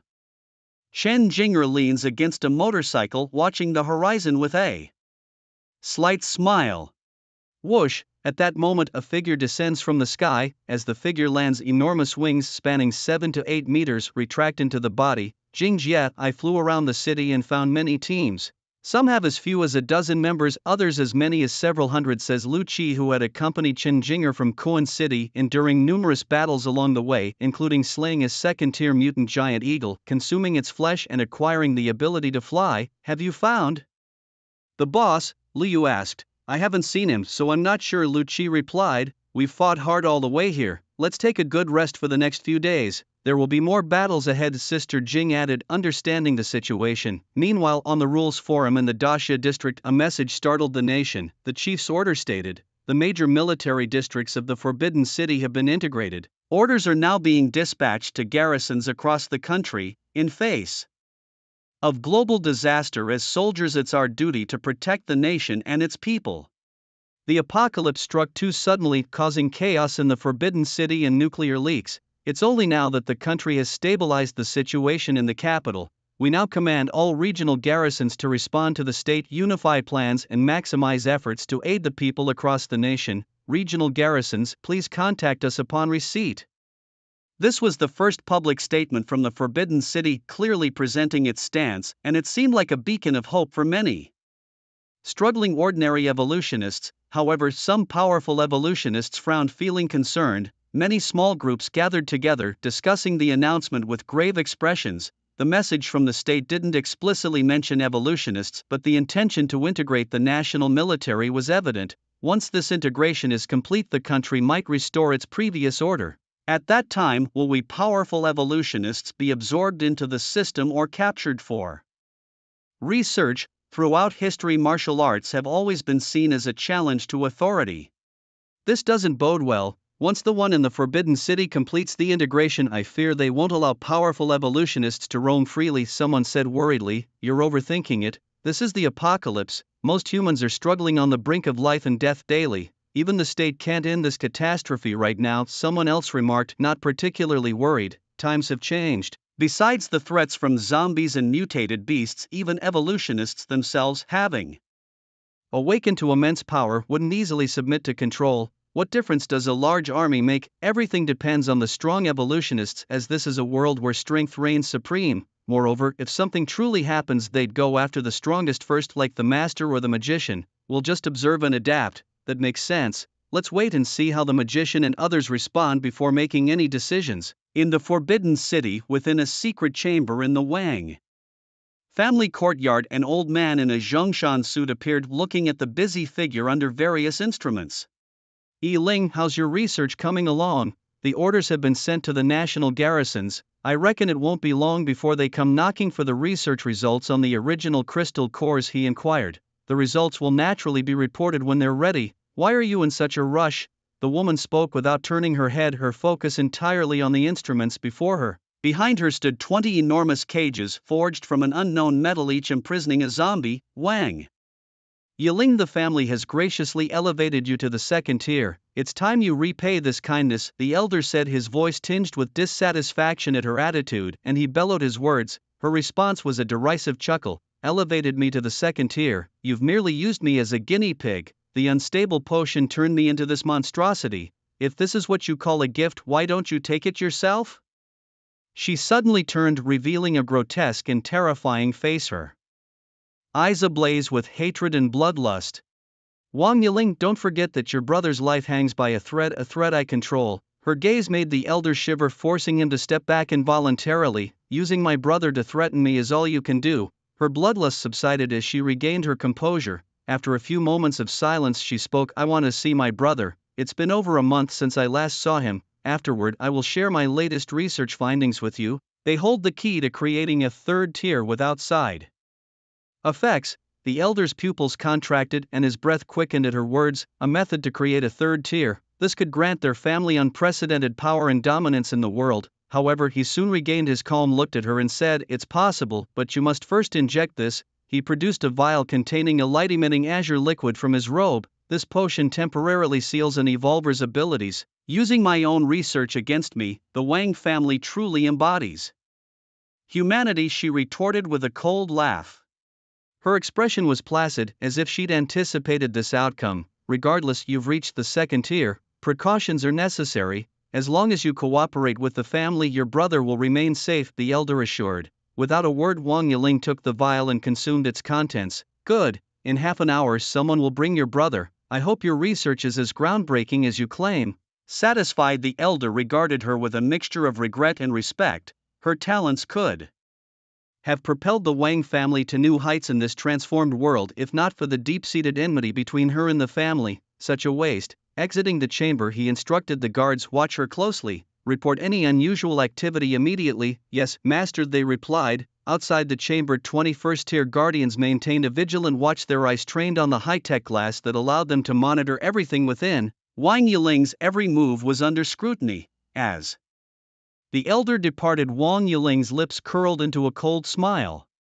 An hour and more passed. 5 top-tier martial artists accompanied by a frail young boy walked in. Xiaochuan. Wang Yiling couldn't help but feel a surge of excitement. In the entire Wang family, her only concern was her younger brother. The others, despite the blood relation, treated them with indifference due to their mother's lowly origins, viewing them merely as tools for the family. The elder present was the current head of the Wang family, her own grandfather. "I'm fine, Sister Wang," Chuan exclaimed with equal excitement as he dashed forward. The siblings embraced, tears streaming down their faces. "Yiling, now that you've seen your brother, it's time to fulfill your promise, isn't it?" The elder approached with a stern demeanor. Why should I hand over my research to this heartless family?" Wang Yiling suddenly lifted her head, a cold sneer playing on her lips. "You dare to renege on your word?" The elder's face darkened and the 5 top-tier martial artists behind him closed in. "Wang Yiling, I will give you one more chance. Surrender the research willingly," the elder warned, his voice icy. Do you think you can still threaten me like you used to?" Wang Yiling burst into laughter, the sound tinged with madness. "Attack!" The elder's command was sharp and unyielding. The 5 figures behind him drew their swords in unison, their bodies moving with the swiftness of leopards as they charged forward. Swish! The flash of swords cut through the air, slicing Wang Yiling and her brother in half. What? Everyone was momentarily stunned. They had assumed Wang Yiling had some hidden trump card, being a second-tier warrior. Even though she had taken a sealing potion, there was no guarantee she wouldn't have other means. Who would have thought she could be cut down with a single sword strike? "Wait, there's no blood." One man noticed something amiss. As his voice trailed off, an eerie chuckle echoed through the secret chambers, sending chills down everyone's spines. In the next moment, under the horrified gazes of all present, the chamber's space shattered like a mirror, fragmenting into pieces and dissipating into thin air. Then, a chamber identical to the first appeared. The only difference was Wang Yiling standing in a corner with Wang Chuan watching them coldly. "What is going on? Wang Yiling, wasn't your power sealed? And your face?" The elder stared at Wang Yiling's exquisite and flawless face, overwhelmed by shock. Everything before him completely overturned his understanding. Wang Yiling's face, once marred by experimental medication, had miraculously restored itself. You didn't expect this, did you? That experimental potion, though it destroyed my face, also awakened my innate abilities, and today I have completely resolved the side effects," Wang Yiling said, her eyes gleaming with a cold light as she fixed her gaze on the elder, her voice dripping with mockery, as if ridiculing the elder's ignorance and foolishness. "This is impossible." The elder's eyes widened, a nameless fear surging within him. He had always believed he controlled the situation, yet from the start they had been ensnared in Wang Yiling's trap. A slight smirk curved Wang Yiling's lips, a proud smile. "All this time, the entire chamber has existed within my realm of consciousness.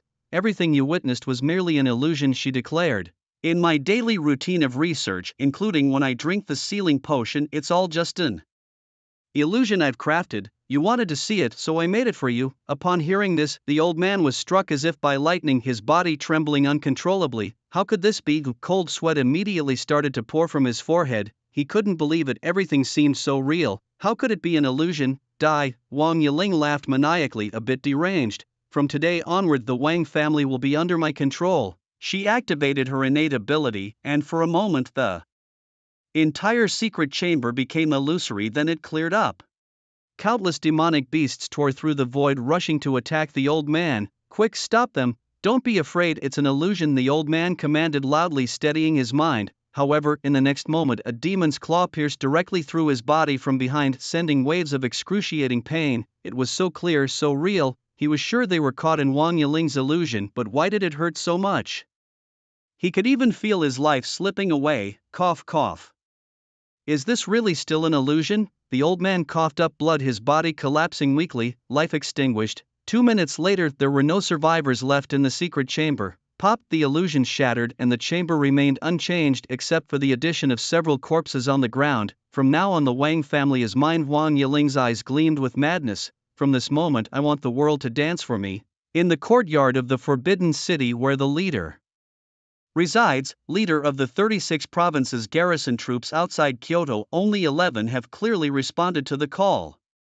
The others have shown no signs of movement. It seems they intend to stand alone. At this moment Blade's entire being was like a sword about to be drawn, exuding an intimidating chill. This situation was somewhat unexpected for him. Of the 36 provinces garrison troops, only a third were willing to heed the call. This would never have happened before the apocalypse. Forget it, this situation was already anticipated. Having 11 provinces willing to follow orders is already quite good. The leader sighed, feeling helpless. In this era humanity is already on the brink of life and death. Zombies and mutant beasts nourished by nuclear energy are humanity's greatest enemies. A single misstep could lead to human extinction. What about the ancient families? The leader asked. The Wang family has undergone a drastic change. Wang Yiling, the madwoman, has become the head of the family. She is willing to share the research results of the original crystal core with us. Blade paused, then continued. The Xie family is also interested in an alliance.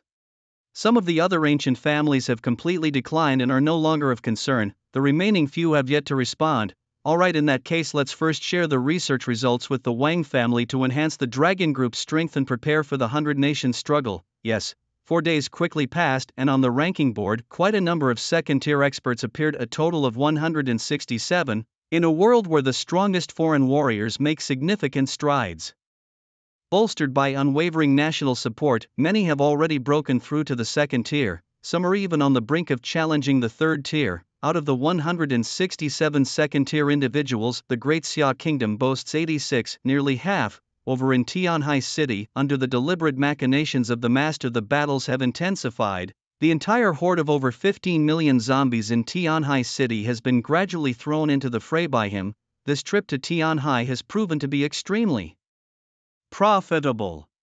The master is incredibly excited, his usual gentlemanly demeanor barely holding up. In just 3 days, leveraging the zombie army against mutated beasts, he has exhausted over 1 million zombies and reduced the number of mutated rats to below 60,000. In this process, many have ascended to the second tier, and even a third tier being has emerged. His level has soared, reaching the peak of the second tier. He is just 8 crystal cores away from breaking into the third tier. There are already many second-tier level 10 mutated rats. Another wave of evolution will surely propel them into the third tier. The more the master thinks about it, the more exhilarated he becomes. Globally, there are fewer than 200 second-tier individuals, and he is already halfway into the third tier. Who wouldn't be thrilled? Those people are probably already chomping at the bit. The master recalls the magician Lin Yu and other powerful figures lurking in the shadows. However, in terms of gains, no one can match him. He exudes confidence, roaring at his zombie army. It's about time. Piao Piao, Xiaoyu, the 3 of us will go first, the others can wait a bit longer. Lin Yu gazes at the battlefield ahead, a glimmer of excitement and anticipation in his eyes. Having rested for 4 days, his body and spirit are at their peak. Without hesitation, Lin Yu charges forward, his speed astonishing, like a bolt of lightning streaking across the sky. Now in the second tier, Lin Yu can easily obliterate second tier zombies even in his normal state. Flame blade, in his hand flames coalesce, specifically targeting first and second tier zombies and mutated rats. A few hours later, the numbers of zombies and mutated rats on the battlefield have significantly dwindled. Almost every few minutes, a new second-tier individual emerges. In one corner of the battlefield, a massive mutated rat bites off a second-tier zombie's head, devouring its flesh and blood. Boom, a surge of powerful magical energy erupts from within it, reaching a critical threshold. From afar, its body swells, doubling in size in mere moments. Third tier, Linyu senses the surge from a distance, his heart leaping with joy as he charges towards it. Attack, hidden powerhouses, unable to restrain themselves any longer, rush into the battlefield. The rain god appears, his expression cold and severe. In his area, a light drizzle inexplicably begins to fall from the sky. Each raindrop seems to carry the weight of 1,000 pounds. The pattering rain lands on the zombies, piercing through their bodies, leaving them riddled with holes. Wherever he passes, neither zombies nor mutated rats can survive. Their bodies, without exception, are left full of holes. On the other side, divine punishment descended with overwhelming thunder and lightning. Arcs of electricity danced through the air, causing the heads of zombies to explode in succession. At that moment, all the hidden evolvers around sprang into action. Blazing form, Linyu muttered softly, yellow flames ignited spontaneously on his body, transforming him into a fiery streak as he rapidly approached the third-tier mutant rat. Flame Blade, a 50-meter-long fiery blade materialized, slashing directly at the mutant rat. Limbs flew through the air as the blade carved its path. Boom! The terrifying strike hit the mutant rat squarely, sending it flying. Magic Array, Infernal Flames. Just then, a loud shout resonated in the air. As the voice emerged, a massive magic array appeared above the third-tier mutant rat. The crimson patterns of the array rotated slowly, brewing terrifying energy. The senior brother remained unfazed, his hands constantly shifting to form seals. With his movements, the crimson magic array on the ground grew increasingly brilliant, its light dazzling. Boom! Suddenly a deafening sound erupted, as if the entire void was about to collapse. The ground enveloped by the crimson magic array began to crack, huge fissures spreading out. Immediately, scorching magma surged from the depths, like a crimson flood, engulfing the entire space in an instant. A pillar of heated energy soared into the sky, forming a blazing column. Roar! The mutant beast's body was submerged in magma, letting out a piercing scream. Yet, this was not the end. The silhouette of the Zombie King's senior brother moved like a specter, swiftly pouncing towards the mutant beast, aiming to seize the third-tier crystal core. Brother, you go. I'll hold him off, Lin Xiaoyu shouted, her figure flashing forward to obstruct the senior brother. Apocalypse form. A surge of formidable power erupted from Lin Xiaoyu's body, enveloping her in a mysterious black aura that seemed capable of devouring everything, exuding a disquieting presence. In the blink of an eye, Lin Xiaoyu transformed into a terrifying existence, Apocalypse of Destruction form. Her speed was astonishing, akin to teleportation, as she intercepted the senior brother's path. Step aside. The senior brother's expression turned cold. His hands swiftly formed seals, a dazzling light emerging from them, carrying an infinite might that surged towards the space above Lin Xiaoyu's head. Dual magic array, Starfall. It was his first time displaying his formidable talent before everyone. Boom, boom. Two muffled sounds echoed in the void. Above Lin Xiaoyu's head, two magic arrays suddenly appeared, one light blue and the other dark blue, immense and grand, like twin wheels suspended in the sky. Terrifying energy waves emanated from these arrays, as if they were about to tear the void apart. A massive meteor descended from the heavens, carrying unmatched power, guided by the magic arrays as it plummeted down. Apocalypse of Destruction, Blade Storm, Lin Xiaoyu whispered, her black greatsword materializing in her hand as she swung it towards the meteor above. Countless sword auras surged into the sky. Two unmatched forces collided fiercely, erupting in a blinding light. Then a massive explosion ensued, obliterating everything in the vicinity. As the dust settled, senior brother and Lin Xiaoyu stood on opposite sides, their clothes slightly disheveled. It was over. Senior brother glanced at the spot where the Tier 3 zombie had been and then at Lin Xiaoyu standing before him. Without a word, he turned and left. In the place where the Tier 3 zombie was defeated, Lin Yu stood with his mouth agape, frantically absorbing the energy from the magma. The surging magma transformed into streams, rushing into his mouth. The power of magma is indeed formidable. Once I grow stronger, I should seek out the heart of the earth flame, Lin Yu thought, licking his lips with satisfaction. If he could find and consume the heart of the earth flame, his S-level talent could undoubtedly advance to SS level. This thought ignited a fervor within him. Volcano flame, heart of the earth flame, phoenix flame, solar flame, soul flame. all these were his targets. Once he devoured them all, the extent of his power would be unimaginable, a 6S talent, 9S, or perhaps even stronger. Suppressing the fiery excitement in his heart, Linyu looked towards the site of the Hellrock eruption. There, a Tier 3 mutated rat had long succumbed to continuous destructive attacks, its body marred with charred wounds. Linyu's flame knife sliced open the mutated rat's head, extracting a Tier 3 crystal core. Xiaoyu, are you alright? Linyu flashed to Xiaoyu's side, asking with concern. He had witnessed their battle, the sheer strength of that unmatched power had even startled him. I'm fine, he held back. He didn't use his full strength, otherwise I couldn't have blocked that move. Xiaoyu shook her head. I didn't expect this guy to hide his abilities so deeply. The magic array talent is truly remarkable. Linyu was equally amazed. What we saw was just a dual-layer magic array. If he comprehends the triple or quadruple layers, the power would be even greater. Once it reaches 5 layers or more, describing it as a force capable of destroying the heavens and earth wouldn't be an exaggeration. Don't be discouraged. He's probably already at Tier 2 level 10, you're not even at Tier 2 yet. If you were on the same level, you might not lose to him, Linyu comforted. Xiaoyu nodded. With that, the two continued their assault on the battlefield. Whether it was Tier 1 or Tier 2 crystal cores, they needed them all. More and more powerful warriors joined the fray, and the terrifying zombies and mutated rats became coveted targets for everyone. Naturally, some less powerful evolvers encountered Tier 2 zombies and were directly torn apart and devoured. Boom! In the distance, another Tier 3 breakthrough occurred. Evolvers who couldn't evade in time met a tragic end. Only those with extremely powerful abilities dared to challenge Tier 3. Without a doubt, in the entire battlefield, besides Linyu, the strongest was Senior Brother. With Tier 2 level 10 attributes, he overpowered everyone else. As time marched on, the battlefield was continuously engulfed by surges of formidable auras shooting skyward. More and more second-tier zombies and mutated rats were emerging, with occasional breakthroughs to the third tier. Linyu no longer bothered with the first-tier threats. His gaze swept across the battlefield, constantly seeking out second-tier targets. Those with ordinary auras were swiftly slain, while those exuding exceptionally powerful auras were temporarily spared by Linyu. He spotted a rampaging zombie with a particularly strong aura. This one must be at the peak of the second tier, Linyu thought, his eyes lighting up. With a chuckle, he charged toward the zombie, thinking, hey zombie, let me grant you a significant opportunity. Come here.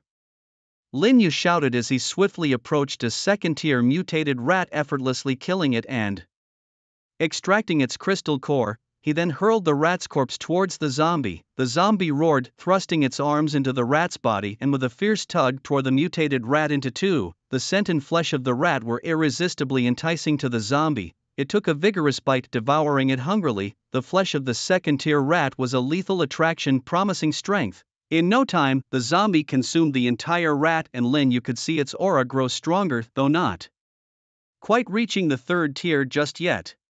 Darn lucky you, Linyu muttered as he dashed toward another second-tier mutated rat. With a swift flash of his flame blade, he dispatched it in under 30 seconds. This time, he left the crystal core within the rat and tossed the corpse to the peak second-tier zombie. He intended to nurture this zombie, using the second tier to cultivate a third-tier entity. As expected, the zombie's aura intensified as it devoured the new rat corpse and absorbed the crystal core. Its body evolved muscles, swelling and bursting through its tattered clothes. Even as a zombie, constant evolution had made it increasingly impressive. Its muscular definition was clear, exuding strength and aesthetic appeal. Linyu mused, if those infatuated girls saw this, wouldn't they go crazy? Shaking his head, he dismissed the thought. Just then, a terrifying roar erupted from the zombie as its transformation completed. On the battlefield, only Linyu and his senior brother had the power to take down a third-tier zombie. The others lacked the strength.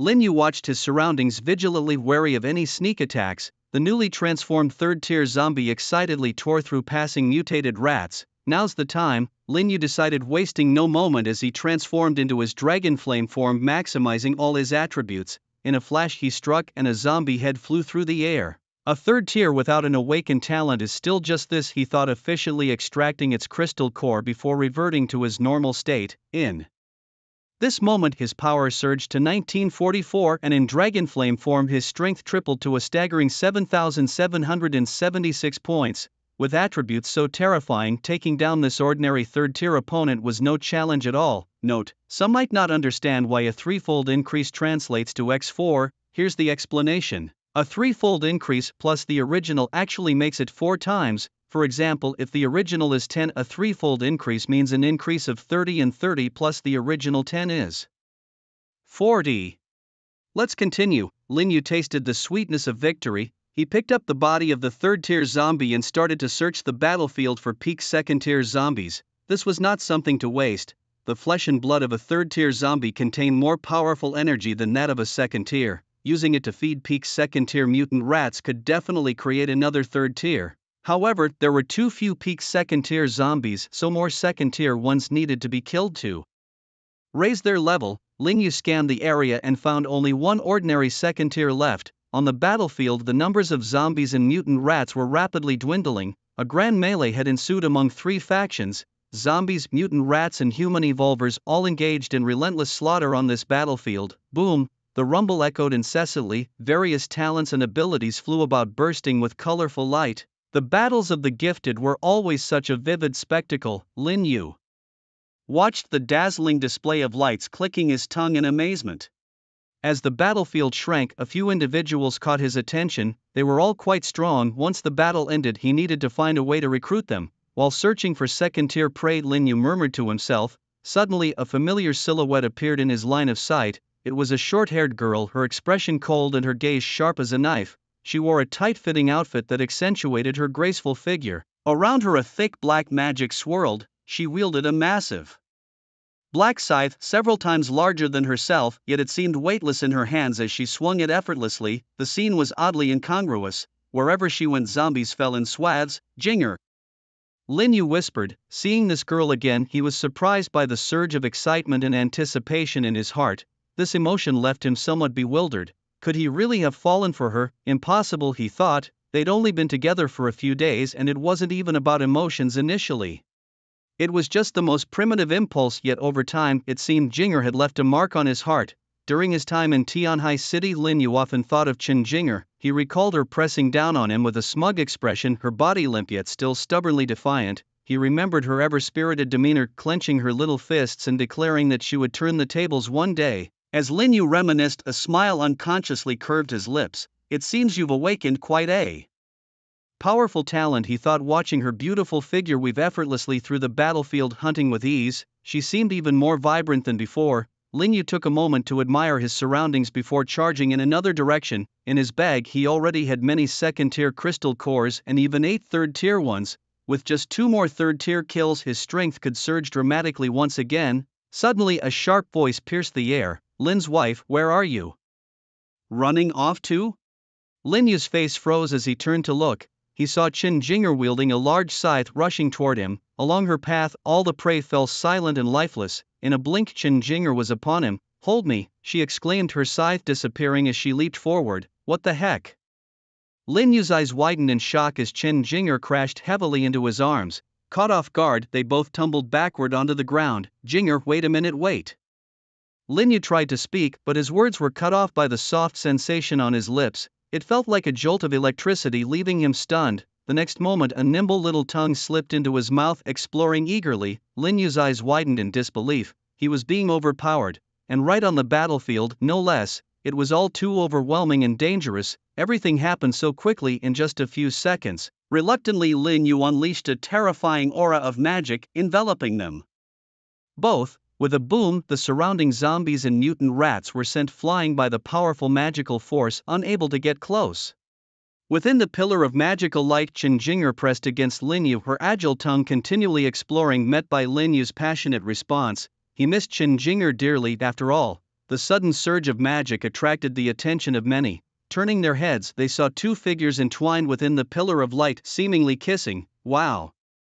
Lu Qi exclaimed, his wings unfurling as he flew closer for a better view. Is this the boss's boss? The overwhelming sense of power made it difficult even for him to control his flight. It was immense. The aura from the magical pillar felt like a mountain, suffocating. Scram! A crisp voice echoed from within the light. Got it, Lu Qi chuckled, his wings flapping as he swiftly departed. So intense, so envious. Lu Yu commented, having just slain a few zombies, watching from afar with a sigh. The next moment, a small hand pinched his ear. Ow, pain, pain. Let go, wife. Yang Shanshan's face flushed slightly as she tugged him away in another direction. They weren't the only ones to witness this scene, many others had seen it as well. Shameless, Lu Shiyun muttered under her breath, feeling a pang of jealousy and a hint of disappointment. On the other side, Lin Xiaoyou's eyes were equally wide. Who was that woman? She had already progressed to this point with her brother, perhaps even further. She didn't dare think on, she had been beaten to it. Yi Piao. Is Master truly this open-minded? In the midst of the chaos, a crowd of onlookers could hardly believe their eyes. The audacity of the scene unfolding before them was astonishing, but what was even more remarkable was the immense magical energy that Lin Yu casually unleashed, leaving the spectators in awe. Some quickly captured the moment on their devices, eager to upload it to the forums, predicting that it would surely go viral. Among them, a sly individual grinned as he discreetly activated the recording feature on the forum, capturing the explosive moment. He even had a catchy title ready: The Great Magician's Daring Deed on the Battlefield, a question of morality or humanity's fall? Within the shimmering column of magical light, Lin Yu's hand playfully squeezed Chen Jinger's pert bottom while the other toyed with her curves through her clothing. Enough, don't you think? We have a task to attend to, she huffed, brushing off Lin Yu's roving hands and darting back into the battlefield. Watching her retreating figure, Lin Yu licked the blood from his lips with a wry smile. That girl. Suddenly, a terrifying explosion erupted in the arena. Double magic array, Starfall. Two massive blue magical arrays, each spanning 30 meters in diameter, appeared high above. A colossal meteor brimming with unstoppable power hurtled down from the heavens. Beneath it, the twin arrays acted like giant hands, firmly guiding the meteor towards the earth. Is this the true might of your move? Lin Yu squinted, his expression turning serious. Even he would need to transform into his dragon flame form to withstand such an attack unscathed. This formidable opponent was indeed fearsome. Why had he never heard of such a figure in his previous life? Below the dual magical arrays, a mutated rat of enormous size bellowed into the sky, its roar echoing like that of a giant beast. This was the mutant Rat King. In just a few days, it had grown to a size comparable to a small mountain, emanating overwhelming magical energy that dominated the surroundings. Lin Yu sensed its presence and thought to himself, judging by this aura, the Rat King must have reached the third tier, level 10. Starfall. With a powerful shout from the senior brother, the meteor crashed down, smashing heavily onto the mutant Rat King's body. Yet the devastation did not stop there. Single magic array, Hellfire Rock. Came another terrifying assault. The ground split open, lava surged upwards, and a mighty collision ensued, engulfing the Rat King completely. An unimaginable explosion erupted, leaving devastation in its wake. A few minutes later, as the dust settled, the mutant Rat King lay in a massive crater, barely clinging to life. With its fall, the rat horde was utterly defeated, the remaining thousands of mutated rats scattering in panic, squeaking madly as they frantically tried to flee.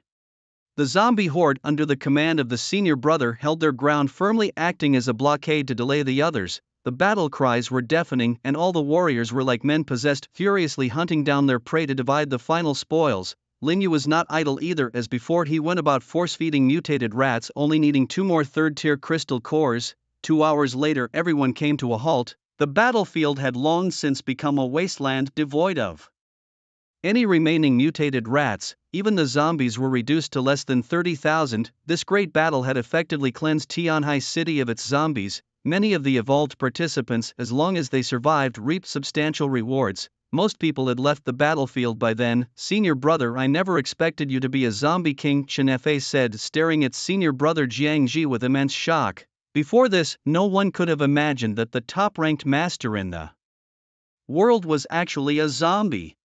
Don't even think about messing with me, or you'll meet a terrible end. Senior brother smiled gentlemanly. Behind him, more than 30,000 zombies stood in formation, silently maintaining a military stance. Beside him stood 2 third-tier zombies as guards. The faces of Shen Fei's group were heavy with concern, but they said nothing. Let's go. See you later. Senior brother smiled slightly at Lin Yu. Where are you going? Lin Yu asked. There are quite a few zombies in the neighboring Lishuwei city. Senior brother replied with a gentle smile, waving his hand and leading the remaining zombies away. Lin Yu already guessed his plan: to lead the zombies to attack the mutated beasts in various mountains, rapidly leveling up.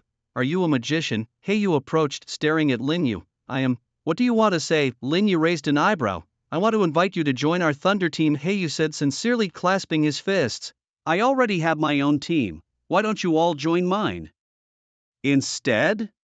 Lin Yu shook his head, attempting to recruit the group instead. Magician, I know you're strong, but you might not be strong enough to recruit us. Shen Fa approached, lightning crackling around him. How about a wager then? Lin Yu said with a smile. Since seeing this group on the battlefield, he had been planning to recruit them. Shen Fa, in his previous life, had also ascended to the ranks of the strongest, and Lin Yu couldn't let them go. The key point was that this group was very loyal, never abandoning teammates, which was exactly what Lin Yu desired. What kind of wager? Shen Fa asked. We can have a battle between our groups, 1v1, 3v3 or 5v5, the losing side joins the winning side. How about it? Lin Yu suggested with a smile, setting a trap for Shen Fa. Hearing this, Shen Fa's eyes were like lightning, scanning Lin Yu's group with a serious expression. On the battlefield before, he had only inadvertently witnessed Chen Jing'er in combat. As for the others, he wasn't familiar with their specific strengths.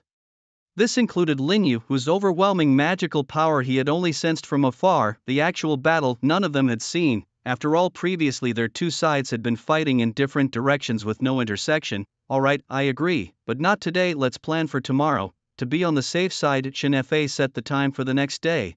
They had already acquired quite a few second-tier crystal cores today, enough for him to break through to the second-tier level 10 in one go, increasing their chances of success. After all, Lin Yu had reached the second tier several days ago. I'm fine with that. Lin Yu shrugged, indifferent to the timing. Interesting. Once everyone had left, the silhouette of the rain god appeared at the scene. A group of 50 to 60 people led by Lin Yu grandly found a farmhouse to settle in. Sure, Yun, bring everything out, let's have a party tonight. Jing'er, you and the women go help wash the vegetables and cook. Lu Yu, He Song, you two take the brothers to gather some firewood today. We'll feast on some delicacies.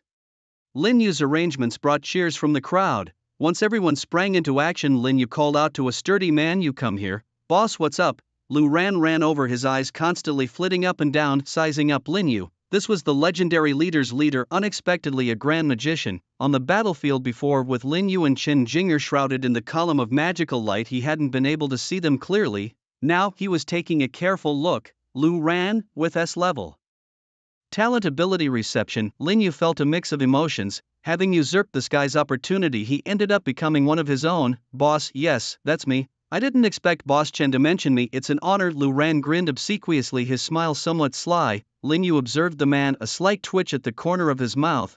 This person seemed somewhat different from his memories. In his past life, after absorbing the power of the fire dragon, this guy had become incredibly powerful. Lin Yu had been fortunate enough to see him once, a figure with the demeanor of a strong expert, yet now he appeared completely devoid of that aura, instead looking cheeky, like someone you'd want to punch. So how did you end up as Chen Jing'er's underling? Tell me about it. Lin Yu was genuinely curious about this. Lu Ran embellished his explanation a bit, and Lin Yu finally understood. So you joined Jing'er's ranks because you couldn't win against her, not out of sincerity? Lin Yu asked. No, boss, don't misunderstand. At first there might have been a bit of that, but now I'm genuinely following Boss Chen. Lu Ran shivered at the cold glint in Lin Yu's eyes and hurried to explain. Initially he wasn't sincere, but after spending time together and going through many events, this team gave him a different kind of warmth. For his sake, the entire team had even specifically hunted a mutated giant eagle, allowing him to receive its wings and gain the ability to fly. Boss, I'm truly following Boss Chen out of sincerity now. Since you and they have that kind of relationship, naturally you're my boss. Suddenly Lu Qi turned serious. He stood up, took a step back, and fixed his gaze on Lin Yu, saying each word deliberately. However, I still want to see your strength. In that instant his entire demeanor changed. Gone was the mischievous look, replaced by an aura exuding the presence of a fierce beast. Lin Yu's eyes lit up. This guy was impressive and worth nurturing. You want to have a match with me? He asked. Smiling at Lu Qi, I do. But why don't you advance to the second tier first? I'll wait for you, Lin Yu replied, aiming to thoroughly win over this guy and turn him into a pillar of strength for Yangzhou. Lu Qi's talent for assimilation was an incredibly formidable ability. Although each part of his body could only assimilate one ability, they could be upgraded. By continuously assimilating stronger abilities, he could eventually grow into a super strong individual, entering the ranks of the strongest. Alright boss, you're already in the second tier, Lu Qi said with an embarrassed smile, realizing he was only at the first tier level 10 and facing a second tier strongman would undoubtedly result in a thrashing. However, after the recent rat-tide battle he had acquired enough crystal cores to advance to the second tier level 4. Go ahead, break through and then come find me. Just don't do it here, go somewhere further to break through, Lin Yu advised, worried that the guy might damage The farm lodge, got it, Lucci dashed off. Linyu shook his head and walked into the kitchen. Inside, a group of women were gathered whispering to each other, but they all fell silent upon seeing him enter, some even blushing. Linyu was puzzled, wondering why it felt like these women were laughing at him. Approaching Chenjinger and the others, he found them no better, each looking at him with flushed faces. Linyu touched his face, nothing was there. "What are you all laughing about, bro?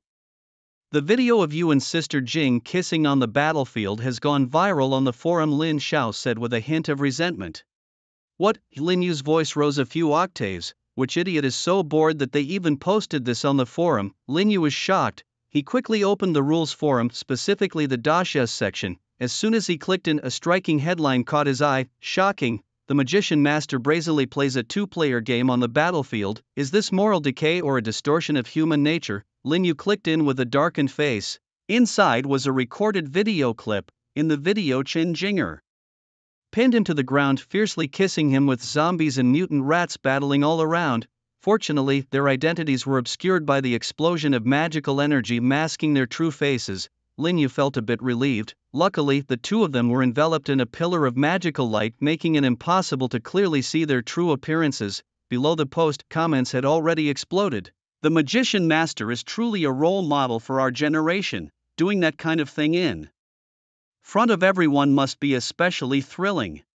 Don't censor it, the most interesting parts aren't blocked. Do I need a membership to see them? I mean, come on folks, are you focusing on the wrong thing? Can't you see the gigantic pillar of magical light from the magician? It's terrifying, right?" The forum is buzzing with chatter. "Mrs. Lin, you're an internet sensation now," Chenjinger teased, completely oblivious to her role in the situation. "You're dead meat tonight."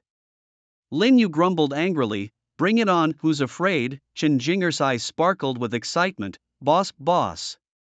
Lu Qi's voice echoed from outside. Lin Yu took this chance to make his escape. This woman truly impossible to handle. An hour later, the farmhouse restaurant was filled with the rich aroma of food, making everyone's stomachs rumble. Lin Yu and Lu Qi walked in, drawing everyone's attention. Lin Yu cheerful led the way, while Lu Qi, sporting a bruised face and a limp, followed behind. "Haha, old Lu, you thought you could challenge the boss and got beat up, didn't you?" Lu Yu laughed the loudest in the crowd. "Alright, that's enough," Lin Yu interrupted the merriment. "Everyone sitting here today is a part of Yangzhou. You can have your own small groups, but always remember you all belong to Yangzhou. To avoid filler content, a 2,000-word speech is omitted here.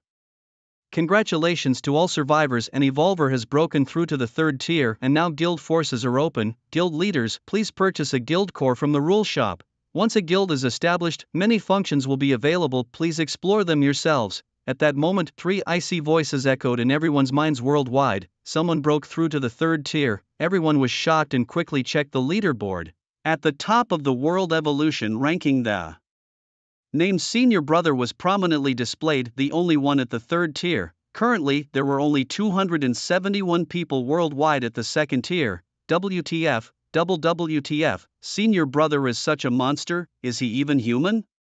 Guild forces are open. What's the name of Senior Brother's force? I want to join. The bombastic gang is recruiting. The Qin's Bright Moon is recruiting. Our leader Moon Goddess is a super beauty. The forum was in chaos. Lin Yu had anticipated this moment. He had been waiting for the emergence of guilds which would provide direction for his upcoming plans. He needed to find high-level firepower, and the easiest way was through dialogues with the rules, which only a guild could facilitate. "Boss, what's this?" Everyone looked at Lin Yu, waiting for his instructions. Lin Yu didn't waste words directly.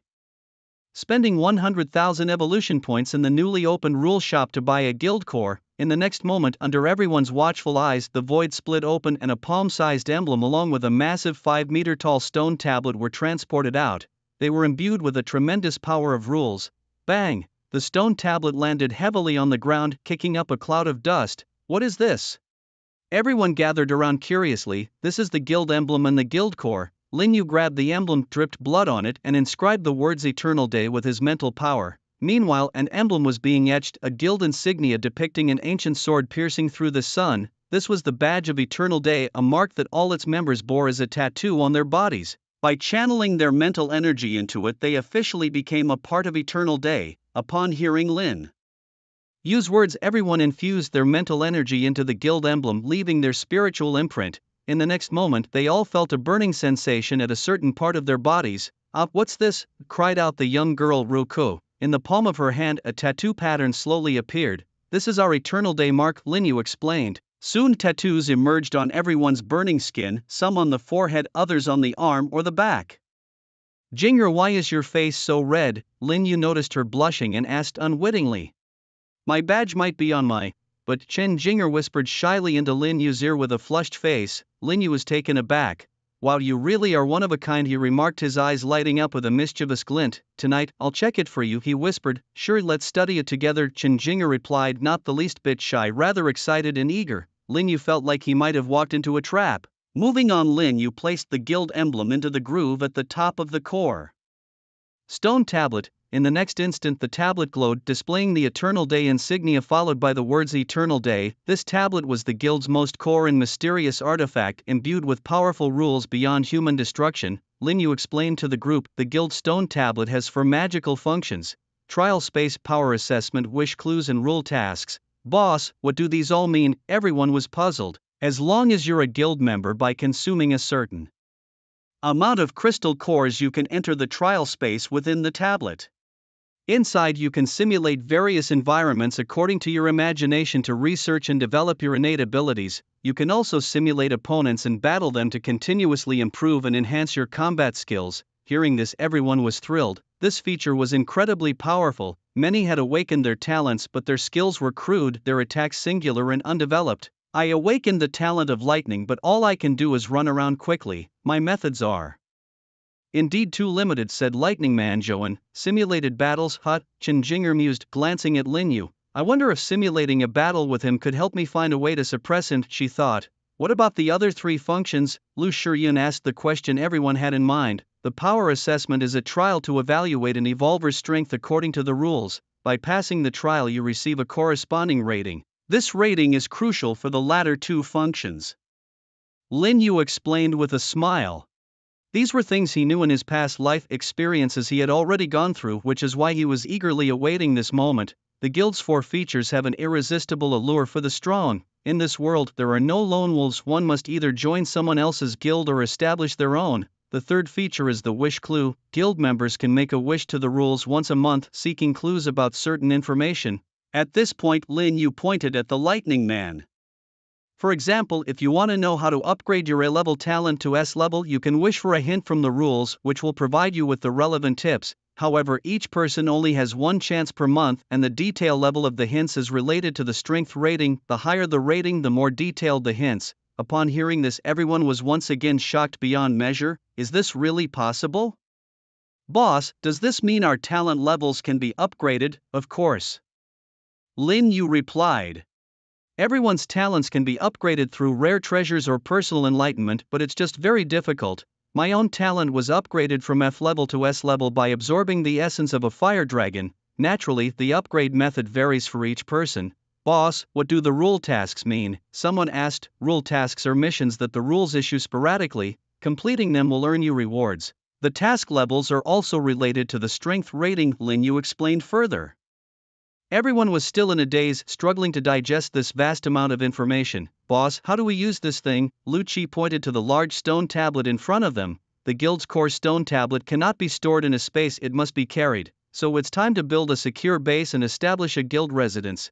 Tianhai City is the best choice now. All zombies have been eliminated, and outside the city, there are mountains and the Tianhai Great Lake, all rich with advancement crystal cores." Everyone was excited and full of hope. No one wishes to wander endlessly in the apocalypse. Who wouldn't want a warm home, a place to sleep comfortably? At this moment, they saw a glimpse of home. "All right, I've said enough, let's eat." Everyone should have gathered a lot of crystal cores today. After eating, those ready to break through should go to the trial space to break through and also get familiar with it, Linyu instructed. With excitement in their hearts, everyone ate voraciously. The delicious food on the table seemed less appealing now, they just wanted to experience it quickly. "The first trial experience is free, lasting 1 hour. The second time, you'll need to recharge," Linyu said with a smile. "Recharge?" Everyone looked puzzled. 1 hour requires 100 0-tier crystal cores or 1 1-tier crystal core, gasp. "This is daylight robbery." Everyone felt a pang in their teeth. They were already 1-tier evolvers, but advancing to level 10 still required dozens of 1-tier crystal cores, and their stock of 0-tier cores wasn't abundant either. Lin Yu shook his head. In the early stages hardly anyone could afford it, but in the mid to late stages having extra third or fourth tier crystals made things much easier. However, sometimes after spending dozens of hours in the trial space you might still come out empty-handed.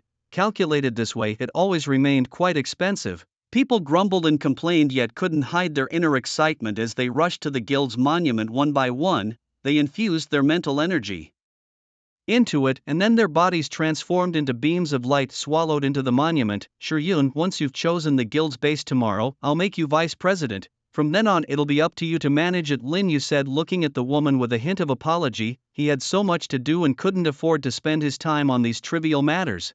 Searching for high-tier fire treasures, advancing his talents and uncovering the source of the apocalypse's calamity were all on his agenda. Brother, you go and do what you need to do. I'll take care of Yangzhou for you. I'll make sure you see a thriving and glorious home in the future, Lu Shiyin reassured him, always understanding of Lin Yu's priorities. She was more than willing to protect Yangzhou for him. Thank you, Lin Yu suddenly grasped her small hand, speaking softly. Shiyin, don't worry. I'll prepare all the crystals and resources you need for advancement. Okay, Lu Shiyin felt the surrounding gazes on her face. Flushing slightly, there were several other women watching and she felt a bit out of place. Chen Jinger pouted but then smiled slyly, thinking of the great battle that would unfold tonight. Half an hour later everyone was full and eager to enter the trial space to break through. Lin Yu also needed to enter to advance to the third tier. Worried that the free hour wouldn't be enough, he immediately recharged with 10 first-tier crystals. The trial space was a vast white expanse of plains. Lin Yu sat cross-legged on the ground, beginning to absorb the crystals. This time in the battle against the rat horde, aside from his senior brother, he had gained the most. He had over 600 first-tier crystals, more than 200 second-tier ones, and had gathered 10 third-tier crystals, enough for a direct breakthrough to the third tier, making him one of only 2 third-tier powerhouses in the world. Without hesitation, as each crystal was absorbed, his aura grew stronger and stronger. His strength and magic power surged restlessly, overflowing continuously. Second tier level 1, second tier level 2, second tier level 10, third tier. Lin Yu's strength surged madly from the second tier, reaching towards the third tier. Boom. This breakthrough took over an hour, and when the magical energy erupted, a pillar of light shot skyward, immense and mighty, shattering the ground into fragments. Finally he reached the third tier. Lin Yu clenched his fist, feeling the turbulent power within, and a satisfied smile spread across his face. He felt that his attributes had surely reached a terrifying level. Meanwhile, in a small military base near Tianhai City, a middle-aged man sat at the head of a table, frowning. The rat horde in Tianhai City has been dealt with so quickly. Indeed, word from the forums suggests that the mutant rats and zombies in Tianhai City vanished entirely this afternoon. A middle-aged man in military attire reported this development. Apparently, an intense battle between the zombies and mutant rats erupted, with other evolved beings joining and bringing it all to a close. Tragically, less than 1/10 of the original survivors in Tianhai City remain, with 2 major districts completely annihilated. Bang! The middle-aged man slammed his palm heavily on the table, his eyes cold and calculating. They had planned to move into Tianhai City in 2 days to clean up the aftermath and collect high-grade crystal cores, yet circumstances changed unexpectedly. He couldn't fathom why the zombies would engage the mutant beasts so fiercely, prematurely ending the conflict. Glancing at the leaderboard, the presence of those 2 glaring third-level entries irked him. Relay my orders, he commanded decisively. Prepare to move out. We depart for Tianhai City tomorrow morning. Gather everyone there and establish our base. Now that things had unfolded this way, he resolved to consolidate all survivors under his command and dominate the region. Although he had received directives from the Forbidden City leadership, his ambition for supremacy was unwavering, and he had already purged his forces to ensure loyalty. With the end of the rat wave in Tianhai City, a slew of second-level powerhouses emerged, and even 2 third-level elites surfaced. Master Brother and the Magician, stunning the world. Ha, are the little dogs of Sakura country still barking? They taunted. Your strongest Chizuru is only in 10th place, fools. You know nothing, retorted some from Sakura country, their faces flushed with anger. Chizuru-kun won't lose to your lot, he's surely preparing a big move to surprise everyone in the century battle. The unexpected third-level advancement of Master Brother and the Magician felt like a resounding slap, leaving them dazed. Despite this, they had to muster a retort against the taunts of the Great Xia people. Don't get too cocky, Great Xia. When the time comes, Chizuru-kun will surely defeat your so-called Master Brother and Magician. Chizuru himself, seeing these comments, felt a bit anxious. Truthfully, he wasn't eager to face Master Brother and the Magician, under such renowned names. There was certainly no lack of skill. He wasn't confident of victory unless the shrine's research could significantly enhance his abilities. In the west, in the celestial kingdom, Lucifer frowned, holding a vial of potion yet to be used. Could it be that those people from the Great Xia have already harnessed the power within the original crystal cores? He pondered, deciding that the time wasn't right to act. Meanwhile, in a villa in Tianhai City, over 20 members of the Thunder Clan gathered, exchanging uneasy glances. Boss, with the Magician now at the 3rd level, should we still go for tomorrow's duel? Blackfeather's face was pale with worry. The 3rd level was a height neither he nor Divine Punishment had reached, though they had gained numerous 2nd level crystal cores from today's battle, bringing their strongest to level 10 of the 2nd tier. They hadn't secured a single 3rd level core. Even so, we must face the challenge. If we back down now and become cowards, our Thunder team won't stand a chance in the future. Shinfa's face was serious, but he didn't retreat. Aren't we the ones deciding the method of the competition? I've already got a strategy. After pondering for a moment, he voiced his thoughts, and upon hearing them, the other's eyes lit up. Indeed, if we follow this plan, our chances of winning are quite high. When Lin Yu emerged from the trial space, everyone's eyes were filled with fervor. He had become the 2nd 3rd tier powerhouse on the global leaderboard. Today, everyone's strength had seen a significant boost. Chen Jinger, Lin Xiaoyu and Yi Piapiao, the 3 women, had all reached level 10 of the 2nd tier, while Lu Shiyun was at level 8. Most others had attained level 10 of the 1st tier, with a few breaking through to the 2nd tier. Boss, did you see that? Out of 271 powerhouses above the 2nd tier on the world leaderboard, our Yangzhou team has 15, Lu Qi exclaimed excitedly. This was indeed a piece of news that left everyone deeply shocked and filled with pride. Alright, keep up the good work, Lin Yu smiled, offering some encouragement before checking his own attribute panel. After reaching the 2nd tier, with each level up, his 4-dimensional attributes increased by 20 points and his free points by 20, doubling from the 1st tier. After reaching the 3rd tier, the increase doubled again, with each level boosting his 4-dimensional attributes by 40 points. Codename, Magician level. 3rd tier, level 0, magic power, 356,000 strength, 4688 constitution, 2728 speed, 2896 inch spirit, 3144 talent, S-level flame controller, flame unlocked forms, blaze, dragon flame. His terrifying attributes were comparable to an ordinary 4th tier revolver. With his current talent, he was nearly invincible among humans. His massive magic power of 350,000 was enough to make him fearless. Lin Yu returned to his room and had just lain down when he sensed a presence quietly approaching. That girl. Lin Yu's lips curved into a smile. He was also in the mood for some intimacy. The door creaked open softly and a voluptuous woman slipped inside. Jinger. Before Lin Yu could finish speaking, his mouth was sealed with a soft kiss. Mrs. Lin, don't speak, Chen Jinger said, pressing herself against him. Lin Yu thought for a moment and decided not to resist, choosing instead to fulfill her wish. The next day, Lin Yu took everyone to find a suitable location in Tianhai City to establish their guild base. Let's set it up here, he directed, assigning Yang Long, who controlled metal and the earth affinity talent users, to start building. Wait for me a moment, Lin Yu said, seeking out some well-constructed inns. Then, transforming into his dragon flame form with a 50-meter flaming blade, he carved a circle into the ground, lifting the foundation of the inns. Rise for me, Lin Yu shouted, effortlessly raising entire inns and carrying them to the guild base. Damn, boss, that's amazing. He actually lifted the entire inn. Superman, carrying a whole building on his back, was still able to move swiftly. Everyone watching was dumbfounded. They could only marvel. The boss is truly something else. Just like that, Lin Yu relocated 7 or 8 buildings, gradually forming a semblance of a settlement. Next, it's up to you guys, he instructed. Expand the guild's complex outward in all directions. Yang Long, you're in charge of building the city walls. Those with earth talents will cultivate the wasteland, while the rest will assist Lu Shiyun in starting the grain cultivation. Lin Yu organized everything methodically. In the apocalypse, food remained the scarcest resource, since no one was farming anymore. All food sources had vanished.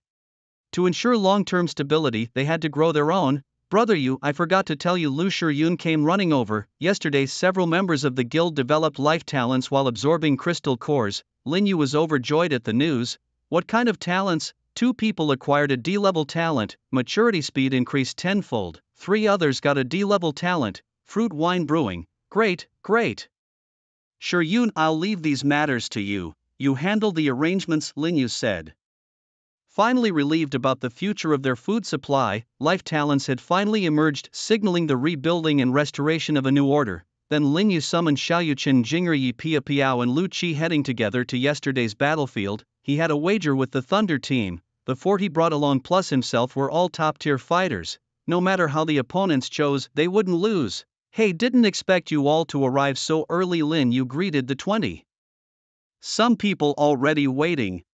Facing the famous magician is naturally exciting. I'll join in the fun too, a voice called out from afar. In the next moment a figure clad in white was already nearby. It was the man codenamed Rain God, accompanied by over a dozen others, all exuding strong auras. Another formidable fighter. Lin Yu's eyes lit up. He then turned to Divine Punishment and asked, how do you want to compete? 3v3 was the reply. Alright, we have 5 people here. You can choose your opponents, Lin Yu said. At this point Black Feather stepped forward. He was the second strongest in the Thunder team with dual talents of S-level and A-level. In a 3v3 they only needed to win 2 matches. The leader Divine Punishment intended to battle Lin Yu, but he was worried. After all, a second tier against a third tier was quite a gap unless Lin Yu's attributes were unusually low, which seemed improbable, as the leader Divine Punishment had his own dignity as a strong fighter and couldn't bypass Lin Yu to challenge others. So he and another would first compete, hoping to secure 2 wins before Divine Punishment had to engage. I'll fight you, Black Feather pointed at Yi Pia Piao. Among Lin Yu's 5 he'd seen Chen Jing'er in action and wasn't confident of a win. Against Lin Yu he was even more uncertain. That left Yi Pia Piao, Xiaoyu and Lu Qi as options. He chose Yi Pia Piao, planning to leave Xiaoyu, who appeared the weakest, for another teammate to challenge. It was a bit of a tactic akin to Tianji's horse racing strategy. Unfortunately he miscalculated. Let's go, Yi Pia Piao said crisply, stepping forward with her long sword. Boss, do you think Black Feather can win? The woman seemed incredibly confident. Within the Thunderclap team, a young man of average height but with a gaze as steadfast as iron asked in a firm voice. He was the third to step up and challenge Lin Xiaoyu. Despite being only about 15 or 16 years old, his skills ranked him third. Black Feather won't lose, he said with unwavering confidence.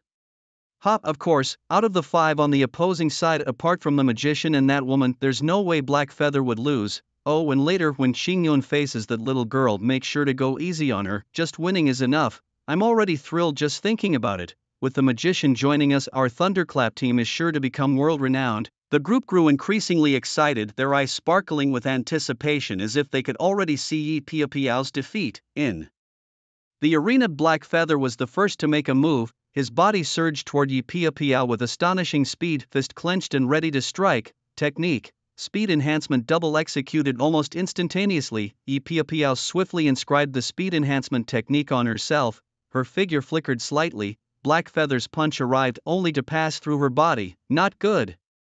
A mere afterimage, Black Feather's pupils contracted, reacting quickly to retreat. Yet even so, a cut was carved into his arm by Yi Pia Piao's long sword and droplets of blood began to spill.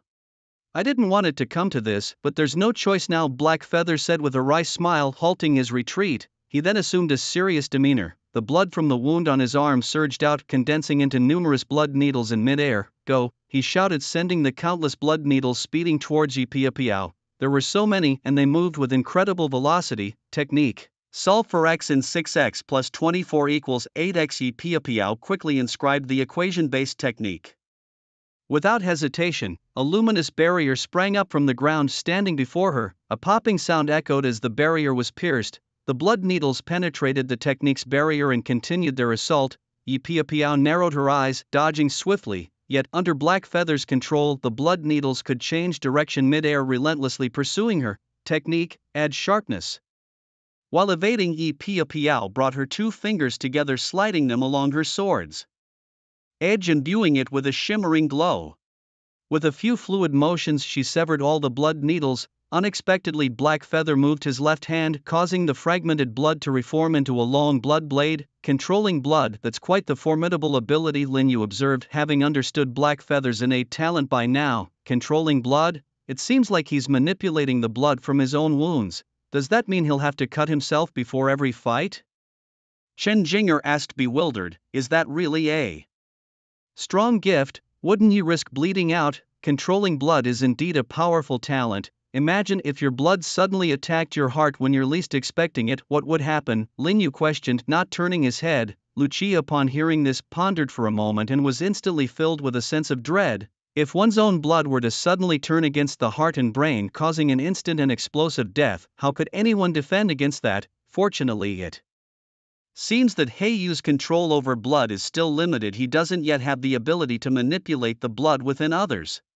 Lin Yu observed and noticed that Heiyu seems only capable of controlling his own blood. If, within the guild's trial space, he continues to research and break through to the point where he can manipulate others' blood, that would indeed be formidable. Faced with such power, how could one counter it? Chen Jinger frowned. In this world, many talents are impressive, but no talent is perfect. Every ability has its weaknesses. Lin Yu slowly began to explain to the group that all control type talents rely on the caster's magnetic field to exert control. For instance, Heiyu's blood manipulation can be countered by isolating oneself from his blood magnetic field, thus preventing one's blood from being controlled. The group listened, deep in thought. In the arena, Heiyu controlled his blood blade to slash forward. Upon contact with Yi Piao's long sword, the blood blade exploded, splattering into countless blood strands. Even though Yi Piao dodged swiftly, many droplets still landed on her. Instantly, wherever the blood touched, it began to sizzle and burn her skin. Blood explosion. With a soft chant from Heiyu, blood flowers burst from Yi Piao's body, leaving small wounds all over her arms. A wave of dizziness followed, nearly causing her to fall. You've lost. The toxin in the blood has entered through your wounds. Although it only slows you down, that's enough, Heiyu declared confidently. Spell, double physical enhancement. Yi Piao quickly inscribed the spell to enhance her physique, and a green light enveloped her as her physical attributes soared. Her wounds healed rapidly and the toxins were metabolized, restoring her body to its original state. Damn, Heiyu exclaimed, eyes wide. How do we fight now? With your ability to enhance any of the 4 attributes at will, how can anyone compete? Chapter 90. Her power rivals even the leader of Divine Punishment spell. Triple speed enhancement. Yi Piao swiftly switched from physical enhancement to speed enhancement, tripling her speed. Her figure vanished in a blur. The next moment she appeared behind Heiyu, seemingly teleporting, and unleashed 4 consecutive sword strikes that Heiyu couldn't block. It was too fast, beyond capture. In an instant, 4 blood flowers bloomed on his shoulder, calf, wrist and back. It's you who have lost. If I intended to kill you, you'd already be dead. Yi Piao's figure solidified in the distance. Heiyu's expression turned grim. Despite having many techniques yet to use, the opponent's current speed was overwhelmingly fast. Even if he used everything at his disposal, victory seemed out of reach. The opponent's talent is simply monstrous. They can effortlessly switch attributes to enhance themselves. It's practically unplayable. A triple technique. Lin Yu's eyes widened in disbelief. How did this apprentice grasp the 3rd level so quickly? Such talent and comprehension are truly defying the heavens. How can this woman be so powerful? She just mentioned enhancing her speed 3-fold?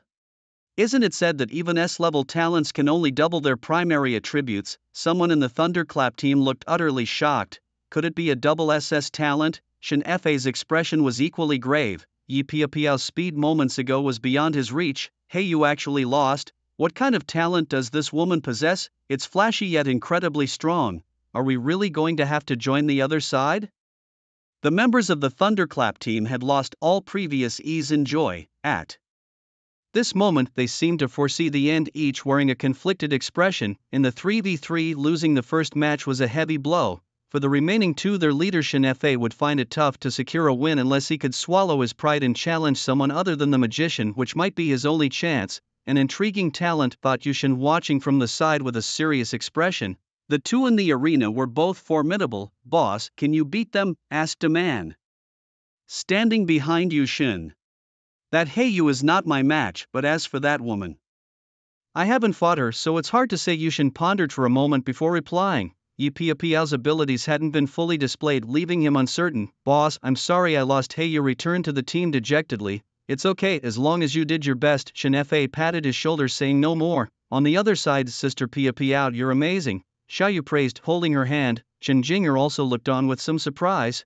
It was her first time seeing Yi Piao in action, and the endless array of strange techniques was indeed troublesome. If she were to face her, she wasn't sure she would win either. Pia Piao, when did you grasp the third level? Lin Yu asked. Yesterday, in the guild's trial space, I stayed for over 10 hours before I figured it out. Yi Pia Piao replied, lightly adjusting her glasses, her expression calm as if it were a trivial matter. Lin Yu was speechless. At this point, a 15 or 16-year-old boy stepped out from the opposing team.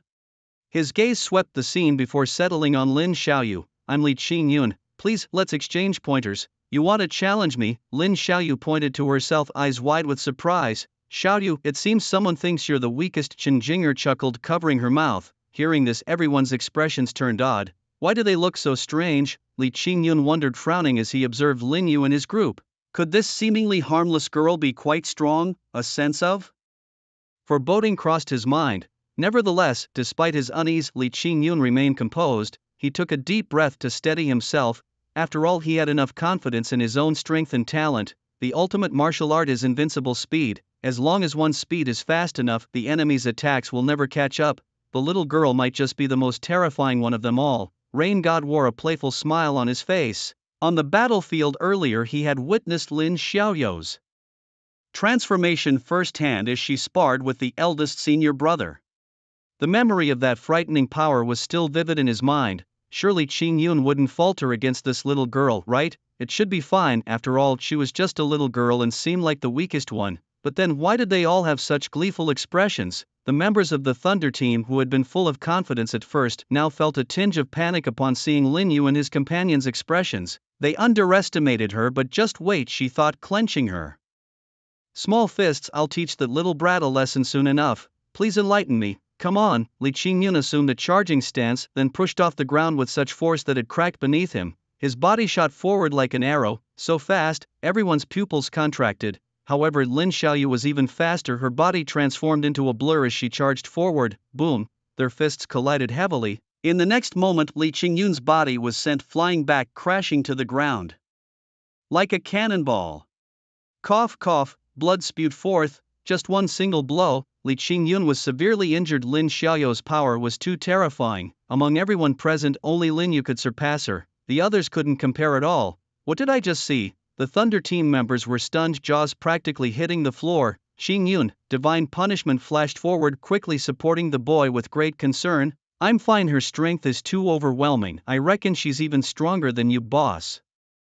Divine punishment's eyes narrowed. Could that seemingly frail little girl really possess a power more terrifying than his own? Listening to this, everyone found it hard to believe. What a joke! Could that little girl's strength really be more terrifying than divine punishments? Impossible, absolutely impossible. Next time I won't go head to head with her. Li Qingyun wiped the blood from the corner of his mouth. Let's go again. Supersonic drive. Li Qingyun activated his innate ability.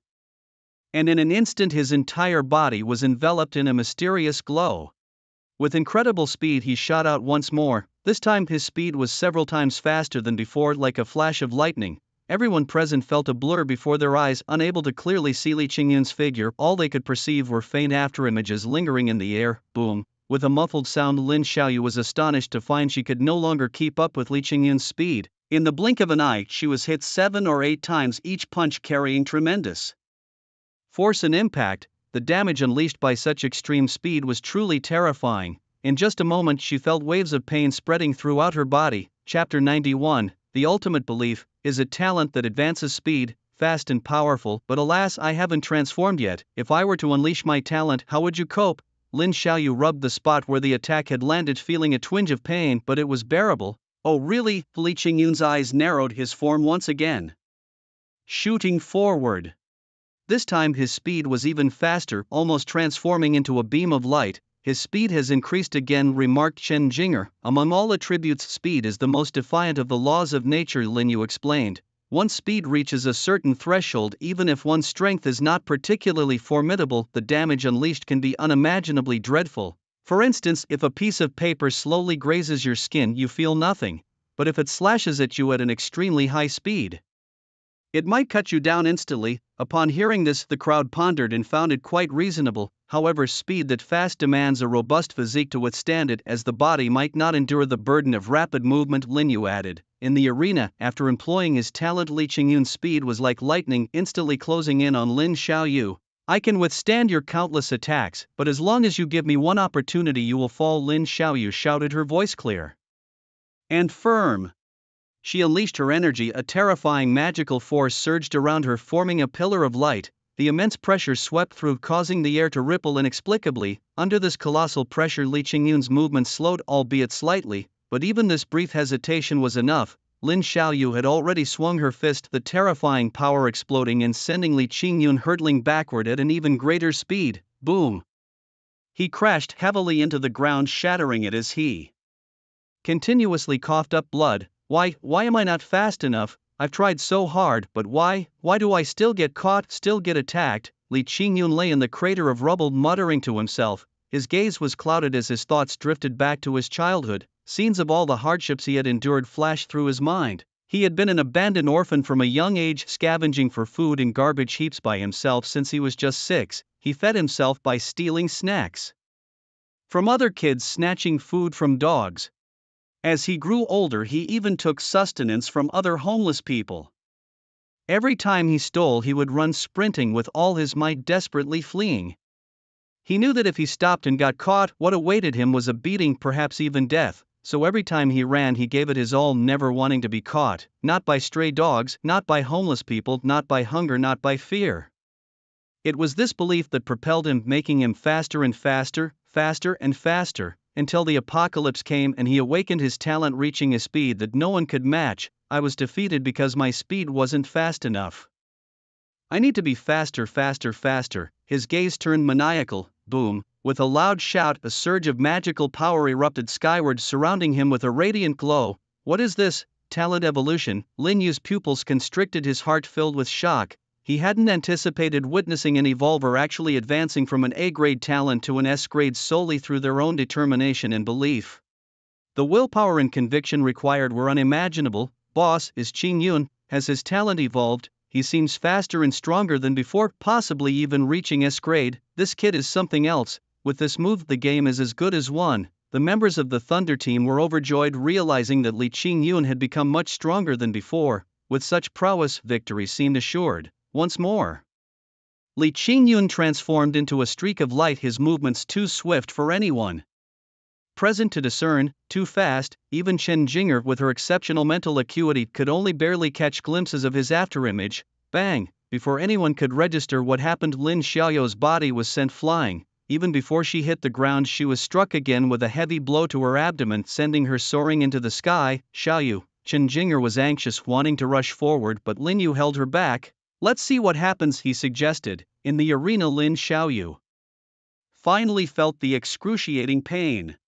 Every punch from Li Qingyun seemed to shake her very core. Even if she could barely track his attacks, her body couldn't keep up with the speed, making effective defense impossible. This was her predicament. The opponent's speed far outstripped her neural response time and her physical reaction capability. As she plummeted, once again poised to face another fearsome punch, she realized she had no choice but to go all out. Lin Xiaoyu let out a soft cry. A dark aura enveloped her and a pair of black wings unfurled slowly from her back, the form of the end. As she activated her talent, her wings flapped, halting her descent, suspending her steadily in mid-air. In her hands the dark glow coalesced into a massive sword, her entire being exuding an aura of terrifying destruction, like the harbinger of all endings. Oh right, I forgot Xiaoyu has wings, Chen Jinger thought, finally feeling relieved. She can fly. The onlookers were wide-eyed at this spectacle. Her presence now exuded an overwhelming aura, the oppressive force palpable even from afar.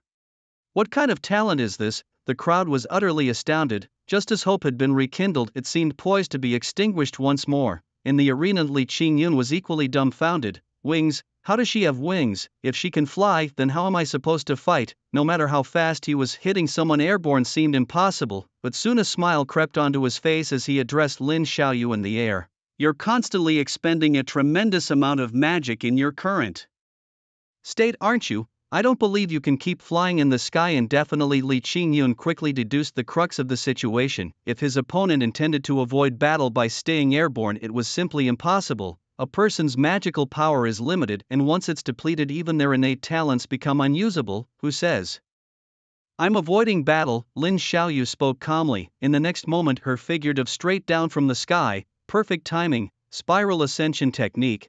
Li Qingyun shouted as his body transformed into a beam of light, charging forward. His body began to spin rapidly, faster and faster, forming a massive whirlwind. Wherever the whirlwind passed, it tore up the earth, leaving deep ravines in its wake. The terrifying destructive power left everyone in awe. This move, if I were to take it head-on, I wouldn't escape unscathed, thought Shenfai, his eyes flashing with admiration. Even he had to acknowledge that Li Qingyun at this moment was capable of threatening someone of his caliber. The key was that this attack was not only terrifyingly powerful but also incredibly fast. In the blink of an eye, the tip of the spiral whirlwind was already 5 meters in front of Lin Xiaoyu. Chapter 92, Recruited Thunder Squad. Targeting the rain god, you are indeed strong, but unfortunately, you've encountered me. A hint of admiration flashed in Lin Xiaoyu's eyes. This young man's will and determination were truly extraordinary. Just half an hour ago he was merely a formidable A-level talent, yet now he had grown to such an extent, he might even surpass that black feather. End of destruction, Blade Storm, Lin Xiaoyu softly chanted, unleashing an extremely powerful move. The long sword in her hand suddenly emitted a dark, eerie glow, with all her strength concentrated at the sword's tip. Sweeping forward, instantly countless sharp sword auras surged out like a violent storm, forming an incomparably terrifying blade storm. Each sword aura carried a world-ending might that made it impossible to look directly at them. The entire space in front of her seemed on the verge of being torn apart by the sword auras. Not good. Qingyun, retreat, Shenfa shouted. Even from outside the battlefield he could deeply sense the terror of those countless sword auras. If Li Qingyun's spiral technique rushed into the blade domain, it would likely be mercilessly shredded. Kill. Li Qingyun knew full well the dangers ahead, but he couldn't retreat anymore. His speed was too fast, making it impossible to pull back. He could only charge forward with all his might. Boom! The spiral storm, like a colossal dragon, crashed directly into the blade domain with unstoppable force. The next moment, a massive explosion erupted from the center of the battle, resembling an earth-shattering cataclysm. An immense burst of light erupted, engulfing the area and forming a massive sphere akin to a miniature sun. Sharp sword energy exploded within, tearing through the space with unchecked ferocity, as if determined to rend everything asunder. The powerful energy fluctuations twisted the very fabric of the space, making it impossible for anyone to approach. Everyone present was left astounded by this overwhelming display of power. What terrifying talent had this woman awakened? If I were to face her, I fear I would not escape with my life. A chill ran through Heiyu's body. He once considered himself among the ranks of the strong, but today he realized there were always greater heights to reach. Boss, will Qingyun be torn to shreds just like that? He wondered anxiously. Qingyun, you must survive. Shenfa kept a tense watch on the heart of the battlefield, silently praying.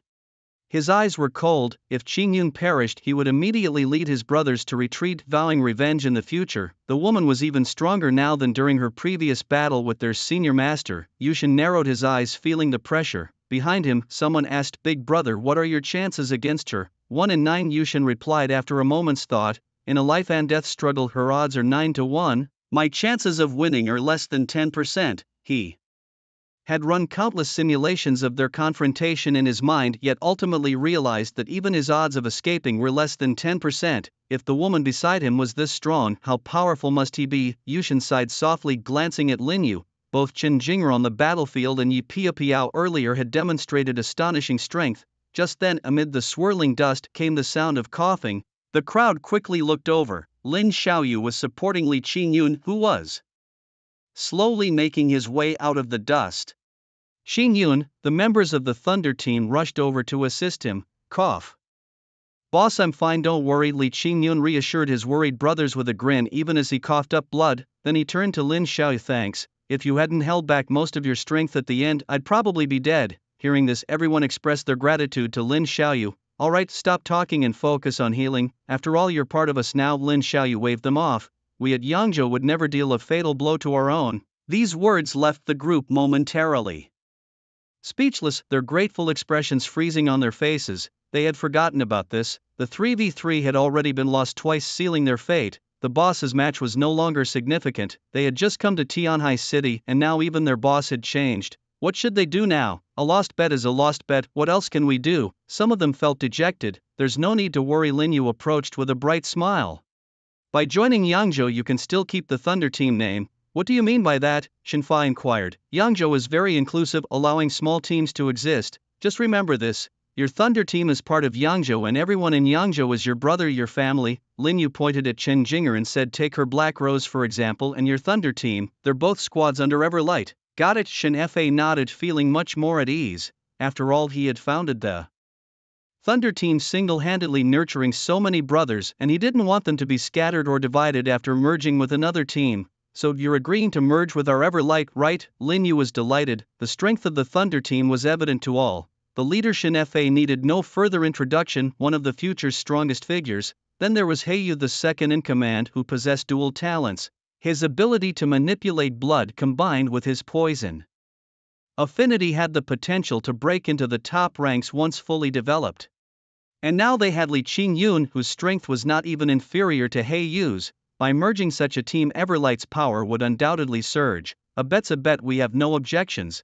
But Shen Fa's eyes sparkled like lightning, his entire being brimming with battle intent. You want to test my strength? Lin Yu understood Shen Fa's thoughts all too well. He wasn't completely convinced yet. With a slight smile, he said, I'm at tier 3 while you're only at tier 2 peak. You probably can't gauge my strength. How will I know without trying? Shen Fa was unflinching, his fighting spirit intensifying. Lin Yu turned his head toward where the rain god stood and suddenly suggested, there's another expert over there, why not meet him? Maybe we can recruit him into our Everlight too. Shen Fa's expression stiffened. Goodness, it seems you've had this in mind all along.